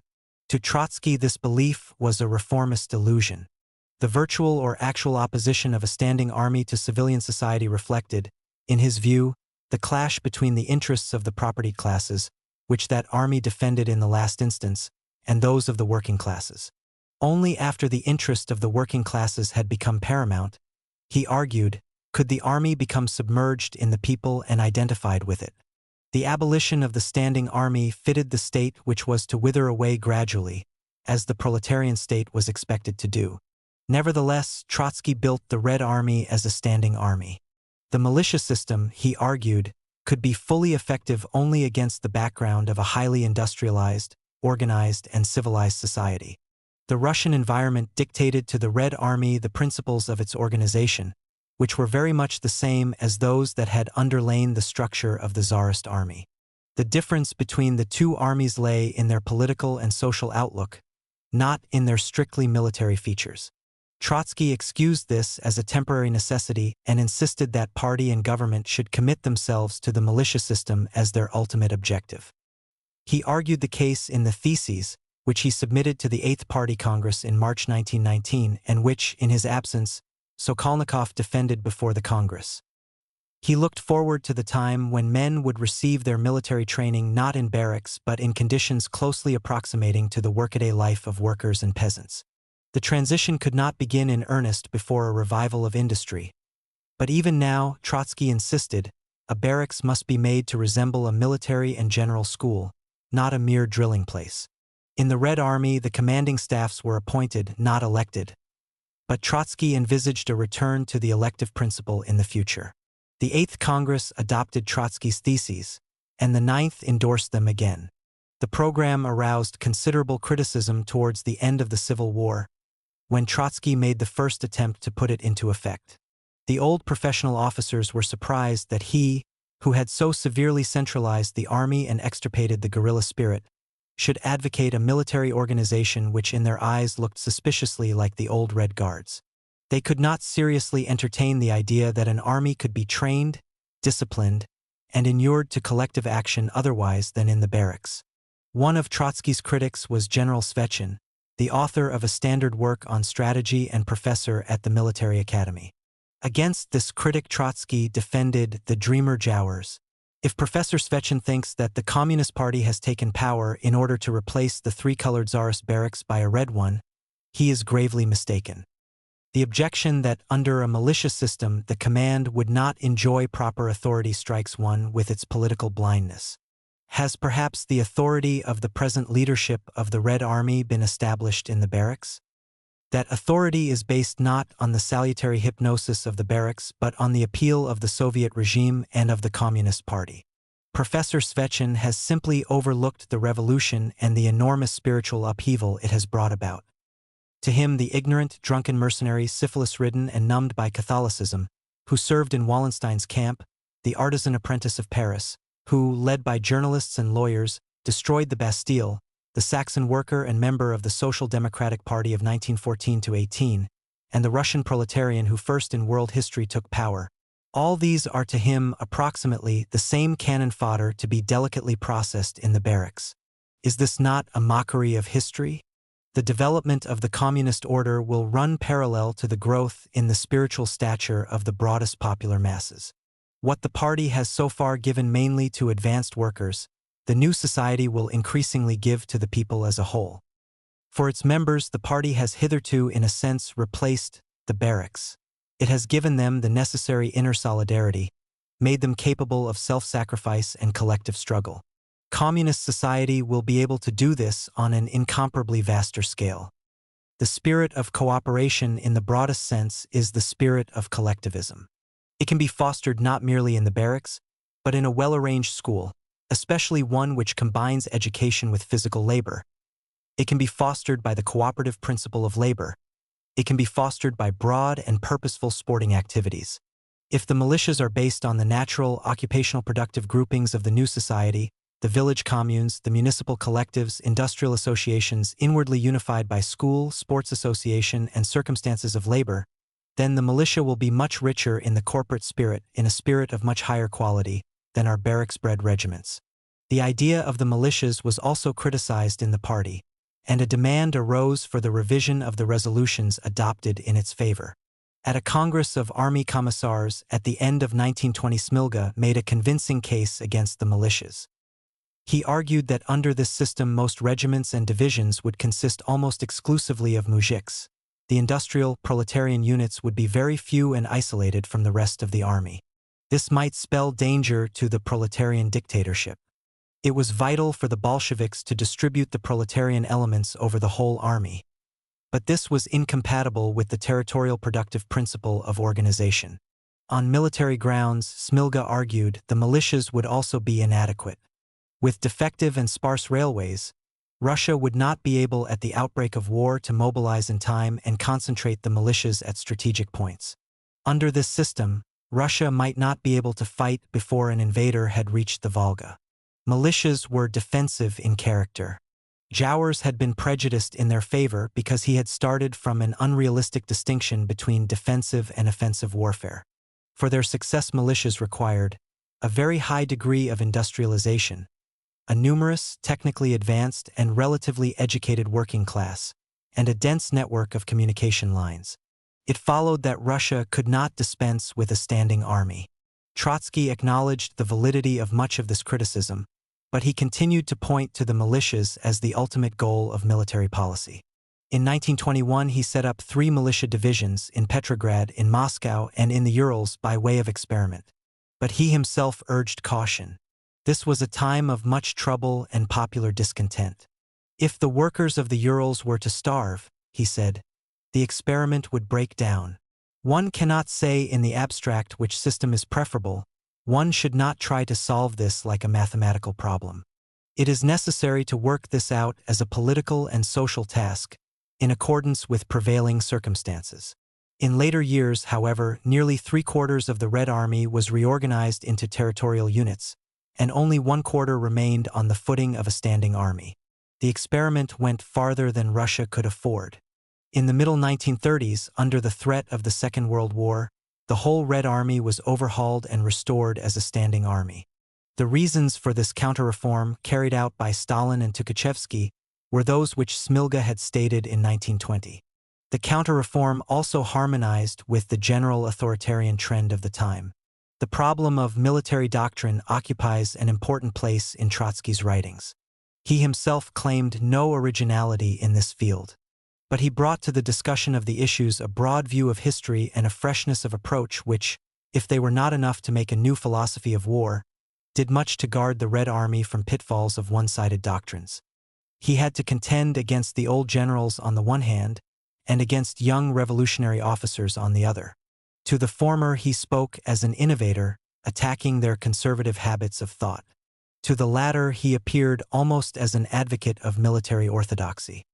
He was the presiding spirit of Moscow's military academy, where the old generals were professors and lecturers.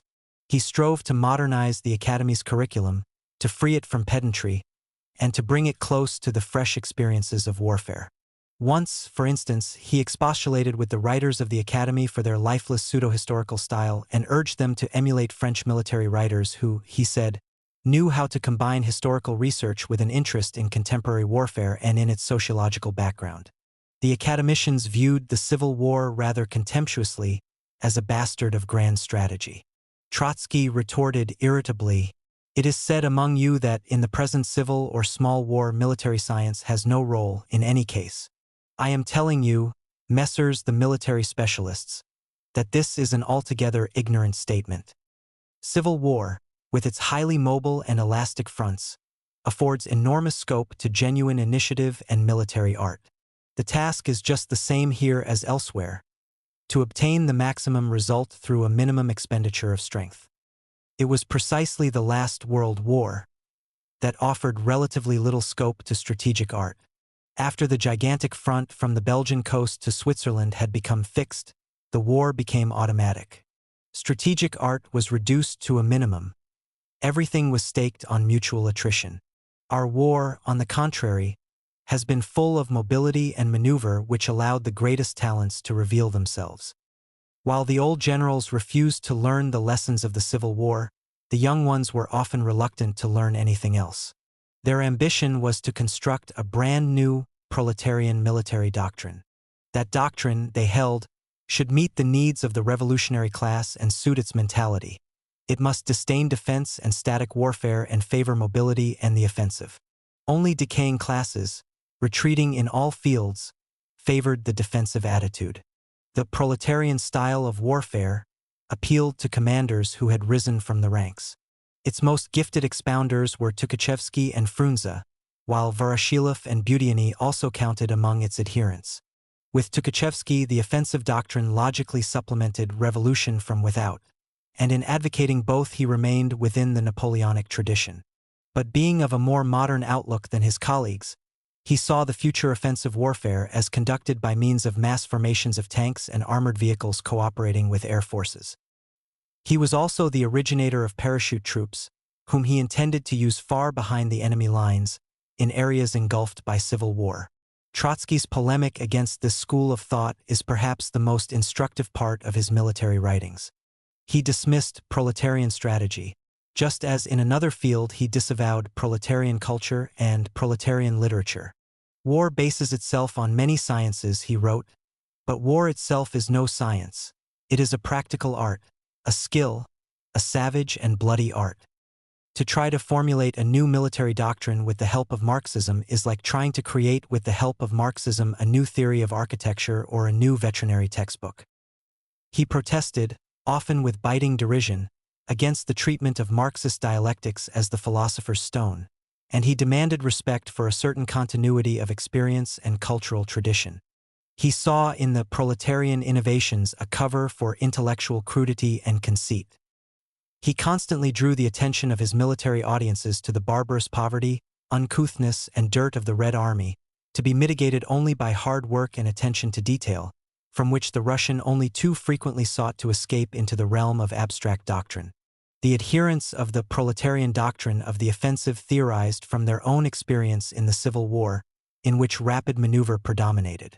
Trotsky replied that the Red Army had learned maneuverability, allegedly the exclusive virtue of a rising social class, from the White Guards, just as the latter had borrowed methods of propaganda from the Red Army.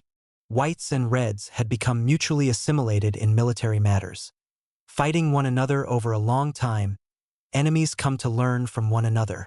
Trotsky himself had issued his famous order proletarians to horse, the signal for the formation of Boudinot's cavalry corps, only at the height of Denikin's offensive when the White Cavalry, led by Mamontov, threatened to disrupt the Bolshevik interior by its deep and swift raids behind Bolshevik lines. But the high mobility peculiar to the Civil War reflected, according to Trotsky, the primitive conditions in which the war was fought over vast, sparsely populated areas. He drew an analogy between the American Civil War and the Russian.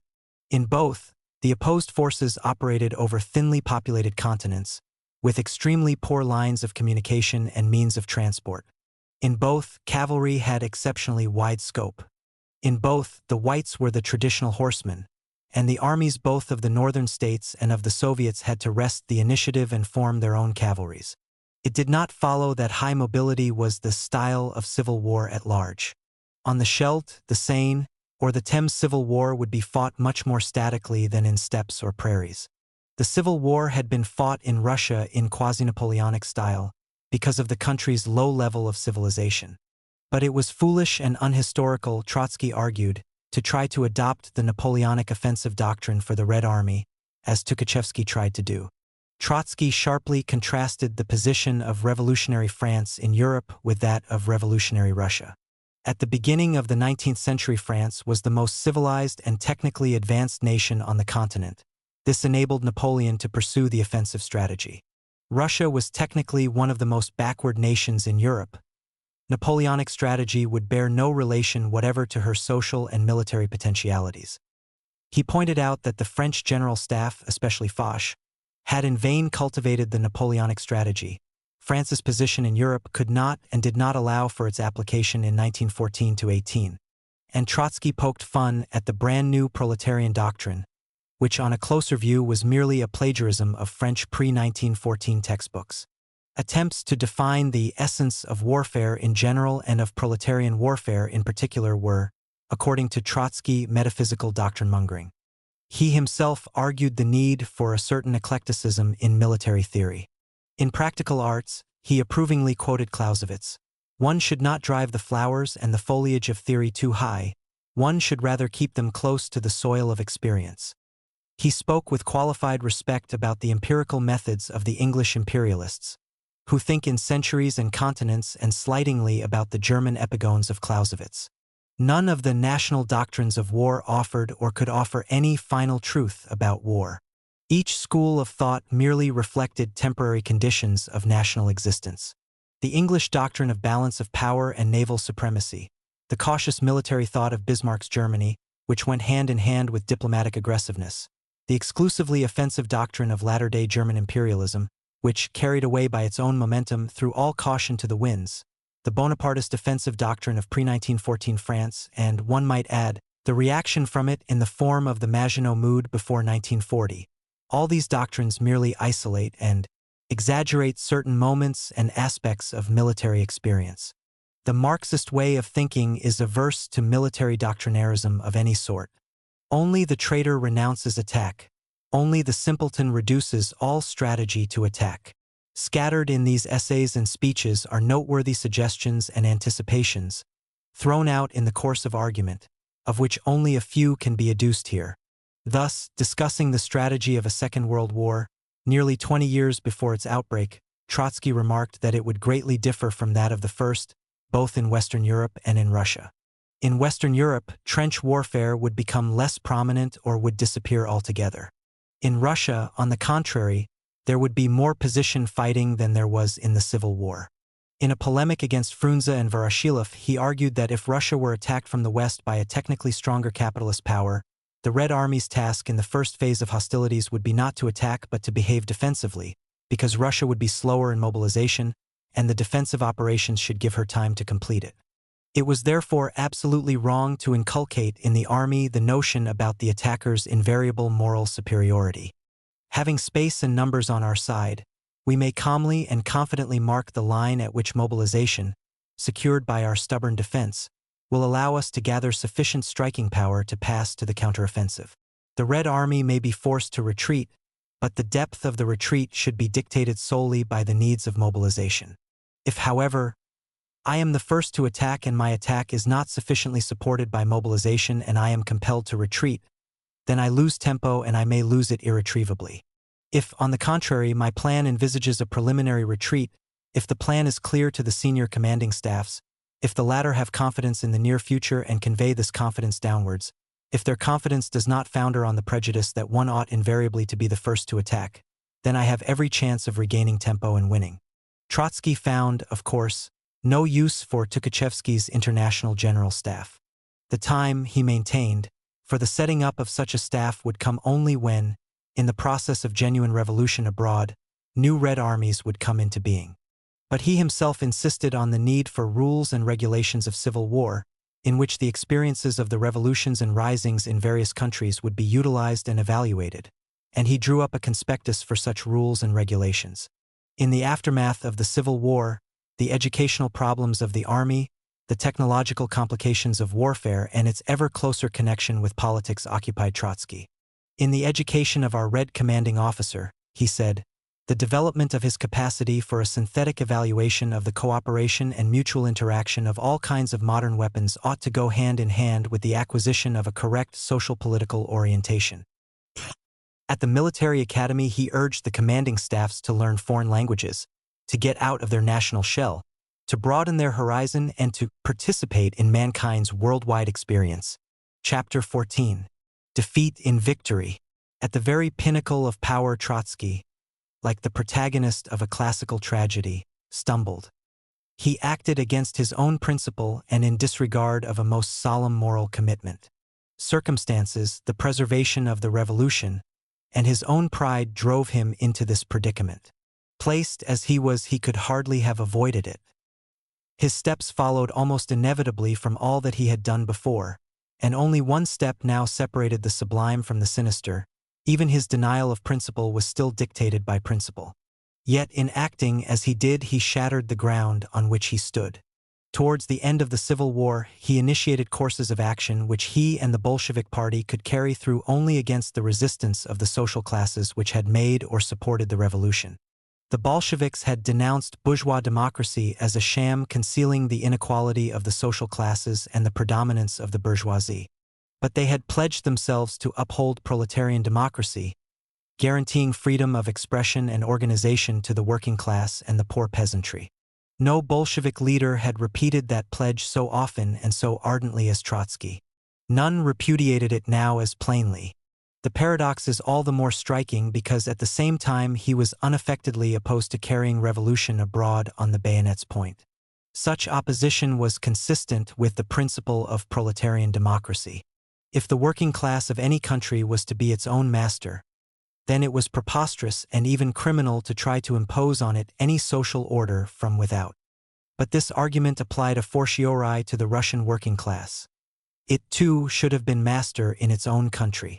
Yet the policies which Trotsky now framed were incompatible with that samodzielność, that political self-determination of the working class, which he had indefatigably preached for 20 years and which he was to preach again during the 17 years of his open struggle against Stalin. He promoted the new policies at first with Lenin's consent. But as he proceeded, he found Lenin and most of the Bolsheviks arrayed against him and invoking the principle of proletarian democracy.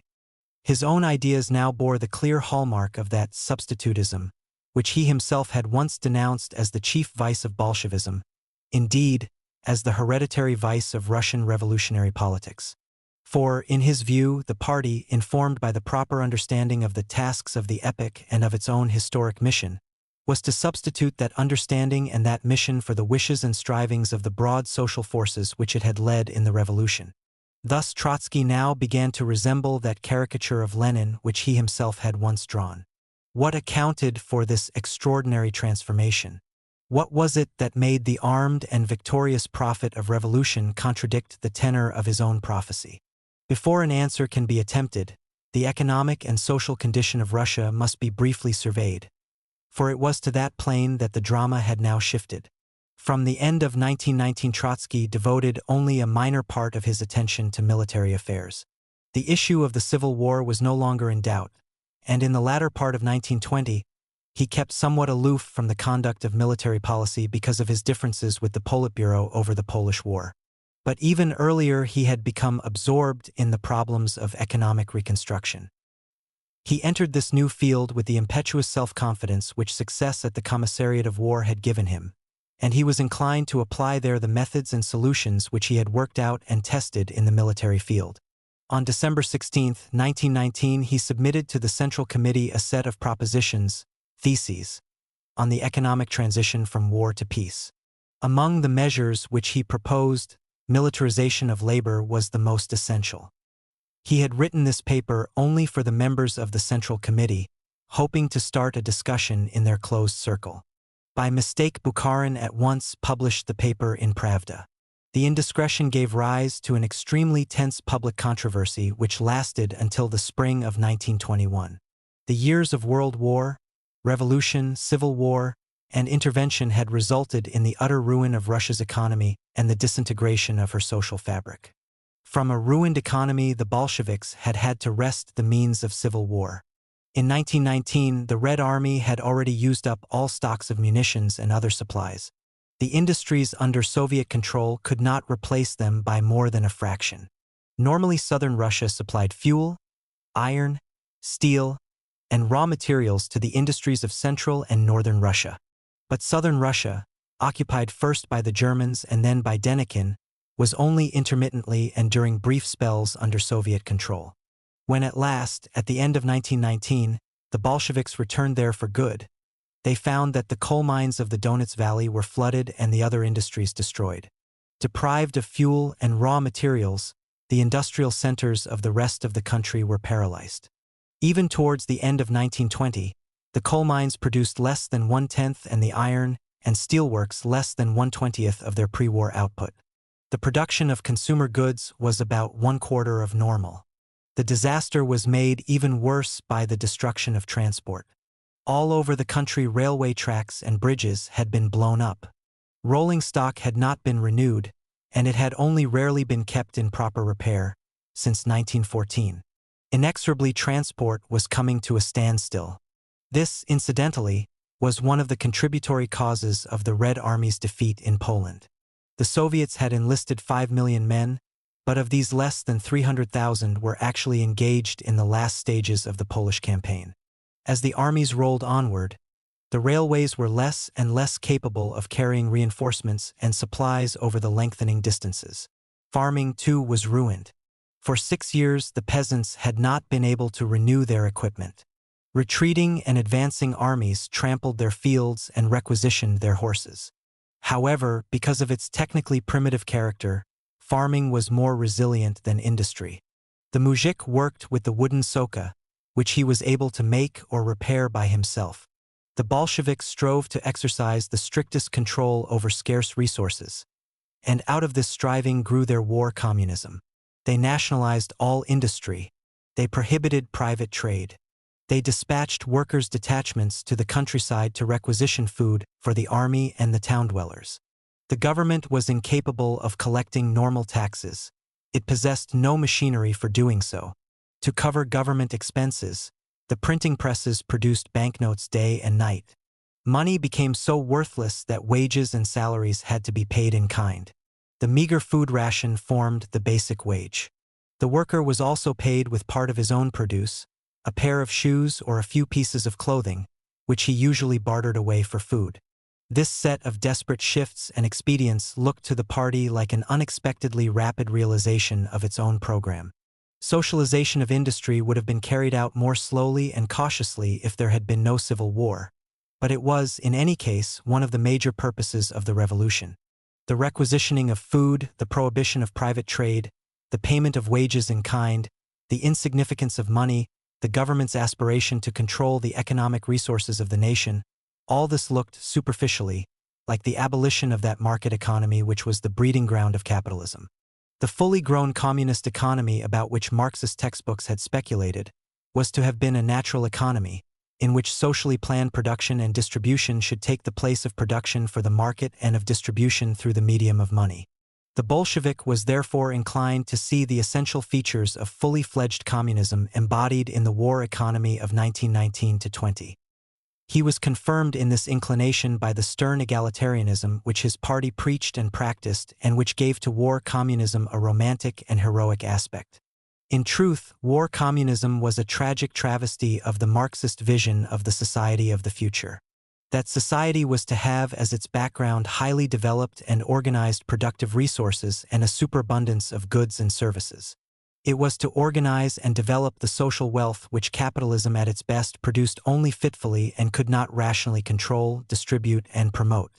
Communism was to abolish economic inequality once for all by leveling up the standards of living. War communism had, on the contrary, resulted from social disintegration, from the destruction and disorganization of productive resources, from an unparalleled scarcity of goods and services. It did indeed try to abolish inequality, but of necessity it did so by leveling down the standards of living and making poverty universal. The system could not work for long. The requisitioning of food and the prohibition of private trade for the time being helped the government to tide over the direst emergencies. But in the longer run, these policies aggravated and accelerated the shrinkage and disintegration of the economy. The peasant began to till only as much of his land as was necessary to keep his family alive. He refused to produce the surplus for which the requisitioning squads were on the lookout. When the countryside refuses to produce food for the town, even the rudiments of urban civilization go to pieces. The cities of Russia became depopulated. Workers went to the countryside to escape famine. Those who stayed behind fainted at the factory benches, produced very little, and often stole what they produced to barter it for food. The old, normal market had indeed been abolished, but its bastard, the black market, despoiled the country, revengefully perverting and degrading human relations. This could go on for another year or so. But, inevitably the end would be the breakdown of all government and the dissolution of society. Such was the situation to which Trotsky bent his mind towards the end of 1919. To cope with it, one of two courses of action had to be taken. The government could stop the requisitioning of food from the peasant and introduce an agricultural tax, in kind or money. Having paid his taxes, the peasant could then be permitted to dispose of his crop as he pleased, to consume it, sell it, or barter it. This would have induced him to grow the surpluses for urban consumption. With the flow of food from country to town restored, the activity of the state-owned industries could be expected to revive. This indeed would have been the only real solution. But a reform of this kind implied the revival of private trade, and it could not but explode the whole edifice of war communism, in the erection of which the Bolsheviks took so much pride.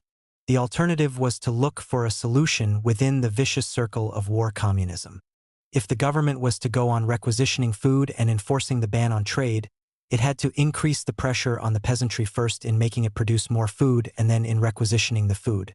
It might also offer special rewards to food growers, clothing, footwear, agricultural implements. It could not do so, however, before the famished workers had repaired and set in motion the destroyed and dilapidated industrial plant and begun to turn out the goods for which the peasantry craved. The government was therefore compelled to press for more industrial production. Unable to offer incentives to the workers, it had to apply more force to them as well as to the peasants. It was a sure sign of the utopian character of war communism that it went on ignoring realities until it drove itself into an impasse and could maintain itself only by ever-increasing doses of violence. Trotsky did not at first go beyond the framework of accepted policy. He was preoccupied with the means by which the dispersed working class could be reassembled and brought back to industry. There were the workers who had fled to the countryside. There were those who in search of food had abandoned skilled jobs for unskilled ones. And there were those déclassés who were completely engulfed in the black market and lost to industry. How could they all be brought back to a normal environment and reintegrated into the nation's productive apparatus? As they could not be attracted by a promise of better living, so Trotsky concluded, they must be recruited to the factories in the same way as soldiers. Thus, empirically, Trotsky arrived at the idea of militarization of labor. The revolution had loudly proclaimed the duty of every citizen to work and declared that he who does not work shall not eat.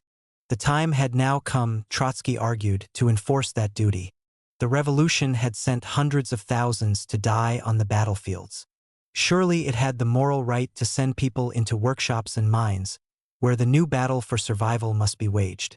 In those theses, which Pravda published prematurely on December 17, 1919, Trotsky characteristically linked this scheme with the military reform he envisaged, the transition of the army to the militia system. He proposed that the machinery for military mobilization should be employed for the mobilization of civilian labor. It is strange how his aspiration to carry out a most democratic reform in the army was combined with his attempt to introduce this extreme form of compulsion of labor. The army was to become permeated with the spirit of civilian citizenship. Its detachments were to be organized on the basis of productive units.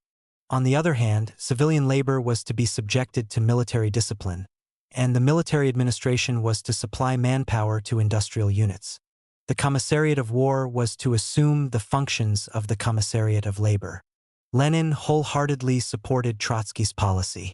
He clung to war communism, which could be made to work, if at all, only on condition that the measures proposed by Trotsky were successful. Nor did Lenin object to the assumption by the Commissariat of War of the responsibility for the supply of industrial labor. Lenin had had to build up the civilian branches of his administration from scratch, and, after the years of civil war, most of them were still in a rudimentary stage. The Commissariat of War had absorbed the best men. It had had first claim on the government's resources. It was directed by the most clear-headed administrator. Its machinery, formidable and highly efficient, was the most solid part of Lenin's administration, its real hub. It seemed a matter of administrative convenience to switch the commissariat to civilian work. No sooner had these proposals become known than they let loose an avalanche of protests. At conferences of party members, administrators, and trade unionists, Trotsky was shouted down as the new Arakcheev, the imitator of that ill-famed general and minister of war who, under Alexander I and Nicholas I, had set up military farming colonies and ruled them with a rod of iron. Arakcheevshchina had ever since been the byword for grotesque flights of military bureaucratic fancy over the field of economic and social policies. The cry of protest rose in the Bolshevik newspapers. It came from Trotsky's old associates Ryazanov and Larin, from the eminent Bolsheviks Rykov, Miliutin, Nagin, Goltzman, and from others. Weariness of civil war and impatience with the architect of victory mingled in these protests. As usually happens in a time of reaction from the tensions and sacrifices of war, people were willing to cover with laurels the man responsible for victory. But they were even more eager to get rid of the rigors of wartime discipline, and they looked for guidance to men who were of less fiery temperament and less splendid talents, but who were willing to pursue milder courses of action.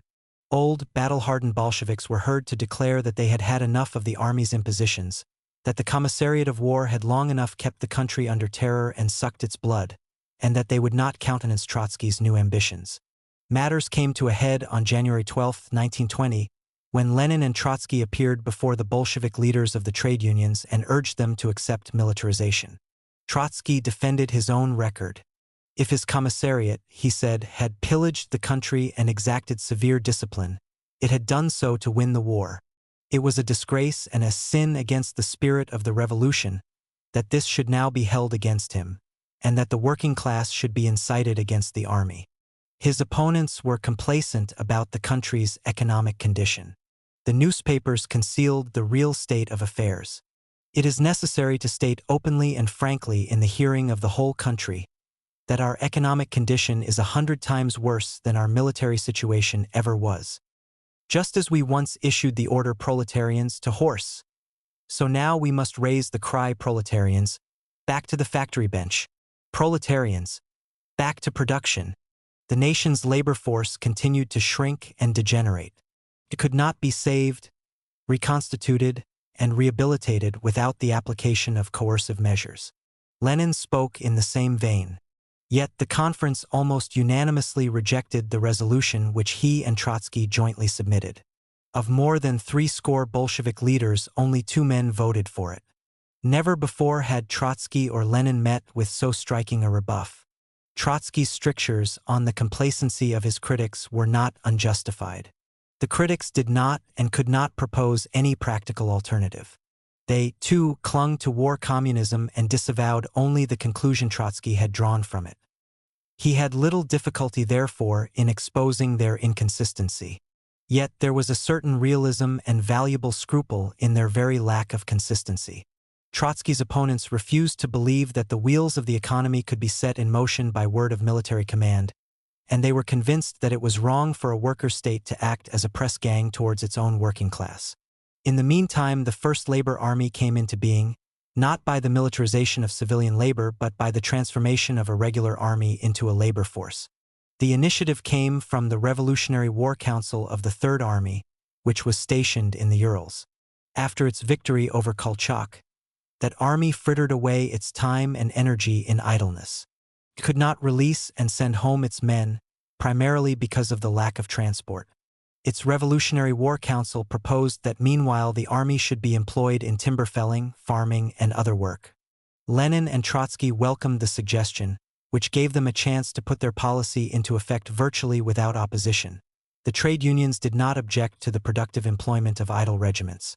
Trotsky hoped to use this experiment as a starting point for the conscription and direction of civilian labor. Nothing could be simpler than that the army, before releasing its men, should take a census of their productive skills, mark every soldier's trade in his service book, and then direct him straight from the demobilization point to the working place where he was wanted. Trotsky planned to combine the soldier's service book with the worker's labor book, a device which should also facilitate the formation of militias on the basis of productive units. This was an imaginative idea. Its flaw was that the released soldier, anxious to reunite with his family or to look for a better living, was likely to abandon the working place to which he had been directed. Trotsky drew blueprints for the organization of communal feeding centers to attract workers. But such schemes could not be put into effect amid the famines and disorders of the time. He displayed astounding originality and inventiveness, but his imagination worked feverishly in a vacuum, and his ideas were out of joint with reality. After the army of the Urals, the armies of the Caucasus and of the Ukraine were put to work in mines, forests, and fields. Trotsky headed the entire organization. General Bonchbrevich was his chief of staff. Pyatakov was his representative in the Urals, and Stalin was chief commissar of the Ukrainian Labor Army. The organization maintained military discipline, and each labor army regularly reported its successes and failures on the fronts. It was Trotsky who first systematically applied military terms, symbols, and metaphors to civilian economic matters and thus introduced a fresh, vivid style in the Russian language, a style which later became ossified into a bureaucratic mannerism and spread to other languages. Views about the economic efficiency of the labor armies were divided. It could, at any rate, not have been lower than that of civilian labor at the time. The Bolsheviks acclaimed the labor armies, especially after Trotsky had gone to some length to mollify the trade unions and had appealed to the labor armies for friendly cooperation with them. He brought to this work his moral passion and theatrical elan, which led him, however, to exaggerate the significance of what he did and to cast a false glamour over what were at best sad expedients.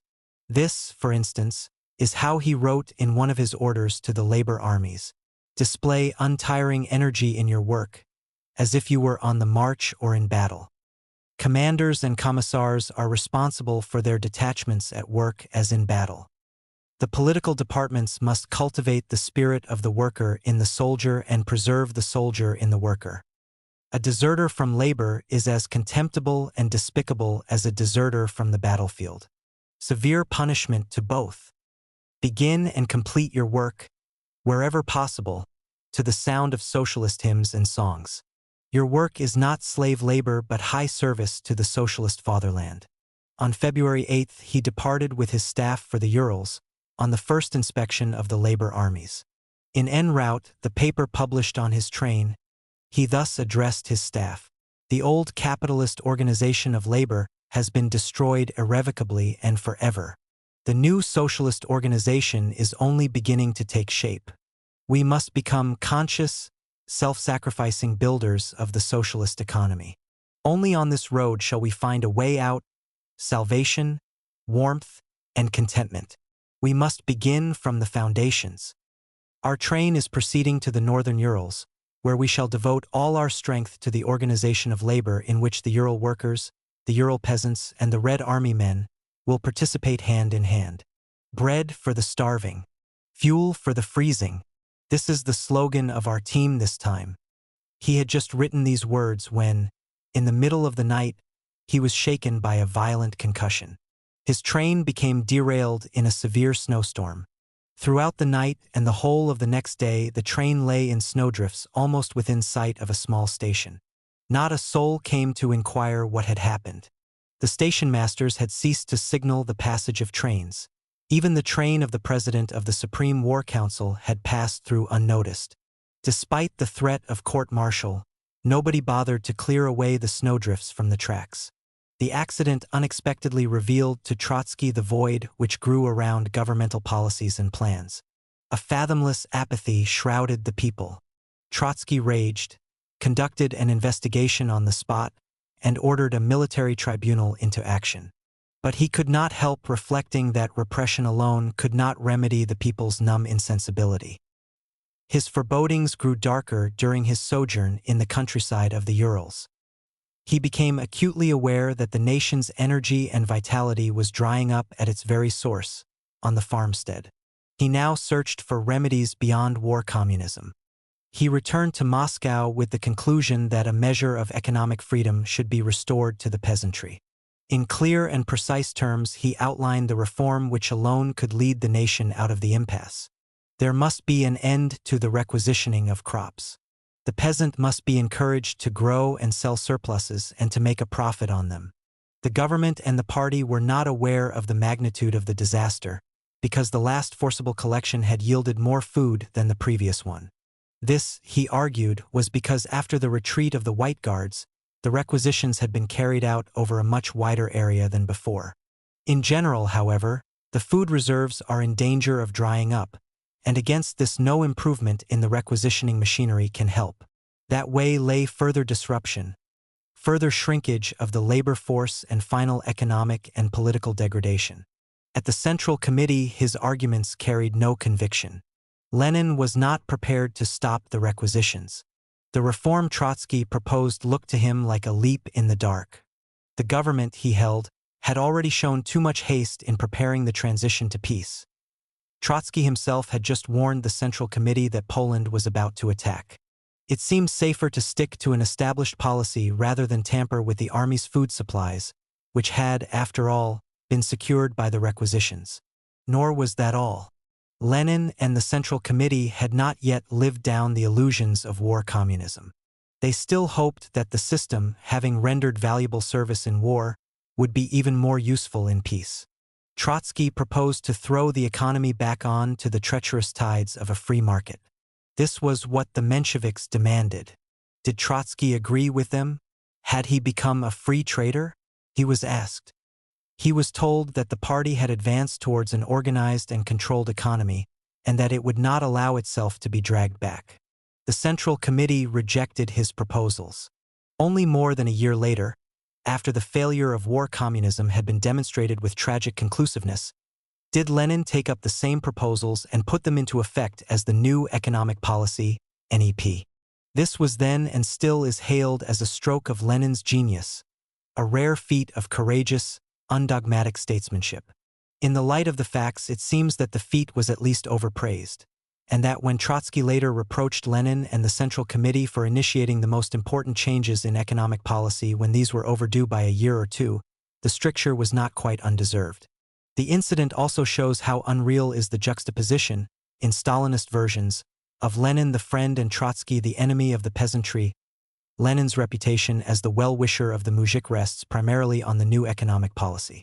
Yoff, whom we know as Trotsky's close friend, remarked in the letter he wrote before his suicide in 1927 that it was Trotsky's major weakness that he did not persist in his wisdom, especially when to be wise was to be alone. One might add that on this occasion Trotsky, rebuked for his wisdom, plunged back into the accepted folly and persisted in it with an ardor which even the fools thought too foolish. After the Central Committee rejected his proposals, he dropped the matter. He did not raise it again or even hint at it at the 9th Congress of the party, which met a month later, at the end of March 1920. Instead, he appeared as the government's chief economic policymaker and expounded a master plan for the next phase of war communism. Did he become convinced that the revision of policy he had suggested was unseasonable?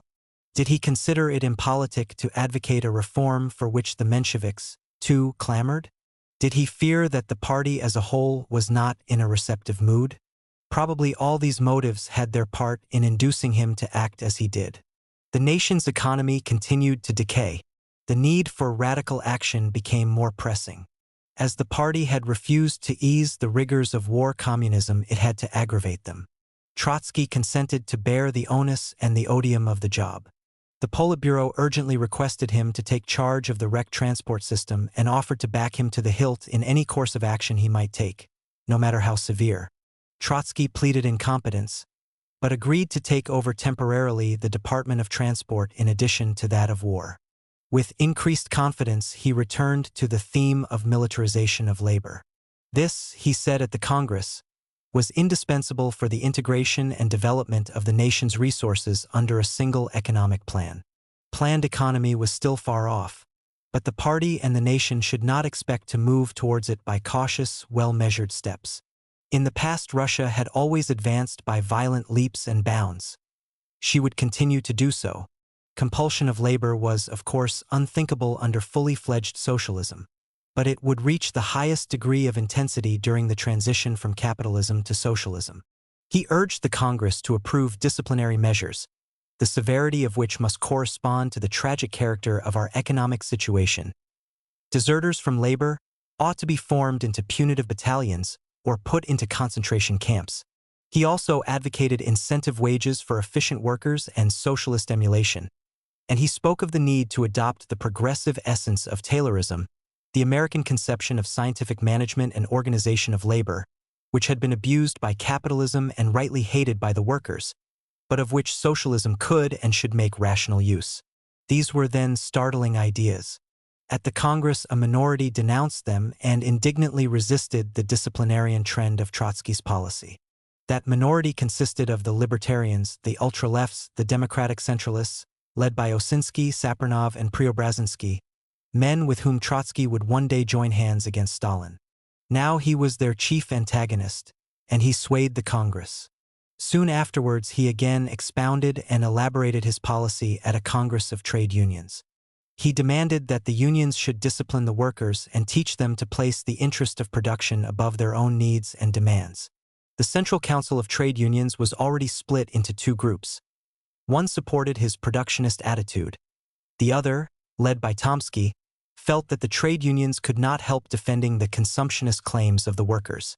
Trotsky argued that the workers must first produce the resources from which their claims could be met, and that they should remember that they were working for the workers' state, not for the old possessing classes. Most Bolshevik trade unionists knew from experience that such exhortations did not impress hungry men. But since the party had endorsed Trotsky's policy, They could not oppose him in public. At the Congress, the Mensheviks became the mouthpieces of discontent. They attacked the labor armies. They denied the government the right to conscript workers and deprived them of the freedom to defend their interests. They argued that compulsory labor was inefficient. "You cannot build a planned economy," exclaimed Abramovich, the Menshevik, "in the way the pharaohs built their pyramids." Abramovich thus coined the phrase, which years later Trotsky was to repeat against Stalin. The Mensheviks were on strong ground, and the fact that their record in the revolution had been poor, even odious, could not detract from the logic and truth of their argument. Trotsky himself could not at heart contradict them when they argued that the wastage of the industrial labor force could not be stopped as long as the peasants were not allowed to sell their crops freely. His answer to the criticisms was little better than a piece of brilliant sophistry. Its historical interest lies in the fact that this has been perhaps the only frank attempt made in modern times to give a logical justification of forced labor. The actual taskmasters and whippersmen do not bother to produce such justifications. The crux of Trotsky's argument was that under any social order man must work in order not to die, that labor was therefore always compulsory, and that communists should approach the matter without cant, because they were the first to organize labor for the benefit of society as a whole. He came to deny by implication the significance of the differences in form and degree in which the natural compulsion of labor manifested itself under different social systems. Man had worked as slave, serf, free artisan, independent peasant, and free wage earner. The natural compulsion of labor had been aggravated or softened by social relations. Man had fought against slavery, serfdom, and capitalism in order to ease it. The Russian Revolution had promised to ease it radically by means of rational economic organization. It was not the revolution's fault that, because of inherited poverty and the devastation of several wars and of blockade, it could not honor its promise. But the Bolsheviks need not have expressly repudiated that promise. This was what Trotsky appeared to do when he told the trade unions that coercion, regimentation, and militarization of labor were no mere emergency measures, and that the worker state normally had the right to coerce any citizen to perform any work at any place of its choosing. "We are now heading towards the type of labor," he stated, "that is socially regulated on the basis of an economic plan, obligatory for the whole country, compulsory for every worker. This is the basis of socialism. The militarization of labor, in this fundamental sense of which I have spoken, is the indispensable basic method for the organization of our labor forces. Is it true that compulsory labor is always unproductive? This is the most wretched and miserable liberal prejudice. Chattel slavery, too, was productive. Compulsory serf labor did not grow out of the feudal lord's ill will. It was, in its time, a progressive phenomenon. Carried away by his desire to justify the measures he sponsored, he, the rebel par excellence, the expounder of permanent revolution, came very near to talking like an apologist for past systems of coercion and exploitation. For a time, the Polish War blunted the edge of this controversy. Peril from without once again induced people to accept without murmur policies which, before, had aroused their intense resentment.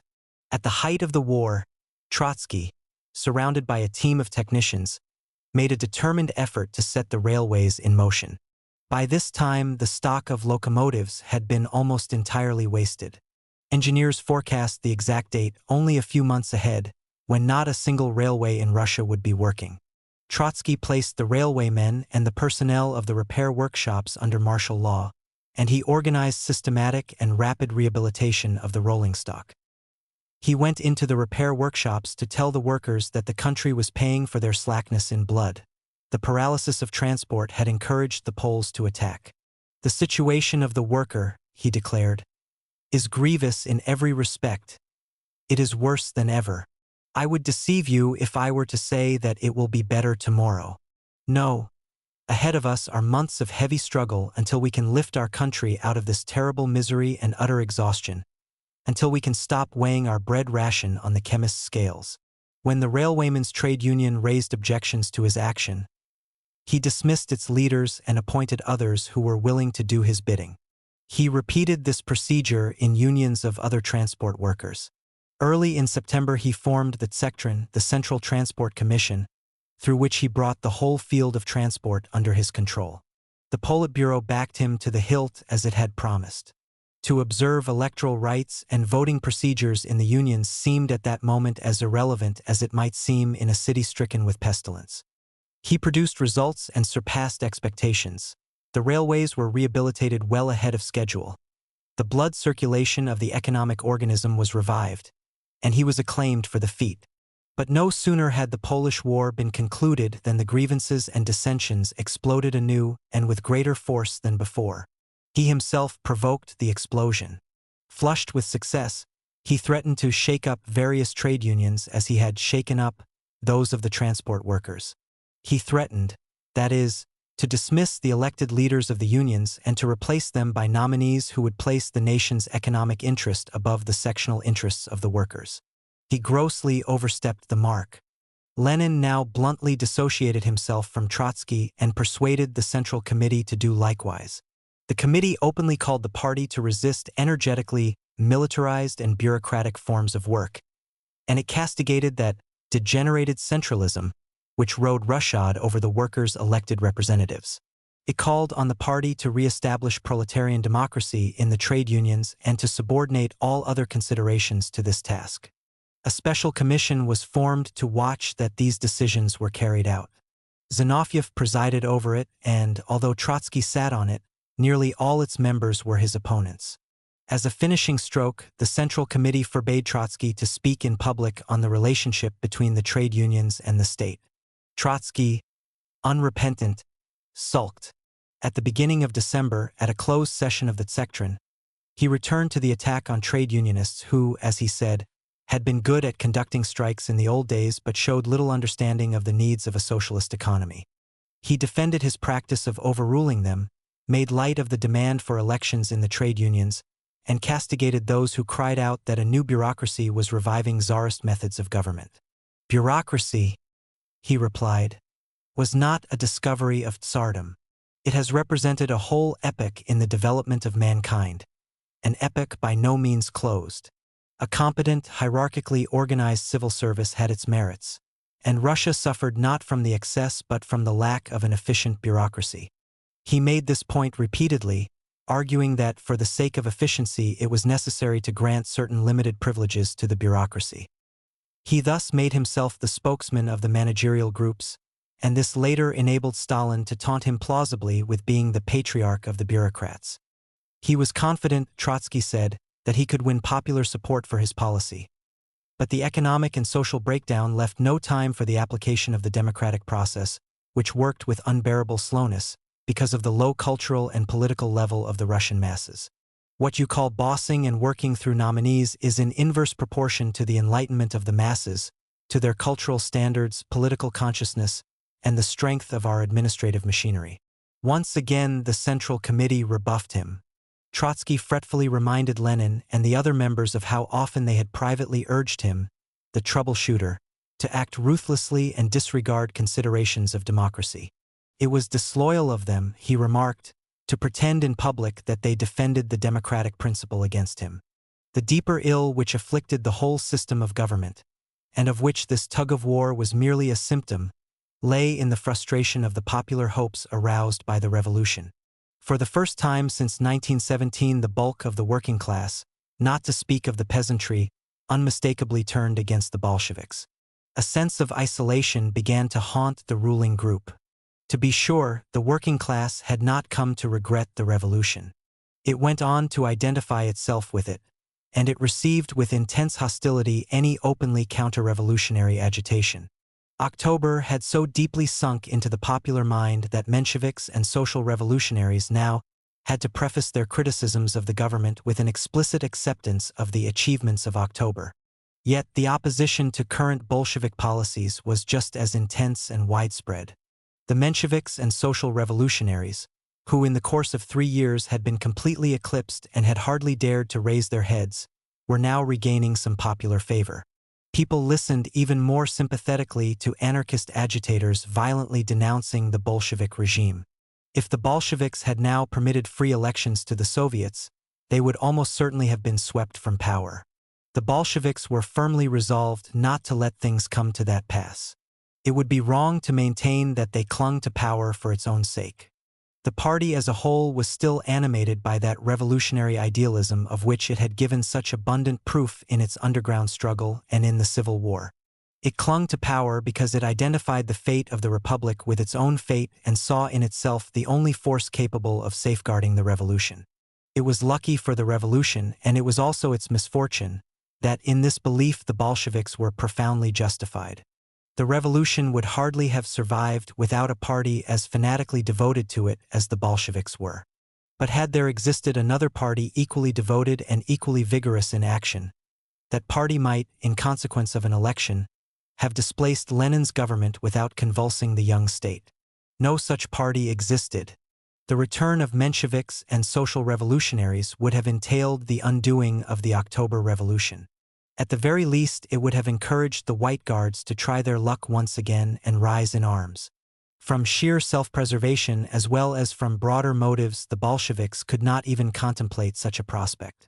They could not accept it as a requirement of democracy that they should, by retreating, plunge the country into a new series of civil wars just after one series had been concluded. Nor was it by any means likely that a free election to the Soviets would return any clear-cut majority. Those who had supported Kerensky in 1917 had not really recovered from their eclipse. Anarchists and anarcho-syndicalists, preaching a third revolution, seemed far more popular among the working class. But they gave no effective focus to the opposition, and they were in no sense pretenders to office. Strong in criticism, they possessed no positive political program, no serious organization, national or even local, no real desire to rule a vast country. In their ranks, honest revolutionaries, cranks, and plain bandits rubbed shoulders. The Bolshevik regime could be succeeded only by utter confusion followed by open counter-revolution. Lenin's party refused to allow the famished and emotionally unhinged country to vote their party out of power and itself into a bloody chaos. For this strange sequel to their victory, the Bolsheviks were mentally quite unprepared. They had always tacitly assumed that the majority of the working class, having backed them in the revolution, would go on to support them unswervingly until they had carried out the full program of socialism. Naive as the assumption was, it sprang from the notion that socialism was the proletarian idea par excellence and that the proletariat, having once adhered to it, would not abandon it. That notion had underlain the reasoning of all European schools of socialist thought. In the vast political literature produced by those schools, the question of what socialists in office should do if they lost the confidence of the workers had hardly ever been pondered. It had never occurred to Marxists to reflect whether it was possible or admissible to try to establish socialism regardless of the will of the working class. They simply took that will for granted. For the same reason, it had seemed to the Bolsheviks as clear as daylight that the proletarian dictatorship and proletarian or Soviet democracy were only two complementary and inseparable aspects of the same thing. The dictatorship was there to suppress the resistance of the propertied classes, and it derived its strength and historic legitimacy from the freely and democratically expressed opinion of the working classes. Now a conflict arose between the two aspects of the Soviet system. If the working classes were to be allowed to speak and vote freely, they would destroy the dictatorship. If the dictatorship, on the other hand, frankly abolished proletarian democracy, it would deprive itself of historic legitimacy, even in its own eyes. It would cease to be a proletarian dictatorship in the strict sense. Its use of that title would henceforth be based on the claim that it pursued a policy with which the working class, in its own interest, ought and eventually must identify itself, but with which it did not as yet identify itself. The dictatorship would then at best represent the idea of the class, not the class itself. The revolution had now reached that crossroads, well known to Machiavelli, at which it found it difficult or impossible to fix the people in their revolutionary persuasion and was driven to take such measures that, when they believed no longer, it might be possible to make them believe by force. For the Bolshevik party, this involved a conflict of loyalties, which was in some respects deeper than any it had known so far, a conflict bearing the seeds of all the turbulent controversies and somber purges of the next decades. At this crossroads, Bolshevism suffered a moral agony, the like of which is hardly to be found in the history of less intense and impassioned movements. Later, Lenin recalled the fever and mortal illness which consumed the party in the winter of 1920-1, during the tumultuous debate over the place of the trade unions in the state. This was an important yet only a secondary matter. It could not be settled before an answer had been given to the fundamental question concerning the very nature of the state. The party was wholly absorbed in the controversy over the secondary issue, because it was not altogether clearly aware of the primary question and was afraid to formulate it frankly in its own mind. But as the protagonists went on arguing, they struck the great underlying issue again and were compelled to define their attitudes. It is not necessary here to go into the involved and somewhat technical differences over the trade unions, although the fact that the drama of the revolution revealed itself in a seemingly dry economic argument significantly corresponded to the spirit of the age. Suffice it to say that, broadly speaking, three attitudes crystallized. The faction led by Trotsky and later by Trotsky and Bukharin wanted the trade unions to be deprived of their autonomy and absorbed into the machinery of government. This was the final conclusion which Trotsky drew from his conflicts with the trade unions. Under the new dispensation, the leaders of the unions would, as servants of the state, speak for the state to the workers rather than for the workers to the state. They would raise the productivity and maintain the discipline of labor. They would train workers for industrial management, and they would participate in the direction of the country's economy. At the other extreme, the workers' opposition, led by Shliapnikov and Kalantai, protested against the government's and the party's tutelage over the unions. They denounced Trotsky and Lenin as militarizers of labor and promoters of inequality. In quasi-syndicalist fashion, they demanded that trade unions, factory committees, and a National Producers' Congress should assume control over the entire economy. While Trotsky argued that the trade unions could not in logic defend the workers against the worker state, Shliapnikov and Kalantai already branded the Soviet state as the rampart of a new privileged bureaucracy. Between these two extremes, Lenin, Zinoviev, and Kamenev spoke for the main body of Bolshevik opinion and tried to strike a balance. They, too, insisted that it was the duty of the trade unions to restrain the workers and to cultivate in them a sense of responsibility for the state and the nationalized economy. They emphasized the party's right to control the unions, but they also wished to preserve them as autonomous mass organizations capable of exerting pressure on government and industrial management.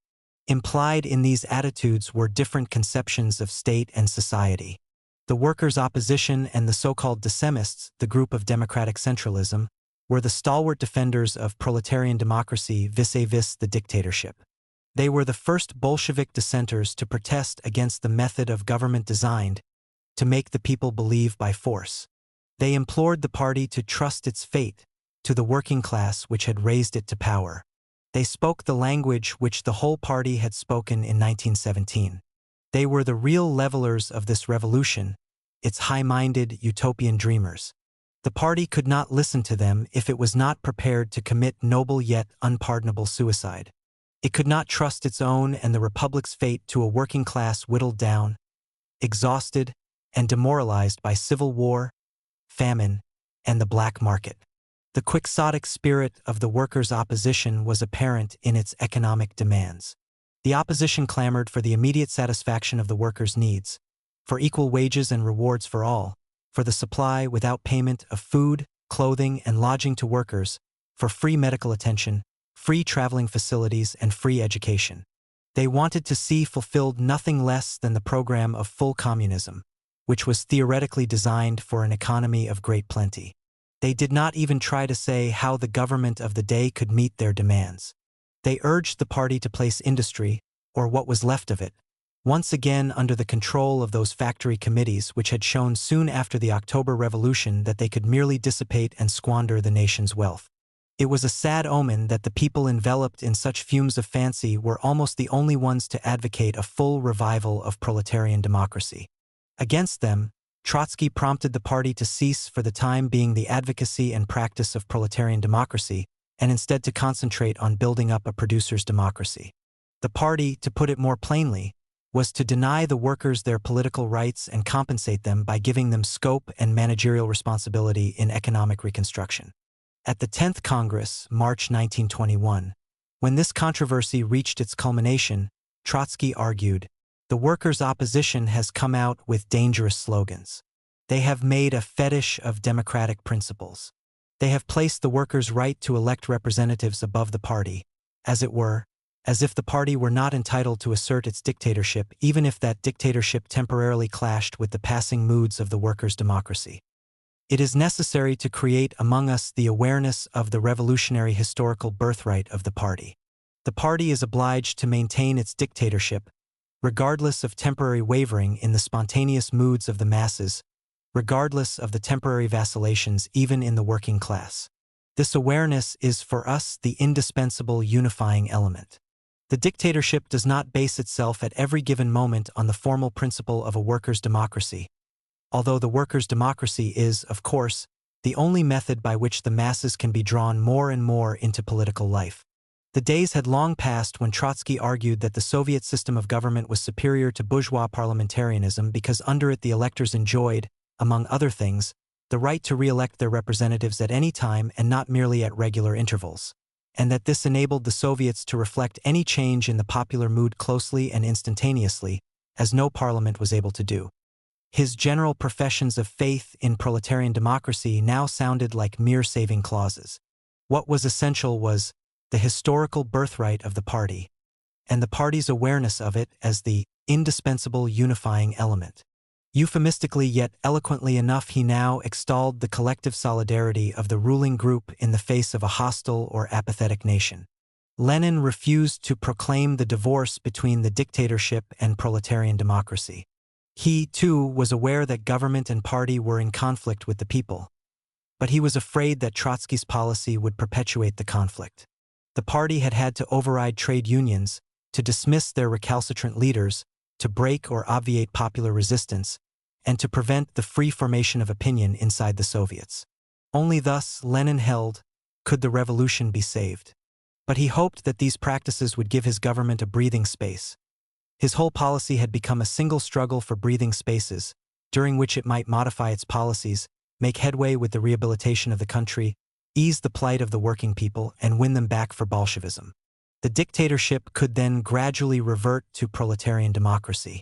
If this was the aim, as Trotsky agreed, then the party must reassert the idea of that democracy at once and initiate no sweeping measures suggesting its abandonment. Even though the regime had so often had recourse to coercion, Lenin pleaded, coercion must be its last and persuasion its first resort. The trade unions ought therefore not to be turned into appendages of the state. They must retain a measure of autonomy. They must speak for the workers, if need be against the government. And they ought to become the schools, not the drill halls, of communism. The administrator, and it was from his angle that Trotsky viewed the problem, might be annoyed and inconvenienced by the demands of the unions. He might be right against them in specific instances, but on balance it was sound that he should be so inconvenienced and exposed to genuine social pressures and influences. It was no use telling the workers that they must not oppose the workers' state. That state was an abstraction. In reality, Lenin pointed out, his own administration had to consider the interests of the peasants as well as of the workers, and its work was marred by muddle, by grave bureaucratic distortions, and by arbitrary exercise of power. The working class ought therefore to defend itself, albeit with self-restraint, and to press its claims on the administration. The state, as Lenin saw it, had to give scope to a plurality of interests and influences. Trotsky's state was implicitly monolithic. The 10th Congress voted by an overwhelming majority for Lenin's resolutions. Bolshevism had already departed from proletarian democracy, but it was not yet prepared to embrace its alternative, the monolithic state. While the Congress was in session, the strangest of all Russian insurrections flared up at the naval fortress of Kronstadt, an insurrection which, in Lenin's words, like a lightning flash illumined reality. The insurgents, sailors of the Red Navy, were led by anarchists. Since the end of February they had been extremely restless. There had been strikes in nearby Petrograd. A general strike was expected, and Kronstadt was astir with rumors of alleged clashes between Petrograd workers and troops. The crews of the warships were seized by a political fever reminiscent of the excitement of 1917.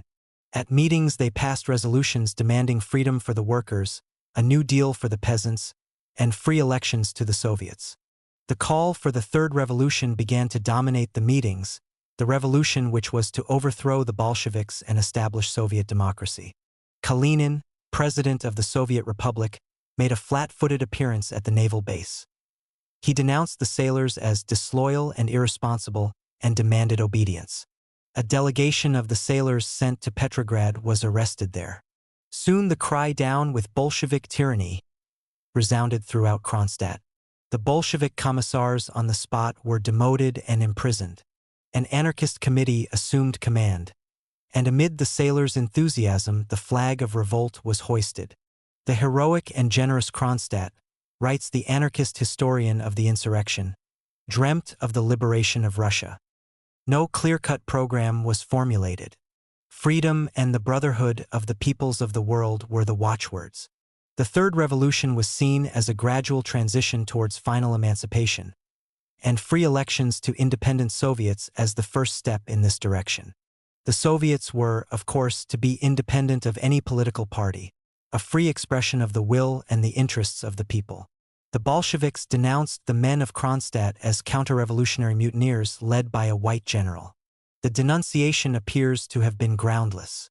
Having for so long fought against mutiny after mutiny, each sponsored or encouraged by the White Guards, the Bolsheviks could not bring themselves to believe that the White Guards had no hand in this revolt. Some time before the event, the white émigré press had indeed darkly hinted at trouble brewing in Kronstadt, and this lent color to the suspicion. The Politburo, at first inclined to open negotiations, finally resolved to quell the revolt. It could not tolerate the challenge from the Navy, and it was afraid that the revolt, although it had no chance of growing into a revolution, would aggravate the prevailing chaos. Even after the defeat of the White Guards, numerous bands of rebels and marauders roamed the land from the northern coasts down to the Caspian Sea, raiding and pillaging towns and slaughtering the agents of the government. With the call for a new revolution, bands of famished Volga peasants had overrun the gubernia of Saratov, and later in the year Tukhachevsky had to employ 27 rifle divisions to subdue them. Such was the turmoil that leniency towards the insurgents of Kronstadt was certain to be taken as a sign of weakness and to make matters worse. On March 5, Trotsky arrived in Petrograd and ordered the rebels to surrender unconditionally. "Only those who do so," he stated, "can count on the mercy of the Soviet Republic. Simultaneously with this warning, I am issuing instructions that everything be prepared for the suppression of the mutiny by armed force." This is the last warning. That it should have fallen to Trotsky to address such words to the sailors was another of history's ironies. This had been his Kronstadt, the Kronstadt he had called the pride and the glory of the revolution. How many times had he not stumped the naval base during the hot days of 1917? How many times had not the sailors lifted him on their shoulders and wildly acclaimed him as their friend and leader? How devotedly they had followed him to the Tauride Palace, to his prison cell at Kresty, to the walls of Kazan on the Volga, always taking his advice, always almost blindly following his orders. How many anxieties they had shared, how many dangers they had braved together. True, of the veterans few had survived, and even fewer were still at Kronstadt. The crews of the Aurora, the Petropavlovsk, and other famous warships now consisted of fresh recruits drafted from Ukrainian peasants. They lacked, so Trotsky told himself, the selfless revolutionary spirit of the older classes. Yet even this was in a way symbolic of the situation in which the revolution found itself. The ordinary men and women who had made it were no longer what they had been or where they had been. The best of them had perished. Others had become absorbed in the administration. Still others had dispersed and become disheartened and embittered.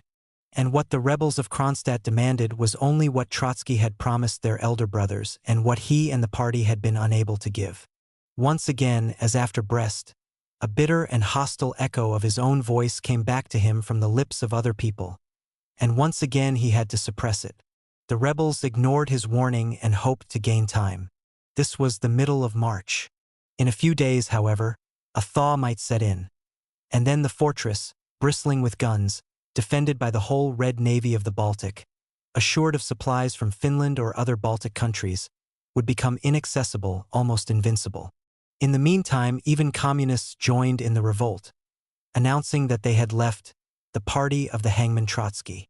The fortress, so Trotsky, or was it Tukhachevsky, resolved, must be seized before ice floes barred the approach. In feverish haste, picked regiments and shock troops were dispatched to reinforce the garrison of Petrograd. When the news of the mutiny reached the 10th Congress, It aroused so much alarm and anger that most of the able-bodied delegates rushed straight from the conference hall in the Kremlin to place themselves at the head of the shock troops which were to storm the fortress across the Bay of Finland. Even leaders of the workers' opposition and dissemists who, at the Congress, had just raised demands not very different from those the rebels voiced, went into battle. They, too, held that the sailors had no right to dictate, hands on triggers, even the justest of demands. White sheets over their uniforms, the Bolshevik troops, under Tukhachevsky's command, advanced across the bay. They were met by hurricane fire from Kronstadt's bastions. The ice broke under their feet, and wave after wave of white-shrouded attackers collapsed into the glacial Valhalla. The death march went on. From three directions fresh columns stumped and fumbled and slipped and crawled over the glassy surface until they too vanished in fire, ice, and water. As the successive swarms and lines of attackers drowned, it seemed to the men of Kronstadt that the perverted Bolshevik revolution drowned with them and that the triumph of their own pure, unadulterated revolution was approaching. Such was the lot of these rebels, who had denounced the Bolsheviks for their harshness and whose only aim it was to allow the revolution to imbibe the milk of human kindness, that for their survival they fought a battle which in cruelty was unequaled throughout the Civil War. The bitterness and the rage of the attackers mounted accordingly. On March 17th, after a night-long advance in a snowstorm, the Bolsheviks at last succeeded in climbing the walls.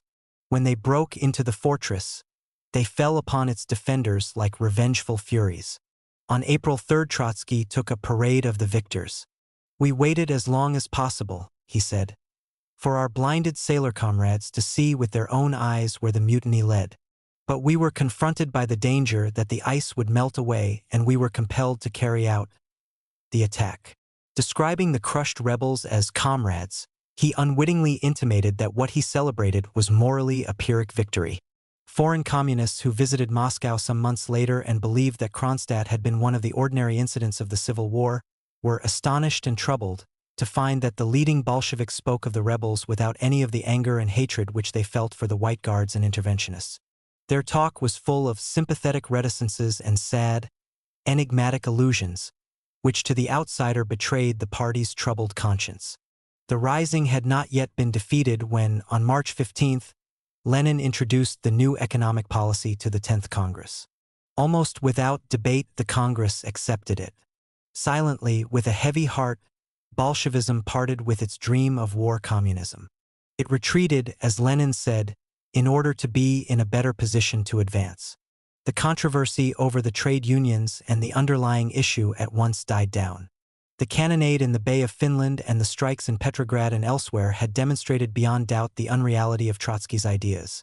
And in the milder policies based on the mixed economy of subsequent years there was, anyhow, no room for the militarization of labor. The controversy had not been mere sound and fury, however. Its significance for the future was greater than the protagonists themselves could suppose. A decade later, Stalin, who in 1920-1 had supported Lenin's liberal policy, was to adopt Trotsky's ideas in all but name. Neither Stalin nor Trotsky, nor the adherents of either, then admitted the fact. Stalin, because he could not acknowledge that he was abandoning Lenin's attitude for Trotsky's. Trotsky, because he shrank in horror from his own ideas when he saw them remorselessly carried into execution by his enemy. There was hardly a single plank in Trotsky's program of 1920-1 which Stalin did not use during the Industrial Revolution of the 30s. He introduced conscription and direction of labor. He insisted that the trade unions should adopt a productionist policy instead of defending the consumer interests of the workers. He deprived the trade unions of the last vestige of autonomy and transformed them into tools of the state. He set himself up as the protector of the managerial groups, on whom he bestowed privileges of which Trotsky had not even dreamt. He ordered socialist emulation in the factories and mines, and he did so in words unceremoniously and literally taken from Trotsky. He put into effect his own ruthless version of that Soviet Taylorism which Trotsky had advocated. And, finally, he passed from Trotsky's intellectual and historical arguments ambiguously justifying forced labor to its mass application.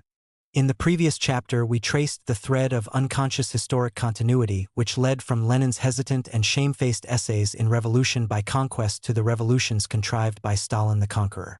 A similar subtle thread connects Trotsky's domestic policy of these years with the later practices of his antagonist. Both Trotsky and Lenin appear, each in a different field, as Stalin's unwitting inspirers and prompters. Both were driven by circumstances beyond their control and by their own illusions to assume certain attitudes in which circumstances and their own scruples did not allow them to persevere. Attitudes which were ahead of their time, out of tune with the current Bolshevik mentality, and discordant with the main themes of their own lives. It was only under the threat of the total decomposition of the revolution and of the Russian body politic that Trotsky advanced the idea of complete state control over the working classes. His alert, restless, experimenting mind boldly sought a way out in contradictory directions. In each direction it moved to the ultimate limit, while the main body of Bolshevik opinion marked time. He proposed the new economic policy when the party was still rigidly committed to war communism. Then his thought switched in the opposite direction, explored it to the end and reached the alternative conclusion, that the only remedy for the ills of war communism was cast iron discipline of labor. By now the main current of Bolshevik opinion had slowly moved towards the new economic policy, which it had compelled him to abandon. It was his clear, consistent, and swift logic, the logic of the great administrator impatient of confusion and bungling, that defeated Trotsky. His mind fixed on his objective, he rushed headlong into controversy, impetuously produced arguments and generalizations, and ignored the movement of opinion until he overreached himself and aroused angry resentment. The self-confident administrator in him got the better of the sensitive political thinker and blinded him to the implications of his schemes. What was only one of many facets in Trotsky's experimental thinking was to become Stalin's alpha and omega. In his aberration, Trotsky remained intellectually honest to the point of futility. He made no attempt to conceal his policy. He called things by their names, no matter how unpalatable. Accustomed to sway people by force of argument and appeal to reason, he went on appealing to reason in a most unreasonable cause. He publicly advocated government by coercion, that government which can never be publicly advocated and is practiced only sub silentio. He hoped to persuade people that they needed no government by persuasion. He told them that the worker state had the right to use forced labor, and he was sincerely disappointed that they did not rush to enroll in the labor camps. He behaved thus absurdly because before his mind's eye, he had no cold machine of coercion slowly and remorselessly grinding its human material, but the monumental and evanescent outlines of a proletarian Sparta, the austere rigors of which were part of the pioneering adventure in socialism. The very absurdity of his behavior contained its own antidote. In his candor, he gave the people ample notice of the danger threatening them. He indicated the limits to which he was prepared to go. He submitted his policies to public control. He himself did everything in his power to provoke the resistance that frustrated him. To keep politically alive, he needed broad daylight. It took Stalin's bat-like character to carry his ideas into execution. The Bolshevik Party still defended the principle of proletarian democracy against Trotsky, but it continued to depart from it in practice. It was only in 1921 that Lenin's government proceeded to ban all organized opposition within the Soviets. Throughout the Civil War, the Bolsheviks had harassed the Mensheviks and social revolutionaries, now outlawing them, now allowing them to come into the open, and then again suppressing them. The harsher and the milder courses were dictated by circumstances and by the vacillations of those parties in which some groups leaned towards the Bolsheviks and others towards the White Guards. The idea, however, that those parties should be suppressed on principle had not taken root before the end of the Civil War. Even during the spells of repression, those opposition groups which did not plainly call for armed resistance to the Bolsheviks still carried on all sorts of activities, open and clandestine. The Bolsheviks often eliminated them from the Soviets or reduced their representation by force or guile. It was through the machinery of the Soviets that Lenin's government organized the Civil War, and in that machinery it was not prepared to countenance hostile or neutral elements. But the government still looked forward to the end of hostilities when it would be able to respect the rules of Soviet constitutionalism and to readmit regular opposition. This the Bolsheviks now thought themselves unable to do. All opposition parties had hailed the Kronstadt Rising, and so the Bolsheviks knew what they could expect from them. The more isolated they themselves were in the nation, the more terrified were they of their opponents. They had half suppressed them in order to win the Civil War. Having won the Civil War, they went on to suppress them for good. paradoxically, the Bolsheviks were driven to establish their own political monopoly by the very fact that they had liberalized their economic policy. The new economic policy gave free scope to the interests of the individualistic peasantry and of the urban bourgeoisie. It was to be expected that as those interests came into play, they would seek to create their own means of political expression or try to use such anti-Bolshevik organizations as existed. The Bolsheviks were determined that none should exist. We might have a two-party system, but one of the two parties would be in office and the other in prison. This dictum, attributed to Bukharin, expressed a view widespread in the party. Some Bolsheviks felt uneasy about their own political monopoly, but they were even more afraid of the alternative. Trotsky later wrote that he and Lenin had intended to lift the ban on the opposition parties as soon as the economic and social condition of the country had become more stable. This may have been so. In the meantime, however, the Bolsheviks hardened in the conviction, which was to play so important a part in the struggles of the Stalinist era, that any opposition must inevitably become the vehicle of counter-revolution. They were haunted by the fear that the new urban bourgeois, which soon flourished under the NEP, the intelligentsia, and the peasantry might join hands against them in a coalition of overwhelming strength. And they shrank from no measure that could prevent such a coalition. Thus, after its victory in the Civil War, the revolution was beginning to escape from its weakness into totalitarianism. Almost at once, it became necessary to suppress opposition in Bolshevik ranks as well. The workers' opposition, and up to a point the dissemists too, expressed much of the frustration and discontent which had led to the Kronstadt Rising. The cleavages tended to become fixed, and the contending groups were inclined to behave like so many parties within the party. It would have been preposterous to establish the rule of a single party and then to allow that party to split into fragments. If Bolshevism were to break up into two or more hostile movements, as the old Social Democratic Party had done, would not one of them, it was asked, become the vehicle of counter-revolution? In the temper of the Party Congress of 1921, there was indeed something of that seemingly irrational tension which had characterized the Congress of 1903. A split similarly cast its shadow ahead. Only the real divisions were even more inchoate and confused than in 1903. Now as then, Trotsky was not on the side of the controversy to which he would eventually belong. And now as then, he was anxious to prevent the split. He therefore raised no objection when Lenin proposed that the Congress should prohibit organized groups or factions within the party, and he himself disbanded the faction he had formed during the recent controversy. This was not yet strictly a ban on inter-party opposition. Lenin encouraged dissenters to express dissent. He liberally invited them to state their views in the Bolshevik newspapers, in special discussion pages and discussion sheets. He asked the Congress to elect the leaders of all shades of opposition to the new Central Committee. But he insisted that opposition should remain diffuse and that the dissenters should not form themselves into solid leagues.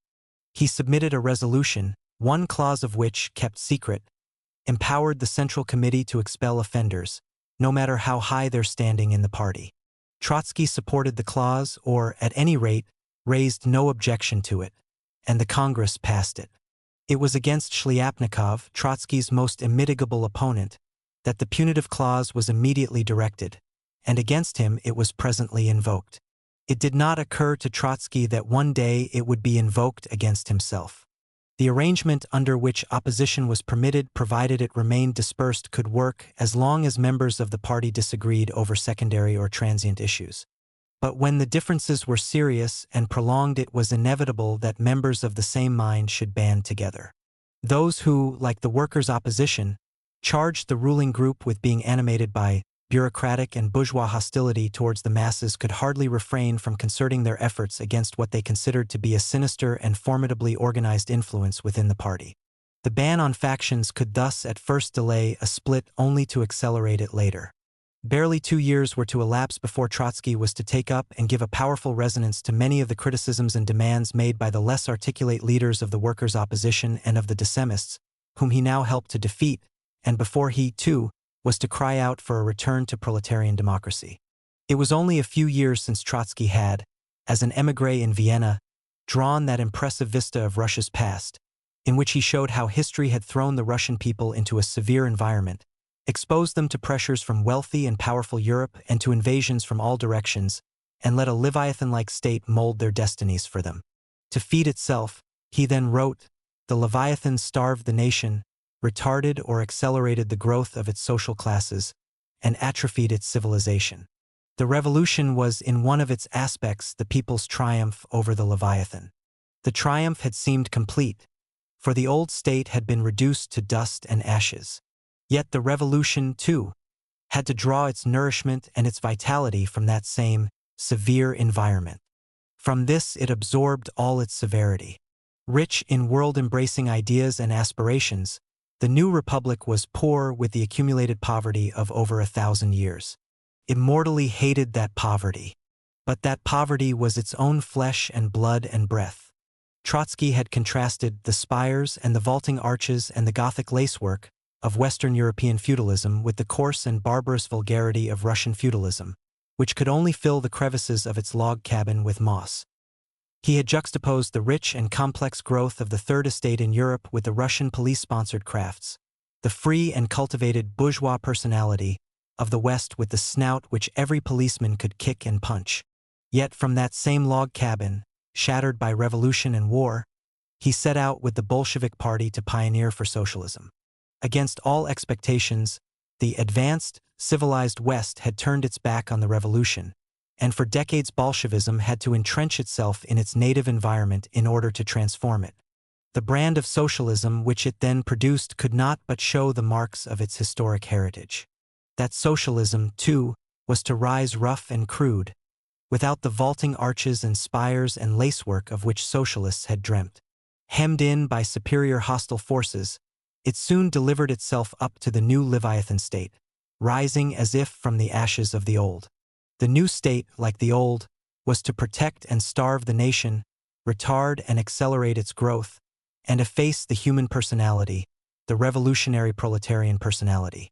It was another of history's ironies that Trotsky, the hater of the Leviathan, should have become the first harbinger of its resurrection. When he was still at the threshold of his career, Trotsky wrote, "A working class capable of exercising its dictatorship over society will tolerate no dictator over itself." By 1921, the Russian working class had proved itself incapable of exercising its own dictatorship. It could not even exercise control over those who ruled in its name. Having exhausted itself in the Revolution and the Civil War, it had almost ceased to exist as a political factor. Trotsky then proclaimed the party's historical birthright, its right to establish a stern trusteeship over the proletariat as well as the rest of society.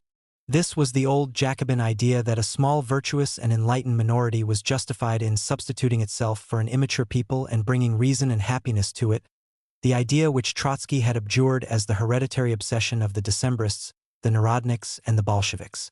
This obsession, he himself had argued, had reflected the atrophy or the apathy of all social classes in Russia. He had been convinced that, with the appearance of a modern, socialist working class, that atrophy had been overcome. The revolution proved him right. Yet, after their paroxysms of energy and their titanic struggles of 1917 to 21, all classes of Russian society seemed to relapse into a deep coma. The political stage, so crowded in recent years, became deserted and only a single group was left on it to speak boisterously on behalf of the people. And even its circle was to grow more and more narrow. When Trotsky now urged the Bolshevik Party to substitute itself for the working classes, he did not, in the rush of work and controversy, think of the next phases of the process, although he himself had long since predicted them with uncanny clear-sightedness. The party organization would then substitute itself for the party as a whole, then the Central Committee would substitute itself for the organization, and finally a single dictator would substitute himself for the Central Committee. The dictator was already waiting in the wings.